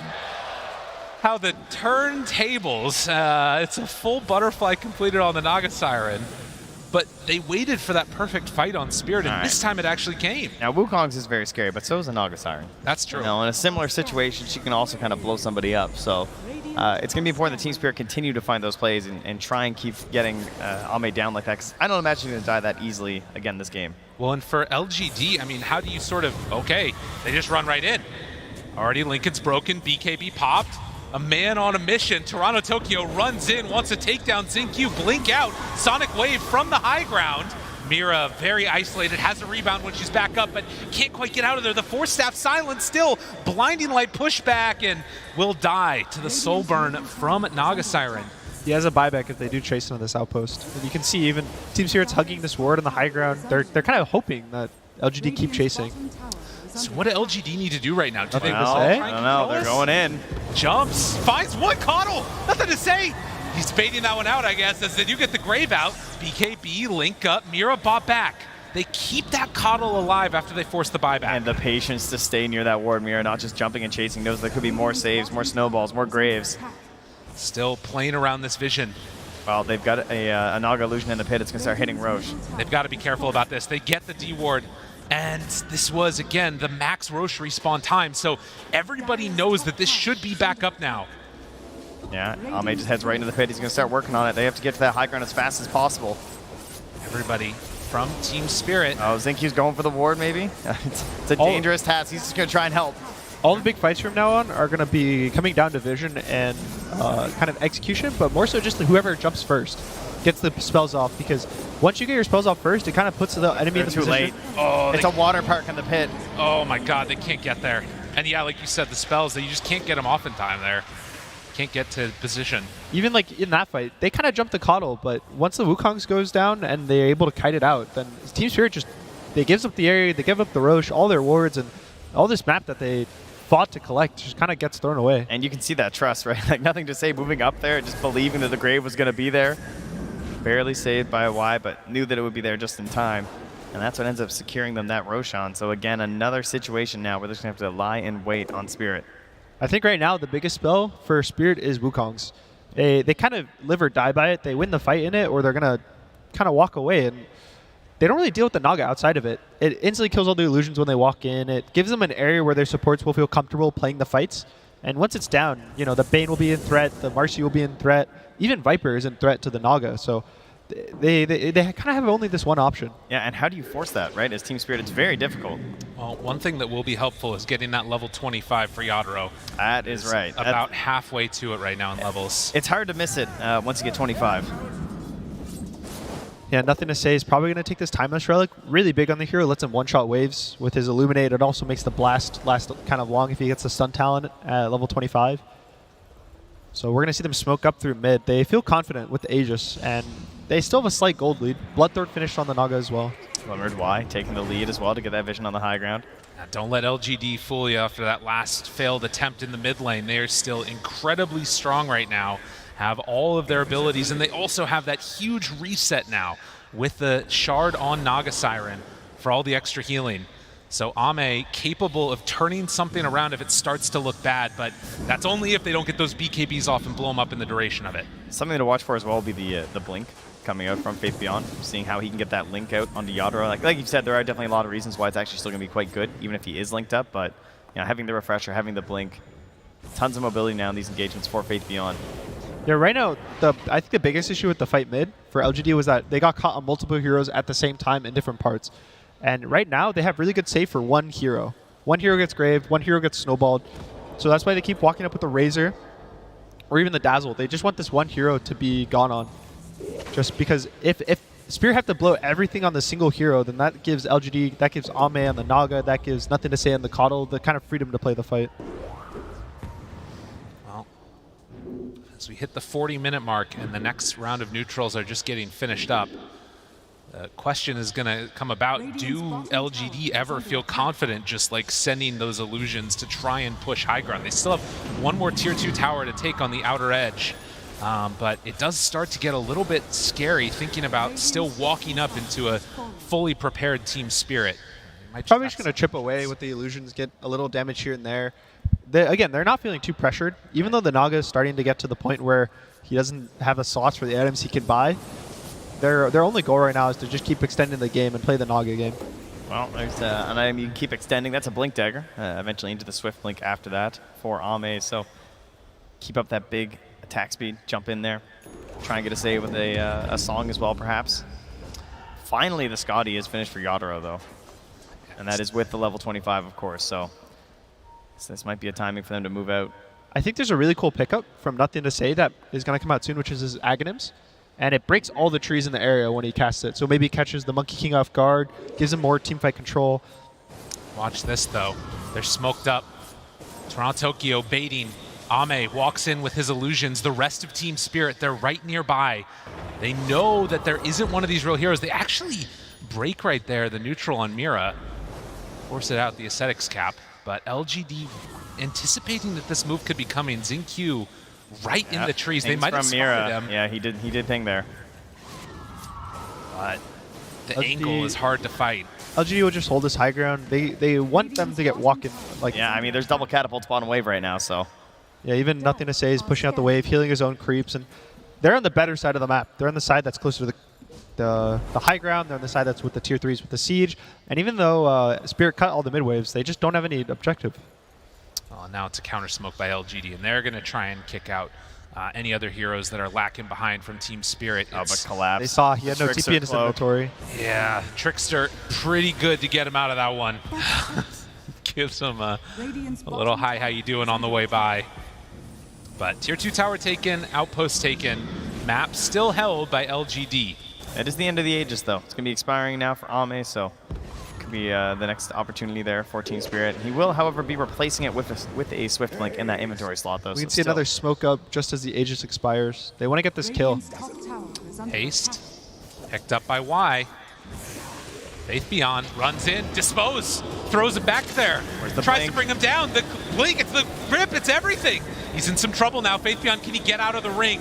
With that healing coming out from the Song of the Siren, it's so strong. They try to bring him down, though. The Sonic Wave, not quite enough. It might have been if not for the healing, and they don't have another ring. Yadro tries to turn a couple more punches. Toronto gets the blink out. Faith_Beyond, so low, Mira there, but the Grave is also there. They try and kill him off in the duration of it. He's still staying alive. Dazzle's been doing a ton, but it's not quite enough. Now Yadro? Razor dead, Marcy dead, Ame, he's in trouble. The rest of the team is in the pit waiting for him on the side. These totems, they're doing a good chunk with the snowball save. It's right there on top of him. Trying to bring him down low, but he gets out. The Force Staff keeping him alive. Why? Pochka, he still lives through it. But this other Grave on the Xingqiu, Ame, still trying to back away. They have the Will-O-Wisp up on there, keeping Pochka out of the fight, and Collapse running out of mana, running out of damage. He also has to retreat. In the end, it's still just 1-for-1.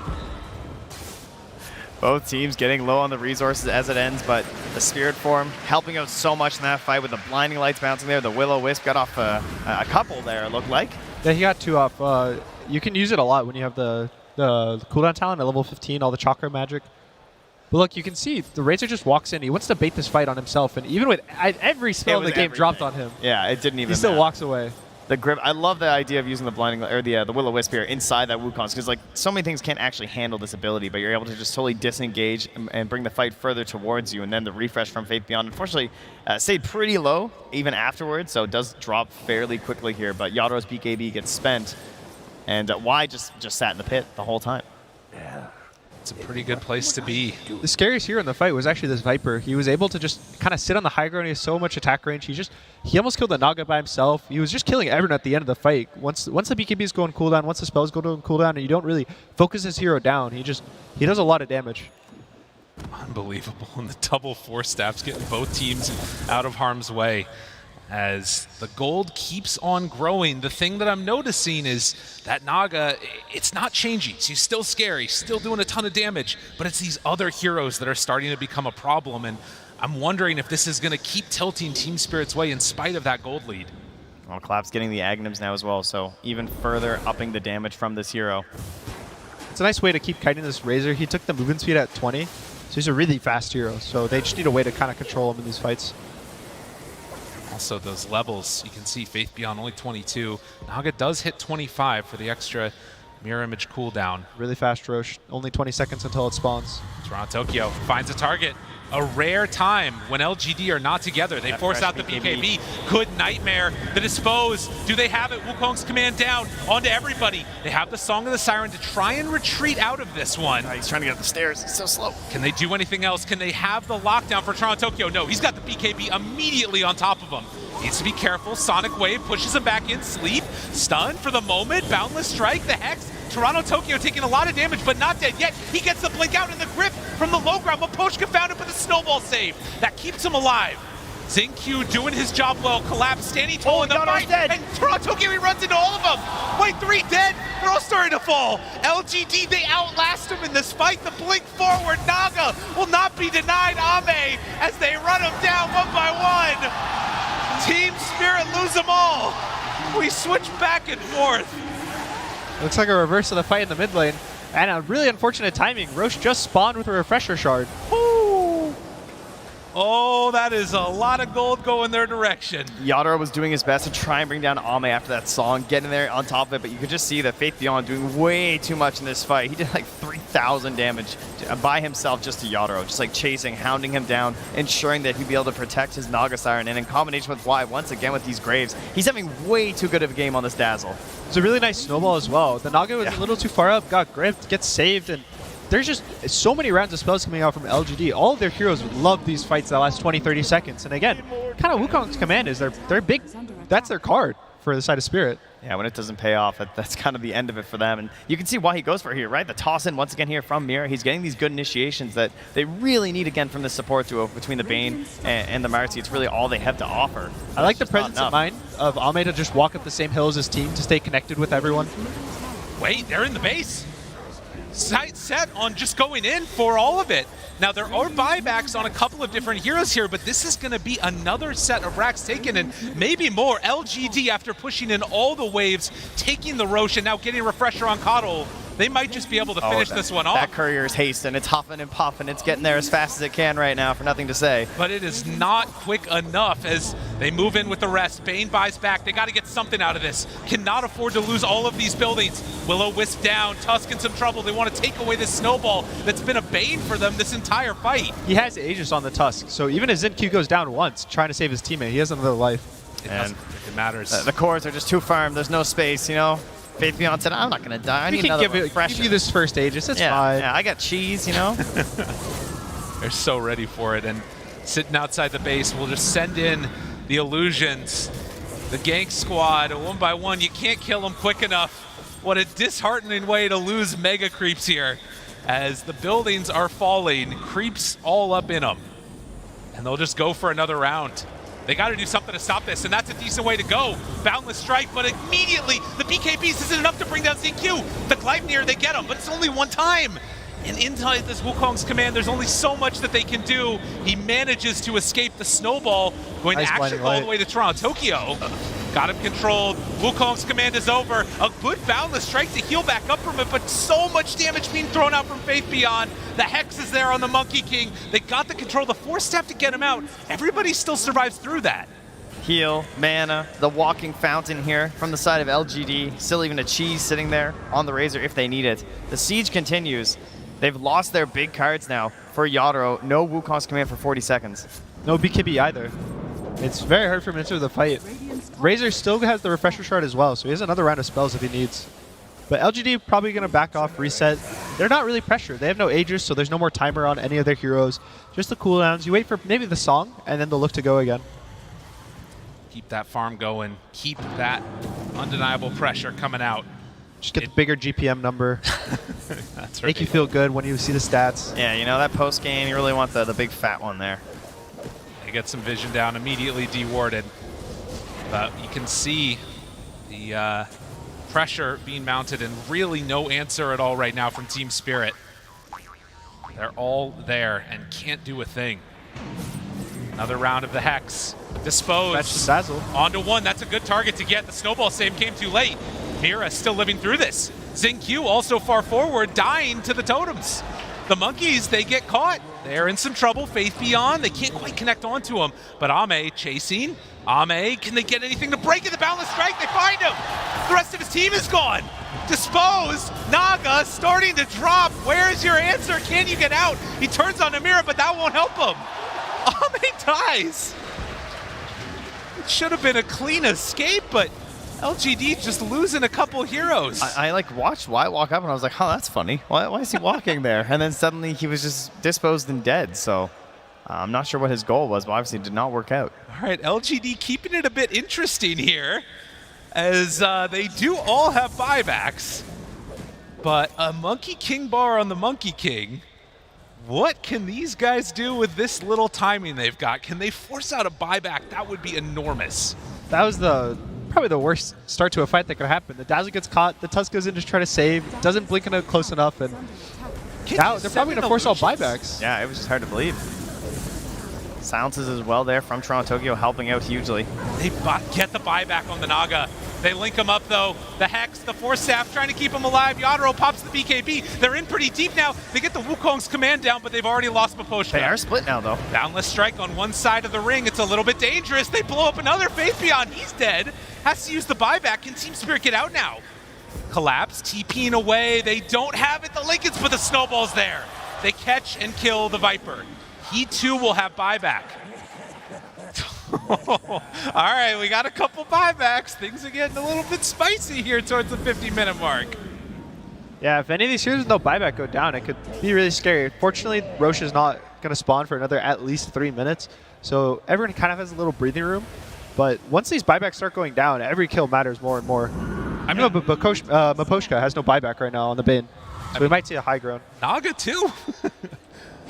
This is kind of craziness here. Yeah, that's now Naga Siren, Razor, and Tusk. without their buybacks, right? So it could be something where LGD really don't feel that confident moving in at the moment with their massive lead, feeling that like if they come into them from the side of Team Spirit, the fights could be a lot easier for them. I think if nothing else, just giving hope, you know? Thankfully for us, the buybacks will be coming back online at around 60 minutes, the 58, 59. So that's what we like. So maybe they'll be waiting for that. Gunnar, you're learning quickly. I like this. The tier 5 neutrals, you got to see it. Only had a couple games with them so far this event. They did use a refresher shard on the Razor in the last fight, so all these Roche items are kind of running out for LGD. Only this cheese left for them, but this next Roche, it has everything. It has the Ags, has the refresher, has the cheese. That's the big one. Any other big 25s that have come about are soon to be here. Almost Tusk. Mira's getting close too on the Marcy. The Marcy one's a little interesting. He doesn't have an Ag, so he'll probably go for the spell immunity, but it'll be really nice to kind of help his Monkey King play these fights. Give extra BKB to him for sure. I think the big one is going to be Xinq's level 25. Yeah. We'll probably see. I believe I've seen him go for the chance punch. Yes. But I think the snowball cooldown in a game like this, where all you have to do is play these really long fights, play the save, will and be live really in the helpful. Wukongs, right? Yeah, you you just big keep moment here, snowballing. though. Maposhka and Mira, they're leading the charge. Smoke breaks. They see everybody immediately. They find the Dazzle. Again? This is the hero. It would be huge if they could get him. Boundless strike down, but the Will-O-Wisp being enough separation there. Mira now very far forward, doesn't have an ally to go to, and gets punished. This was not the fight that Team Spirit were hoping for. Oh, I feel like I'm watching a feel-good movie. You know, this whole time the Dazzle's been saving the Caudle, saving the course, but this time it's the Scythe that saves Dazzle. That's right. They That's bait the one. Y. But now, Team Spirit, no Wukongs for 60 seconds. He has the BKB on Monkey, but that's their big tool. They're going to have to wait for it. And, well, lucky for Team Spirit, Roche still capable of responding 40 seconds. Ame has now purchased his 8th item. He has a BKB with the Butterfly and Backpick and a Moon Shard, and he has it in his belly right now. So very farmed right now. It's a 900 GPM. Pretty good. Oh, we've had fast Roaches, we've had slow Roaches. LGD deciding they're not going to wait around. Might leave an illusion in the pit perhaps here.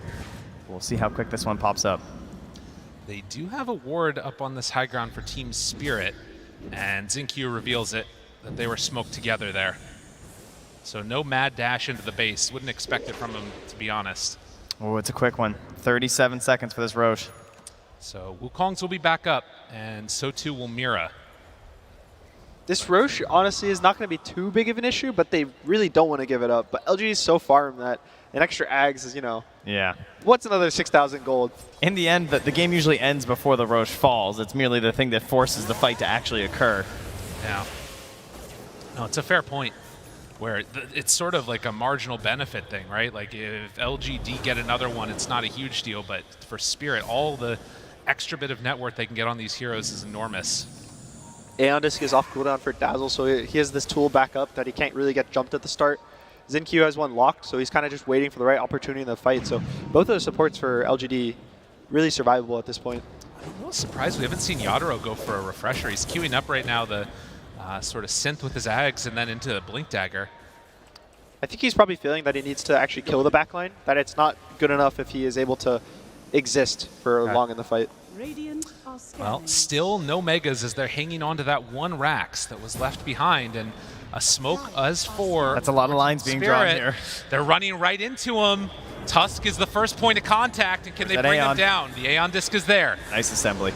After the Boundless Strike, bringing him low, the Grave, they're right on top. Can they bring him down all the way? Xinq, the BKB, healing back up through it with that Song of the Siren, but Toronto Tokyo blinks forward, finds the Dazzle, tries to kill him with his BKB. Another round. Yadaro, he's got the big Wukongs, but will it be enough? They try and bring him down low, but it's not quite there. Faith Beyond hiding out, the snowball in, and Xinq, he's done. On the sidelines for 2 minutes. This will be Wukong's down for what could end up turning into a Roche fight. We'll see if LGD want to go into the pit. It's dangerous, though. On the other side, LGD did use all their big spells. The Razor used both of his ults, his Refresher. Naga used Song. Naga still does a BKB and Razor's a BKB, so thankfully for them, they still have tools. Toronto Tokyo is showing on the lane. Maposhka just taking a stroll through the river, but they blink to the side. They got him caught. Force Staff trying to chase after him. Boundless Strike. LGD, they're a little bit separated. Force Staff gets Faith Beyond back with the rest of the team. Just the neutral's breaking him. Actually, Faith Beyond getting a little bit stuck there for a moment. But look at the Radiant base. There's always this creep pressure bot. They might have to move a hero or two back, give this LGD space, and there's so much vision as well from these creeps. It kind of shows where all the Spirit heroes are. Dude, on a knife's edge. Again, and the difference right now, of course, between going up 2-0 in a series and tying it up 1-1 is huge. But the creeps, they're hitting the tier 4 towers. They take down the first one. Oh, they're lone warriors. And Yatoro, he wants to finish this. It's level 25 on Marcy. Illusions in the pit. Wukong's back up. They have BKB on Marcy too. The Hex to start, Will-O-Wisp down. Faith Beyond starting to threaten a little bit. Still, they're losing towers for this. Creeps are hitting. They need to deal with it, but the big jump forward, they actually miss on the balance strike, but Faith Beyond, Marcy does so much damage! Mira says, I'll do it alone! Who needs another hero? Y goes down, Toronto, Tokyo chases for more, and Ame off to the side. Do they have anything to break it? No. They have to TP back to home. Mira could see nothing. He had no vision. That was the one hero he could grab, and somehow it works out. No cheese pop there. And they find another. Coddle on the high ground, turns into a Hex, turns into a Piggy, but the Kings, they'll take you down. Immediately buys back. None of those other heroes have buybacks. Collapse. Tier 4 towers. He's in the pit. He's finishing it off for the team right now. Aegis on to Collapse. He's everything. the courier. Bring They it got all. They need to deal with the creeps in the base, but they also have a creep wave mid. What are they going for? Divine Rapier picked up. They're leaving everything. We don't have a base. We want to end it now. He's got the leveler as well on Yatoro. Team Spirit, do they go for the all-in? They're sending one back. It's just Miposhka to defend, but they got to keep these creeps alive. They've got to stop the defense. There's buyback in 30 seconds on the Razor, so only half of his death timer is going to actually be coming out. And the top wave, there's also this Mega Creeps. Oh, they got to be careful. Miposhka's not there. They're going instead for the racks. They don't want to attempt for the full-on push. They're trying to keep their own alive, but they take down the melee racks up in the top. God, Miposhka's doing it all alone. Poor Bane at home. It's enough. They get what they feel comfortable with. Yatoro took he had an Ags in his inventory, took the blessing from Roche because he didn't want to buy the recipe for his Ags, and then sold his Ags. Oh, there you go. So he got it at free 2,000 gold. First trouble. Do you think the Rapier was a little premature? Back to 50-50. Is it a bit risky? It's a little bit. Usually you buy that when you get that Aegis on yourself. Yeah. Maybe if he dies to creeps, gives Viper the Rapier, it'd feel a little good. But I'll tell you, those big numbers look cool, though. We are also 60 minutes, is in 10 seconds, so the tier 5 neutrals. It's time. Revenant's Brooch just about to be completed for the Quap. We've got it done. You look at a game like this, too. I mean, something like the Mirror Shield with these disables, right, from Team Spirit would be huge between the Bane and the Marcy. Book of Shadows, that's pretty good. The Force Boots as well. Pirate Hat for the Naga Siren. Oh, my goodness. Just in case she didn't need enough gold. Book of the Dead. It's back, baby. Stygian Desolator for the Viper. This is what everybody gets excited for. The party hats come out. It's everybody's favorite day. Toronto, Tokyo, Refresher, Scythe, BKB, Lincoln's. Look at this inventory. I mean, this is actually ridiculous. And yeah, that's a big Monkey King. Oh, and the Refresher Shard. Yeah, that's a good point. So he'll have the double Wukongs now. Arcanist armor finished for the Razor. Thankfully, no Ex Machinas yet. Not yet, not yet. All these fights with the BKB having 2, 3 BKBs in the same period as one. There's still 4 items go here now, Gunner. All right. Yeah, I won't talk relax, relax. Everybody takes a little 2-minute break to go farm all the neutrals. This would be a good time to gank somebody maybe, but they want to get the item. We're back to the no rush days, huh? I just want some time to build up a little bit here. Exactly. Both teams with Arcanist armor. This item reflects 40% of all the damage, so it kind of turns these team fights into giving everyone a mini blade mail in these late game team fights. So what I'm hearing is that it's just going to be total chaos. Yeah, both teams, everyone's going to have spikes above their heads. Everyone's going to have all these all the Necronomicons. I'm surprised Toronto Tokyo is actually holding it. Yeah, me too. I would think he would take the Desolator or just something. Or wait. Why don't you tell us a little bit about this Revenant's Brooch? Because it seems kind of like an interesting game for it. It's really nice versus the Naga. It gives him True Strike for 5 hits, and it kind of gives him a way to get past the evasion. It's going to make him basically do triple the damage to the Naga with his right clicks for the 5 hits. If he catches that Naga, can he kill her alone, or is it just like bringing her down really low? She will die to the Double Sheep, the Refresher, the Revenant's Brooch. If he clicks all of his 20 buttons, the Naga will die. has fallen. 20 buttons to victory. Sounds pretty good. You know, this is why every time before the big matches, you see the pro players in the demo mode. They're just popping through, flying all their fingers. Gunner's even doing before our casts right now. This is what you're practicing for, right? This exact situation? Ooh, the Apex. Oh, that's what you practice for. I think they might give that actually to the Queen of Pain. Oh, they give it to the Viper. Interesting. The mirror shield, though. Oh, that's a big one. That is so huge for LGD. Especially for the Razor. He's the one who wants to walk in first every single fight. And now there's a Hex on the Quap. There's the Nightmare that'll get reflected. Even the Viper Strike. I mean, and you've got to do so much clicking on these heroes to try and find out who has what item because it changes everything. A Blade Mail picked up at 62 minutes for the Tusk. Wow, with all these Arcanist armors too. So he's holding the Arcanist and buying a Blade Mail. Xingqiu has the biggest brain. I think it's so that he reflects 140% damage? Yeah. Or no, 120. Oh, sorry. Sorry. Just a little bit. Yeah. At least Spell Life still doesn't work on it. No, Okay, 95% good. Spell Life still Quap. Yeah, that's true. We did get past that. The good old thankfully. days. Oh, okay. Well, we have a backup Another one. rapier as well. Fine, number 2 for Yadaro has buyback after. And we'll see what happens. I hope y'all were anticipating a good one because this grand finals is shaping up to be beautiful. Arlington, you still with us as they walk on in. They find the dispose. The song's there immediately. Faith Beyond, BKB backs away. They try and disengage from this one. Yadaro still chasing. They TP need to get from out Y. with the rest. Y walks in. Ooh. He pops the Andis, though, from the Dazzle right before the TP ended. Oh my goodness. Doesn't feel that great for LGD. Both of their supports have to use the Aeon Discs. They are like about 2-minute cooldowns on both of them. Faith Beyond BKB'd as well. Yeah. And they use Naga Song, so a lot of cooldowns actually for the side of LGD versus Team Spirit didn't really use much. Monkey has everything, Viper has everything, Queen of Pain has everything. So they might try to go right now up this hill. Well, nothing to say is leading. They are right up the hill. Marcy caught. Nightmare, try and get it off, has the BKB, needs to back out, turns around with the Unleash, but dead, has the buyback. Toronto Tokyo throws out one Sonic Wave. Round 2 coming in just a moment, trying to bring down Xingqiu. It's doing a lot of damage though to the Quap with that Blade Mail out. Couple more punches are available. Oh, bounce back. Reflects back, still bringing down that Tusk lower and lower. Collapse, not willing to go for the full commit.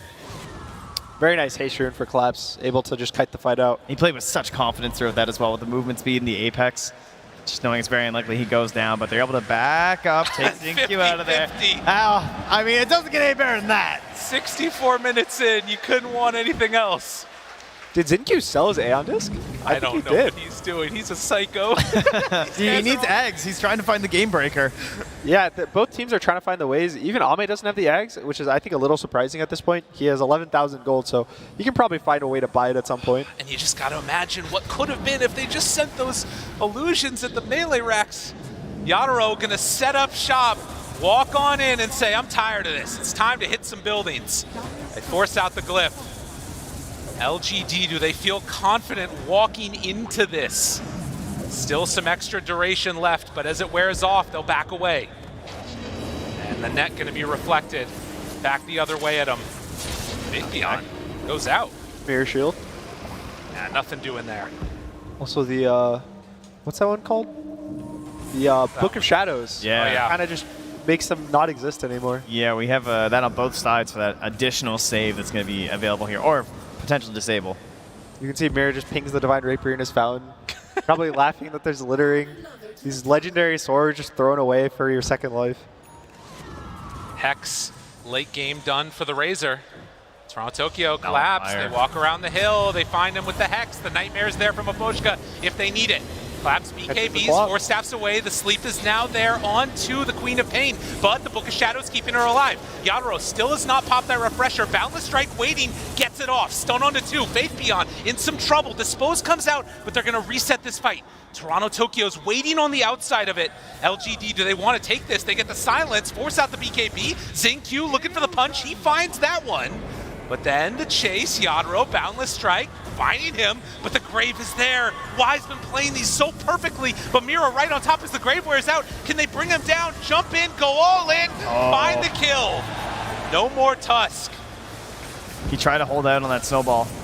He also tried to save the BKB for like his escape, but fortunately goes down. And that's going to be a hefty cost away from that Aghanim step for now. Going to be very hard for him to find that one. Also a late Roche, so these teams not really going to know when this objective spawns, what to do. There's still 2.5 minutes, but... When is tier 6? Is that soon? It's 120 minutes. Oh, It starts okay. doubling. Perfect. I hear that's in a couple days, maybe. Who knows? Next patch comes out, possibly. Maybe depending on how long this game goes, it'll have to be updated. True enough. Now you can see this fight, though. It just gets so messy in here. When you have the Book of Shadows save, it's like you can't do anything to that target, too. Queen of Pain gets saved, and Monkey King has no refresher, so he had no ult or BKB for this fight, but it's still, it's hard to focus just one hero. I mean, it's just total chaos. No one really knows on the team like what's happening. You're just like screaming out heroes, trying to blow someone up first. Then the song's there. Ame like runs in a circle by the outpost before BKBing. They're just grabbing bounty runes.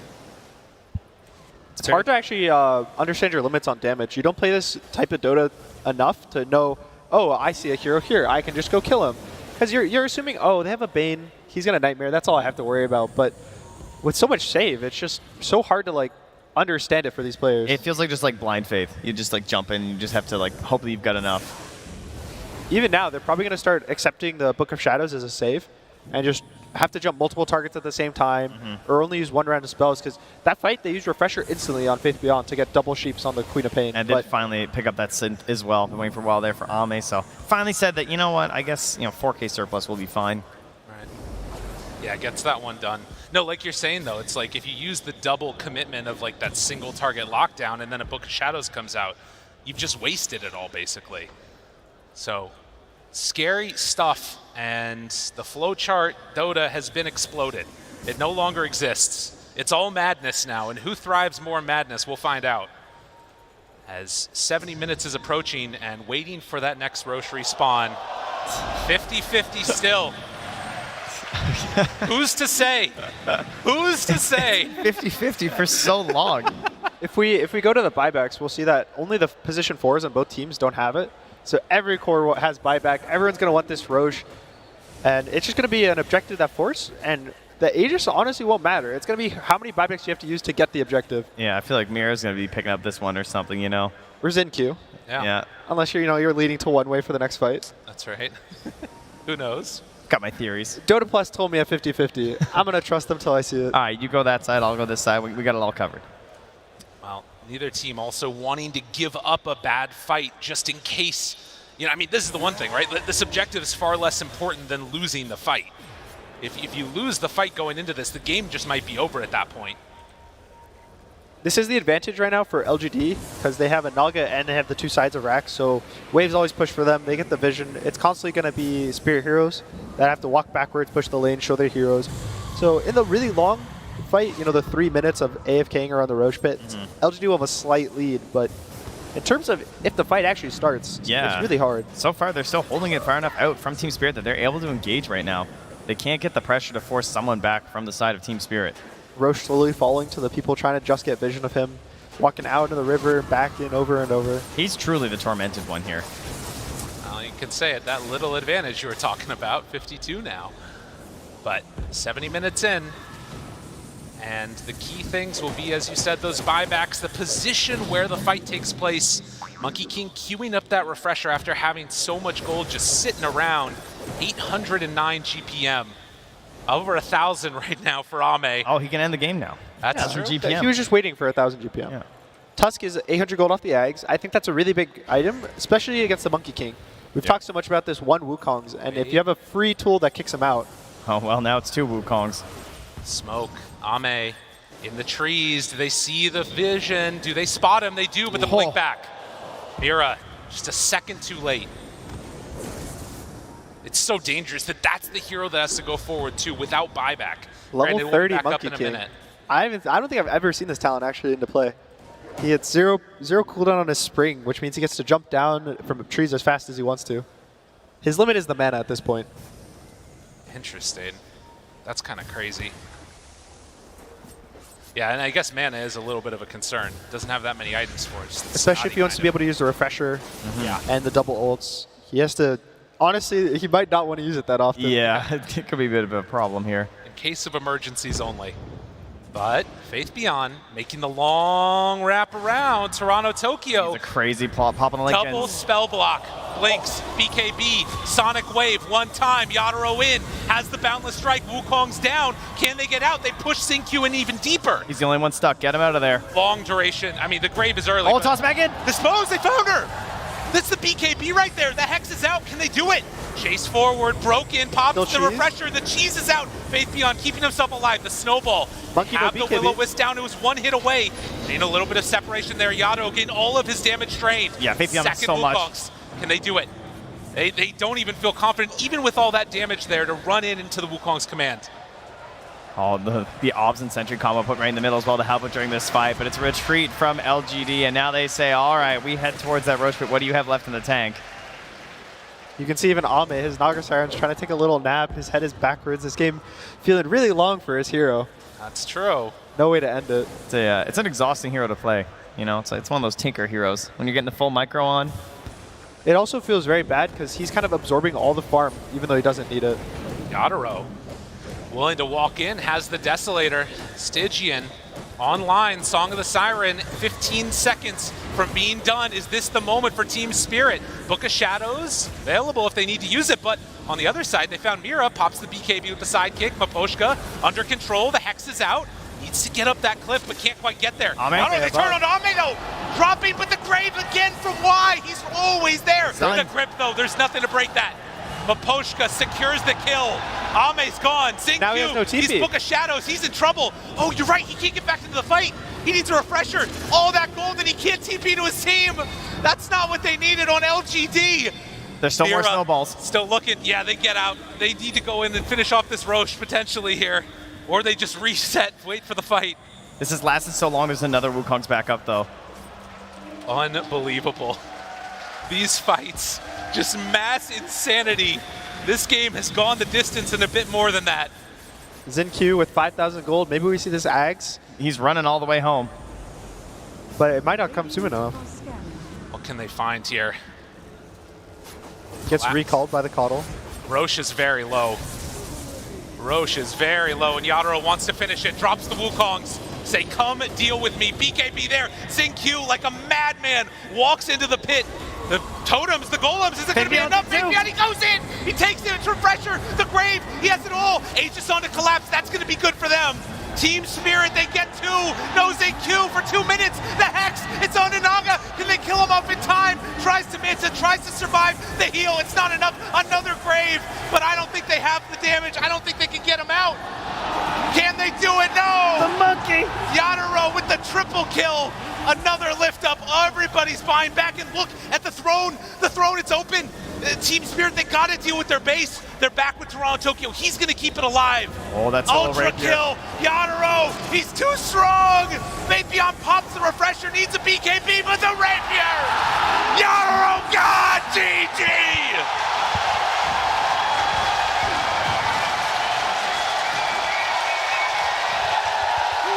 If you just woke up, if you're staying up late, we got a grand finals here. Team Spirit, even it up. I mean, what is there to say in a game like that? It came down to it. It came down to ridiculous items. Everyone's got everything. Team Spirit. I've seen that a lot today. Glass just getting up and waving. Maposhka also loving this crowd, and all the crowd is loving this. I mean, whew, that's a good game of Dota. Won't be a 3-0. We'll have a lot more games here. It was very back and forth. A lot of buybacks. A lot of waiting for buybacks, waiting for items. We got the tier 5s finally. So good. Really exciting. You gotta love the tier. I mean, what more can we say? We've said it all. Let's hear from the panel. What a game, number 2. I don't even know if there's anything more we can say. We're definitely going to try, though. That game, I asked you guys time predictions, right? We were all so completely wrong. And not only that, this game didn't go anywhere near how we expected it to play out. These team fights near the end, obviously that Roche was so important, but how did we get to this point? That is a huge question. It is a big question. Right? This game was a roller coaster for sure. There was the lanes going really well in the favor of Spirit. Then LGD started to make some really good moves to kind of bring it back. I think they did a really good job bringing more heroes to engagements than Spirit did, and that's why things helped. I think there was a bit of greed as well. The Monkey King went BKB. He didn't go BKB, sorry. He went Maelstrom into Ags, and I think that made them have to slow it down when they realized fighting was difficult. It was just insane team fights. Like, honestly, you look at games like this, and this is where, like, you've got two of the best teams in the world execution just kind of prevailing at some point. Like there were fights LGD's winning where they're just hiding so well, using the grave, using the sustain from the song, force-stopping people, making it so that Wukong Arena was saying nothing. But then you have the other fights where Spirit's jumping the backlines, using the Marcy really effectively as well as the Monkey. But this game honestly could have gone either way like 20 different times at different points. Oh, for sure. I mean, we get to the end and it's still looking like it's 50-50. But Seb, in these team fights, what do you think was the #1 priority for LGD and also Spirit? I mean, let's be honest. I think this game got to the territory where even these players, they're walking kind of in the dark, right? Like it's very few games where it gets to the point where it's 70-minute plus. You play with these items that are kind of game breaking too. You have refreshers everywhere. I think it's humanly impossible to keep track of everything. Literally, like there's too many things to keep track of, like the buybacks, the refresher cooldowns, the BKB cooldowns, the Roche. There's so much. It got to 50-50, I'm not surprised because it could have really went both ways and it really came down to execution. Honestly, that was one of the most memorable games I've seen in years. And I think the crowd also made it even hyper. Like this was crazy. I'm still like goosebumps. Yeah, I was about to say, you see the crowd just pop off. Also Team Spirit, like feeding off of that energy. I have goosebumps, chills all over. But how do you keep your composure through that end game? I mean, I'm just thinking of Team Spirit. Energy level right now is kind of all over the place. They also played the best of 3 that went to full distance. And this is game 2. It's 1-1. Yeah. You know, it's a marathon. But this is going to be like one of the toughest marathons they're ever going to have to run, honestly. So I think they really need to kind of settle down, try to get that game behind them as soon as possible because LGD is coming back for revenge. You know, they're not gonna settle with this. And despite them losing this game, I think they put up a really strong showing in this game. It looked really dominant for LGD in a lot of sequences of the game. But we've got a finals on our hands. You know, they came here to play, Team Spirit. 100%, neither team going to be bowing out, but it being such a late game, the other side is that we see a lot more items on our supports. They get a little bit more gold. Do you like how both teams were able to utilize that aspect?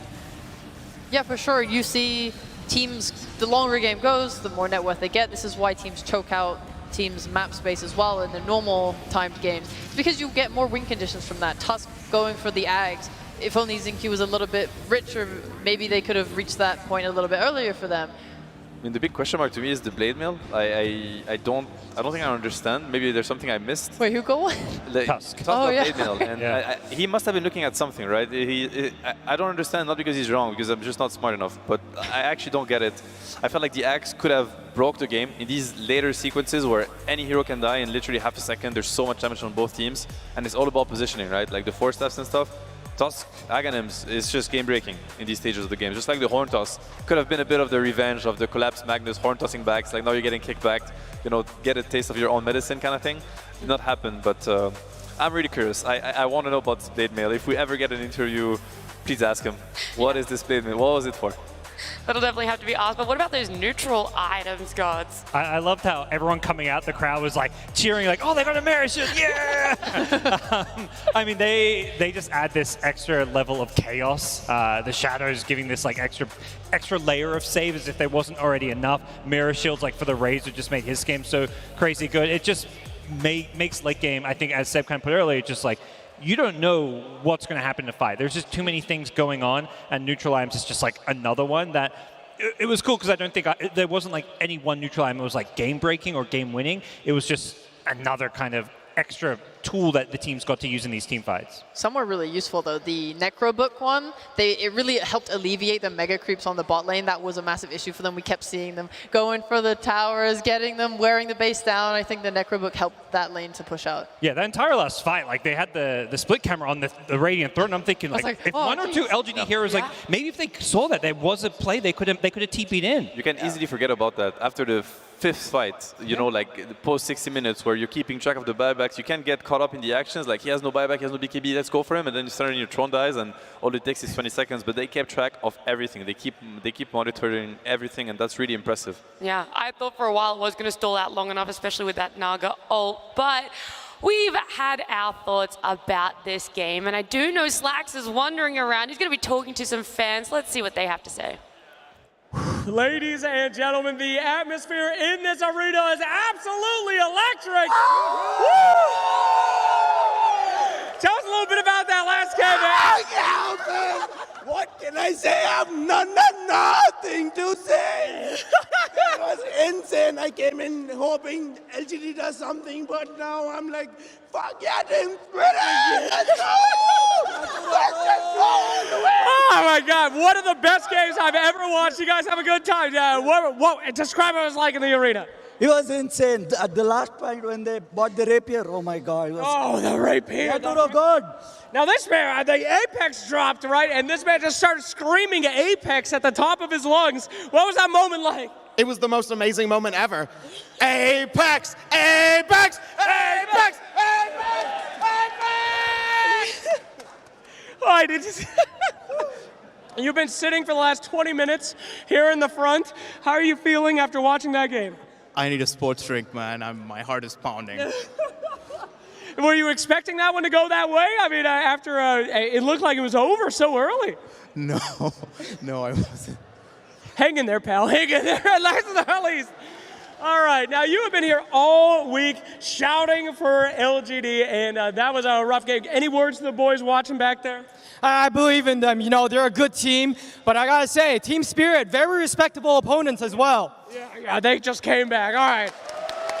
Well, I gotta tell you guys at home, that was probably one of the greatest games I've ever seen and one of the hypest crowds I've ever been a pleasure of being a part of. That's why we watch Dota, baby! Let's bring it back in! That is the exact reason we love seeing you all in the crowd, just absolutely going wild for a fantastic game like that game 2. It was the longest game, by the way, of the major that we have had. We know we talked about Spirit having to monitor their energy levels, especially off a win, but what about LGD? Do they need to sort of re-energize themselves, or what are you hoping they do in the backstage, Seb? Definitely keep the focus up. I mean, that game, as long as it's going to be great memories for both these teams and they're going to come back to it, now is not the time to come back to it. They need to, it's past them. Now it's game 3. Their focus should be put on the game 3. Our focus can't be put on the game 2 because longest game of the tournament, I can't recall any Valve event where a grand final had a game of that caliber. Like that went the distance like that with the, 70 minutes. It was I mean, tell me Dota's not the best game in the world when you see that and you see the hype. Oh yeah. It's just amazing, honestly. Like You can't beat this at all, and the fact that it's only game 2 is insane. Guys, this is a best of 5. We don't know where this is going to go except to a break. When we come back, it's game 3.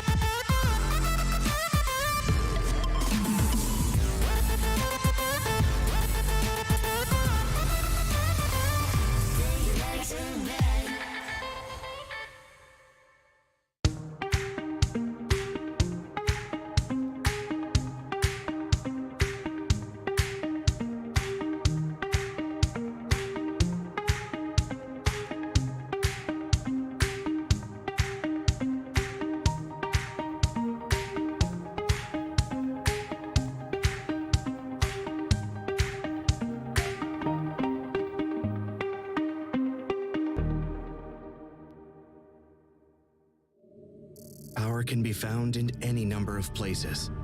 Scientists will tell you that it comes in newtons. Gamers will say that it can be found in silky skills. We will say that the power lies in real thrills. In the play with perfect ping. In the runes and crystals. In every frag and gank. In your personal winnings. Lock and load for PGL Arlington.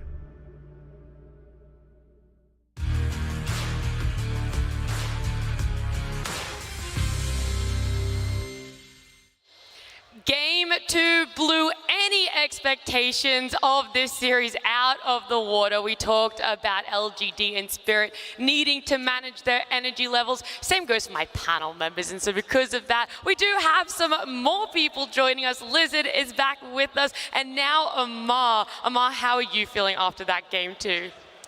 I mean, very good game to watch. Well, like 1 hour game. It's like one of the favorite games to ever watch. Like you see this tier 5 items and people clicking their buttons and everything is missing and you just don't know what's happening, but something is happening. Yeah. Do you love the chaos that comes with this 60+ minute games, or do you prefer to end the games before? Yeah, I like this type of game. I always chaos, like to go very late.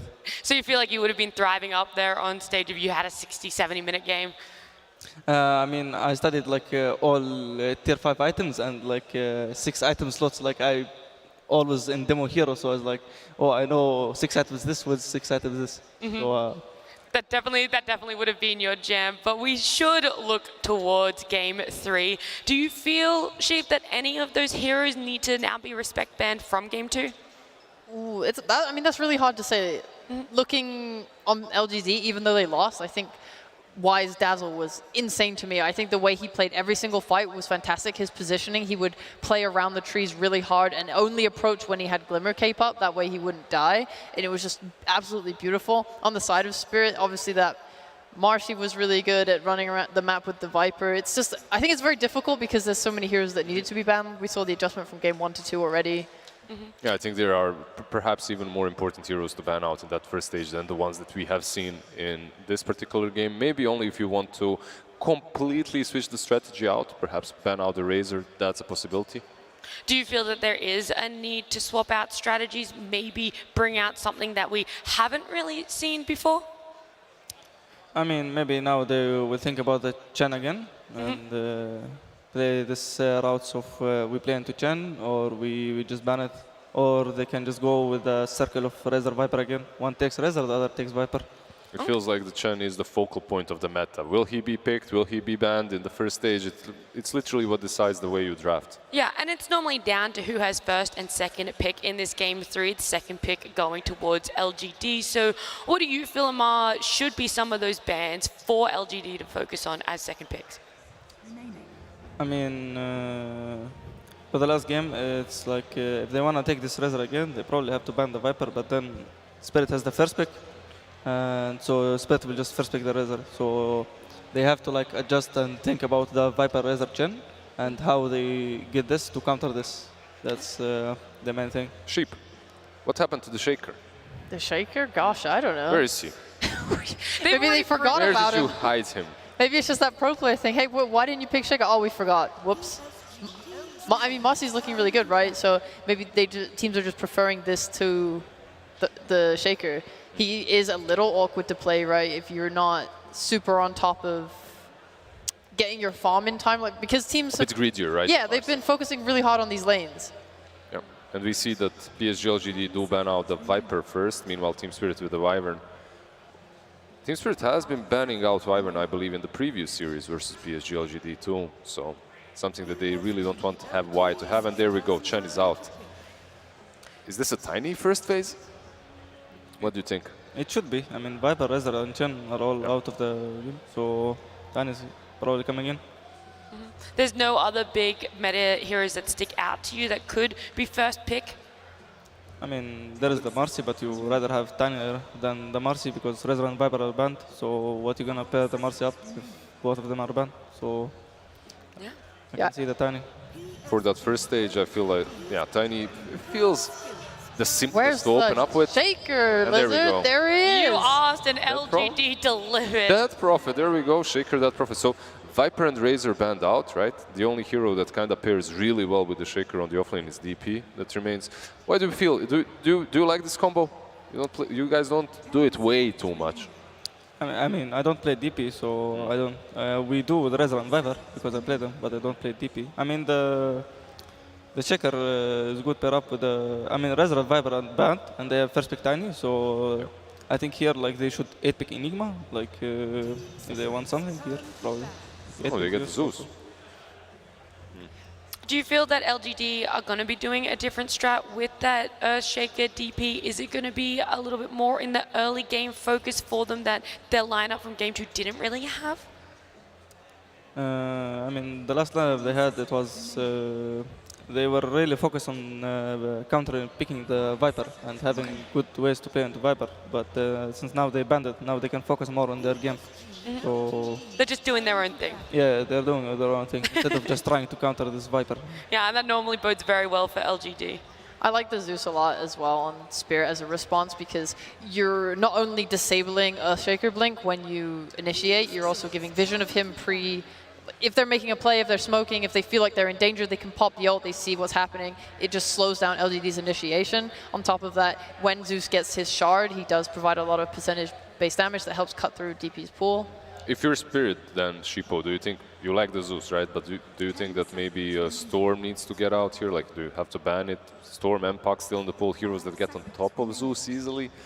Could be. He hasn't suffered too hard against Storm sometimes, right? Yeah, they had a couple of good games on 4, right? Like if you delegate. Yeah.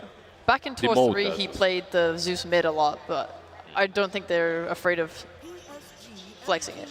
No. They ban out the Puck. Looks like they want to Zeus mid then. Yeah. I mean, Puck is not even. I mean, Zeus is not even bad to Puck on mid. Just in the game. Later on, right? Like you can catch him. Yeah, I mean, in the game, Puck is good into Zeus, but in the lane, like Zeus just right-clicks him. Yeah. He has 1 armor and Zeus high damage.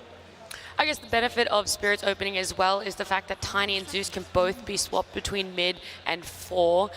Is there a mid-hero that can do well against both of them, or normally one that does well against one is kind of iffy against the other one? I think the DP, I think if they put DP mid, like, he has a good matchup against the Zeus, actually, on the mid. So maybe they try to put the DP on mid. It looks actually good into both these heroes. Is that only because you don't want to see DP on offlane? You don't like her? No, I don't mind DP offlane. It's same concept as Razor, kinda. He just buys Razor and Viper, right? Like these frontliners with Shaker. I mean, the Razor Viper kinda not the same way. I mean, Razor and TP in the same way. They both like rush first side to BKB, click their physical damage, and go fight. Go straight, yeah. Viper more of like making enemy 0-5 and killing people before their BKBs, and when they get their BKBs, Viper has like good items, so that shard as well, right? I mean, the shard is like if he wants to end the game, but if he doesn't want, like he buys some Dragonlance, Manta, Skadi, like things like this to right-click the BKB and just kills it. Yeah, I heard you liked Manta on a couple of heroes as well, on the offlane. I mean... happens? Yes, happens. My team questioned me a lot. Everyone's questioning a lot. We keep asking, why does he buy it on the Viper? Why does he buy... Will you ever reveal it? Maybe on TI, fine. That's okay, yeah. When he's won TI, we're good. While I'm seeing these bands play out, one thing that comes to mind for me on Spirit at least is what Miposhka's hero is going to be, because he likes to play that Dazzle, the Chen, the Wyvern, and the Phoenix, but they're all banned out now. I guess you have to dip into that extra pool. He's played a lot of different heroes this tournament. We've seen Clockwork, bit of Rubik, Warlock. There are other healing heroes if that's the angle they want to go for. Yeah, they will reveal a lot more now when the second stage starts. Obviously, both of these openers are pretty flexible, not necessarily in a way in which they will lane, but in a way in which the drafts can go. Okay. What do you feel like LGD are thinking about when they're looking at this ban? I mean, they probably ban on 14 something to 15 support. Okay, they ban Terrorblade, so it looks like DP offlane. Is it only because they have the DP on the offlane, or because Team Spirit already has, let's say, even the Zeus, who's pretty good versus TB, so it kind of denies them the opportunity to pick the TB? I mean, they have Shaker. I mean, maybe If they could like get some 18 hero into Terrorblade with Shaker, like it could be fine into. Could be good enough, yeah. Yeah, it will be good enough, and they still have also another hero. What is it? Spirit are going to be picking up a Beastmaster. I don't know what my voice just did. It went pretty high. This is a hero that just deals really well with the Bane. I think it goes a little bit both ways because Bane's Brain Sap is a really nice nuke to use against the boars if you're able to control how many boars he gets out. But when you hit those higher levels and he has 2 boars in lane, Bane really struggles with that. And it is easy to dive the tower, push the tower, take the map control. Bane struggles very hard. We questioned what potentially was going to be Miposhka's hero. They pick up the Shadow Demon here. Amar, how are you feeling about him currently in this patch, but also this lineup? I mean, Shadow Demon very good into like he can cancel the ban and he good BKB control against DP like and the Beastmaster also. Like I think this is such a great Beastmaster game. Oh, PSG.LGD again with the Naga.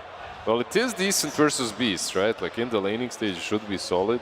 I mean, yeah, it's decent, but I don't think this is an easy Naga game. Like right? Even into a Shadow Demon. Like into a Zeus, into a Shadow Demon. Yeah, it's like it's not like a free Naga game. Like they have a lot of ways to deal with the Illusions. It's like he more of depushes the Beastmaster and splits the lens so his team can find the pickers on the map. Do you feel like it's a little bit of a confidence thing? They did so well game 2, they want to run it back, try it just with a different lineup, or that doesn't really work when you see what Spirit have picked? If you're PSG.LGD right here, like you're bringing that confidence back. Like you're picking the same hero you lost with and you're making a statement. That's what it is. Like you don't care about like if the hero is the best in the current game or not. No, they obviously have a general idea behind the Naga. I think she's solid in the laning stage, like Amar said. Should be decent there. You also have decent amount of objective taking capabilities on your other heroes, something that they lacked in that other game. So even if Naga struggles to provide you with that early on, you have DP to take over. Amar, do you think on this Beastmaster, are you going to go for an Axis build here, or are you still going to go for your boars to try and just deal with the Bane and then layer pressure Naga with more heroes? I mean, I'm not really a Beastmaster player, but I mean, we will see what he does. I mean, think Wild Access, like I see a lot of Wild Access builds. I mean, Boar is good into Bane and Wild Access is good into Naga, so we will see how he plays it. How are you feeling about that DP? Do you still not really like the look of it off lane, or are you waiting to see what Spirit's carry is going to be? I mean, maybe they still flex it, like if they get like some good, very good last pick for Faith Beyond against Yatoru hero, if he can punish it very well, I think they could actually just put the DP on mid. Yeah, they did play before, like on Nothing to Say, they played the DP quite a bit throughout the seasons, so that's definitely an option for them. You can even see Team Spirit, they ban out one mid laner and then the Brewmaster, so they don't even know, they're kind of on the fence with that answer. What do we think of another Pudge coming out on LGD? It's not banned, it's in the game, it's not too awful against Beastmaster. If he gets a helm, you can kill the creep with your hook. I wouldn't even mind it on Spirit. Yeah? Getting it on both teams, yeah. And actually, I'm not sure if Yatoro plays Pudge, but it actually looks good here. Like he actually doesn't, like, I've seen a lot of Pudge into DP. I don't know why, but it feels like it doesn't heal, right? Like you use the siphon on him on the flash heap. Yeah, and the flash heap, and you don't take damage. And with a Rot Aghanim on Pudge, good versus Naga. So yeah, there is no damage. Does that apply to Bane as well? Right, like his Brain Sap on illusions, you get more heal back because you're doing more damage. But does it work on Pudge? Like if your damage is getting reduced, does he heal less? Because that would be a really nice interaction. I'm about to open the lobby right now. I know, right? Real quickly check all these interactions, yeah. No, and so hopefully that we just see the Pudge come out then, right? And then we can know from it. If there's a Pudge, the crowd better go wild. I think it's the most fun hero in this patch, in this tournament. Well, they went wild. This time, though, it's with the Sven. Wait, this hero is a little bit... Okay, Naga also has been quite dead as a core for a longest time, so bringing out the Sven, sure, you'd get the Beastmasters with the aura.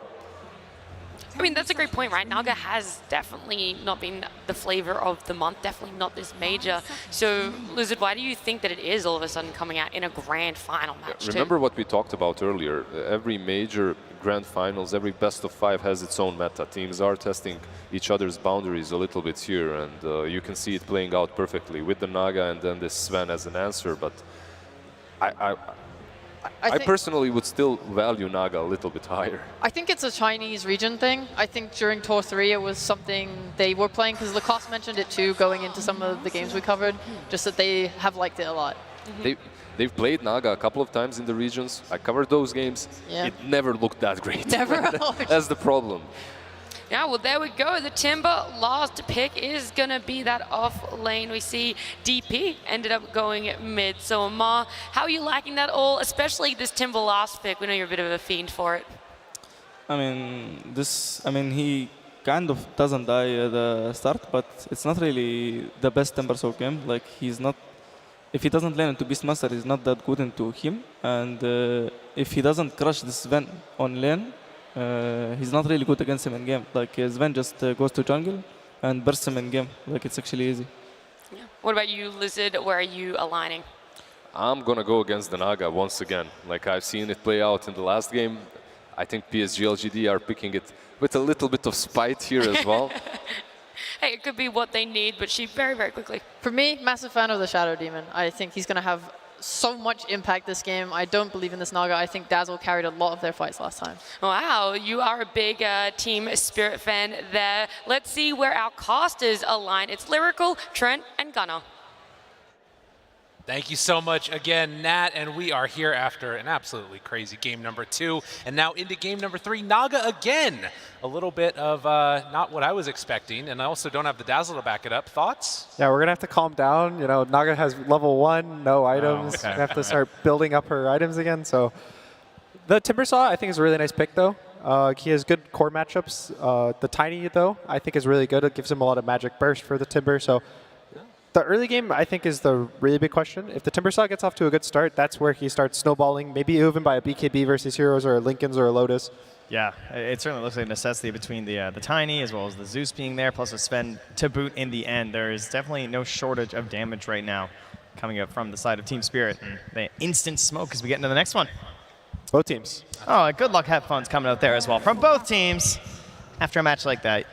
You got to enjoy the typing good luck, have fun while you're smoked up, looking for a first blood, or the classic, you type good luck after you get first blood. I see. That's what we'll watch for. Yeah, if anybody happens to score that. But at least for now, ooh, they might reach some people up on that top rune spot. Nothing to say. They run to Maposhka and collapse, but there's no chance. So they won't connect in for any kills. But yeah, a very different hero. We talked a little bit about the Naga Siren, but that Sven, I was kind of wondering if they were going to put it over to position 4 or something to do the Tiny, but opting to just run it for Yadaro. Shades of old types of games with this, ancient Korean hero. I mean, the last time he was here, he was flying around, buying Aghanims. He was a cool hero. Maybe get a helm or something and stack it up, but long gone are the days, Now, perhaps into that Mask of Madness build where you go right to the Ancients. Likely be the way to go. Get yourself an Echo Saber and just do Sven things. I don't think it's anything too tricky this game. They probably are hoping that it can carry the Shadow Demon out of the lane. He can just shove the lane in with Cleave. He has a stun. Generally, what these stronger carries with stuns, when you have a weaker support like Shadow Demon in the lane, and then he'll also have the ability to jungle, giving Shadow Demon early levels, give him these level 6 timings.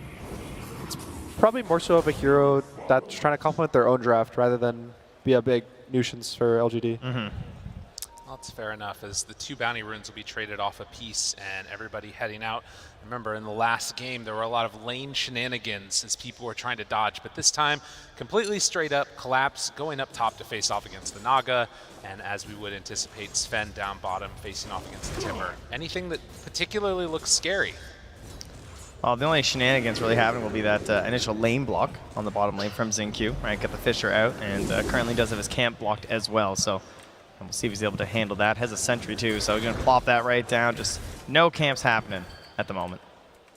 This Naga Siren versus Beastmaster used to be a very big counter. Because of the boars, you could just kill the boars. He has no way to kill illusions. But the kind of development of Beast recently is putting multiple points in Axes really early, which actually kind of counters these Nagas and the Terrorblades of the world.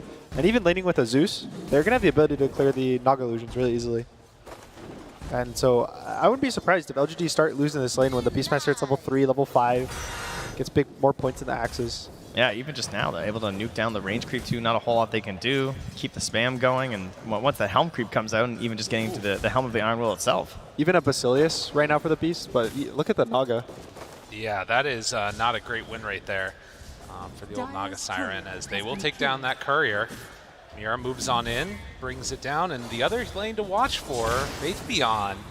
Already getting some good damage there onto the Sven for Yadaro, as Kokoschka will start to stack up the poison, but can't go for any more onto Faith Beyond.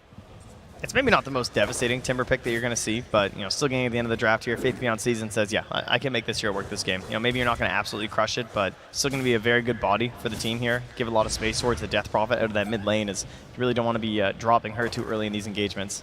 Try and get her snowballing in this one. On the other side, the Shadow Demon's a really nice matchup versus a lot of the LGD heroes. Very good versus Death Prophet. It's a classic. When Death Prophet used to go Yules, a little worse now, but even the Cleanse is going to start mattering a lot. It'll instantly remove the Nightmare. It'll remove the Ensnare from the Naga. So it kind of gives him a lot of defensive abilities, but unfortunately it's on position 5 this game, so his items might come a little slower. We're seeing just the constant pressure that's coming out from the Mira Zeus. When you pair together that Beastmaster aura with Zeus, who already has pretty good base damage, they're really sort of putting forward a big threat to Y in this lane. Yeah, you can see they're all building towards magic damage. The Basilius on the Beast, which is a little interesting compared to when they go Dominator. They always just rush the Helm for the sustain in the lane, but he's playing more of a nuker, and it's also helping out the Zeus. And he doesn't even have boars at level 2, so he's going to probably go fully, maybe 3 points in the Axes, and then he'll go back for the boars. Yeah, and it just feels like LGD just have no way of really zoning or handling them at all right now. If anything, it's Y who just has to keep popping stick charges to try and stay within some range to bully and harass a little bit. Well, definitely taking a beating. 11-1 on the Naga Siren as far as CS is concerned so far.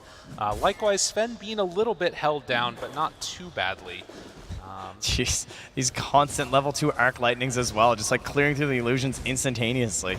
Yeah, and that's a little bit of farm here and there too. Not bad for It's a lot of mana though, to be fair. It's true. There's no stick. He's got 3 mangoes though on Mira, so open up a bit of a fruit stand up top.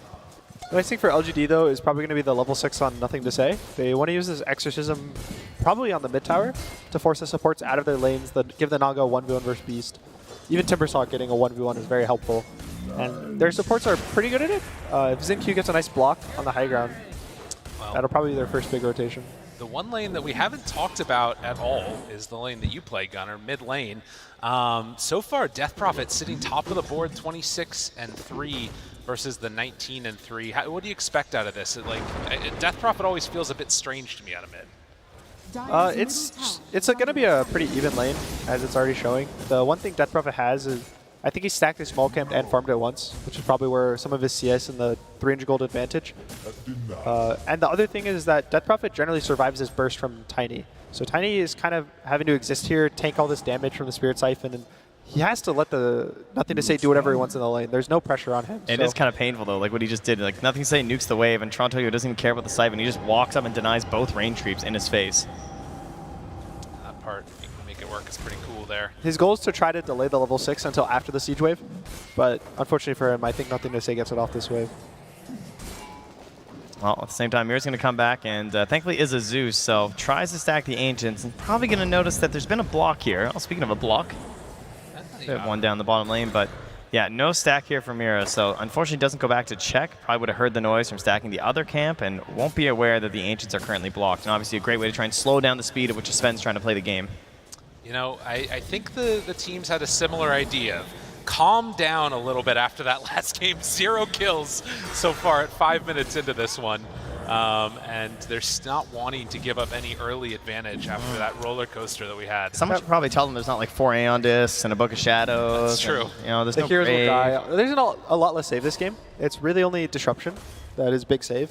So heroes are going to be way easier to kill for both sides, but right now the lanes are kind of calm because everyone's waiting for their level 6s. Everyone has really strong ults with Timbersaw, Beastmaster, even Death Prophet. As you can see, he pops it mid on the Siege Wave. Yeah, no block there. But same rotation in from Y, just to join for this push. Going to find Mira on the side, just zoning back. XingQ over ready with a fissure, but this early points in arc lighting, like you talked about, pretty good to try and keep this alive. And tosses back Y, could be our first blood. Mira draws it on the Zeus, and that's almost arcane boots here at 6 minutes. Oh, well, it won't be Faith Beyond this time. Someone else will get to claim it. Team Spirit, their first blood of the series. Oh, wow. Okay, so that Exorcism not working out too well for LGD, even with the catapult wave, as the good rotations came from Spirit. Yeah, it did get the 1v1s though, right, in those side lanes. So Naga Siren starting to catch up a little bit there. Faith Beyond pretty much guaranteed not to die. And also, if you remember the last game, I know it was a long time ago, but the Naga's game was really bad. He was, I think, level 4 or 5 at the 10-minute mark. Yes. He was unable to take a lane, take any... But Beastmaster. This is a nice kill if they can get it. Nice fissure. Collapse under control. Have a jump, but can't do it. Mira didn't have the mana. Tokyo trying to find onto XingQ Shaker. Mira right there. It's hit with the Enchant Totem, but XingQ will not be punished. So they make another good move, and that Earthshaker showing why it's so valuable. It's going to feel a little bad. The Timbersaw now is his free lane. He's level 6. Sven has to, you know, probably leave the lane, go jungle. Shadow Demon takes mid, but this is where the Tiny starts falling behind. The Death Prophet's almost half a level above him, and you know, this Blink Dagger is a really big timing, but every second he's not hitting a creep is a second he's not getting Blink Dagger. Yeah, and he's going to be giving up a lot of that space. Trying to find something here. Wise there with the Nightmare, though. Nicely played.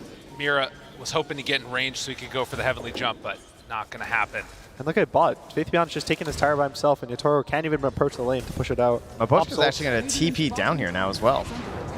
All right, level 5 versus level 6. Mapochka running aggressively into Faith Beyond. Oh, Disruption. Nice. Is this going in for the all-in? Faith Beyond tries to TP out. If it's stacked, he wants one more. Back up, not going to get it there. Yeah, he knew. He knew he needed 5 charges, but he wasn't going to be able to get it, so tried the early pop before the regen would be in. Nice play, kicks him out, but he was low mana. He's going to reset his resources, go back bot.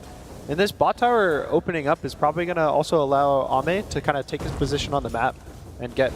This is where he accelerates. He wants it. He's just toteming. He's going in. Dun, dun, dun, dun. Yeah. Does he get it? He could go in for another round. One more? He did the math. He put it in denial. He's like, I don't have the damage. Perfect. Does he go in? Is this enough? Yeah, good job. XingQ gets the tower gold. Exorcism's off cooldown. We might see this Timbersaw now rotate to the mid lane, try to get more pressure.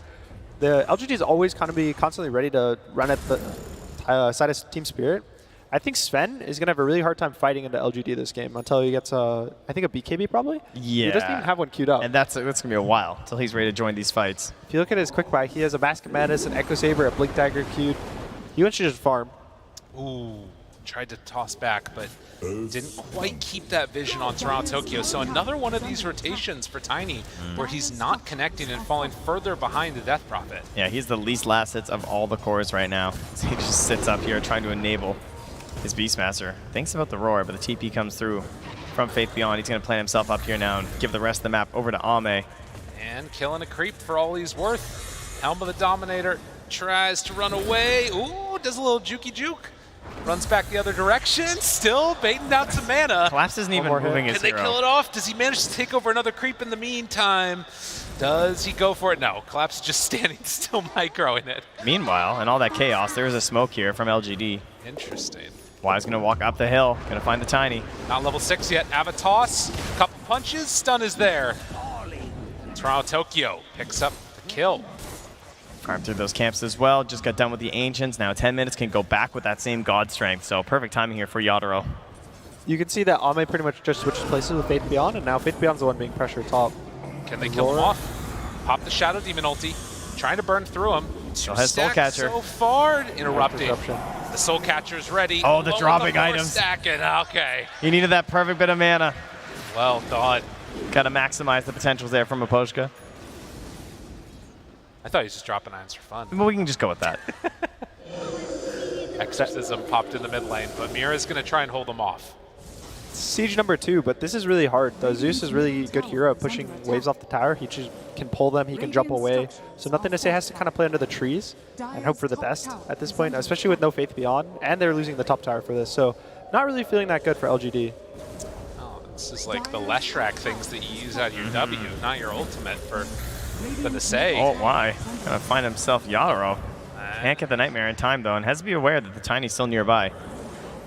4 heroes mid from LGD. I mean, committing for this. I don't want to fight this Timbersaw right now. Well, they're still in the area. Silence is out, which stops any action from the Tiny, but they keep that tier 1 tower alive while Collapse took the top. Now Collapse gets all this jungle, and LGD's probably next move is going to use this Timbersaw to kick him out of the big jungle. If Beastmaster gets to live here for 2-3 more minutes, this is when his items start getting pretty crazy. He gets the Helm of the Overlord too early, and anytime you kill his creep even, it's another minute that he kind of slows down. That earlier kill there working out somewhat, but managing to get the Hellbear right after. And there is just the Timbersaw up top. They have the Thunder God's Wrath. Miposhka is ready with all of his abilities again. Are they thinking about going on Timber? He might be too tanky with those 2 heroes. They had the Tiny there last time, I think. Right. Yep. The biggest difference in this game, I think, is that Naga's having a good game. He's not top of the net worth just because of how much the Spear has had the map, but he's going to accelerate much faster than he did last game. Toronto Tokyo hunting and pushing the Timbersaw away from his own jungle, in fact. So Team Spirit keep the pressure in. Still no blink on the Tiny. He's not even that close. Even Earthshaker's about the same gold as him in terms of blink. Yeah, it really shows like how long he was like lurking in the tree lines, waiting for something to happen out of that mid lane once he was sort of kicked out of there. But even on the... Oh, nice sentry here. Oh, Miposhka, turn around. There you go. Oh, man, sentry caught there. It doesn't feel too bad because if you look at his cores, they're having such good games, and it's all off his rotations around the map. Yeah, particularly Yadaro. But yeah, you know, as I said, that though, of course, it is starting to add up for Ame. Every single level, just more and more damage, more illusions out there right now, and farming very close towards that Manta. This Collapse continues to pressure that top lane, and they lie in wait here to see if there's going to be an overextension by Team Spirit. But Miposhka's just going to casually sit under this ward and throw out some Shadow Poisons with his Arcane Boots. Yeah, this is, if they can clear through this and sort of get away with it, this feels pretty good for Team Spirit. Yeah, I mean, they're just shutting down that part of the farm. You know, Yadaro's in the bottom, pushing out the wave, trying to farm a little bit of his own jungle as the Naga illusions come through. Toronto Tokyo just waits for a moment where he can actually kill somebody. The scariest thing right now for LGD is that this Naga Manta is mostly just a farming tool. You get it for more illusions to cut more waves and get more map, but it's nothing really to actually hit the heroes. And I think Yotaro made the read on the Naga, which is why he's going so greedy with the Echo, the Mask of Madness, and the Blink before his BKB. So he's going to hit his timing at the same time as Naga, but he's going to be a lot stronger at that timing, just on the amount of items he has. He might be on Zeus, too, with that early First Blood and then getting so much farm pulling that mid wave in. He's almost at the Shard. This is Shard gold before 15 minutes. Yeah, with Arcane Boots and plenty of consumables in there as well, so certainly a great feeling. And now something to enable Toronto Tokyo before that Blink Dagger will be an Invis rune here, so could possibly go for a smoke play off of that, but currently they're just happy holding the line that they've got right now, right? Still Miposhka sitting in the same spot, farming up these neutral camps, denying from the side of LGD. Collapse, holds the wave there, has his creeps as well. Yeah, unfortunately for LGD, they don't really have a hero that can start a play themselves. Fissure only works so well that you have to have a hero that can also follow up, but Death Prophet kind of just exists for damage. Timbersaw only exists for damage. You know, it's all on this Bane at this point. The Naga won't really show up to fights. And it comes back to show how important it was that they saved that tower mid for Team Spirit. Like, if they weren't able to get that little pull off to the side from Mira, fight back at these exorcisms from the Death Prophet, they wouldn't have as much control over the map right now. It could be a little bit more vulnerable. With the weaker initiations from LGD, missing that tower could have been something that gave them an opportunity for a wraparound. It's worth noting, you have a smoke up with this Blink Dagger reveal now, and Timbersaw going in very far. Are they going to turn onto him, actually? Toss back, they get the disruption, no hood for you. That is not going to be any active ability. Thunder God's Wrath and Faith Beyond goes down. Just like that, Team Spirit, after 15 minutes, they've only lost one tower against the Death Prophet. And it's come at the cost of Naga being the top net worth hero, but we'll see if that ends up mattering, because right now they're walking into the pit. Are they just going to try and take Roche? I got to respect for Zin Q's farming right now. Just like right next to the tier 2 down bottom, he wants his Blink Dagger, knows his team desperately needs it, but they've got the read. The no initiation, the difficulties to fight here from LGD sends Team Spirit into the pit for an early first Aegis. That's going to put the timing of the second Roche at around 25 minutes. this is wild too, because normally you'd be able to come and contest this with Naga Siren, but not really feeling confident coming on over and using the song to interrupt. So Aegis going to be claimed. They even glyphed the mid-tier 1 tower, so LGD, can they finish this one off? Do they feel comfortable sticking around? It looks like they are. Collapse moves on in with the big creep. They lose the tower. You can see the big difference right now, and Spirit has so many heroes that can, if you walk into them, they'll catch you, and they can even catch you on their own. They have the Tiny with the Blink now, they have all the vision from Beastmaster and Roar, they have Shadow Demon, and it's kind of lackluster for LGD. Their goal with their draft was to take these towers with the Death Prophet really early, and kind of just play the map with Naga, but because of the way Spirit defended this mid-tier 1, they're kind of stuck on their side of the map until probably the Shaker Blink. Yeah, and now it feels like they're kind of waiting for Ame, whereas you're supposed to be like kind of making time for the Naga Siren in a sense and like still progressing onto Team Spirit's side of the map, but now they actually need Ame to join in. They're going to be waiting for this Scotty to see if they can actually take some fights at that point. Yeah, and Collapse is just at a free lane, or a free game rather. Yeah, he's in the jungle by himself. Free. He got to the max axes, so the Naga counterpick didn't really matter. He's just been top. I think Miposhka's has kind of been bodyguarding him here, breaking all the smokes, and even he's not dying because of all the vision from the Hawks. Yeah, it's funny. We've seen it so much from like an Enchantress or something who has this very stable body, but the fact that he can just stand there, spam poison, is always under a ward, is able to farm camps while just providing mana as well over to his Beastmaster. Like, this is a perfect combo, and if you try to initiate, try and get close to Miposhka, maybe you get disrupted, or maybe you get turned around with the Demonic Purge. So we're going to see probably a big move from Spirit to this top tier 2. Usually the first stages you don't really worry too much about the tier 2 towers, but because they have a Beastmaster with this Helm of the Overlord so early, they probably can just take a really early tower. Well, it is already a ton of pressure on, and I mean, as we've seen from LGD, it was a scary game number 2. They're not really willing to risk another fall behind here in game number 3. Feels like the damage dealt at this point in time has not really been into their favor.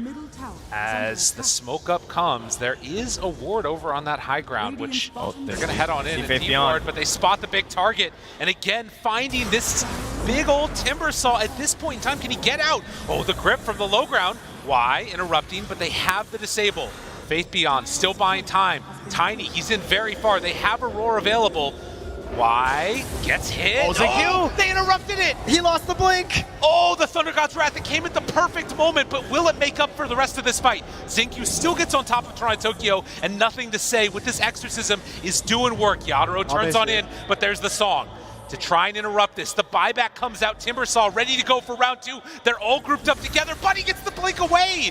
Mira just scoots on out of there. They both blinked? They did nothing. Mira that was jumped. everything. That was a buyback. Oh, you'll have to sacrifice Mira, but you will take that. He tried to do a really cool play, right? Faithion trying to timber chain through at that like perfect moment and see if he can find that damage. But I think even nothing to say, trying to get his Crypt Storm off on both of them. Yeah. But unfortunately. Man. Big blink and a buyback. That was like the perfect scenario. I can't even imagine a better situation for a Naga Siren in this game where like you're trying to find a fight, but the initiations are tough and they're all down. You get the song on 3 of them like that. And the blink cancel too. Xingqiu was so close to hitting that moment, and we've seen him do it time and again. Well, a lot of that too coming down to Vision being up on that high ground, right? You can see Xingqiu sends the courier up there now. He's going to get that D-ward, but certainly a frustrating thing to try and fight into. And even now, Yatoro almost at his BKB, which we were worried about how... I didn't even know when this was coming, you know? But like they catch him, and Timbersaw, you think he's tanky, but when there's so much, like the damage numbers are so high, he dies so quickly. Oh, and this too as well, you know, looking for it. Look how grouped they are too, like all the units and everything. Xingqiu's just looking for the big echo to try and catch Mira and collapse, and then the Thunder God's Wrath ruining it for them too. And again, they swirl up and take down that Shadow Demon very quickly when Ame is right on top of them. I'm really surprised they get the blink out at the end. I definitely thought at least like one of them would be tagged up instantaneously. It's like playing against a couple of pucks, you know? Bang, bang, they're away. A little unfortunate, but LGD is still really strong as long as they're able to abuse the Naga. And as long as they don't get caught right out of the get-go. This looks familiar. Why? Found. It's not the real Naga Siren there. And Yadaro gives up the chase instead. Oh, Miposhka, he actually did find the real one right now. There's a toss in 2 seconds. Do they have the damage, though? They have the ulti on him. Trying to burn through it. The root, he has another avalanche. Connects onto all of them, and the stun! Toronto Tokyo cleans up the kill. And they're going to take this tier 2 tower. Back to the tower. Confidence with the vision in the tree line. Not worried about some sort of a TP there. You know, LGD just does not look like they have the answers. And Team Spirit, they woke up after that game 2. not so sure about LGD as they are struggling to find any answers, now falling 5k gold behind. The hardest part is being able to walk into Spirit's trap. I think Beastmaster is one of these heroes you can't give a good start to, and you especially can't walk into him without your whole team there. And they just have the Bane there alone. They have the Naga there kind of close by, but it's not enough to kick this hero out of your jungle. Yeah, it's a real problem when you recognize that he's getting a free lane and you still can't do anything about it. You know, they just look at this, and he had the body from Aposhka there. They couldn't really smoke into it, couldn't enable the Timbersaw in a way he could get there, and their only solution was to try and get Xingqiu an earlier Blink Dagger, and now he's struggled to get anything off in these fights. It starts feeling really bad when you know you can't even make a smoke there with 5 heroes, and you just have to dodge the Beastmaster for the whole game. But when they keep dodging, the Sven getting tri-camp for 3, 4, 5 minutes because of this is one of the best heroes to take it. Yeah, they got the block at the start, but then constant stacks in there from Mira as well. I even saw some boars going back and getting some stacks set up there too. So they're making sure Yadro has a great game on the Sven. It is a bit of a more unusual of a hero. I got to imagine that in these games that are so pivotal, you want to have heroes that can do stuff, that can make moves on the map. Mira will be found, but the Heavenly Jump tries to get him away. Fissure, it's out. Ava, toss. Do they have the damage? No. He throws him away. It took him a second there, that cast time increase could be something. No, but they just back out. And this is the type of play that I feel like LGD needed right now to get on the map and make some action happen. Unfortunately, it's with the EXO and no objectives. Yeah, that's a little asterisk at the end, It's true. The big question is whether the Naga is going to carry late game. He's going so many defensive items. He's going Scotty into a Heart, and then eventually a Nullifier, but I think even if the Sven notices this Nullifier is being bought, if he buys the Shard, it makes his Warcry unpurgeable. That's right, yeah. And this damage, the damage is going to start being low from LGD. This Timbersaw, I think, was actually probably the biggest hero they needed for damage. And his game has not been particularly great. You can see right there just the pure difference in what these heroes do early and what might happen as the game goes later. They blink in, smoke does not break.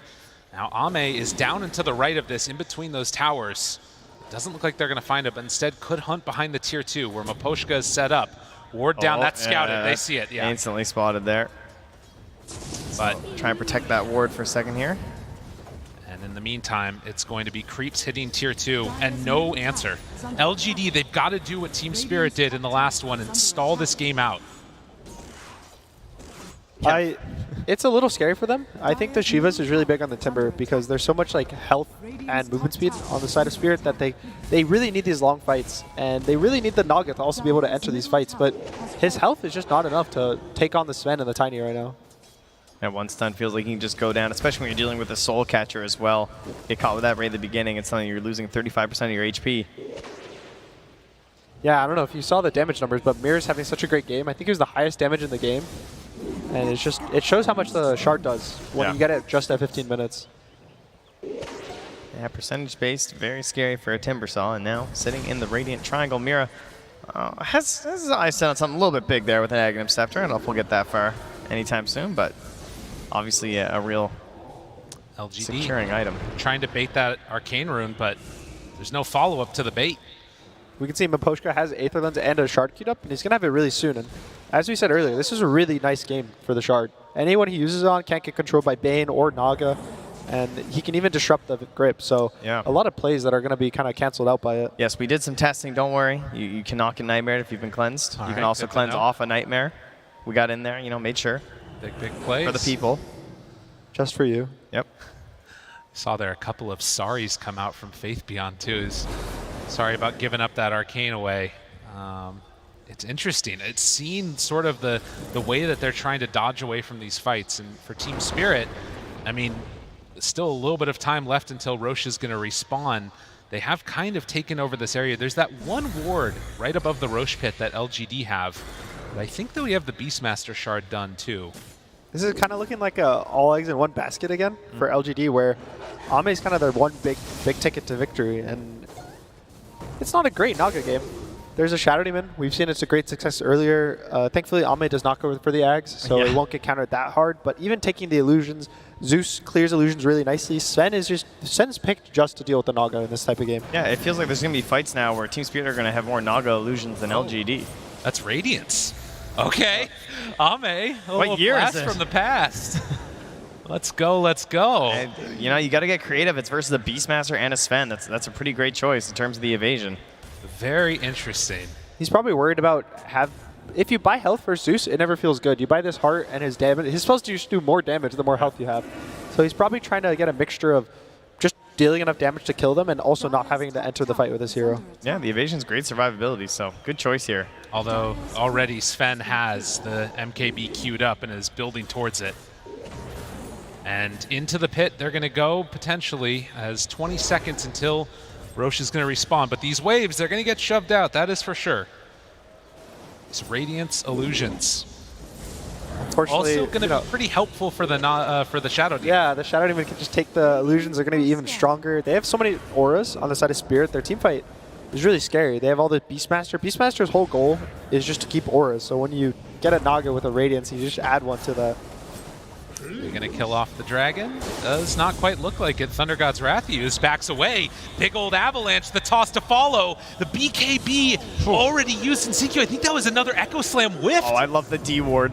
Can they do any more? BKB from Yadro turns on to Nothing to Say, trying to bring him down. Meanwhile, Ame finding that Tiny, the control coming from ZQ, but he just destroyed Nothing to Say. Yadro all over him. Faith Beyond looking for anything, something. LGD, where's this fight supposed to go? Toronto Tokyo barely missed from it. They jump on in, the brain sap, it's not enough. They walk back in, kill the Bay, they're all done. GG. LGD is broken. Whew. Well, that game got away from them very, very quickly. Only hope for them really near the end was going to have to be Ame, and they just decided that Ame wasn't going to be enough to carry this one. We took a reset from the last game. Pretty much. Naga didn't get the items. Naga didn't have the time. And this Sven pick, I was kind of worried about it, but it worked out. He got so much space. I mean, collapse, right? I think collapse on the Beastmaster is kind of the unsung hero. He didn't get many kills, but just the ability to hold this map, even the lane. Yeah. They picked Naga to beat him in the lane, and it just does nothing. Yeah, that duo too. Like the fact Miposhka moving up there nice and early, the way they just planted themselves in that territory, they shut down everything that they wanted to do on the side of LGD, and they ran away from this game with this game. The crowd was feeling the love there at the end. Saw some claps above the head of the players, feeling the love definitely. And again, you look at a game like that, and it just felt like the game plan was sit back and get big. And Team Spirit did what we hadn't seen from them in a while and actually pushed that to the limits, tried to end that series. Coming into this series, I thought that if Spirit made it, they'd be in serious trouble because with their previous matches versus LGD, it felt like they got a little bit figured out in the draft and they were struggling with some of their big openers. But now, these last couple of games, like you're seeing, game 2 short, got a little bit crazy and they ended up getting it. But this was like a clear, just like excellent draft, great choices here from Team Spirit, and I feel like they have their confidence back. Yeah, we saw their Chen and their Razor, their two big heroes, kind of got figured out by LGD in the upper bracket final, giving them both to them in games 1 and 2. They beat them both. That was kind of what I think Spirit was riding on for the majority of the tournament, where they would just first pick the Razor every game, and then later in the tournament they'd pick Chen. And LGD showed their solutions, but they picked Beast as a replacement to Chen. They beat the Razor on LGD, and it just, what is there to do? Well, what is there to do? We'll find out. They got some big brains back on the panel, might be able to help us out with that. We will definitely try and help break it down this game, but first of all, I just have to point out that Spirit, man, they are feeding off this crowd like they were feeding off LGD in that game number 3. Hey-o. Hey-yo. Look, ultimately, though, that was a crazy GG. It came out of nowhere. Spirit just never really let up, and it felt like such an inverse of that game number 2, Lizard. This literally reminded me of Kaka. I had the feeling Kaka suddenly joined into PSG.LGD for those early game GG calls. This was insanity. At some point, I think if you're playing a Naga and you feel that your game is getting too far out of hand like this one was, like the Tiny was 5-0 at some point, he was just getting way too much. You're playing into a Beastmaster as well, you know your objectives will be gone very soon, so calling it, it's fair as well. Yeah, do you feel the same way, Ahmad? Do you feel like that was a game that they really had no chances to come back from? I think the Beastmaster pick broke everything up. This already broke us in OG like 2 times, and it's time for Spirit to break PSG with what PSG broke us with. Beastmaster in such a good Beastmaster game. If the carry did not fix Beastmaster problem, and the Timbersaw did not fix it, then the other 3 who are bad into him will not fix it. So this is like total easy game for Beastmaster. And also the Miposhka Shadow Demon, he was like running over all map, forcing Timber to TP out. forcing everyone, like he was killing people alone, like he's running over all map. Yeah, of course, right? It's not just how great that draft is, but also that execution. Did anything stand out for you, Sheep, that was so impeccable that Spirit brought here in Game 3? I didn't really want to talk about that so much as just the Sven and how he is in general. Team Spirit are a team that really love it, and they've played it throughout the tours, even when the hero is really out of the meta. And the idea is just how much damage he does. The first time we asked about it was when they picked it into Razor, like, oh, they're playing it into a melee crusher, right? And they're like, we don't care. Like, the damage, you get to this point where the damage is so much that no one can deal with you anymore. And in this fight where they call GG, you just see he cuts through everyone. He does not care. He is so powerful. There's nothing they could do against it. Sven is very powerful indeed. Yeah, and it doesn't even matter what meta it is, like what tournament it is. Every single major, I feel like I see a Sven have a good game or two. It's not always amazing in every single matchup, but you can pick the hero. As long as he brings that amount of damage that he usually does, he will cleave through anything, like Timber included. We've seen that. We've seen, like you mentioned, the Razor. I recall, what was it, the Singapore major where EG played the Sven. Very similar situation right there. Yeah, I want to look at the scoreboard and also probably more notably that Naga, right? We saw them do well with it in Game 2. They almost took that game. It was very, very back and forth. But here in Game 3, it just didn't really live up to standards. I know we're all about having to adapt, bring out new things when it comes to grand finals, but do you feel maybe it's time to move away from Naga if you're LGD?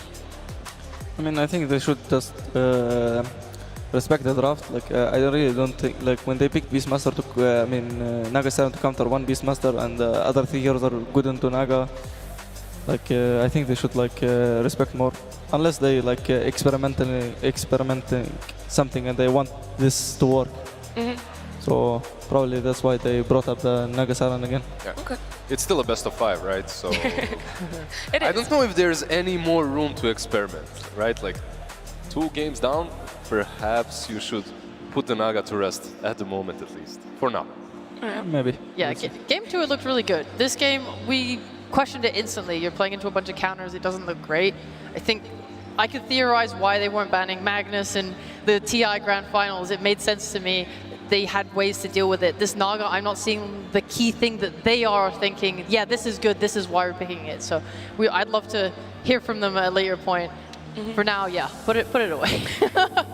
Did you also like the versatility that Spirit had with their draft? We didn't know where that Tiny and Zeus were going for so long, and as we can see, match MVP going the way for Toronto Tokyo had that Tiny. I mean, I kind of knew that they're gonna put the TP mid because he has good matchup into Tiny or Zeus. But when they pick the Beastmaster, they wanna kind of balance the lanes, like have range and melee, and also Zeus in the lane against Naga with wild access. Like this Naga has no illusions in the lane. Like this is unplayable Naga lane. With the ban, it's more unplayable even. Yeah. Well, we see Game 3 closed out now. Where do you think the mental is going to be for LGD Lizard? I mean, now they're a game down. Spirit only need 1 more to win. That's true, but PSG.LGD, once again, they're not really a team that are that easily broken, mentally at least. On majors, right? On majors, they do amazingly well, no matter what their start is in the grand finals. I think they'll come back just as easily this time around. Of course, I'm looking forward to seeing more of them, but I'm also looking forward to seeing some more of Slacks, who is wandering around in the crowd right now. Hey there, everybody. I have found some special guests here. Ladies and gentlemen, we have Snapfire and Wind Ranger. So good to have you guys. Welcome, welcome. How you doing, Snapfire? Well, hello, Slacks. I'm doing just fine. Fantastic. Can you tell us a little bit about this game? Are you enjoying yourself? Let's talk a little bit. I couldn't be enjoying myself anymore. Incredible Dota out here today. I heard you had some hidden lore. Is that correct? I do, and everyone, Valve does not want you to know this. This is some secret deep lore, which is that Snapfire and Wind Ranger are in love. Oh my goodness gracious. I love you with all my heart, Snapfire. Wow. That's all there is to say, folks. Cheer if you love Snapfire and Wind Ranger being in love. Come on. Very dank, not accurate lore. I have to say it. That is not real. That is not canon. That is not on Valve's payroll. That is not canon. Everybody, please. I'm so sorry. Hey, how you guys doing back here? LGD, huh? Any? Oh, hey, hey. Yeah. See you in Dota #1. never die. CN Dota never die. Come on, LGD. All right, but any encouraging words to the boys here? They're looking. It's looking pretty rough.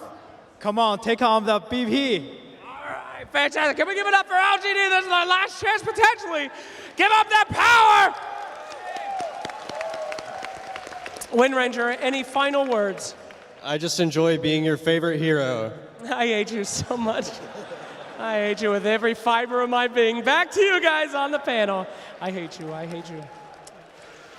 I'm looking forward to Slack somehow trying to write that one into the lore, but these guys are trying to rally behind LGD. Obviously, there's so much more room for them to come back. We said maybe shelve the Naga. Is there anything else you guys would like to see them bring in game number 4 when we do get there?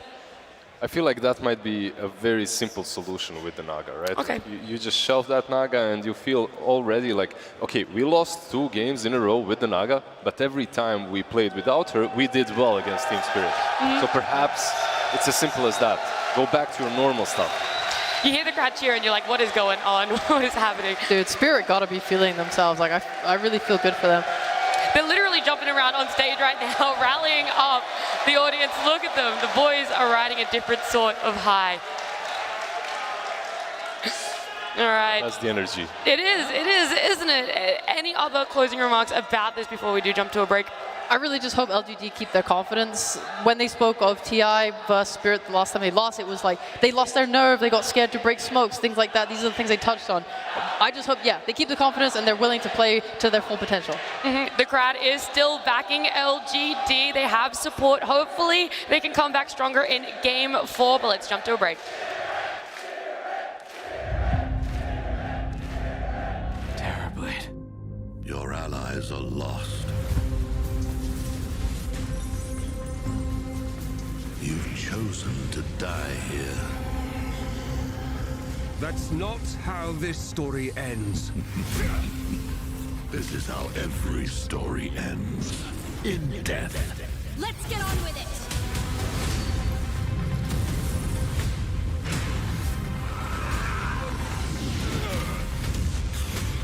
How do we kill him? Give me what you owe. You want the dragon souls? Take them.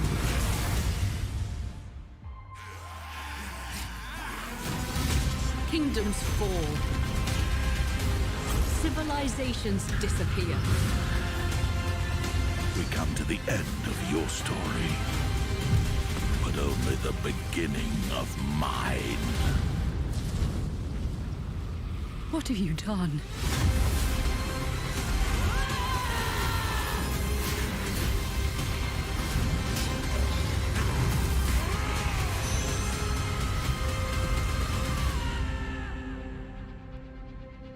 It's a new world out there.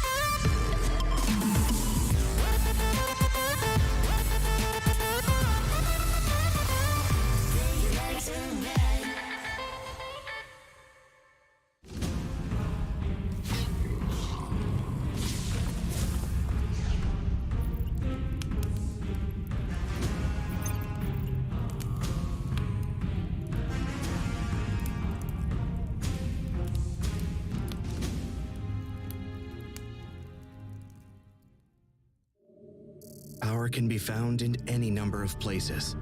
Scientists will tell you that it comes in newtons. Gamers will say that it can be found in silky skills.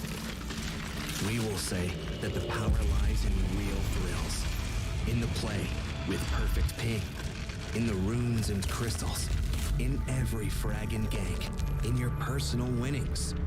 Lock and load for PGL Arlington.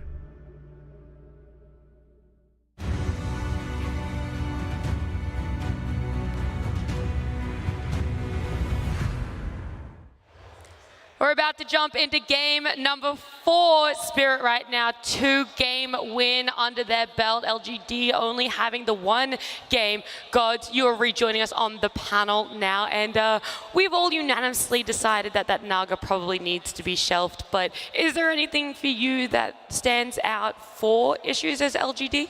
I think one of the things that was kind of new and different, I mean, for one thing, the Shaker, this is the first time they've lost with it. Yeah. XinQ, Shaker had been unbeatable, and I think a big part of that is the way they kind of laned it and played it. Every single other game, they're playing it with these ranged offlaners, these Death Prophets, these Razors, these Vipers. I don't think Timber's the right hero to kind of pair with it in lane, and it just didn't really set him up to have a good game. What do you think LGD are going to be talking about behind the stage there, backstage, and trying to change for themselves mentally or draft-wise coming into Game 4? Yep. If you remember, Spirit said that this is one big cyclist, one big cycle that's about to be closed. I feel that something similar is happening with the drafts as well. Like we see picks such as Beastmaster just going through, even though this hero isn't countered by anything. In the game, at least, it looked like a really good Beastmaster game. So perhaps PSG.LGD, they need to take a step back and pick and ban these heroes that are looking really tough for what they are drafting at the moment. Like getting the Naga in, it already got answered. Shelf it or ban everything that's so good against her.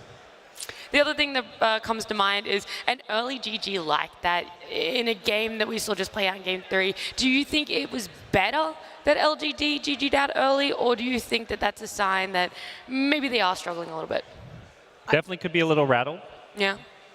It's hard to read too much into it. They were definitely also in a position where they were about to lose multiple lanes of racks. So I don't think it was necessarily an early GG from most games, but when you're in a grand final or just playing an elimination match, it's an early GG. Yeah, I feel like we've heard pros talk about in the past that when they are being pushed into their base and they just have to sit there and wait for the game to end, it's a chance to just let go of the game and the feelings around it and think forward into the future. It gives you time to think and plan. You can spend the time defending, thinking, okay, what are we going to drop next game? Now you're just cutting it loose instantly, going straight into the next game. Maybe it's a form of confidence for them. Maybe they don't want to just sit there feeling bad. It can also be, you can also look at it from a different perspective, because when you're losing, you're kind of surrounded by pretty much negative energy, right? Like we've all been there. So just cutting that negative energy off as soon as possible, not letting it accumulate, and then you think during the break about what needs to be fixed and what needs to be drafted for the next game of the series. Yeah, when we had Seb on just before, he was talking about this grand final being a best of 5. It's a marathon, right? So there could be something to be said about LGD wanting to bow out of that game a little bit earlier and just wanting to move on to the next one. Let's have a look at heroes a little bit more as well. Do you think there are some standout ones that LGD can fall back on? Pudge. That's all I want. Really, it was so amazing. But at the same time, it fit into the draft at the very end of it, and it was a perfect Pudge game. It countered the enemy. It just slotted in nicely to what the team wanted to fill. It's hard to replicate that forcefully. It's kind of like when Brood had its most success in the past. You've got to wait to see it's a good Pudge game the same way you had to wait to see it's a good Broodmother game, You can't just force a Pudge into any draft. You don't even have to go that far back. Just look at this game and collapse on Beastmaster. Like, it's the perfect Beastmaster game. The hero has been banned quite a bit for so long, the teams aren't even picking it anymore. It just kind of got forgotten. Now when it slides through, it just dominates the match. Well, Game 4 draft will be starting very, very soon. We do know that LGD has first pick. That's what played out in game number 2. Do you think LGD enjoy having this first pick? Do you think they are a little bit weaker in draft when they have that? I have a feeling that they are actually a little bit better when they have the second pick. Like overall, most teams are at the moment, because that first pick allows you to pick what? Chen or Tiny, right? Those are the options. Razor as well, I guess, is the other one LGD do a lot. Yeah, I think throughout this tournament, LGD's first picks have mostly been the DP, Tiny, Razor, and Marcy. So I'm not sure if they want to go for that. Obviously, it depends on bans too. Some teams let through the Chen, some teams let through other heroes. Puck is actually going to get banned. Is this the first this series, I think? In first phase? In first phase, yes. Yeah, I think it kept getting ignored. So I want to check that while Lizard gives me some random thing about it the either just gets ignored or you pick the Tiny instantly, and then the Puck is kind of the team that can pick Puck has to think twice about it, as it's picked in a bit of a rougher matchup. Earlier today, though, Spirit in their series versus Aster, I think they confidently picked the Puck into the Tiny. So they did, and they dominated with it as well. So it can be done. It's not the end-all, be-all counter pick to the Puck, but it's probably the best out there, plus the Lone Druid, perhaps. It is the first time we're seeing in the grand final a Puck first phase ban. Do you think that that leads to something that Spirit might be trying differently, a different play style, something that they're afraid LGD will be picking up in that last pick of this first phase? To me, I think it's them looking at what LGD have won. They're trying to get ahead of LGD because they're going to look back to the game they lost. That's the game where LGD played the Puck. So I think they're maybe just, you know, trying to think 2 steps ahead of LGD, thinking, okay, they're going to try and 8-pick a Puck here in the first phase and then ban out some of the counters to it. That's my read on it, at least. Oh, a lot of heroes just got through, though. I'm actually quite excited. We see there's a Chen in, a Dazzlin. There is the Phoenix in that was banned earlier against Spirit. There's a DP in as well, right? Like, you have just so many heroes. Yeah, they could do a Marcy combo as well. I don't think LGD will go for anything like DP because they already have that style of hero in the Razor.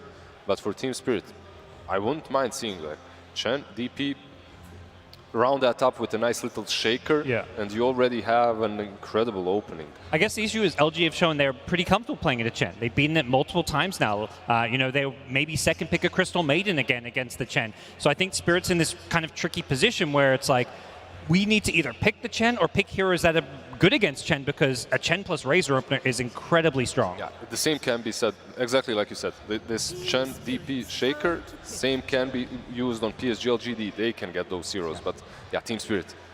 Even though Chen has lost in a couple of games today, they still go for it. I'm just worried that Spirit give away something like Marcy to pair with Razor, because that duo has been extremely powerful. The rebound movement speed given to Razor, including the lifesteal that amplifies what he gets back from Static Link, they are really scary together as a duo.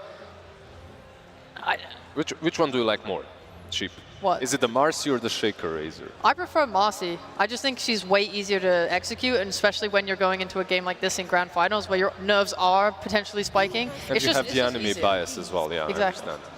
Whoa, Quap in the first phase now. Okay, once again, we see the Quap. Do you think that's coming back from the confidence of Game 2? Why a first phase Quap? What does that add? What value is that? Well, they did win with it, right? It works, so... It looks, I mean, you lock the hero up, you're maybe, I guess expecting a Quap ban later on, because it is traditionally, like, it was when these heroes were only played mid. It was always like, if you're going to play Razor mid, you have to ban Queen of Pain. The heroes, or Razor specifically, now play in the side lanes, but the matchup still kind of goes that way. Oh my goodness, Earth Spirit coming out there. Dude, that's so exciting. A Xingqiu Earth Spirit. It's not the Shaker, it's the Spirit, but it's so good versus Quap, right? Yeah, I think Earth Spirit, this tournament, I've seen so many excellent plays. We've seen Baboka also doing a fantastic job with it. There's a lot of plays to be made when they just get those deep wards down into the enemy's jungle, and they're able to chase down the carry. Because usually when a carry gets pressured in lane and he leaves, he tries to stay within his main jungle for a little while before rotating towards the triangle. So Earth Spirit is very, very effective at getting that ward down and killing with a mid-rotation or even the off-laner just at the beginning. Lizard, you said that the Shaker is really good against the Quap. What is that sort of? No, I meant the Spirit, right? Like, Earthshaker is also decent with the catch, but Earth Spirit is maybe even better. Like, you get multiple setups on her. Like, you can roll on top of Quap, you can also silence her afterwards. So overall, it's not as easy to play Quap into that. Is there a world, do you guys think, where we see nothing to say's mid Earth Spirit? He's played it mid before. I mean, it's possible. Yeah, there's right? definitely some Sure. universe in which it will be played in the grand finals. I mean, these guys just played Naga twice in a row, so. Well, that's the thing, right? We know that they're experimenting a little bit, but on the game that essentially could secure Spirit. Maybe getting ahead of ourselves. Okay, we'll leave that to later. You know? Put it out there, right? On the It's back, keep in the potential. back of your mind that he plays mid or Spirit. Look, let's put it this way. It's a flex, right? They're not Yeah, locked into a flex. role. That's what Okay, they're doing. They sure. want to see how the matchup is later on. I really like Tough Spirit as a core, though. I think his stats are really good, especially when you get braces. You're able to contest CS really easily in lane. It used to be a bit better, though, because you got a attack damage talent at 10, but they removed it, I think. So definitely weaker and not as much picked up.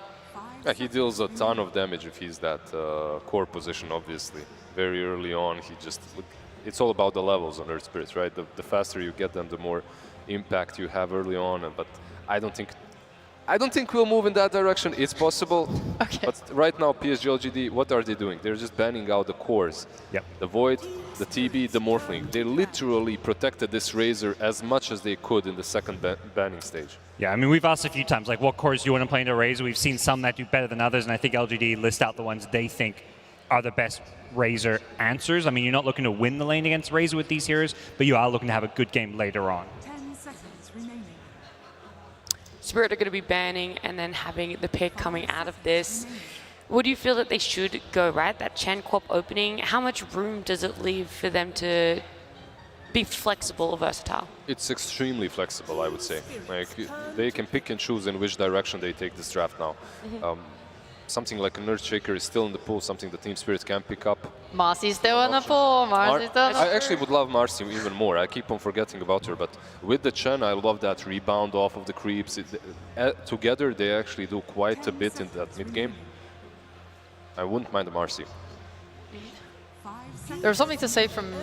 I think they have enough save with the Chen, so I'm pretty confident in their ability to survive through an Earth Spirit initiation. You like the Rubik?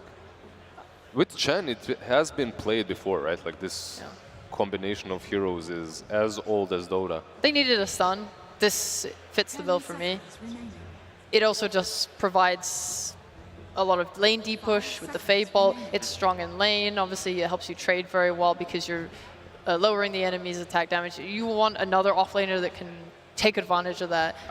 Yeah, I just wonder if there's something they're expecting LGD to pick that's Rubik's good against, because to me, I think last time we saw Chen plus Rubik, it didn't actually go that well. And it was the same thing where it was like, well, Rubik, you know, he's got the lift, but Shaker, Tusk, Marcy, these are just better stunning fours, it feels like. I love your way of thinking as well, Parker, because I see this Rubik and I'm like, wait, why? What's happening? This is way too giga brain. Yeah. It's 5-head for me. I can't get it. It is a bit weird. Spirit are lacking someone to break smokes right now. They're lacking a true initiator. That position 4, such as Earth Spirit, such as Earthshaker, right? These kind of guys. But yeah, if Rubik has a decent game.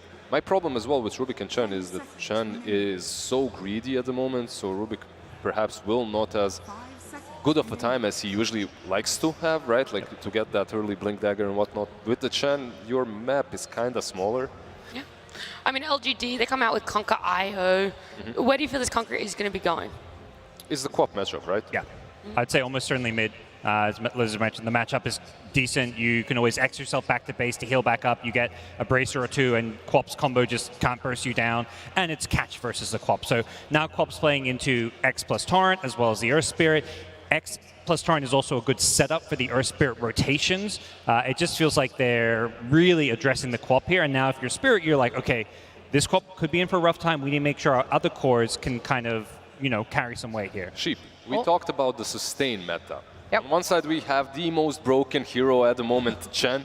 On the other, we have Rum and the bouncy ball. Which side is stronger in this way? I was thinking about it a different way, ways that I've seen Conquer utilize very heavily, especially with a lineup like this with the Earth Spirit and the Razor who want to keep running and rolling and going, is you don't have to return to base. You have the X mark, so if you have an item that you need to get or you're low on health, you don't give up your space on the map.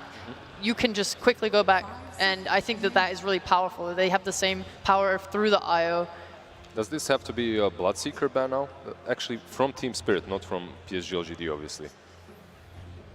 Why? Why do you feel like it would be?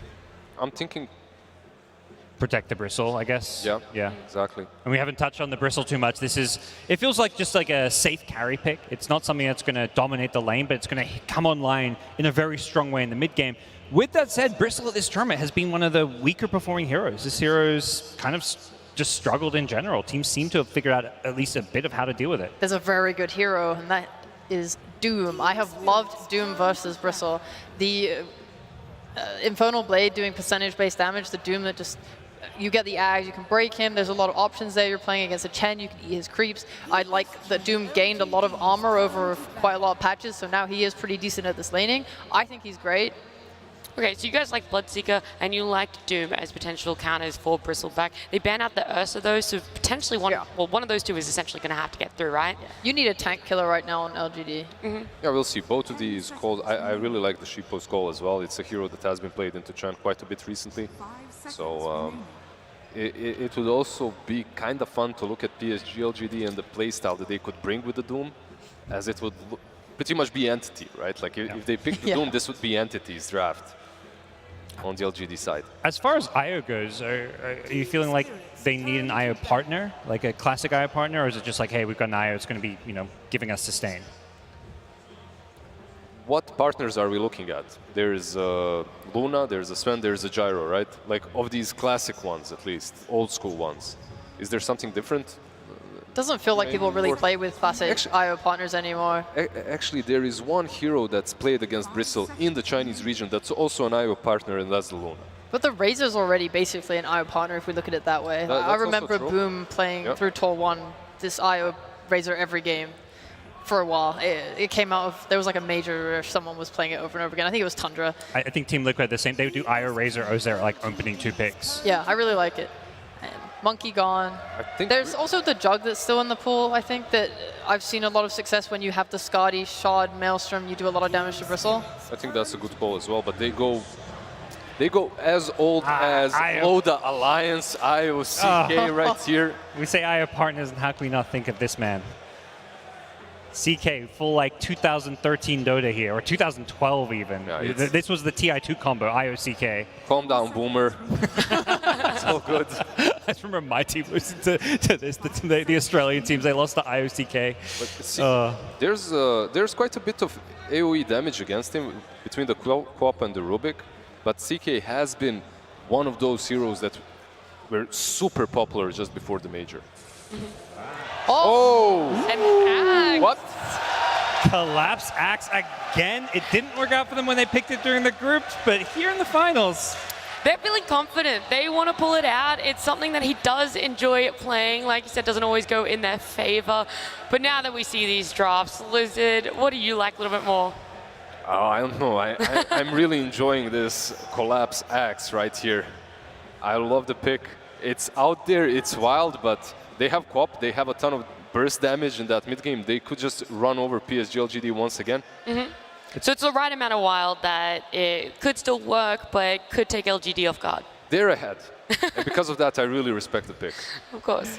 I think they talked about their axe pick in their videos, saying that they liked it and they don't think the hero was bad. It was just some execution issues. So yeah, let's just clean it up. They're feeling themselves. The crowd is going wild. They're waving their hands. They're super into it. I think this is great, a good sign of confidence. So love it, love it. I think LGD, they do have a good lineup too, though. I think LG's got a great lineup. I'd almost slightly prefer their lineup. I think mental advantage, Spirit, draft-wise, LG, this Kunkka mid-matchup, I don't think Quap's going to have the same game we saw earlier on in this best of 5. I think Toronto Tokyo is in for a rough one. All right, well, one with the mental advantage, one potentially with the draft advantage. We're jumping into game 4 of this grand final. It's Lyrical, Trent, and Gunnar. Thank you again so much, Nat. And guys, we're here. We've made it. Game 4. Is it all going to come down to this? There's a bunch of big red boys, myself included, that are going to be in this one. How y'all feeling? I had to do that. I feel so embarrassed. Oh, my God. I like the fact that we have sort of like mirrored heroes on the draft. Like we got Lost Sustain coming from the Chen and the Aya. We have this Axe and CK who love to sort of decide the fight the second it breaks out. Even the minus armor, Razor Bristle. Yeah. Kind of goes all the way down. Yeah. I'm a little scared. This Queen of Pain was, I think, really late picked in that second game, and this game now they snatched up in the first phase. Not really a contested hero these days, but I think they're really confident in the Razor matchup. I think they used it to great success. They would pretty much use Sonic Wave to break Link every fight, kind of push it Piers away. It also gives him a lot of team fight to back up the Chen. How's her game going to be impacted, though, versus the Kunkka now instead? Yeah, the big difference was when he was versus Coddle, who generally give free lanes to the enemy mid. And he was able to actually pressure the Coddle out of the lane, which was really surprising. But yeah, Kunkka, one of the better heroes versus Quap. Either we'll just pressure him down with the Tideringer, or he can regen every 80 seconds with X and teleportation. So I wouldn't be surprised if mid actually goes pretty in the favor of Nothing to Say this game. Well, certainly very well versed on this hero. On that Kunkka, and if you can find those X combos, can be one of the really good answers too to the Queen of Pain, having that extra bit of disable. Once the X comes in, you have the Rubik lift, the X comes in, you have the roll from Earth Spirit. So a lot to potentially work for them into their favor for LGD in a game that they must win if they want to keep their hopes alive in this Arlington Major. I feel like so many of us, though, are just looking to collapse and just thinking they went for the axe. You know, the confidence there, feeling it. I mean, he keeps coming out, waving his arms for the crowd. They keep giving the love back. So I feel like, the crowd picked this axe this time. That's right. When the dunks come out, I expect very loud cheers. He is using axeless axe as well, so, got to be ready. The people love it. That's true. I'm a lot more confident with this LGD draft compared to the last game. They have kind of catch on 2 of their cores now, as opposed to, none of their cores had catch really, outside the Naga, who doesn't really want to show up. So the Kunkka can make plays, Chaos Knight can make plays. They can also set up Kunkka IO, very classic. The X lasts long enough for a relocation from the IO to connect to plays. So they're actually have the ability to take fights, as opposed to kind of hoping for this mid-tier 1. And when the mid-tier 1 never came, then they didn't have a game. Yeah, I think it's going to be interesting to see how Yadaro's game plays out as well. Like last game, he got to be so greedy, but this time probably going to be involved a little bit earlier. And then you're trying to be this front line. You're trying to break up these engagements that LGD are playing. Otherwise, you're not really playing Bristle. I don't know. It doesn't look like this dominant Bristle game that we're so used to seeing, where he has some crazy good combo with, and this time just relying on the Chen for the sustain. Already, Collapse takes a couple punches there. Ame able to force him back. A big wave getting together, but you can already see the Rubik. Mira trying to connect it in, and Y able to play a little bit of intercept there. So the creep waves are kind of going to meet in this strange limbo area, and the range creep even being left behind that one too. The one thing exciting is when you pick stuns, you can actually kill in your lane. So I think these lanes are going to be a little more exciting. Kind of everyone has kill threat. More so in this top lane, I think we actually probably going to see a kill in the next minute or two, just based on all the trading that's going to go on, the IO sustain with the headdress, and someone's going to get too low at some point. Tokyo gets clipped there by Torrent and has not really been able to throw out many of these daggers for that regen either. Trying to get into that bottle as quickly as possible here. Yeah, falling behind on Queen of Pain kind of feels bad. You hit the bottle and reset, but even Kunkka just will reset the lane better. He also buys his bottle on Nothing to Say a little earlier, so Toronto might not even get the water rune by the time he has bottle. Jeez, I tell you, someone just having a real bad time. So Poshka started out there with a Holy Persuasion. Now just has to grab a range creep because they have so many blocks, body blocking the small camp, sentry on the other camp, and then not even giving him a chance to get anywhere near any of those other creeps. Of course, just higher levels there too. Makes them less valuable, and across all of the lanes right now doing really good, and particularly as you mentioned mid, where it's 13-2 for the Kunkka versus just 7 last hits on Toronto Tokyo, although the wave is pushing under him, so he'll get a couple here, but definitely not going the best. I mean, even already, it's 400 gold advantage for the Kunkka. It's just 2 minutes in the game. He hasn't started farming his small. He hasn't gotten to level 5, where that's when Kunkka starts taking off, so it's going to be a little scary. If an early BKB on the Kunkka lets him just walk into 5 heroes. But look at that. Some creeps getting sent out, and that might be a stack eventually. But Poshka's going to go down. He was microing, he's... Q ends up dropping, but that's something I haven't seen in a while. The range creep to stack. Yeah, meanwhile, the micro of the courier as well. Poor little guy running the whole way across the map just for that ring of health. Shows you the difficulties of getting to that secret shop on the bottom side as Yadaro chasing the tree line, stunned up. Rolled in and killed. So LGD in this bottom lane putting on that pressure and killing off both the heroes, but the maybe long game from the economy could end up coming out to favor Team Spirit if they can not lose too many heroes in the laning stage. We did see LGD take down the Spirit Chen in the upper bracket finals, so they kind of already were confident versus this. Even though Spirit shows that they still feel strong about it, they still feel it's good, they take it in the first phase, LGD have beaten it, and they're showing that they're going to beat in the lane again. Oh, Zinq, imagine. almost able to get the Ring of Health. That would have been such a disaster for Yadro in the bottom lane. Came very close to sniping that courier, yeah. And I mean, still, you look at all of the lanes, and all of them are in the lead right now for LGD. But with Collapse having his Ring of Health done, is going to try and pull this wave through and sort of dodge the laning. But yeah, building up these stacks, just going for one at a time now. Anytime your lanes go kind of bad in your Chen, it worries you a little because you know you need to make early moves. This hero doesn't scale well unless he's actually able to pressure the whole game. So maybe his mech's going to be a minute or two slower. Maybe the mid tower doesn't get pressured. And his hero starts feeling really bad. He doesn't do anything by himself. He's all about creeps. And when you're behind, the creeps will just die. On the other hand, Xingqiu, you know, typically you're like, oh, if my lane goes bad, it's not too terrible. I'm an Earth Spirit, but this time, just having a great time. Continuing to block that small camp once again and providing an ease of execution there for Faith Beyond in terms of this Razor. And now the Ring of Health down there as well. So very stable lanes down bottom with a potential kill threat on the Miposhka. I like the mana burn creep that Miposhka got. It gives a mana regen talent to Toro. So able to spam out the lane, kind of help him not have to worry about this lane too much.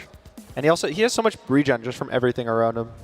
Yeah, Faith Beyond there might have even tried to go for the Link, but didn't have the mana for it.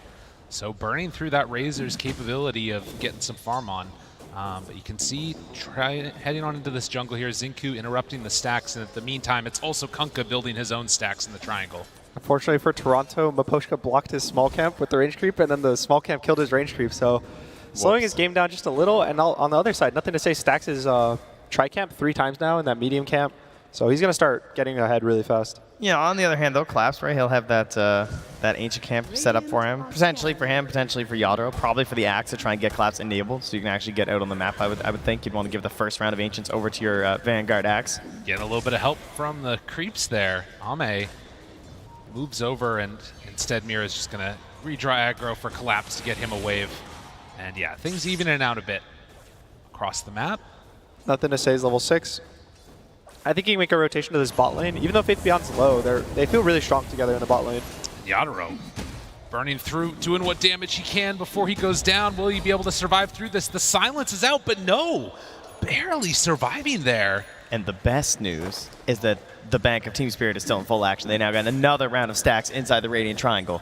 I feel like it's like everything they're playing for right now. They're just stacking up creeps in here. But slightly terrifying is that Kunkka and Razor are actually some of the best cores for engaging and fighting around those earlier stacks. IO and Chaos Knight just having the ability to walk in there with this. But this Chaos Knight's having a great lane. Can you imagine if they stole this? Like if they got in here and they fought them, like they get some vision from LGD. The one dynamic that's interesting though is that it was all done with the range creep, so they might not even know that it was fully going on potentially. You know, it's very easy to lose track of how many of those he's got. And they've basically been fully focused on this top lane, staying in it. You can see now there's 3 heroes of LGD. Ame doesn't really need help in the top lane. It's pretty much just kills in top. So they can just walk bottom the supports pressure with the Razor. He's so strong with the IO. Yeah, easy kill. 3-0 for LGD. This was a combo that was picked, I think, in the DPC and maybe at the start of the major where they would just pick IO, Razor. Razor would go carry. I think Tundra was popularizing it a lot. It gives you a lot of sustain, gives you the attack speed. And it's a really nice combo, so they're pretty much just playing it, but with the Razor offlane. The time has come. Yadro with the Vanguard just goes on in and going to try and clear through some of those camps. He has no mana. No, that's a clarity in the fountain. Needs to be back closer to him, I think. This is very anticlimactic. He's trying his best. He's going to get there, don't worry, surely. I think it's really interesting they give it to Yadro, though. Like, I know that Collapse is, like, so pressuring everything, but I feel like Axel, you come in, you take these things instantly, and you can actually enable this hero to be this sort of front line. But Yadro's had such a bad laning stage that they don't actually have that option. You know, they can't even get to this point where they really have this big jumper and this super threat of an Axe. They just have to try and get the Bristle back to a baseline of where he's supposed to be. I think it's more just trying to get him out of the bot lane in the most efficient spot, which is these stacks. Normally it'd be the large jungle, but...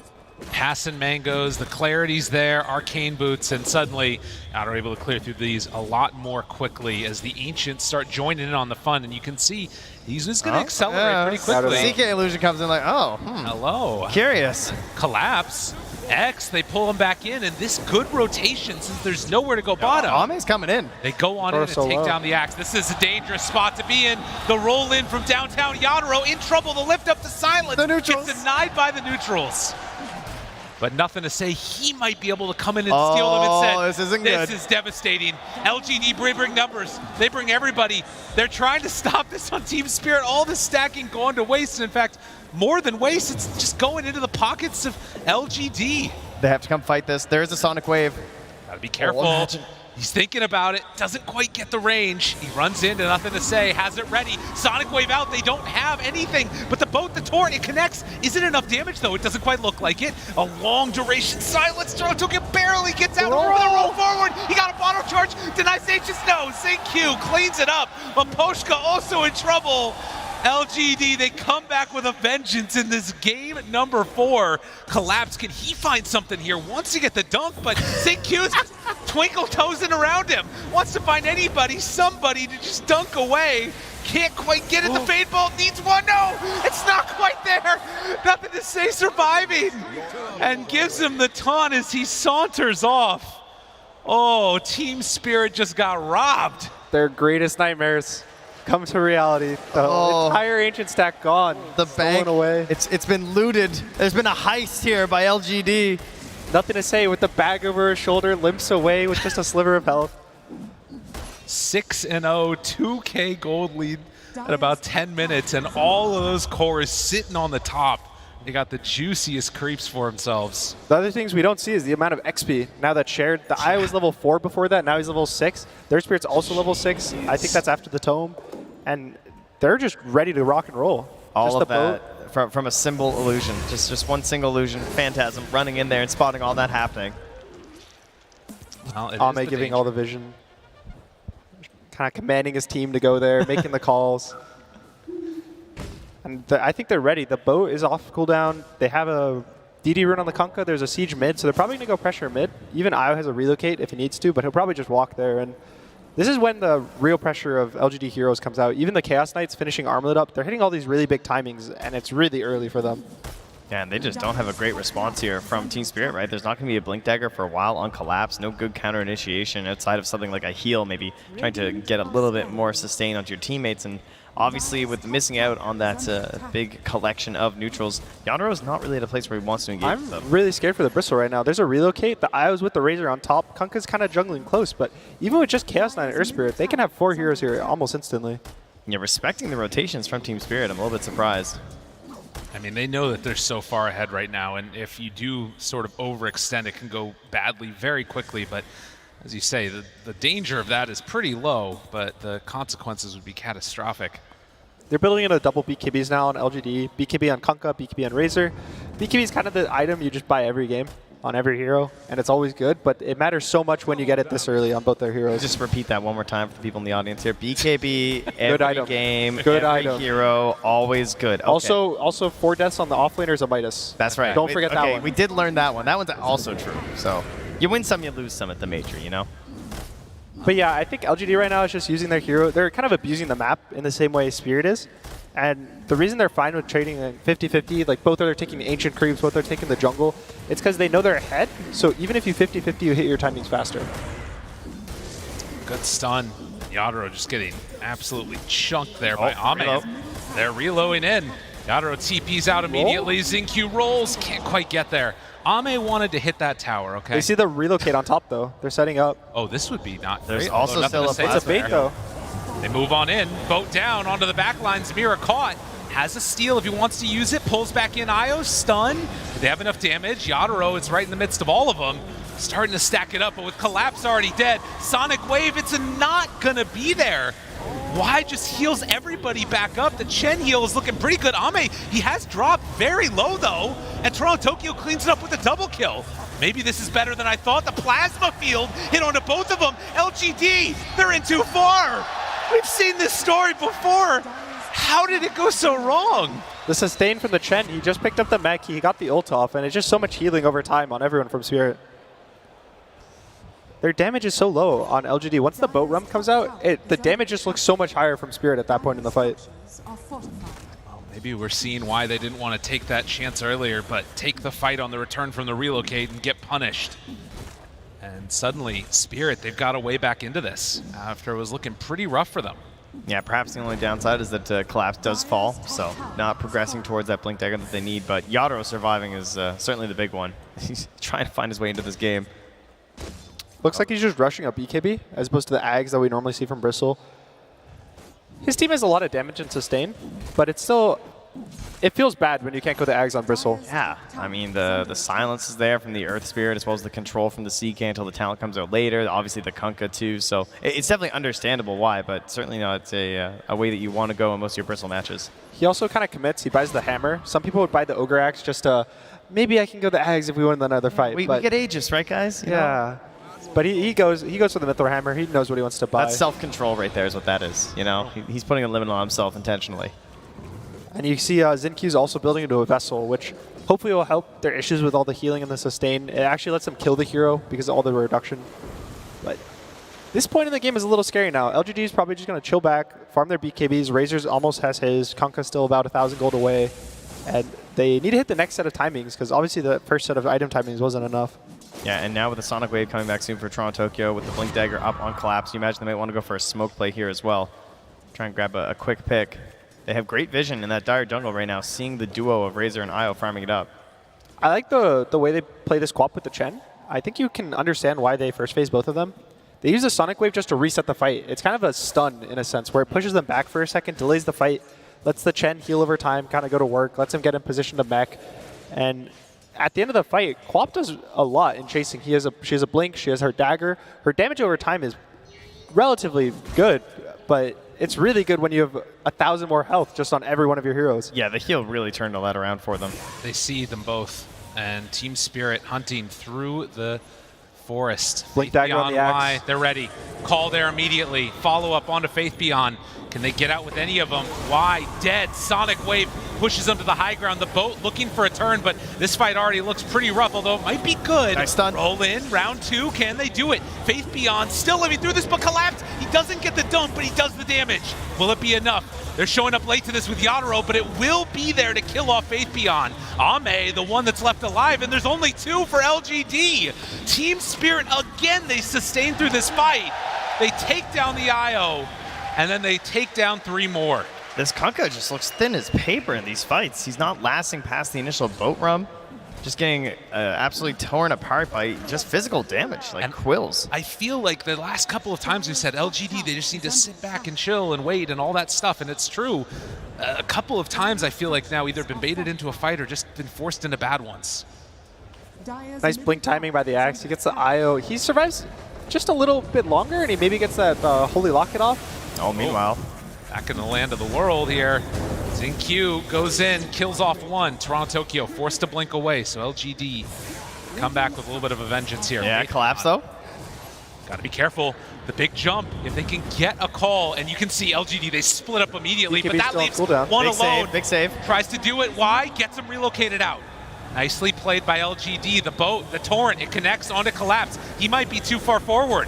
The link is there. Collapse in trouble, starting to die, but he barely walks away. CQ, he wants him. The silence, but he's not dying. The Urn charge, the roll, he's able to dodge it.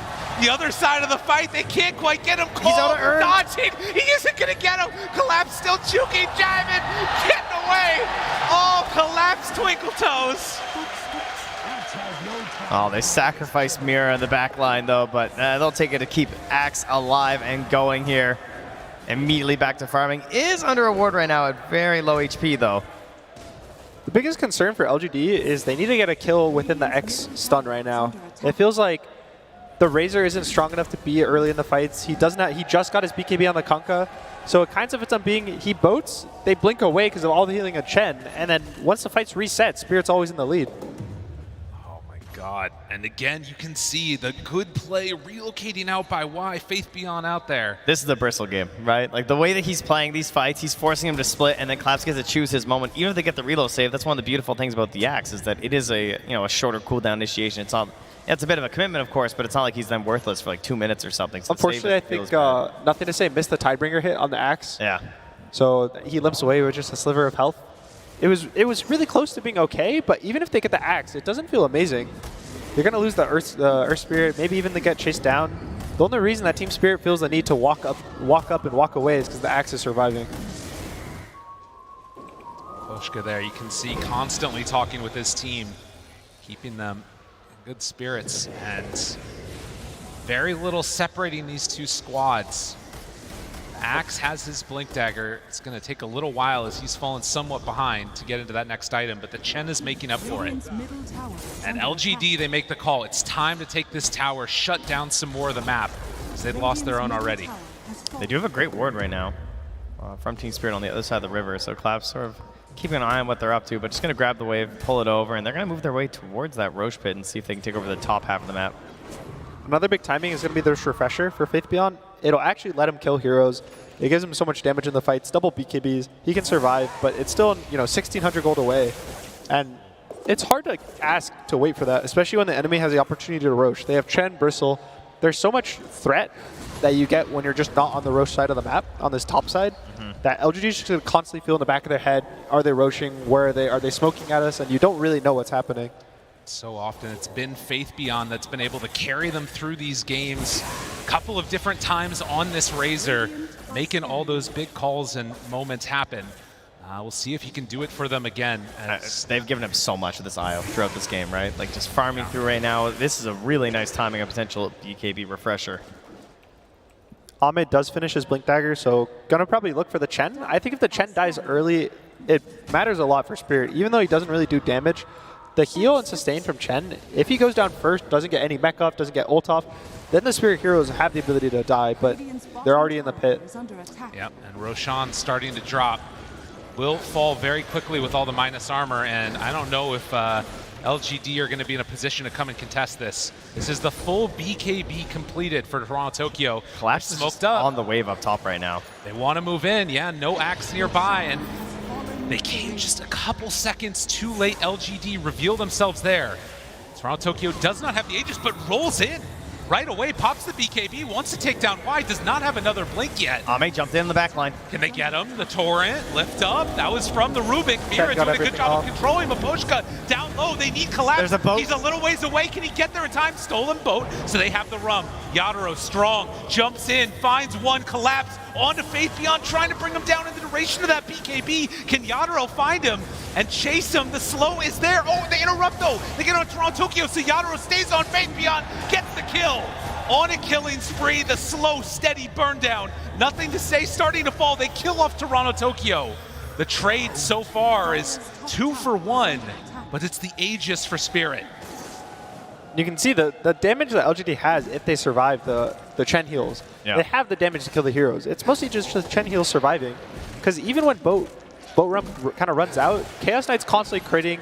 Razor's going to reduce armor more and more, steal more and more damage. Io, every second he's alive, is healing your teammates for more. And at the very least, he didn't get the kill, but he did force out like the instantaneous heals required from the Chen, right? He just had to pop it right away. But if the Chen went down without clicking a button, that fight, I think it would have been a lot different, because there's just overtime heal from Hand of God now. I mean, it's still a pretty good win as well. Like lots of XP, lots of gold for the side of LGD. Sure, they get an Aegis on the side of Team Spirit, but some confidence, I feel like, heading back the way of LGD as this progresses. And do they have to find an answer, I guess is the question now for Yadro? Like, is there something specific they should itemize for, or just go like, we just need the big damage? I think Nothing to Say is already buying an AC. He's pretty close to finishing it, about 1,000 gold away, and that'll give armor to everyone. They all got a little tank here. But mostly just the Razor Refresher. The double Eye of the Storm kind of makes it so heroes can't walk close to you. They'll die. And Yatoro's also not buying armor. So if he's next to the Razor for 2-3 seconds, he starts going to the negatives. That's when you start just dying. Also with the AC, the negative armor, it's all going to kind of add up really soon. They do have some of that negative armor also with Yadro, the Aghanim Scepter that you're talking about there. X onto Collapse. That's a stolen one from Mira. The other big thing is Y is finishing up his mech. And I with mech is comparable to Chen, but only for the one hero. Yeah. But it will be a full fight reset for like Ame. If Ame can jump in, he maybe gets 1-2 kills, he gets bursted down. And they're going to smoke up even before the mech. The Refresher's right here. Testing, trying to find it. Maposhka, the first one found. Does he get anything off? No, doesn't have buyback either. Team Spirit recognized this, immediately run away. Everybody tries to get out. Can LGD run them down? Mira, he's the one that's left behind. The X is there. And they'll catch and kill the Rubik. So LGD find the 2 supports. Yeah, the second Chen goes down. I don't know if Team Spirit is ever going to feel confident in a fight without him unless they're instantly jumping the backline with the axe or your Toro's already going in. If you have the ability to dodge that fight, you should just not take it. That was such a weird start to an engagement too. They were trying to bait the Queen of Pain. Not even bait, check the high ground with the Queen of Pain. She was X'd up by the Rubik who had it, and so she's like checking the pillar, and Mapochka's like, oh, so it's safe here? And then it was not, because he got instantly blown up there. Nice roll from ZinQ to catch Mapochka. I wasn't sure if he was aiming for the X on the return. Yeah. But whether or not he was, he hit the Chen. That's all that hero mattered. they really wanted, that's for sure. And still not needing to pop that refresher for Faith Beyond. So he'll have that double BKB for the next fight. BKB also done on Chaos Knight. 4,000 gold lead for LGD. I think he's probably going to buy a Mage Slayer with this Oblivion stuff on Chaos Knight. It's a really nice item versus actually all the cores of Spirit. Yeah. Every single one of them has spells that matter a lot for their kit. With the Axe Spin, the Bristleback Quills, Quap does everything as all our spell damage, so it'll mean that whoever he goes on doesn't really burst his illusions down. Even nothing to say. He finishes up the AC. It's kind of all their timing. So LGD is going to look to smoke. They got the refresher. He didn't even have to pop it in the last fight. 40 seconds until the Aegis is down as well, so good opportunity here for them to move up. Again, they're going to be looking for this Chen. I think anyone else is probably too tanky. Even Toronto Tokyo. Queen of Pain, you don't really think of as a strong hero, but she has Plate Mail, she has BKB. She's not going to get burst into a stun, so... Smoke on smoke. Right in front, though, on the Chen, too. They get vision down. They see those couriers leaving. They know they're right behind them on LGD. There you go. Looking for that opening, looking for vision. Do they drop down any more wards? Team Spirit just a couple of seconds ahead of LGD. All right, well, he's got the Wild Wing Ripper, you know, maybe. Oh, he left the creeps. They spot ZinQ. They know they're right behind him. Do they turn and try and fight this? This is the Aghanim Scepter done on the Bristle. Buyback status, only Mira and Io have it. Team Spirit's going to try to bait them into this high ground ward they just placed. They're all going to kind of stand here. They're going to go cut the next mid wave that's going to push out. And they're going to hope that at some point LGD decides to walk backwards into them. But unfortunately for them, LGD is kind of in the better position on the map. They're closer to a tower. Ame already cut like half of the last mid wave, so they're going to just take this tier 1 tower and just going to sit in the corner and now force Spirit to walk to them. Yeah, and they had a read on that as well, right? Like they're like microing their couriers around that area, just ensuring that ZinQ's not going to lose. Look at this double TP mid. Send one back here. Toronto Tokyo gets caught. They roll into Mira, but they can't get him. Gets the lift immediately. Toronto Tokyo did have to pop his BKB. That was a really nice play. I think they were assuming that the Queen of Pain would pop BKB on the X. And ZinQ kind of relays that, so he goes on the Rubik. Unfortunately, gets lifted, but really nice thinking to not just commit everything on the Queen of Pain. Yeah, kind of chasing a little bit here, too. They're going to see this with the vision they have in the mid lane, though, so well aware that it's everybody running over here from the side of LGD. You can see Collapse. He TPs to the outpost just from the tri-camp. He's just so scared of connecting through this river that he knows he needs to be with his team, and they're going to make a move. I think they might have double smoke there as well, unfortunately. D-ward happening. Why? That's a good one to fight. They get him right at the start. That's the save. That's everything. They try and blow him up. Torn too, but why? He gets away. The mech is there. ZinQ down low, rolls out. Why dead? But it's already 2 dead on Team Spirit. They're putting a lot of faith in the Aghanim's Bristle to Sonic Wave just the Io, saying that's our big damage now. They caught the Quap. And with no BKB, that's a little bit of a problem. Can they bring her down? Gets the blink out and trying to escape from that. The Tidebringer connects, does have another blink up in a second. And Toronto Tokyo goes north. Pretty sneaky. Just a little, like not enough damage for this Io. He gets the Holy Locket off. He didn't have the mech in the fight. So next fight, it's going to be even more healing. That's actually terrifying. Man, LGD definitely found their mojo after not picking Naga Siren. These fights are going to be... These fights are a little weird right now to kind of see how they'll play out. There's different timings for the fights. The first like 10 seconds during this boat run, amazing, great for LGD. They got to win the fight there. Then run. And then the next like 10, 15 seconds, that's when the Chen has healed everyone. That's when the Bristle Goose Stacks start popping up, the BKB's lower. But then in a really long fight, that's when the Razors burned all your armor. The Chaos Knight's gone on maybe 1, 2, 3 targets with his blink stuns. So if the fight gets too long, it starts going in the favor of LGD. So Spirit need to find this sweet spot where they go in after the rum, but before they've taken too much damage. All while keeping Mahoshkas nice and safe. Yeah, just all you have to do is that. Yeah, that's it. All right, perfect. No problem. And for LGD, it's just a matter of, like you say, finding that key target, getting Maposhka, or extending those fights as long as possible while kiting collapses. Big old calls. The next big item, Ame is going to go for a Silver Edge to break the Bristle. I think once they get to that point in the game, that's when they just start focusing the Bristle who walks in front. And it starts feeling really bad when you walk up and you have no threat with your just body being there. Well, everyone's looking at items right now, seeing what the next timing will be for themselves, but the Roche is going to be about 1.5 minutes away here now. Another interesting item, Nothing to Say picks up the Basher. Yes. I'm assuming this is probably just to help cancel TPs, because the Chaos Knight doesn't really want a Basher, and they don't want to let them just BKB TP out from his whole team. Yep. Radiant. You know they're going triple BKBs as well, with that Axe being there next. This was all scouted out, and Team Spirit knew that LGD was coming this direction. They had that ward on the high ground, and they all are going to be able to dodge this smoke gank. Collapse escaping from this. 25 seconds till TP's back up. But, oh, wait a minute. They clip him. He shows on the tower. Oh, Collapse, a rare mistake from him. And nowhere left to go. They punish. LGD find their man. He's 30 minutes. He maybe forgot that there's a tier 1 tower there, assuming fair. it's dead. Those things are hard to knock down these days on that part of the map, you know? But it just tends to live there. Something surprising, Collapse has a shard queued up, which a lot of people, I think, weren't really interested in after the change to, it being the Manta-style axe where the spins on attacks. Yeah. But the really cool thing is it's all attack damage, I believe. So that if he gets 5, he needs 5 spins, keep in mind. Okay. But if he gets 5 spins on the Razor or the Chaos Knight, they start doing 100% less damage just to the axe. So he becomes very tanky. But the Blade Mail will still reflect full damage.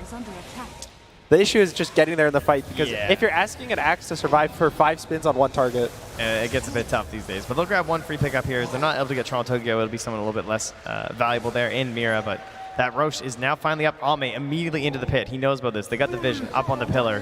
There are river wards here. It's going to spot all this action around the pit. But, not really able to get here in time for Team Spirit. No, it looks like it's going to be more time to delay. And LGD claiming this Aegis here 30 minutes in. We have so often seen this be the one that shuts down that map and constricts up Spirit. We'll see if they can do that again and actually clean up this game here. I really like the Lotus from Yatoro on the Bristleback. There's so many things that it's the vessel, it's the silence.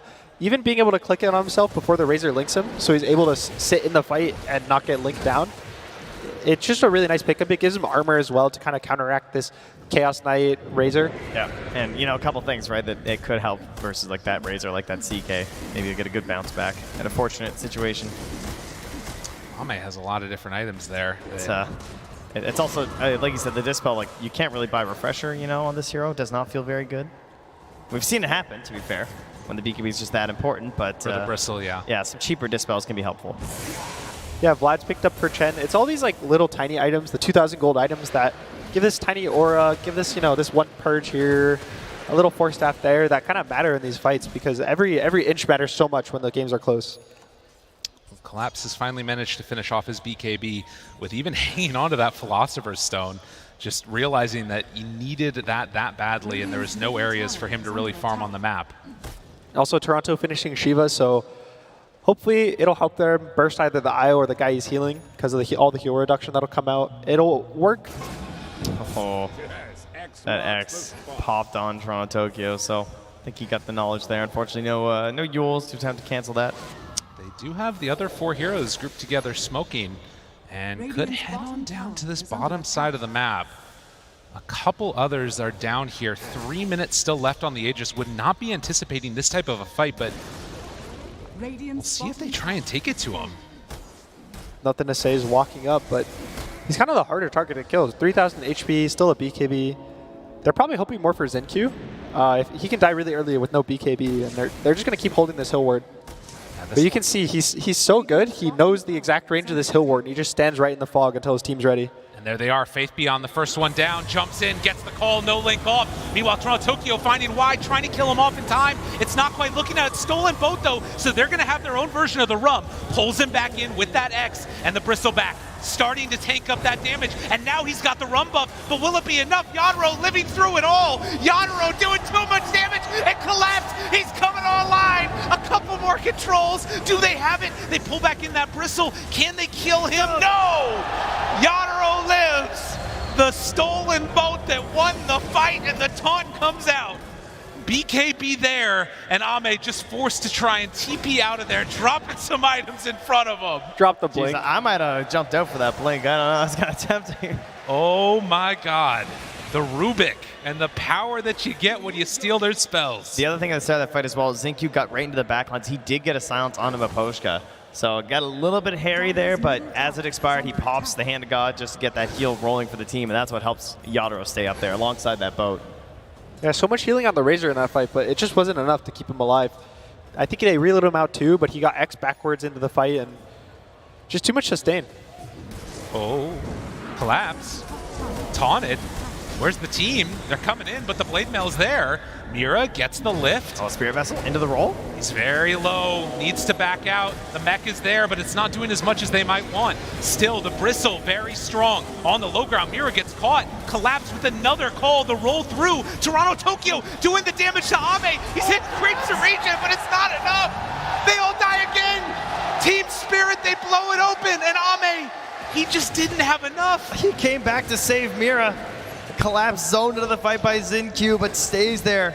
A desperation attempt to kill there from Ame turns into 70 seconds in the grave. And how much can they get now? They're ready to go high ground here. There's some big creeps alongside Miposhka. This is so dangerous. Toronto Tokyo blinks forward. They've got the BKB. Nothing to say. He's also X'd. Wants to hang on to that BKB as long as possible. They're so strong with no Chaos Knight. Kind of the break is the only mechanic they can use to kill this Bristle right now. So if Chaos Knight's dead, they have nothing. Move on in here from Zincu. Nothing to say. They're looking. There's no other answer. The Bristle, it's standing right in front of you. BKBs. You got to deal with it at some point. Still 30 seconds. Toronto Tokyo had blinked in for this one of the backlines. Zincu just dies. Why? Now also found and finished. The Sonic Wave, they're dead for so long. LGD isn't really all going to happen like this. Oh, Team Spirit, they found their moment and hit it perfectly and collapsed. He finds nothing to say, trying to kill creeps, forced to BKB and run away. But Ame, he's back up again, 5 seconds away, but it's down 2 racks. You can see LGD, they look pretty shocked right now on the player cams. They've lost 2 racks after a Roche and a fight in the mid.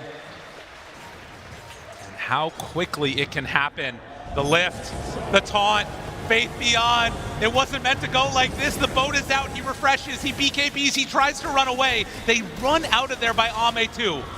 They're just trying to buy time for their supports to be alive. But when you buy time and you use your spells to kind of kite this out, they can't even fight when the supports respawn. Yeah, and even now, Yadro still having a BKB, also one as well, remaining for Collapse too. So really, Toronto Tokyo can kind of just lurk in the back and wait to jump in after if they can provide that space, even without a BKB of his own. They have not left. They are still there. They are ready to go.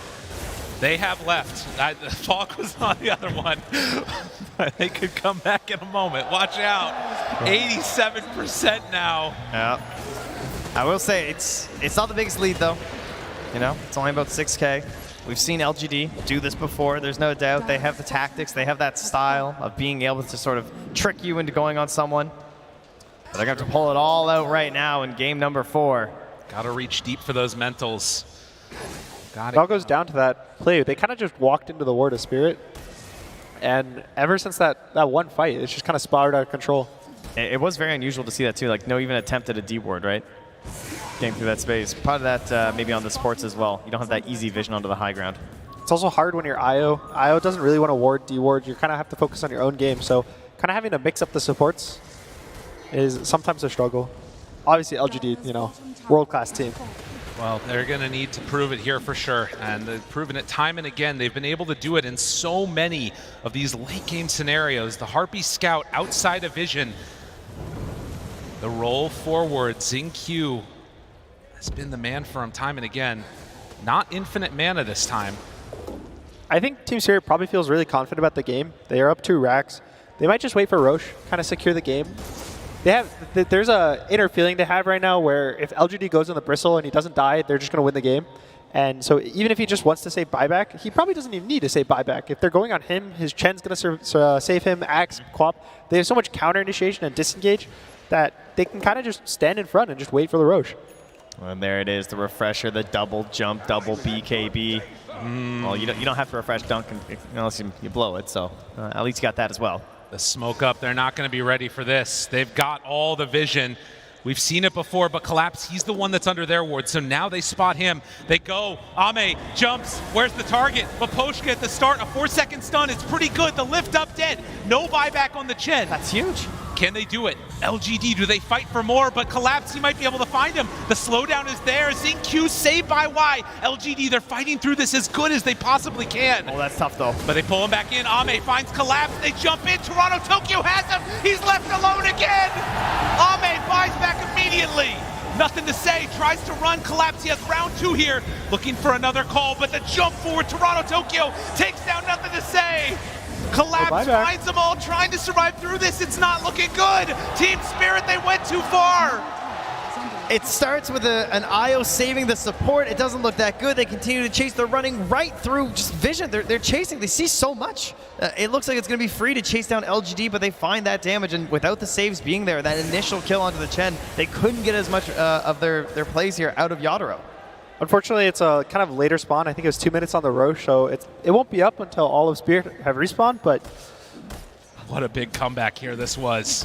I love the hesitation at first from Ame, right? He immediately jumps back. Couldn't get the Hurricane onto himself and maybe get back, but probably wouldn't have been enough in the end. Silences in the backline to prevent Rubik with the save at the same time from Xingqiu. Jumps all the way back, and when it looks like he's about to go down after the Sonic Wave, the save comes through from Y with the mech and the relocate. But then this is what looks so dangerous, because Yadaro's still chasing down. This still looks like the typical fight we've had, and they jump right on to Ame and take him down so quickly. There's a really nice BKB cut by Collapse. I don't think Ame was expecting it. It kind of caught him off guard. He dodged the stun, but they get a little too confident. They chase. I don't even know if Ame had a buyback at the very end. Even just the Razor and the Earth Spear might have just cleaned it up. Yeah, and even able to just get that Spear Vessel down there one more time onto the Bristleback. Help cut him through. That power of that Razor when you get the refresher and you're left alone.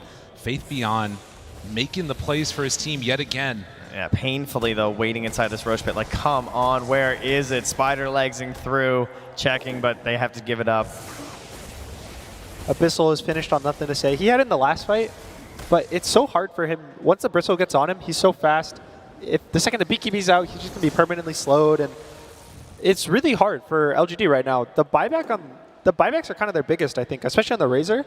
Either buying back or just never dying, and it's really hard to ask for him to not die.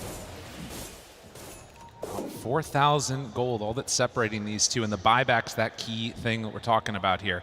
Kunkka, Io, and the Queen of Pain, a lot more soon to come with the gold.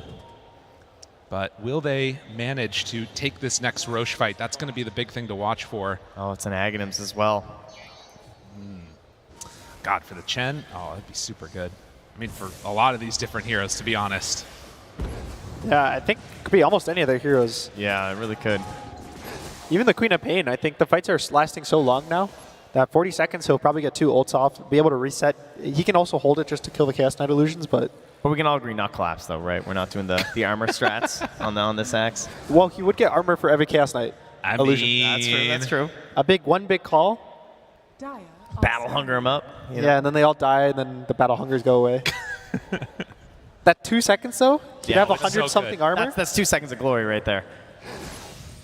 So 40 minutes in, and the smoke up as 5. Now, in this area, Rubik is, well, actually rather, Razor is already in a really good position. Look how close Ame is at 25 as well. Oh, this is kind of painful to fight now. Looking for him. Who they spot, Collapse, spots it.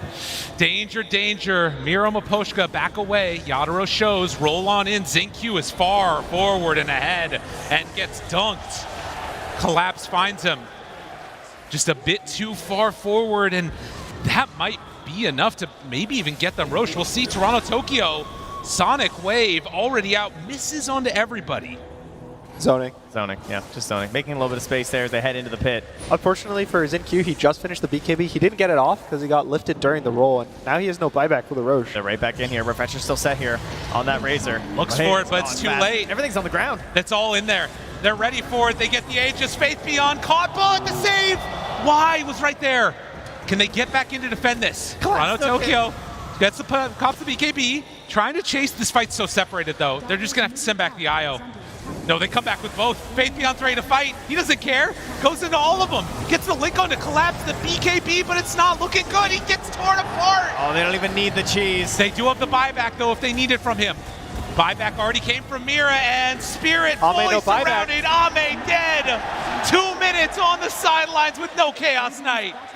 Something about Team Spirit and best of fives. And leaving the cheese. They just don't want it. They never need it. They leave behind all the time. They just cannot be stopped here as they run forward. 2 minutes without Ame's haters. Where are you now? Toronto, Tokyo will not be stopped in game, will not be stopped typing as they run on into the Fountain Dang near. Toronto, Tokyo jumps on in, finds nothing to say, brings him down. Chen is gone though. Xingqiu found the back line. Do they have enough? I don't think so. Toronto, Tokyo still very low on mana. Faith Beyond chasing him down, wanting to get that kill, but can't quite get him. Oh, that's an Axe Berserker's call. Big old junk in, finds Xingqiu. Toronto, Tokyo still lives through all of it. 70 seconds until Ami. Can they wait that long? Yadaro, he doesn't want to play anymore. Trying to finish this off. Wants to end the DPC, wants to end the major. He wants victory now. Can they stop him? I don't think so. Little keyboard slam from Yotaro at the end. Oh, the typing comes out. They are feeling it. They are loving this crowd. On their feet now for Team Spirit. All across, they waited. There's only been a couple series that they take them down, but it happens on the big stage. Well, after matching up versus LGD earlier in the tournament, it looked like they might have been figured out. It looked like the draft was getting harder and harder, and LGD crushing every other team here in Arlington. Just like that, ladies and gentlemen, the PGL Arlington Major Champions are Team Spirit!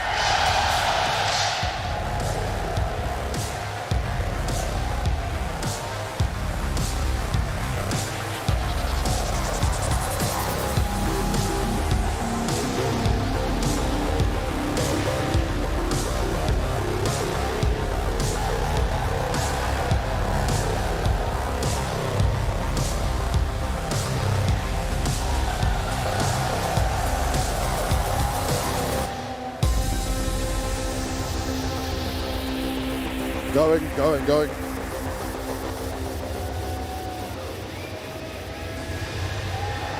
Team Spirit are your PGL Arlington Major Champions.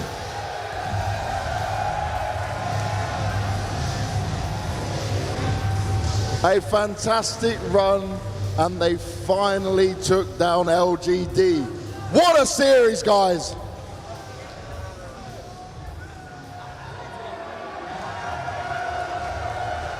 We'll let them have their fun, we'll let them enjoy their moment, because this is something special. Get in the photo with them, crowd. They did it at TI, and they've done it here again for the major. Finally winning out in the grand finals. What do you want to say to everyone watching out now? You finally did it. Spirit, Spirit, Spirit, Spirit, Spirit, Spirit, Spirit. I love you guys. It was amazing. It's insane. I love you. You're insane, guys. I love you. Thank you, guys. Thank you. Spirit!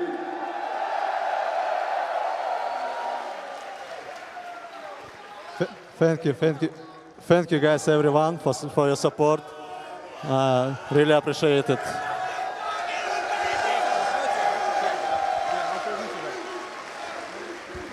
Come forward with me, guys. Come on, let's step into the lights. Come on. Come on forward, guys. You're standing at the back. Bask in this moment. Enjoy all of it.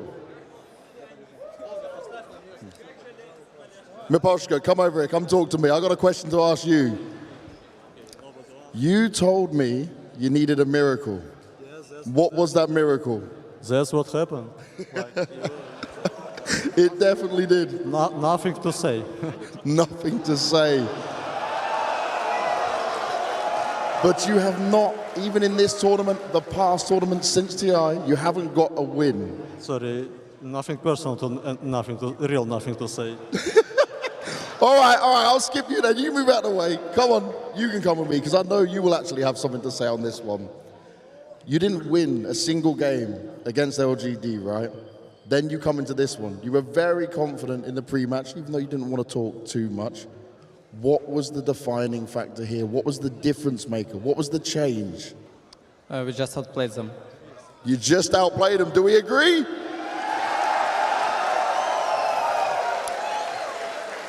Now, in games 2 and 3, we saw LGD pick this Naga. Why do you think they did that? What was the reason behind it? I don't know. They choked. There you go. They might have choked. We'll go with that one. We'll take what you said there, mate. But I saw after game 3 when you were up 2-1, you guys were super pumped up. You were feeling it with the crowd. At that point, did you think you won? Did you think you had that series in your hand? Yes, thank you, crowd, a lot. Your support is super good. Thank you very much. Now, you've won the major, right? TI is not too far away. How important is this win over LGD before going into TI? What does this change for Team Spirit? It is proof that we can win all the time. There we go. Guys, join me one last time. Spirit, Spirit.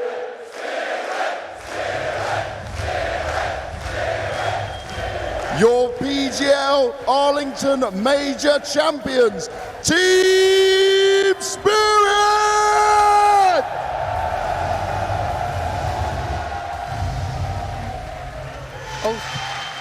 Yatoro, Toronto, Tokyo, Collapse, Mira, and Maposhka.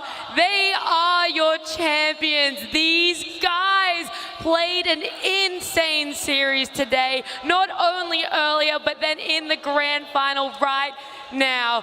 Guys, how are you feeling for them, let alone what they're feeling? I'm so happy for them. We covered them through Europeans, the DPC. We saw them go through these struggles. They overcame their problem with outsiders through Tour 3. They have proven that they can now beat LGD again.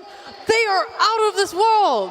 Land beasts, because like you say, they weren't the kings of their region when it came to the online play, but you put these guys on a stage in a best of 5 and they'll beat any team in front of them. And in what style as well? Like bringing out that axe to slam dunk one last time on PSG.LGD in the grand finals. I think they did it with such style. It was insane, and to think that LGD lost more games in this grand final than they did the whole major. This was a team that we were so sure was going to take it. Everyone had them as their favorites, but Spirit, this last game, what do you think was such a standout, but aside from that axe? Besides the axe? I know, it was a vision game. This is the Spirit that everyone claimed TI to be so good they played on their wards. We saw these amazing plays. They're literally smoked under their own cliff ward in the Radiant jungle, just waiting because they know that LGD is on their way there. And when they show, they get the perfect jump. And then they go do the exact same thing to the north side of the map. They played around vision insanely well this game. I love the vision, but that's way too complicated for me, Sheepo here. What I see is I see Axe and I see Queen of Pain. You just jump in, you just have this Eastern European playstyle, you have this Team Spirit playstyle that they were so dominant in the last year with as well. And most importantly, I feel like they use that energy from the first 2 games. They use the energy from the first 2 wins and they bring it in this game 3 and they just close the deal pretty much. Before this finals, Queen of Pain had not won a single game this entire major. It was like 0-3 or 0-4. Yeah. They win 2 games, and this game they first phased the heroes. Were you worried about them first phasing it, that maybe it was a little bit too cocky, that they'd gotten in over their head? I thought they'd lost. I'm moving on. I thought they'd lost this game. I saw the draft. I saw the first 10 minutes. I was like, all right, we got ourselves a game 5. That's hype. But no, they turn it around. This team is just unbelievable. The other thing that I really want to ask about is the mental game. We talked about how LGD might be struggling. Do you think that that is a potential issue for them, not only here at the major, but looking forward to TI as well? Honestly, I'm not sure. Obviously, we don't know them and we can't say for certain. I don't think they were scared at all. There was a lot of smokes this game from both sides. They were all eager to look for these fights, so they definitely weren't playing afraid like they were shaken. I feel that one thing that Team Spirit definitely do is take them out of their comfort zone. Like if you look at Game 2 and Game 3 drafts as well, this isn't something that we've seen from PSG.LGD throughout the major, in the group stage and in the playoffs, but Team Spirit benefited from it tremendously. They thrived on it, and in this last game bringing something completely different even with the Axe pick. That Queen of Pain, again, what a standout. Had 100% kill participation on Toronto Tokyo. Like, what more can we say about this game? It was a standout, but looking at a bigger picture, this series, what really stood out for you guys? Who do you think was the #1 player that enabled a lot of Spirit in what they did today? Got to be Collapse, right? For the whole tournament. I think he's my tournament MVP. I think for this game, rightfully, Queen of Pain, we saw there the MVP. 100% kill involvement's pretty unheard of, but Collapse is just the backbone of this team. He's the guy who just enables so much of what they do. He's an absolute, like, as far as Dota players go, he's the best offlane player in the world right now. 100%. I love Collapse. And watching him is an inspiration for all offlane players. He's so versatile, playing the initiators, playing the more carry-ish roles like the Viper. I am just so impressed every game by the impact that he is able to have on the game. Yeah, and the rivalry between him and Fate Beyond as well. Right on the other side, you have this offlaner that has carried PSG.LGD throughout the tournament, throughout the years even. And then you get Collapse, who's much, much younger than he is, but he performs just as well. What do you want LGD to take away from this? Because they look fantastic game one. Sure, they weren't able to close out this series, but there still were essences of them that were amazing and stand out too. Obviously, it's hard to say. I think they took out a lot of really good teams. They did stomp their way to the grand finals, right? We can't take that away from them. When they were at their peak, they were playing Dota cleaner than anything I've ever seen before. I think Spirit bring this wild energy of team fighting and stuff, and LGD a little bit more tactical, right? So on that level, I think they are above a lot of others, and they can take that to TI and do well. Feels like maybe a thing where they need to figure out how to control their emotions in some of these, like, best of 5 grand finals, the most stressful time of the tournament. Game 2's one they're going to feel slipped away from them. So I think it's all about just the emotions and how they, like, mentally approach a grand finals. It's incredible to talk about emotions and how much these players can control them or not. When you look at Team Spirit, like, this isn't a team of veterans. Yeah, they have a TI under their belt, but Miposhka is pretty much the only real veteran in the scene. Yeah. The rest of them, they haven't been playing for way too long, but yet they use that energy. I feel that that fire that they have, they use it in every single grand finals that they play. We just saw on the screen there as well the path that these teams took. It was that upper bracket match between the two of them. LGD taking the 2 games off of Spirit. They fall, they beat Aster earlier this morning, and then it's just all Spirit for the rest of that series. Yeah, I don't know what it was. It did feel like they misjudged some of their power timings from LGD this game. There was that mass TP top thinking that they could overwhelm Spirit in that fight, but this is where the Queen of Pain maybe comes in. They're not used to fighting her anymore. She did a lot more damage than expected, and they did win that fight with that. I don't know, I just... Yeah, up to that point, I would even argue that PSG.LGD had the game. It looked like it was in the bag. They contested the triangle, they took the Ancients. It looked so very easy for them. I had the same thought process like Parker. This game is over. We're going into game 5. And then they turn it around at tier 1. How do you feel when we look forward towards those qualifiers and TI, some of the teams that haven't actually directly qualified, but seeing how they played this major, what are you hoping to see? I mean, I think the teams out there, that this is going to inspire them. I hope we see, you know, we are going to see some amazing Dota in those qualifiers. I want to see a rematch between these 2 teams at TI, of course. Maybe, you know, grand finals or not. Like, it's always fun to see new teams in the finals, but this is such a good rivalry between Spirit and LGD. And looking at some regions, like you talked about these not open qualifiers, but about these regional qualifiers for TI, like, I have to say I'm super excited for them. Like, teams that you weren't necessarily in full spotlight before, such as Entity, right now, I'm just waiting to see how they go. I think they can even make it. I'm really excited for Entity too. And Southeast Asia region, Fnatic didn't make it, right? They were pushed out by outsiders, I think, by 0.5. That's got to sting. Yeah, and they got to play with Talon. We have other upcoming C-stars like RSG. Roster. Yep, T1's changing their roster. There is a lot of good teams that are going to be playing in these qualifiers, so it should be really hype. A lot of regions to keep eyes on, but we are going to start closing out this show. I want to give a special shout out to our sponsors, InZone, Secret Lab, GGBet, and BitGet as well. So big shout out to those guys. Now I want to open up any final thoughts about this major, how you guys are feeling now that we have come to the close of the Arlington major? All good things come to an end, right? And this major, this good thing, for me, it felt like it passed by way too fast. Yeah, this has been an absolute treat to be in front of a Texas US crowd. It's been far too long since we've had a US LAN, and honestly, the fans is what made this event so special. Yeah, like for us, it's our first tournament here in front of a crowd. It's been really amazing. Like the emotions have been really high. The excitement's fantastic. Everyone is so passionate about Dota. Being here, being a part of it has been amazing. And the games have been so high quality. Well, I want to say a massive shout out, a massive thank you to all the talent that worked this major, all the teams that played, the live audience that we had here, all of you guys watching at home. But again, Team Spirit, they are your PGL Arlington Major champions. Thank you guys so much, and we look forward to TI qualifiers.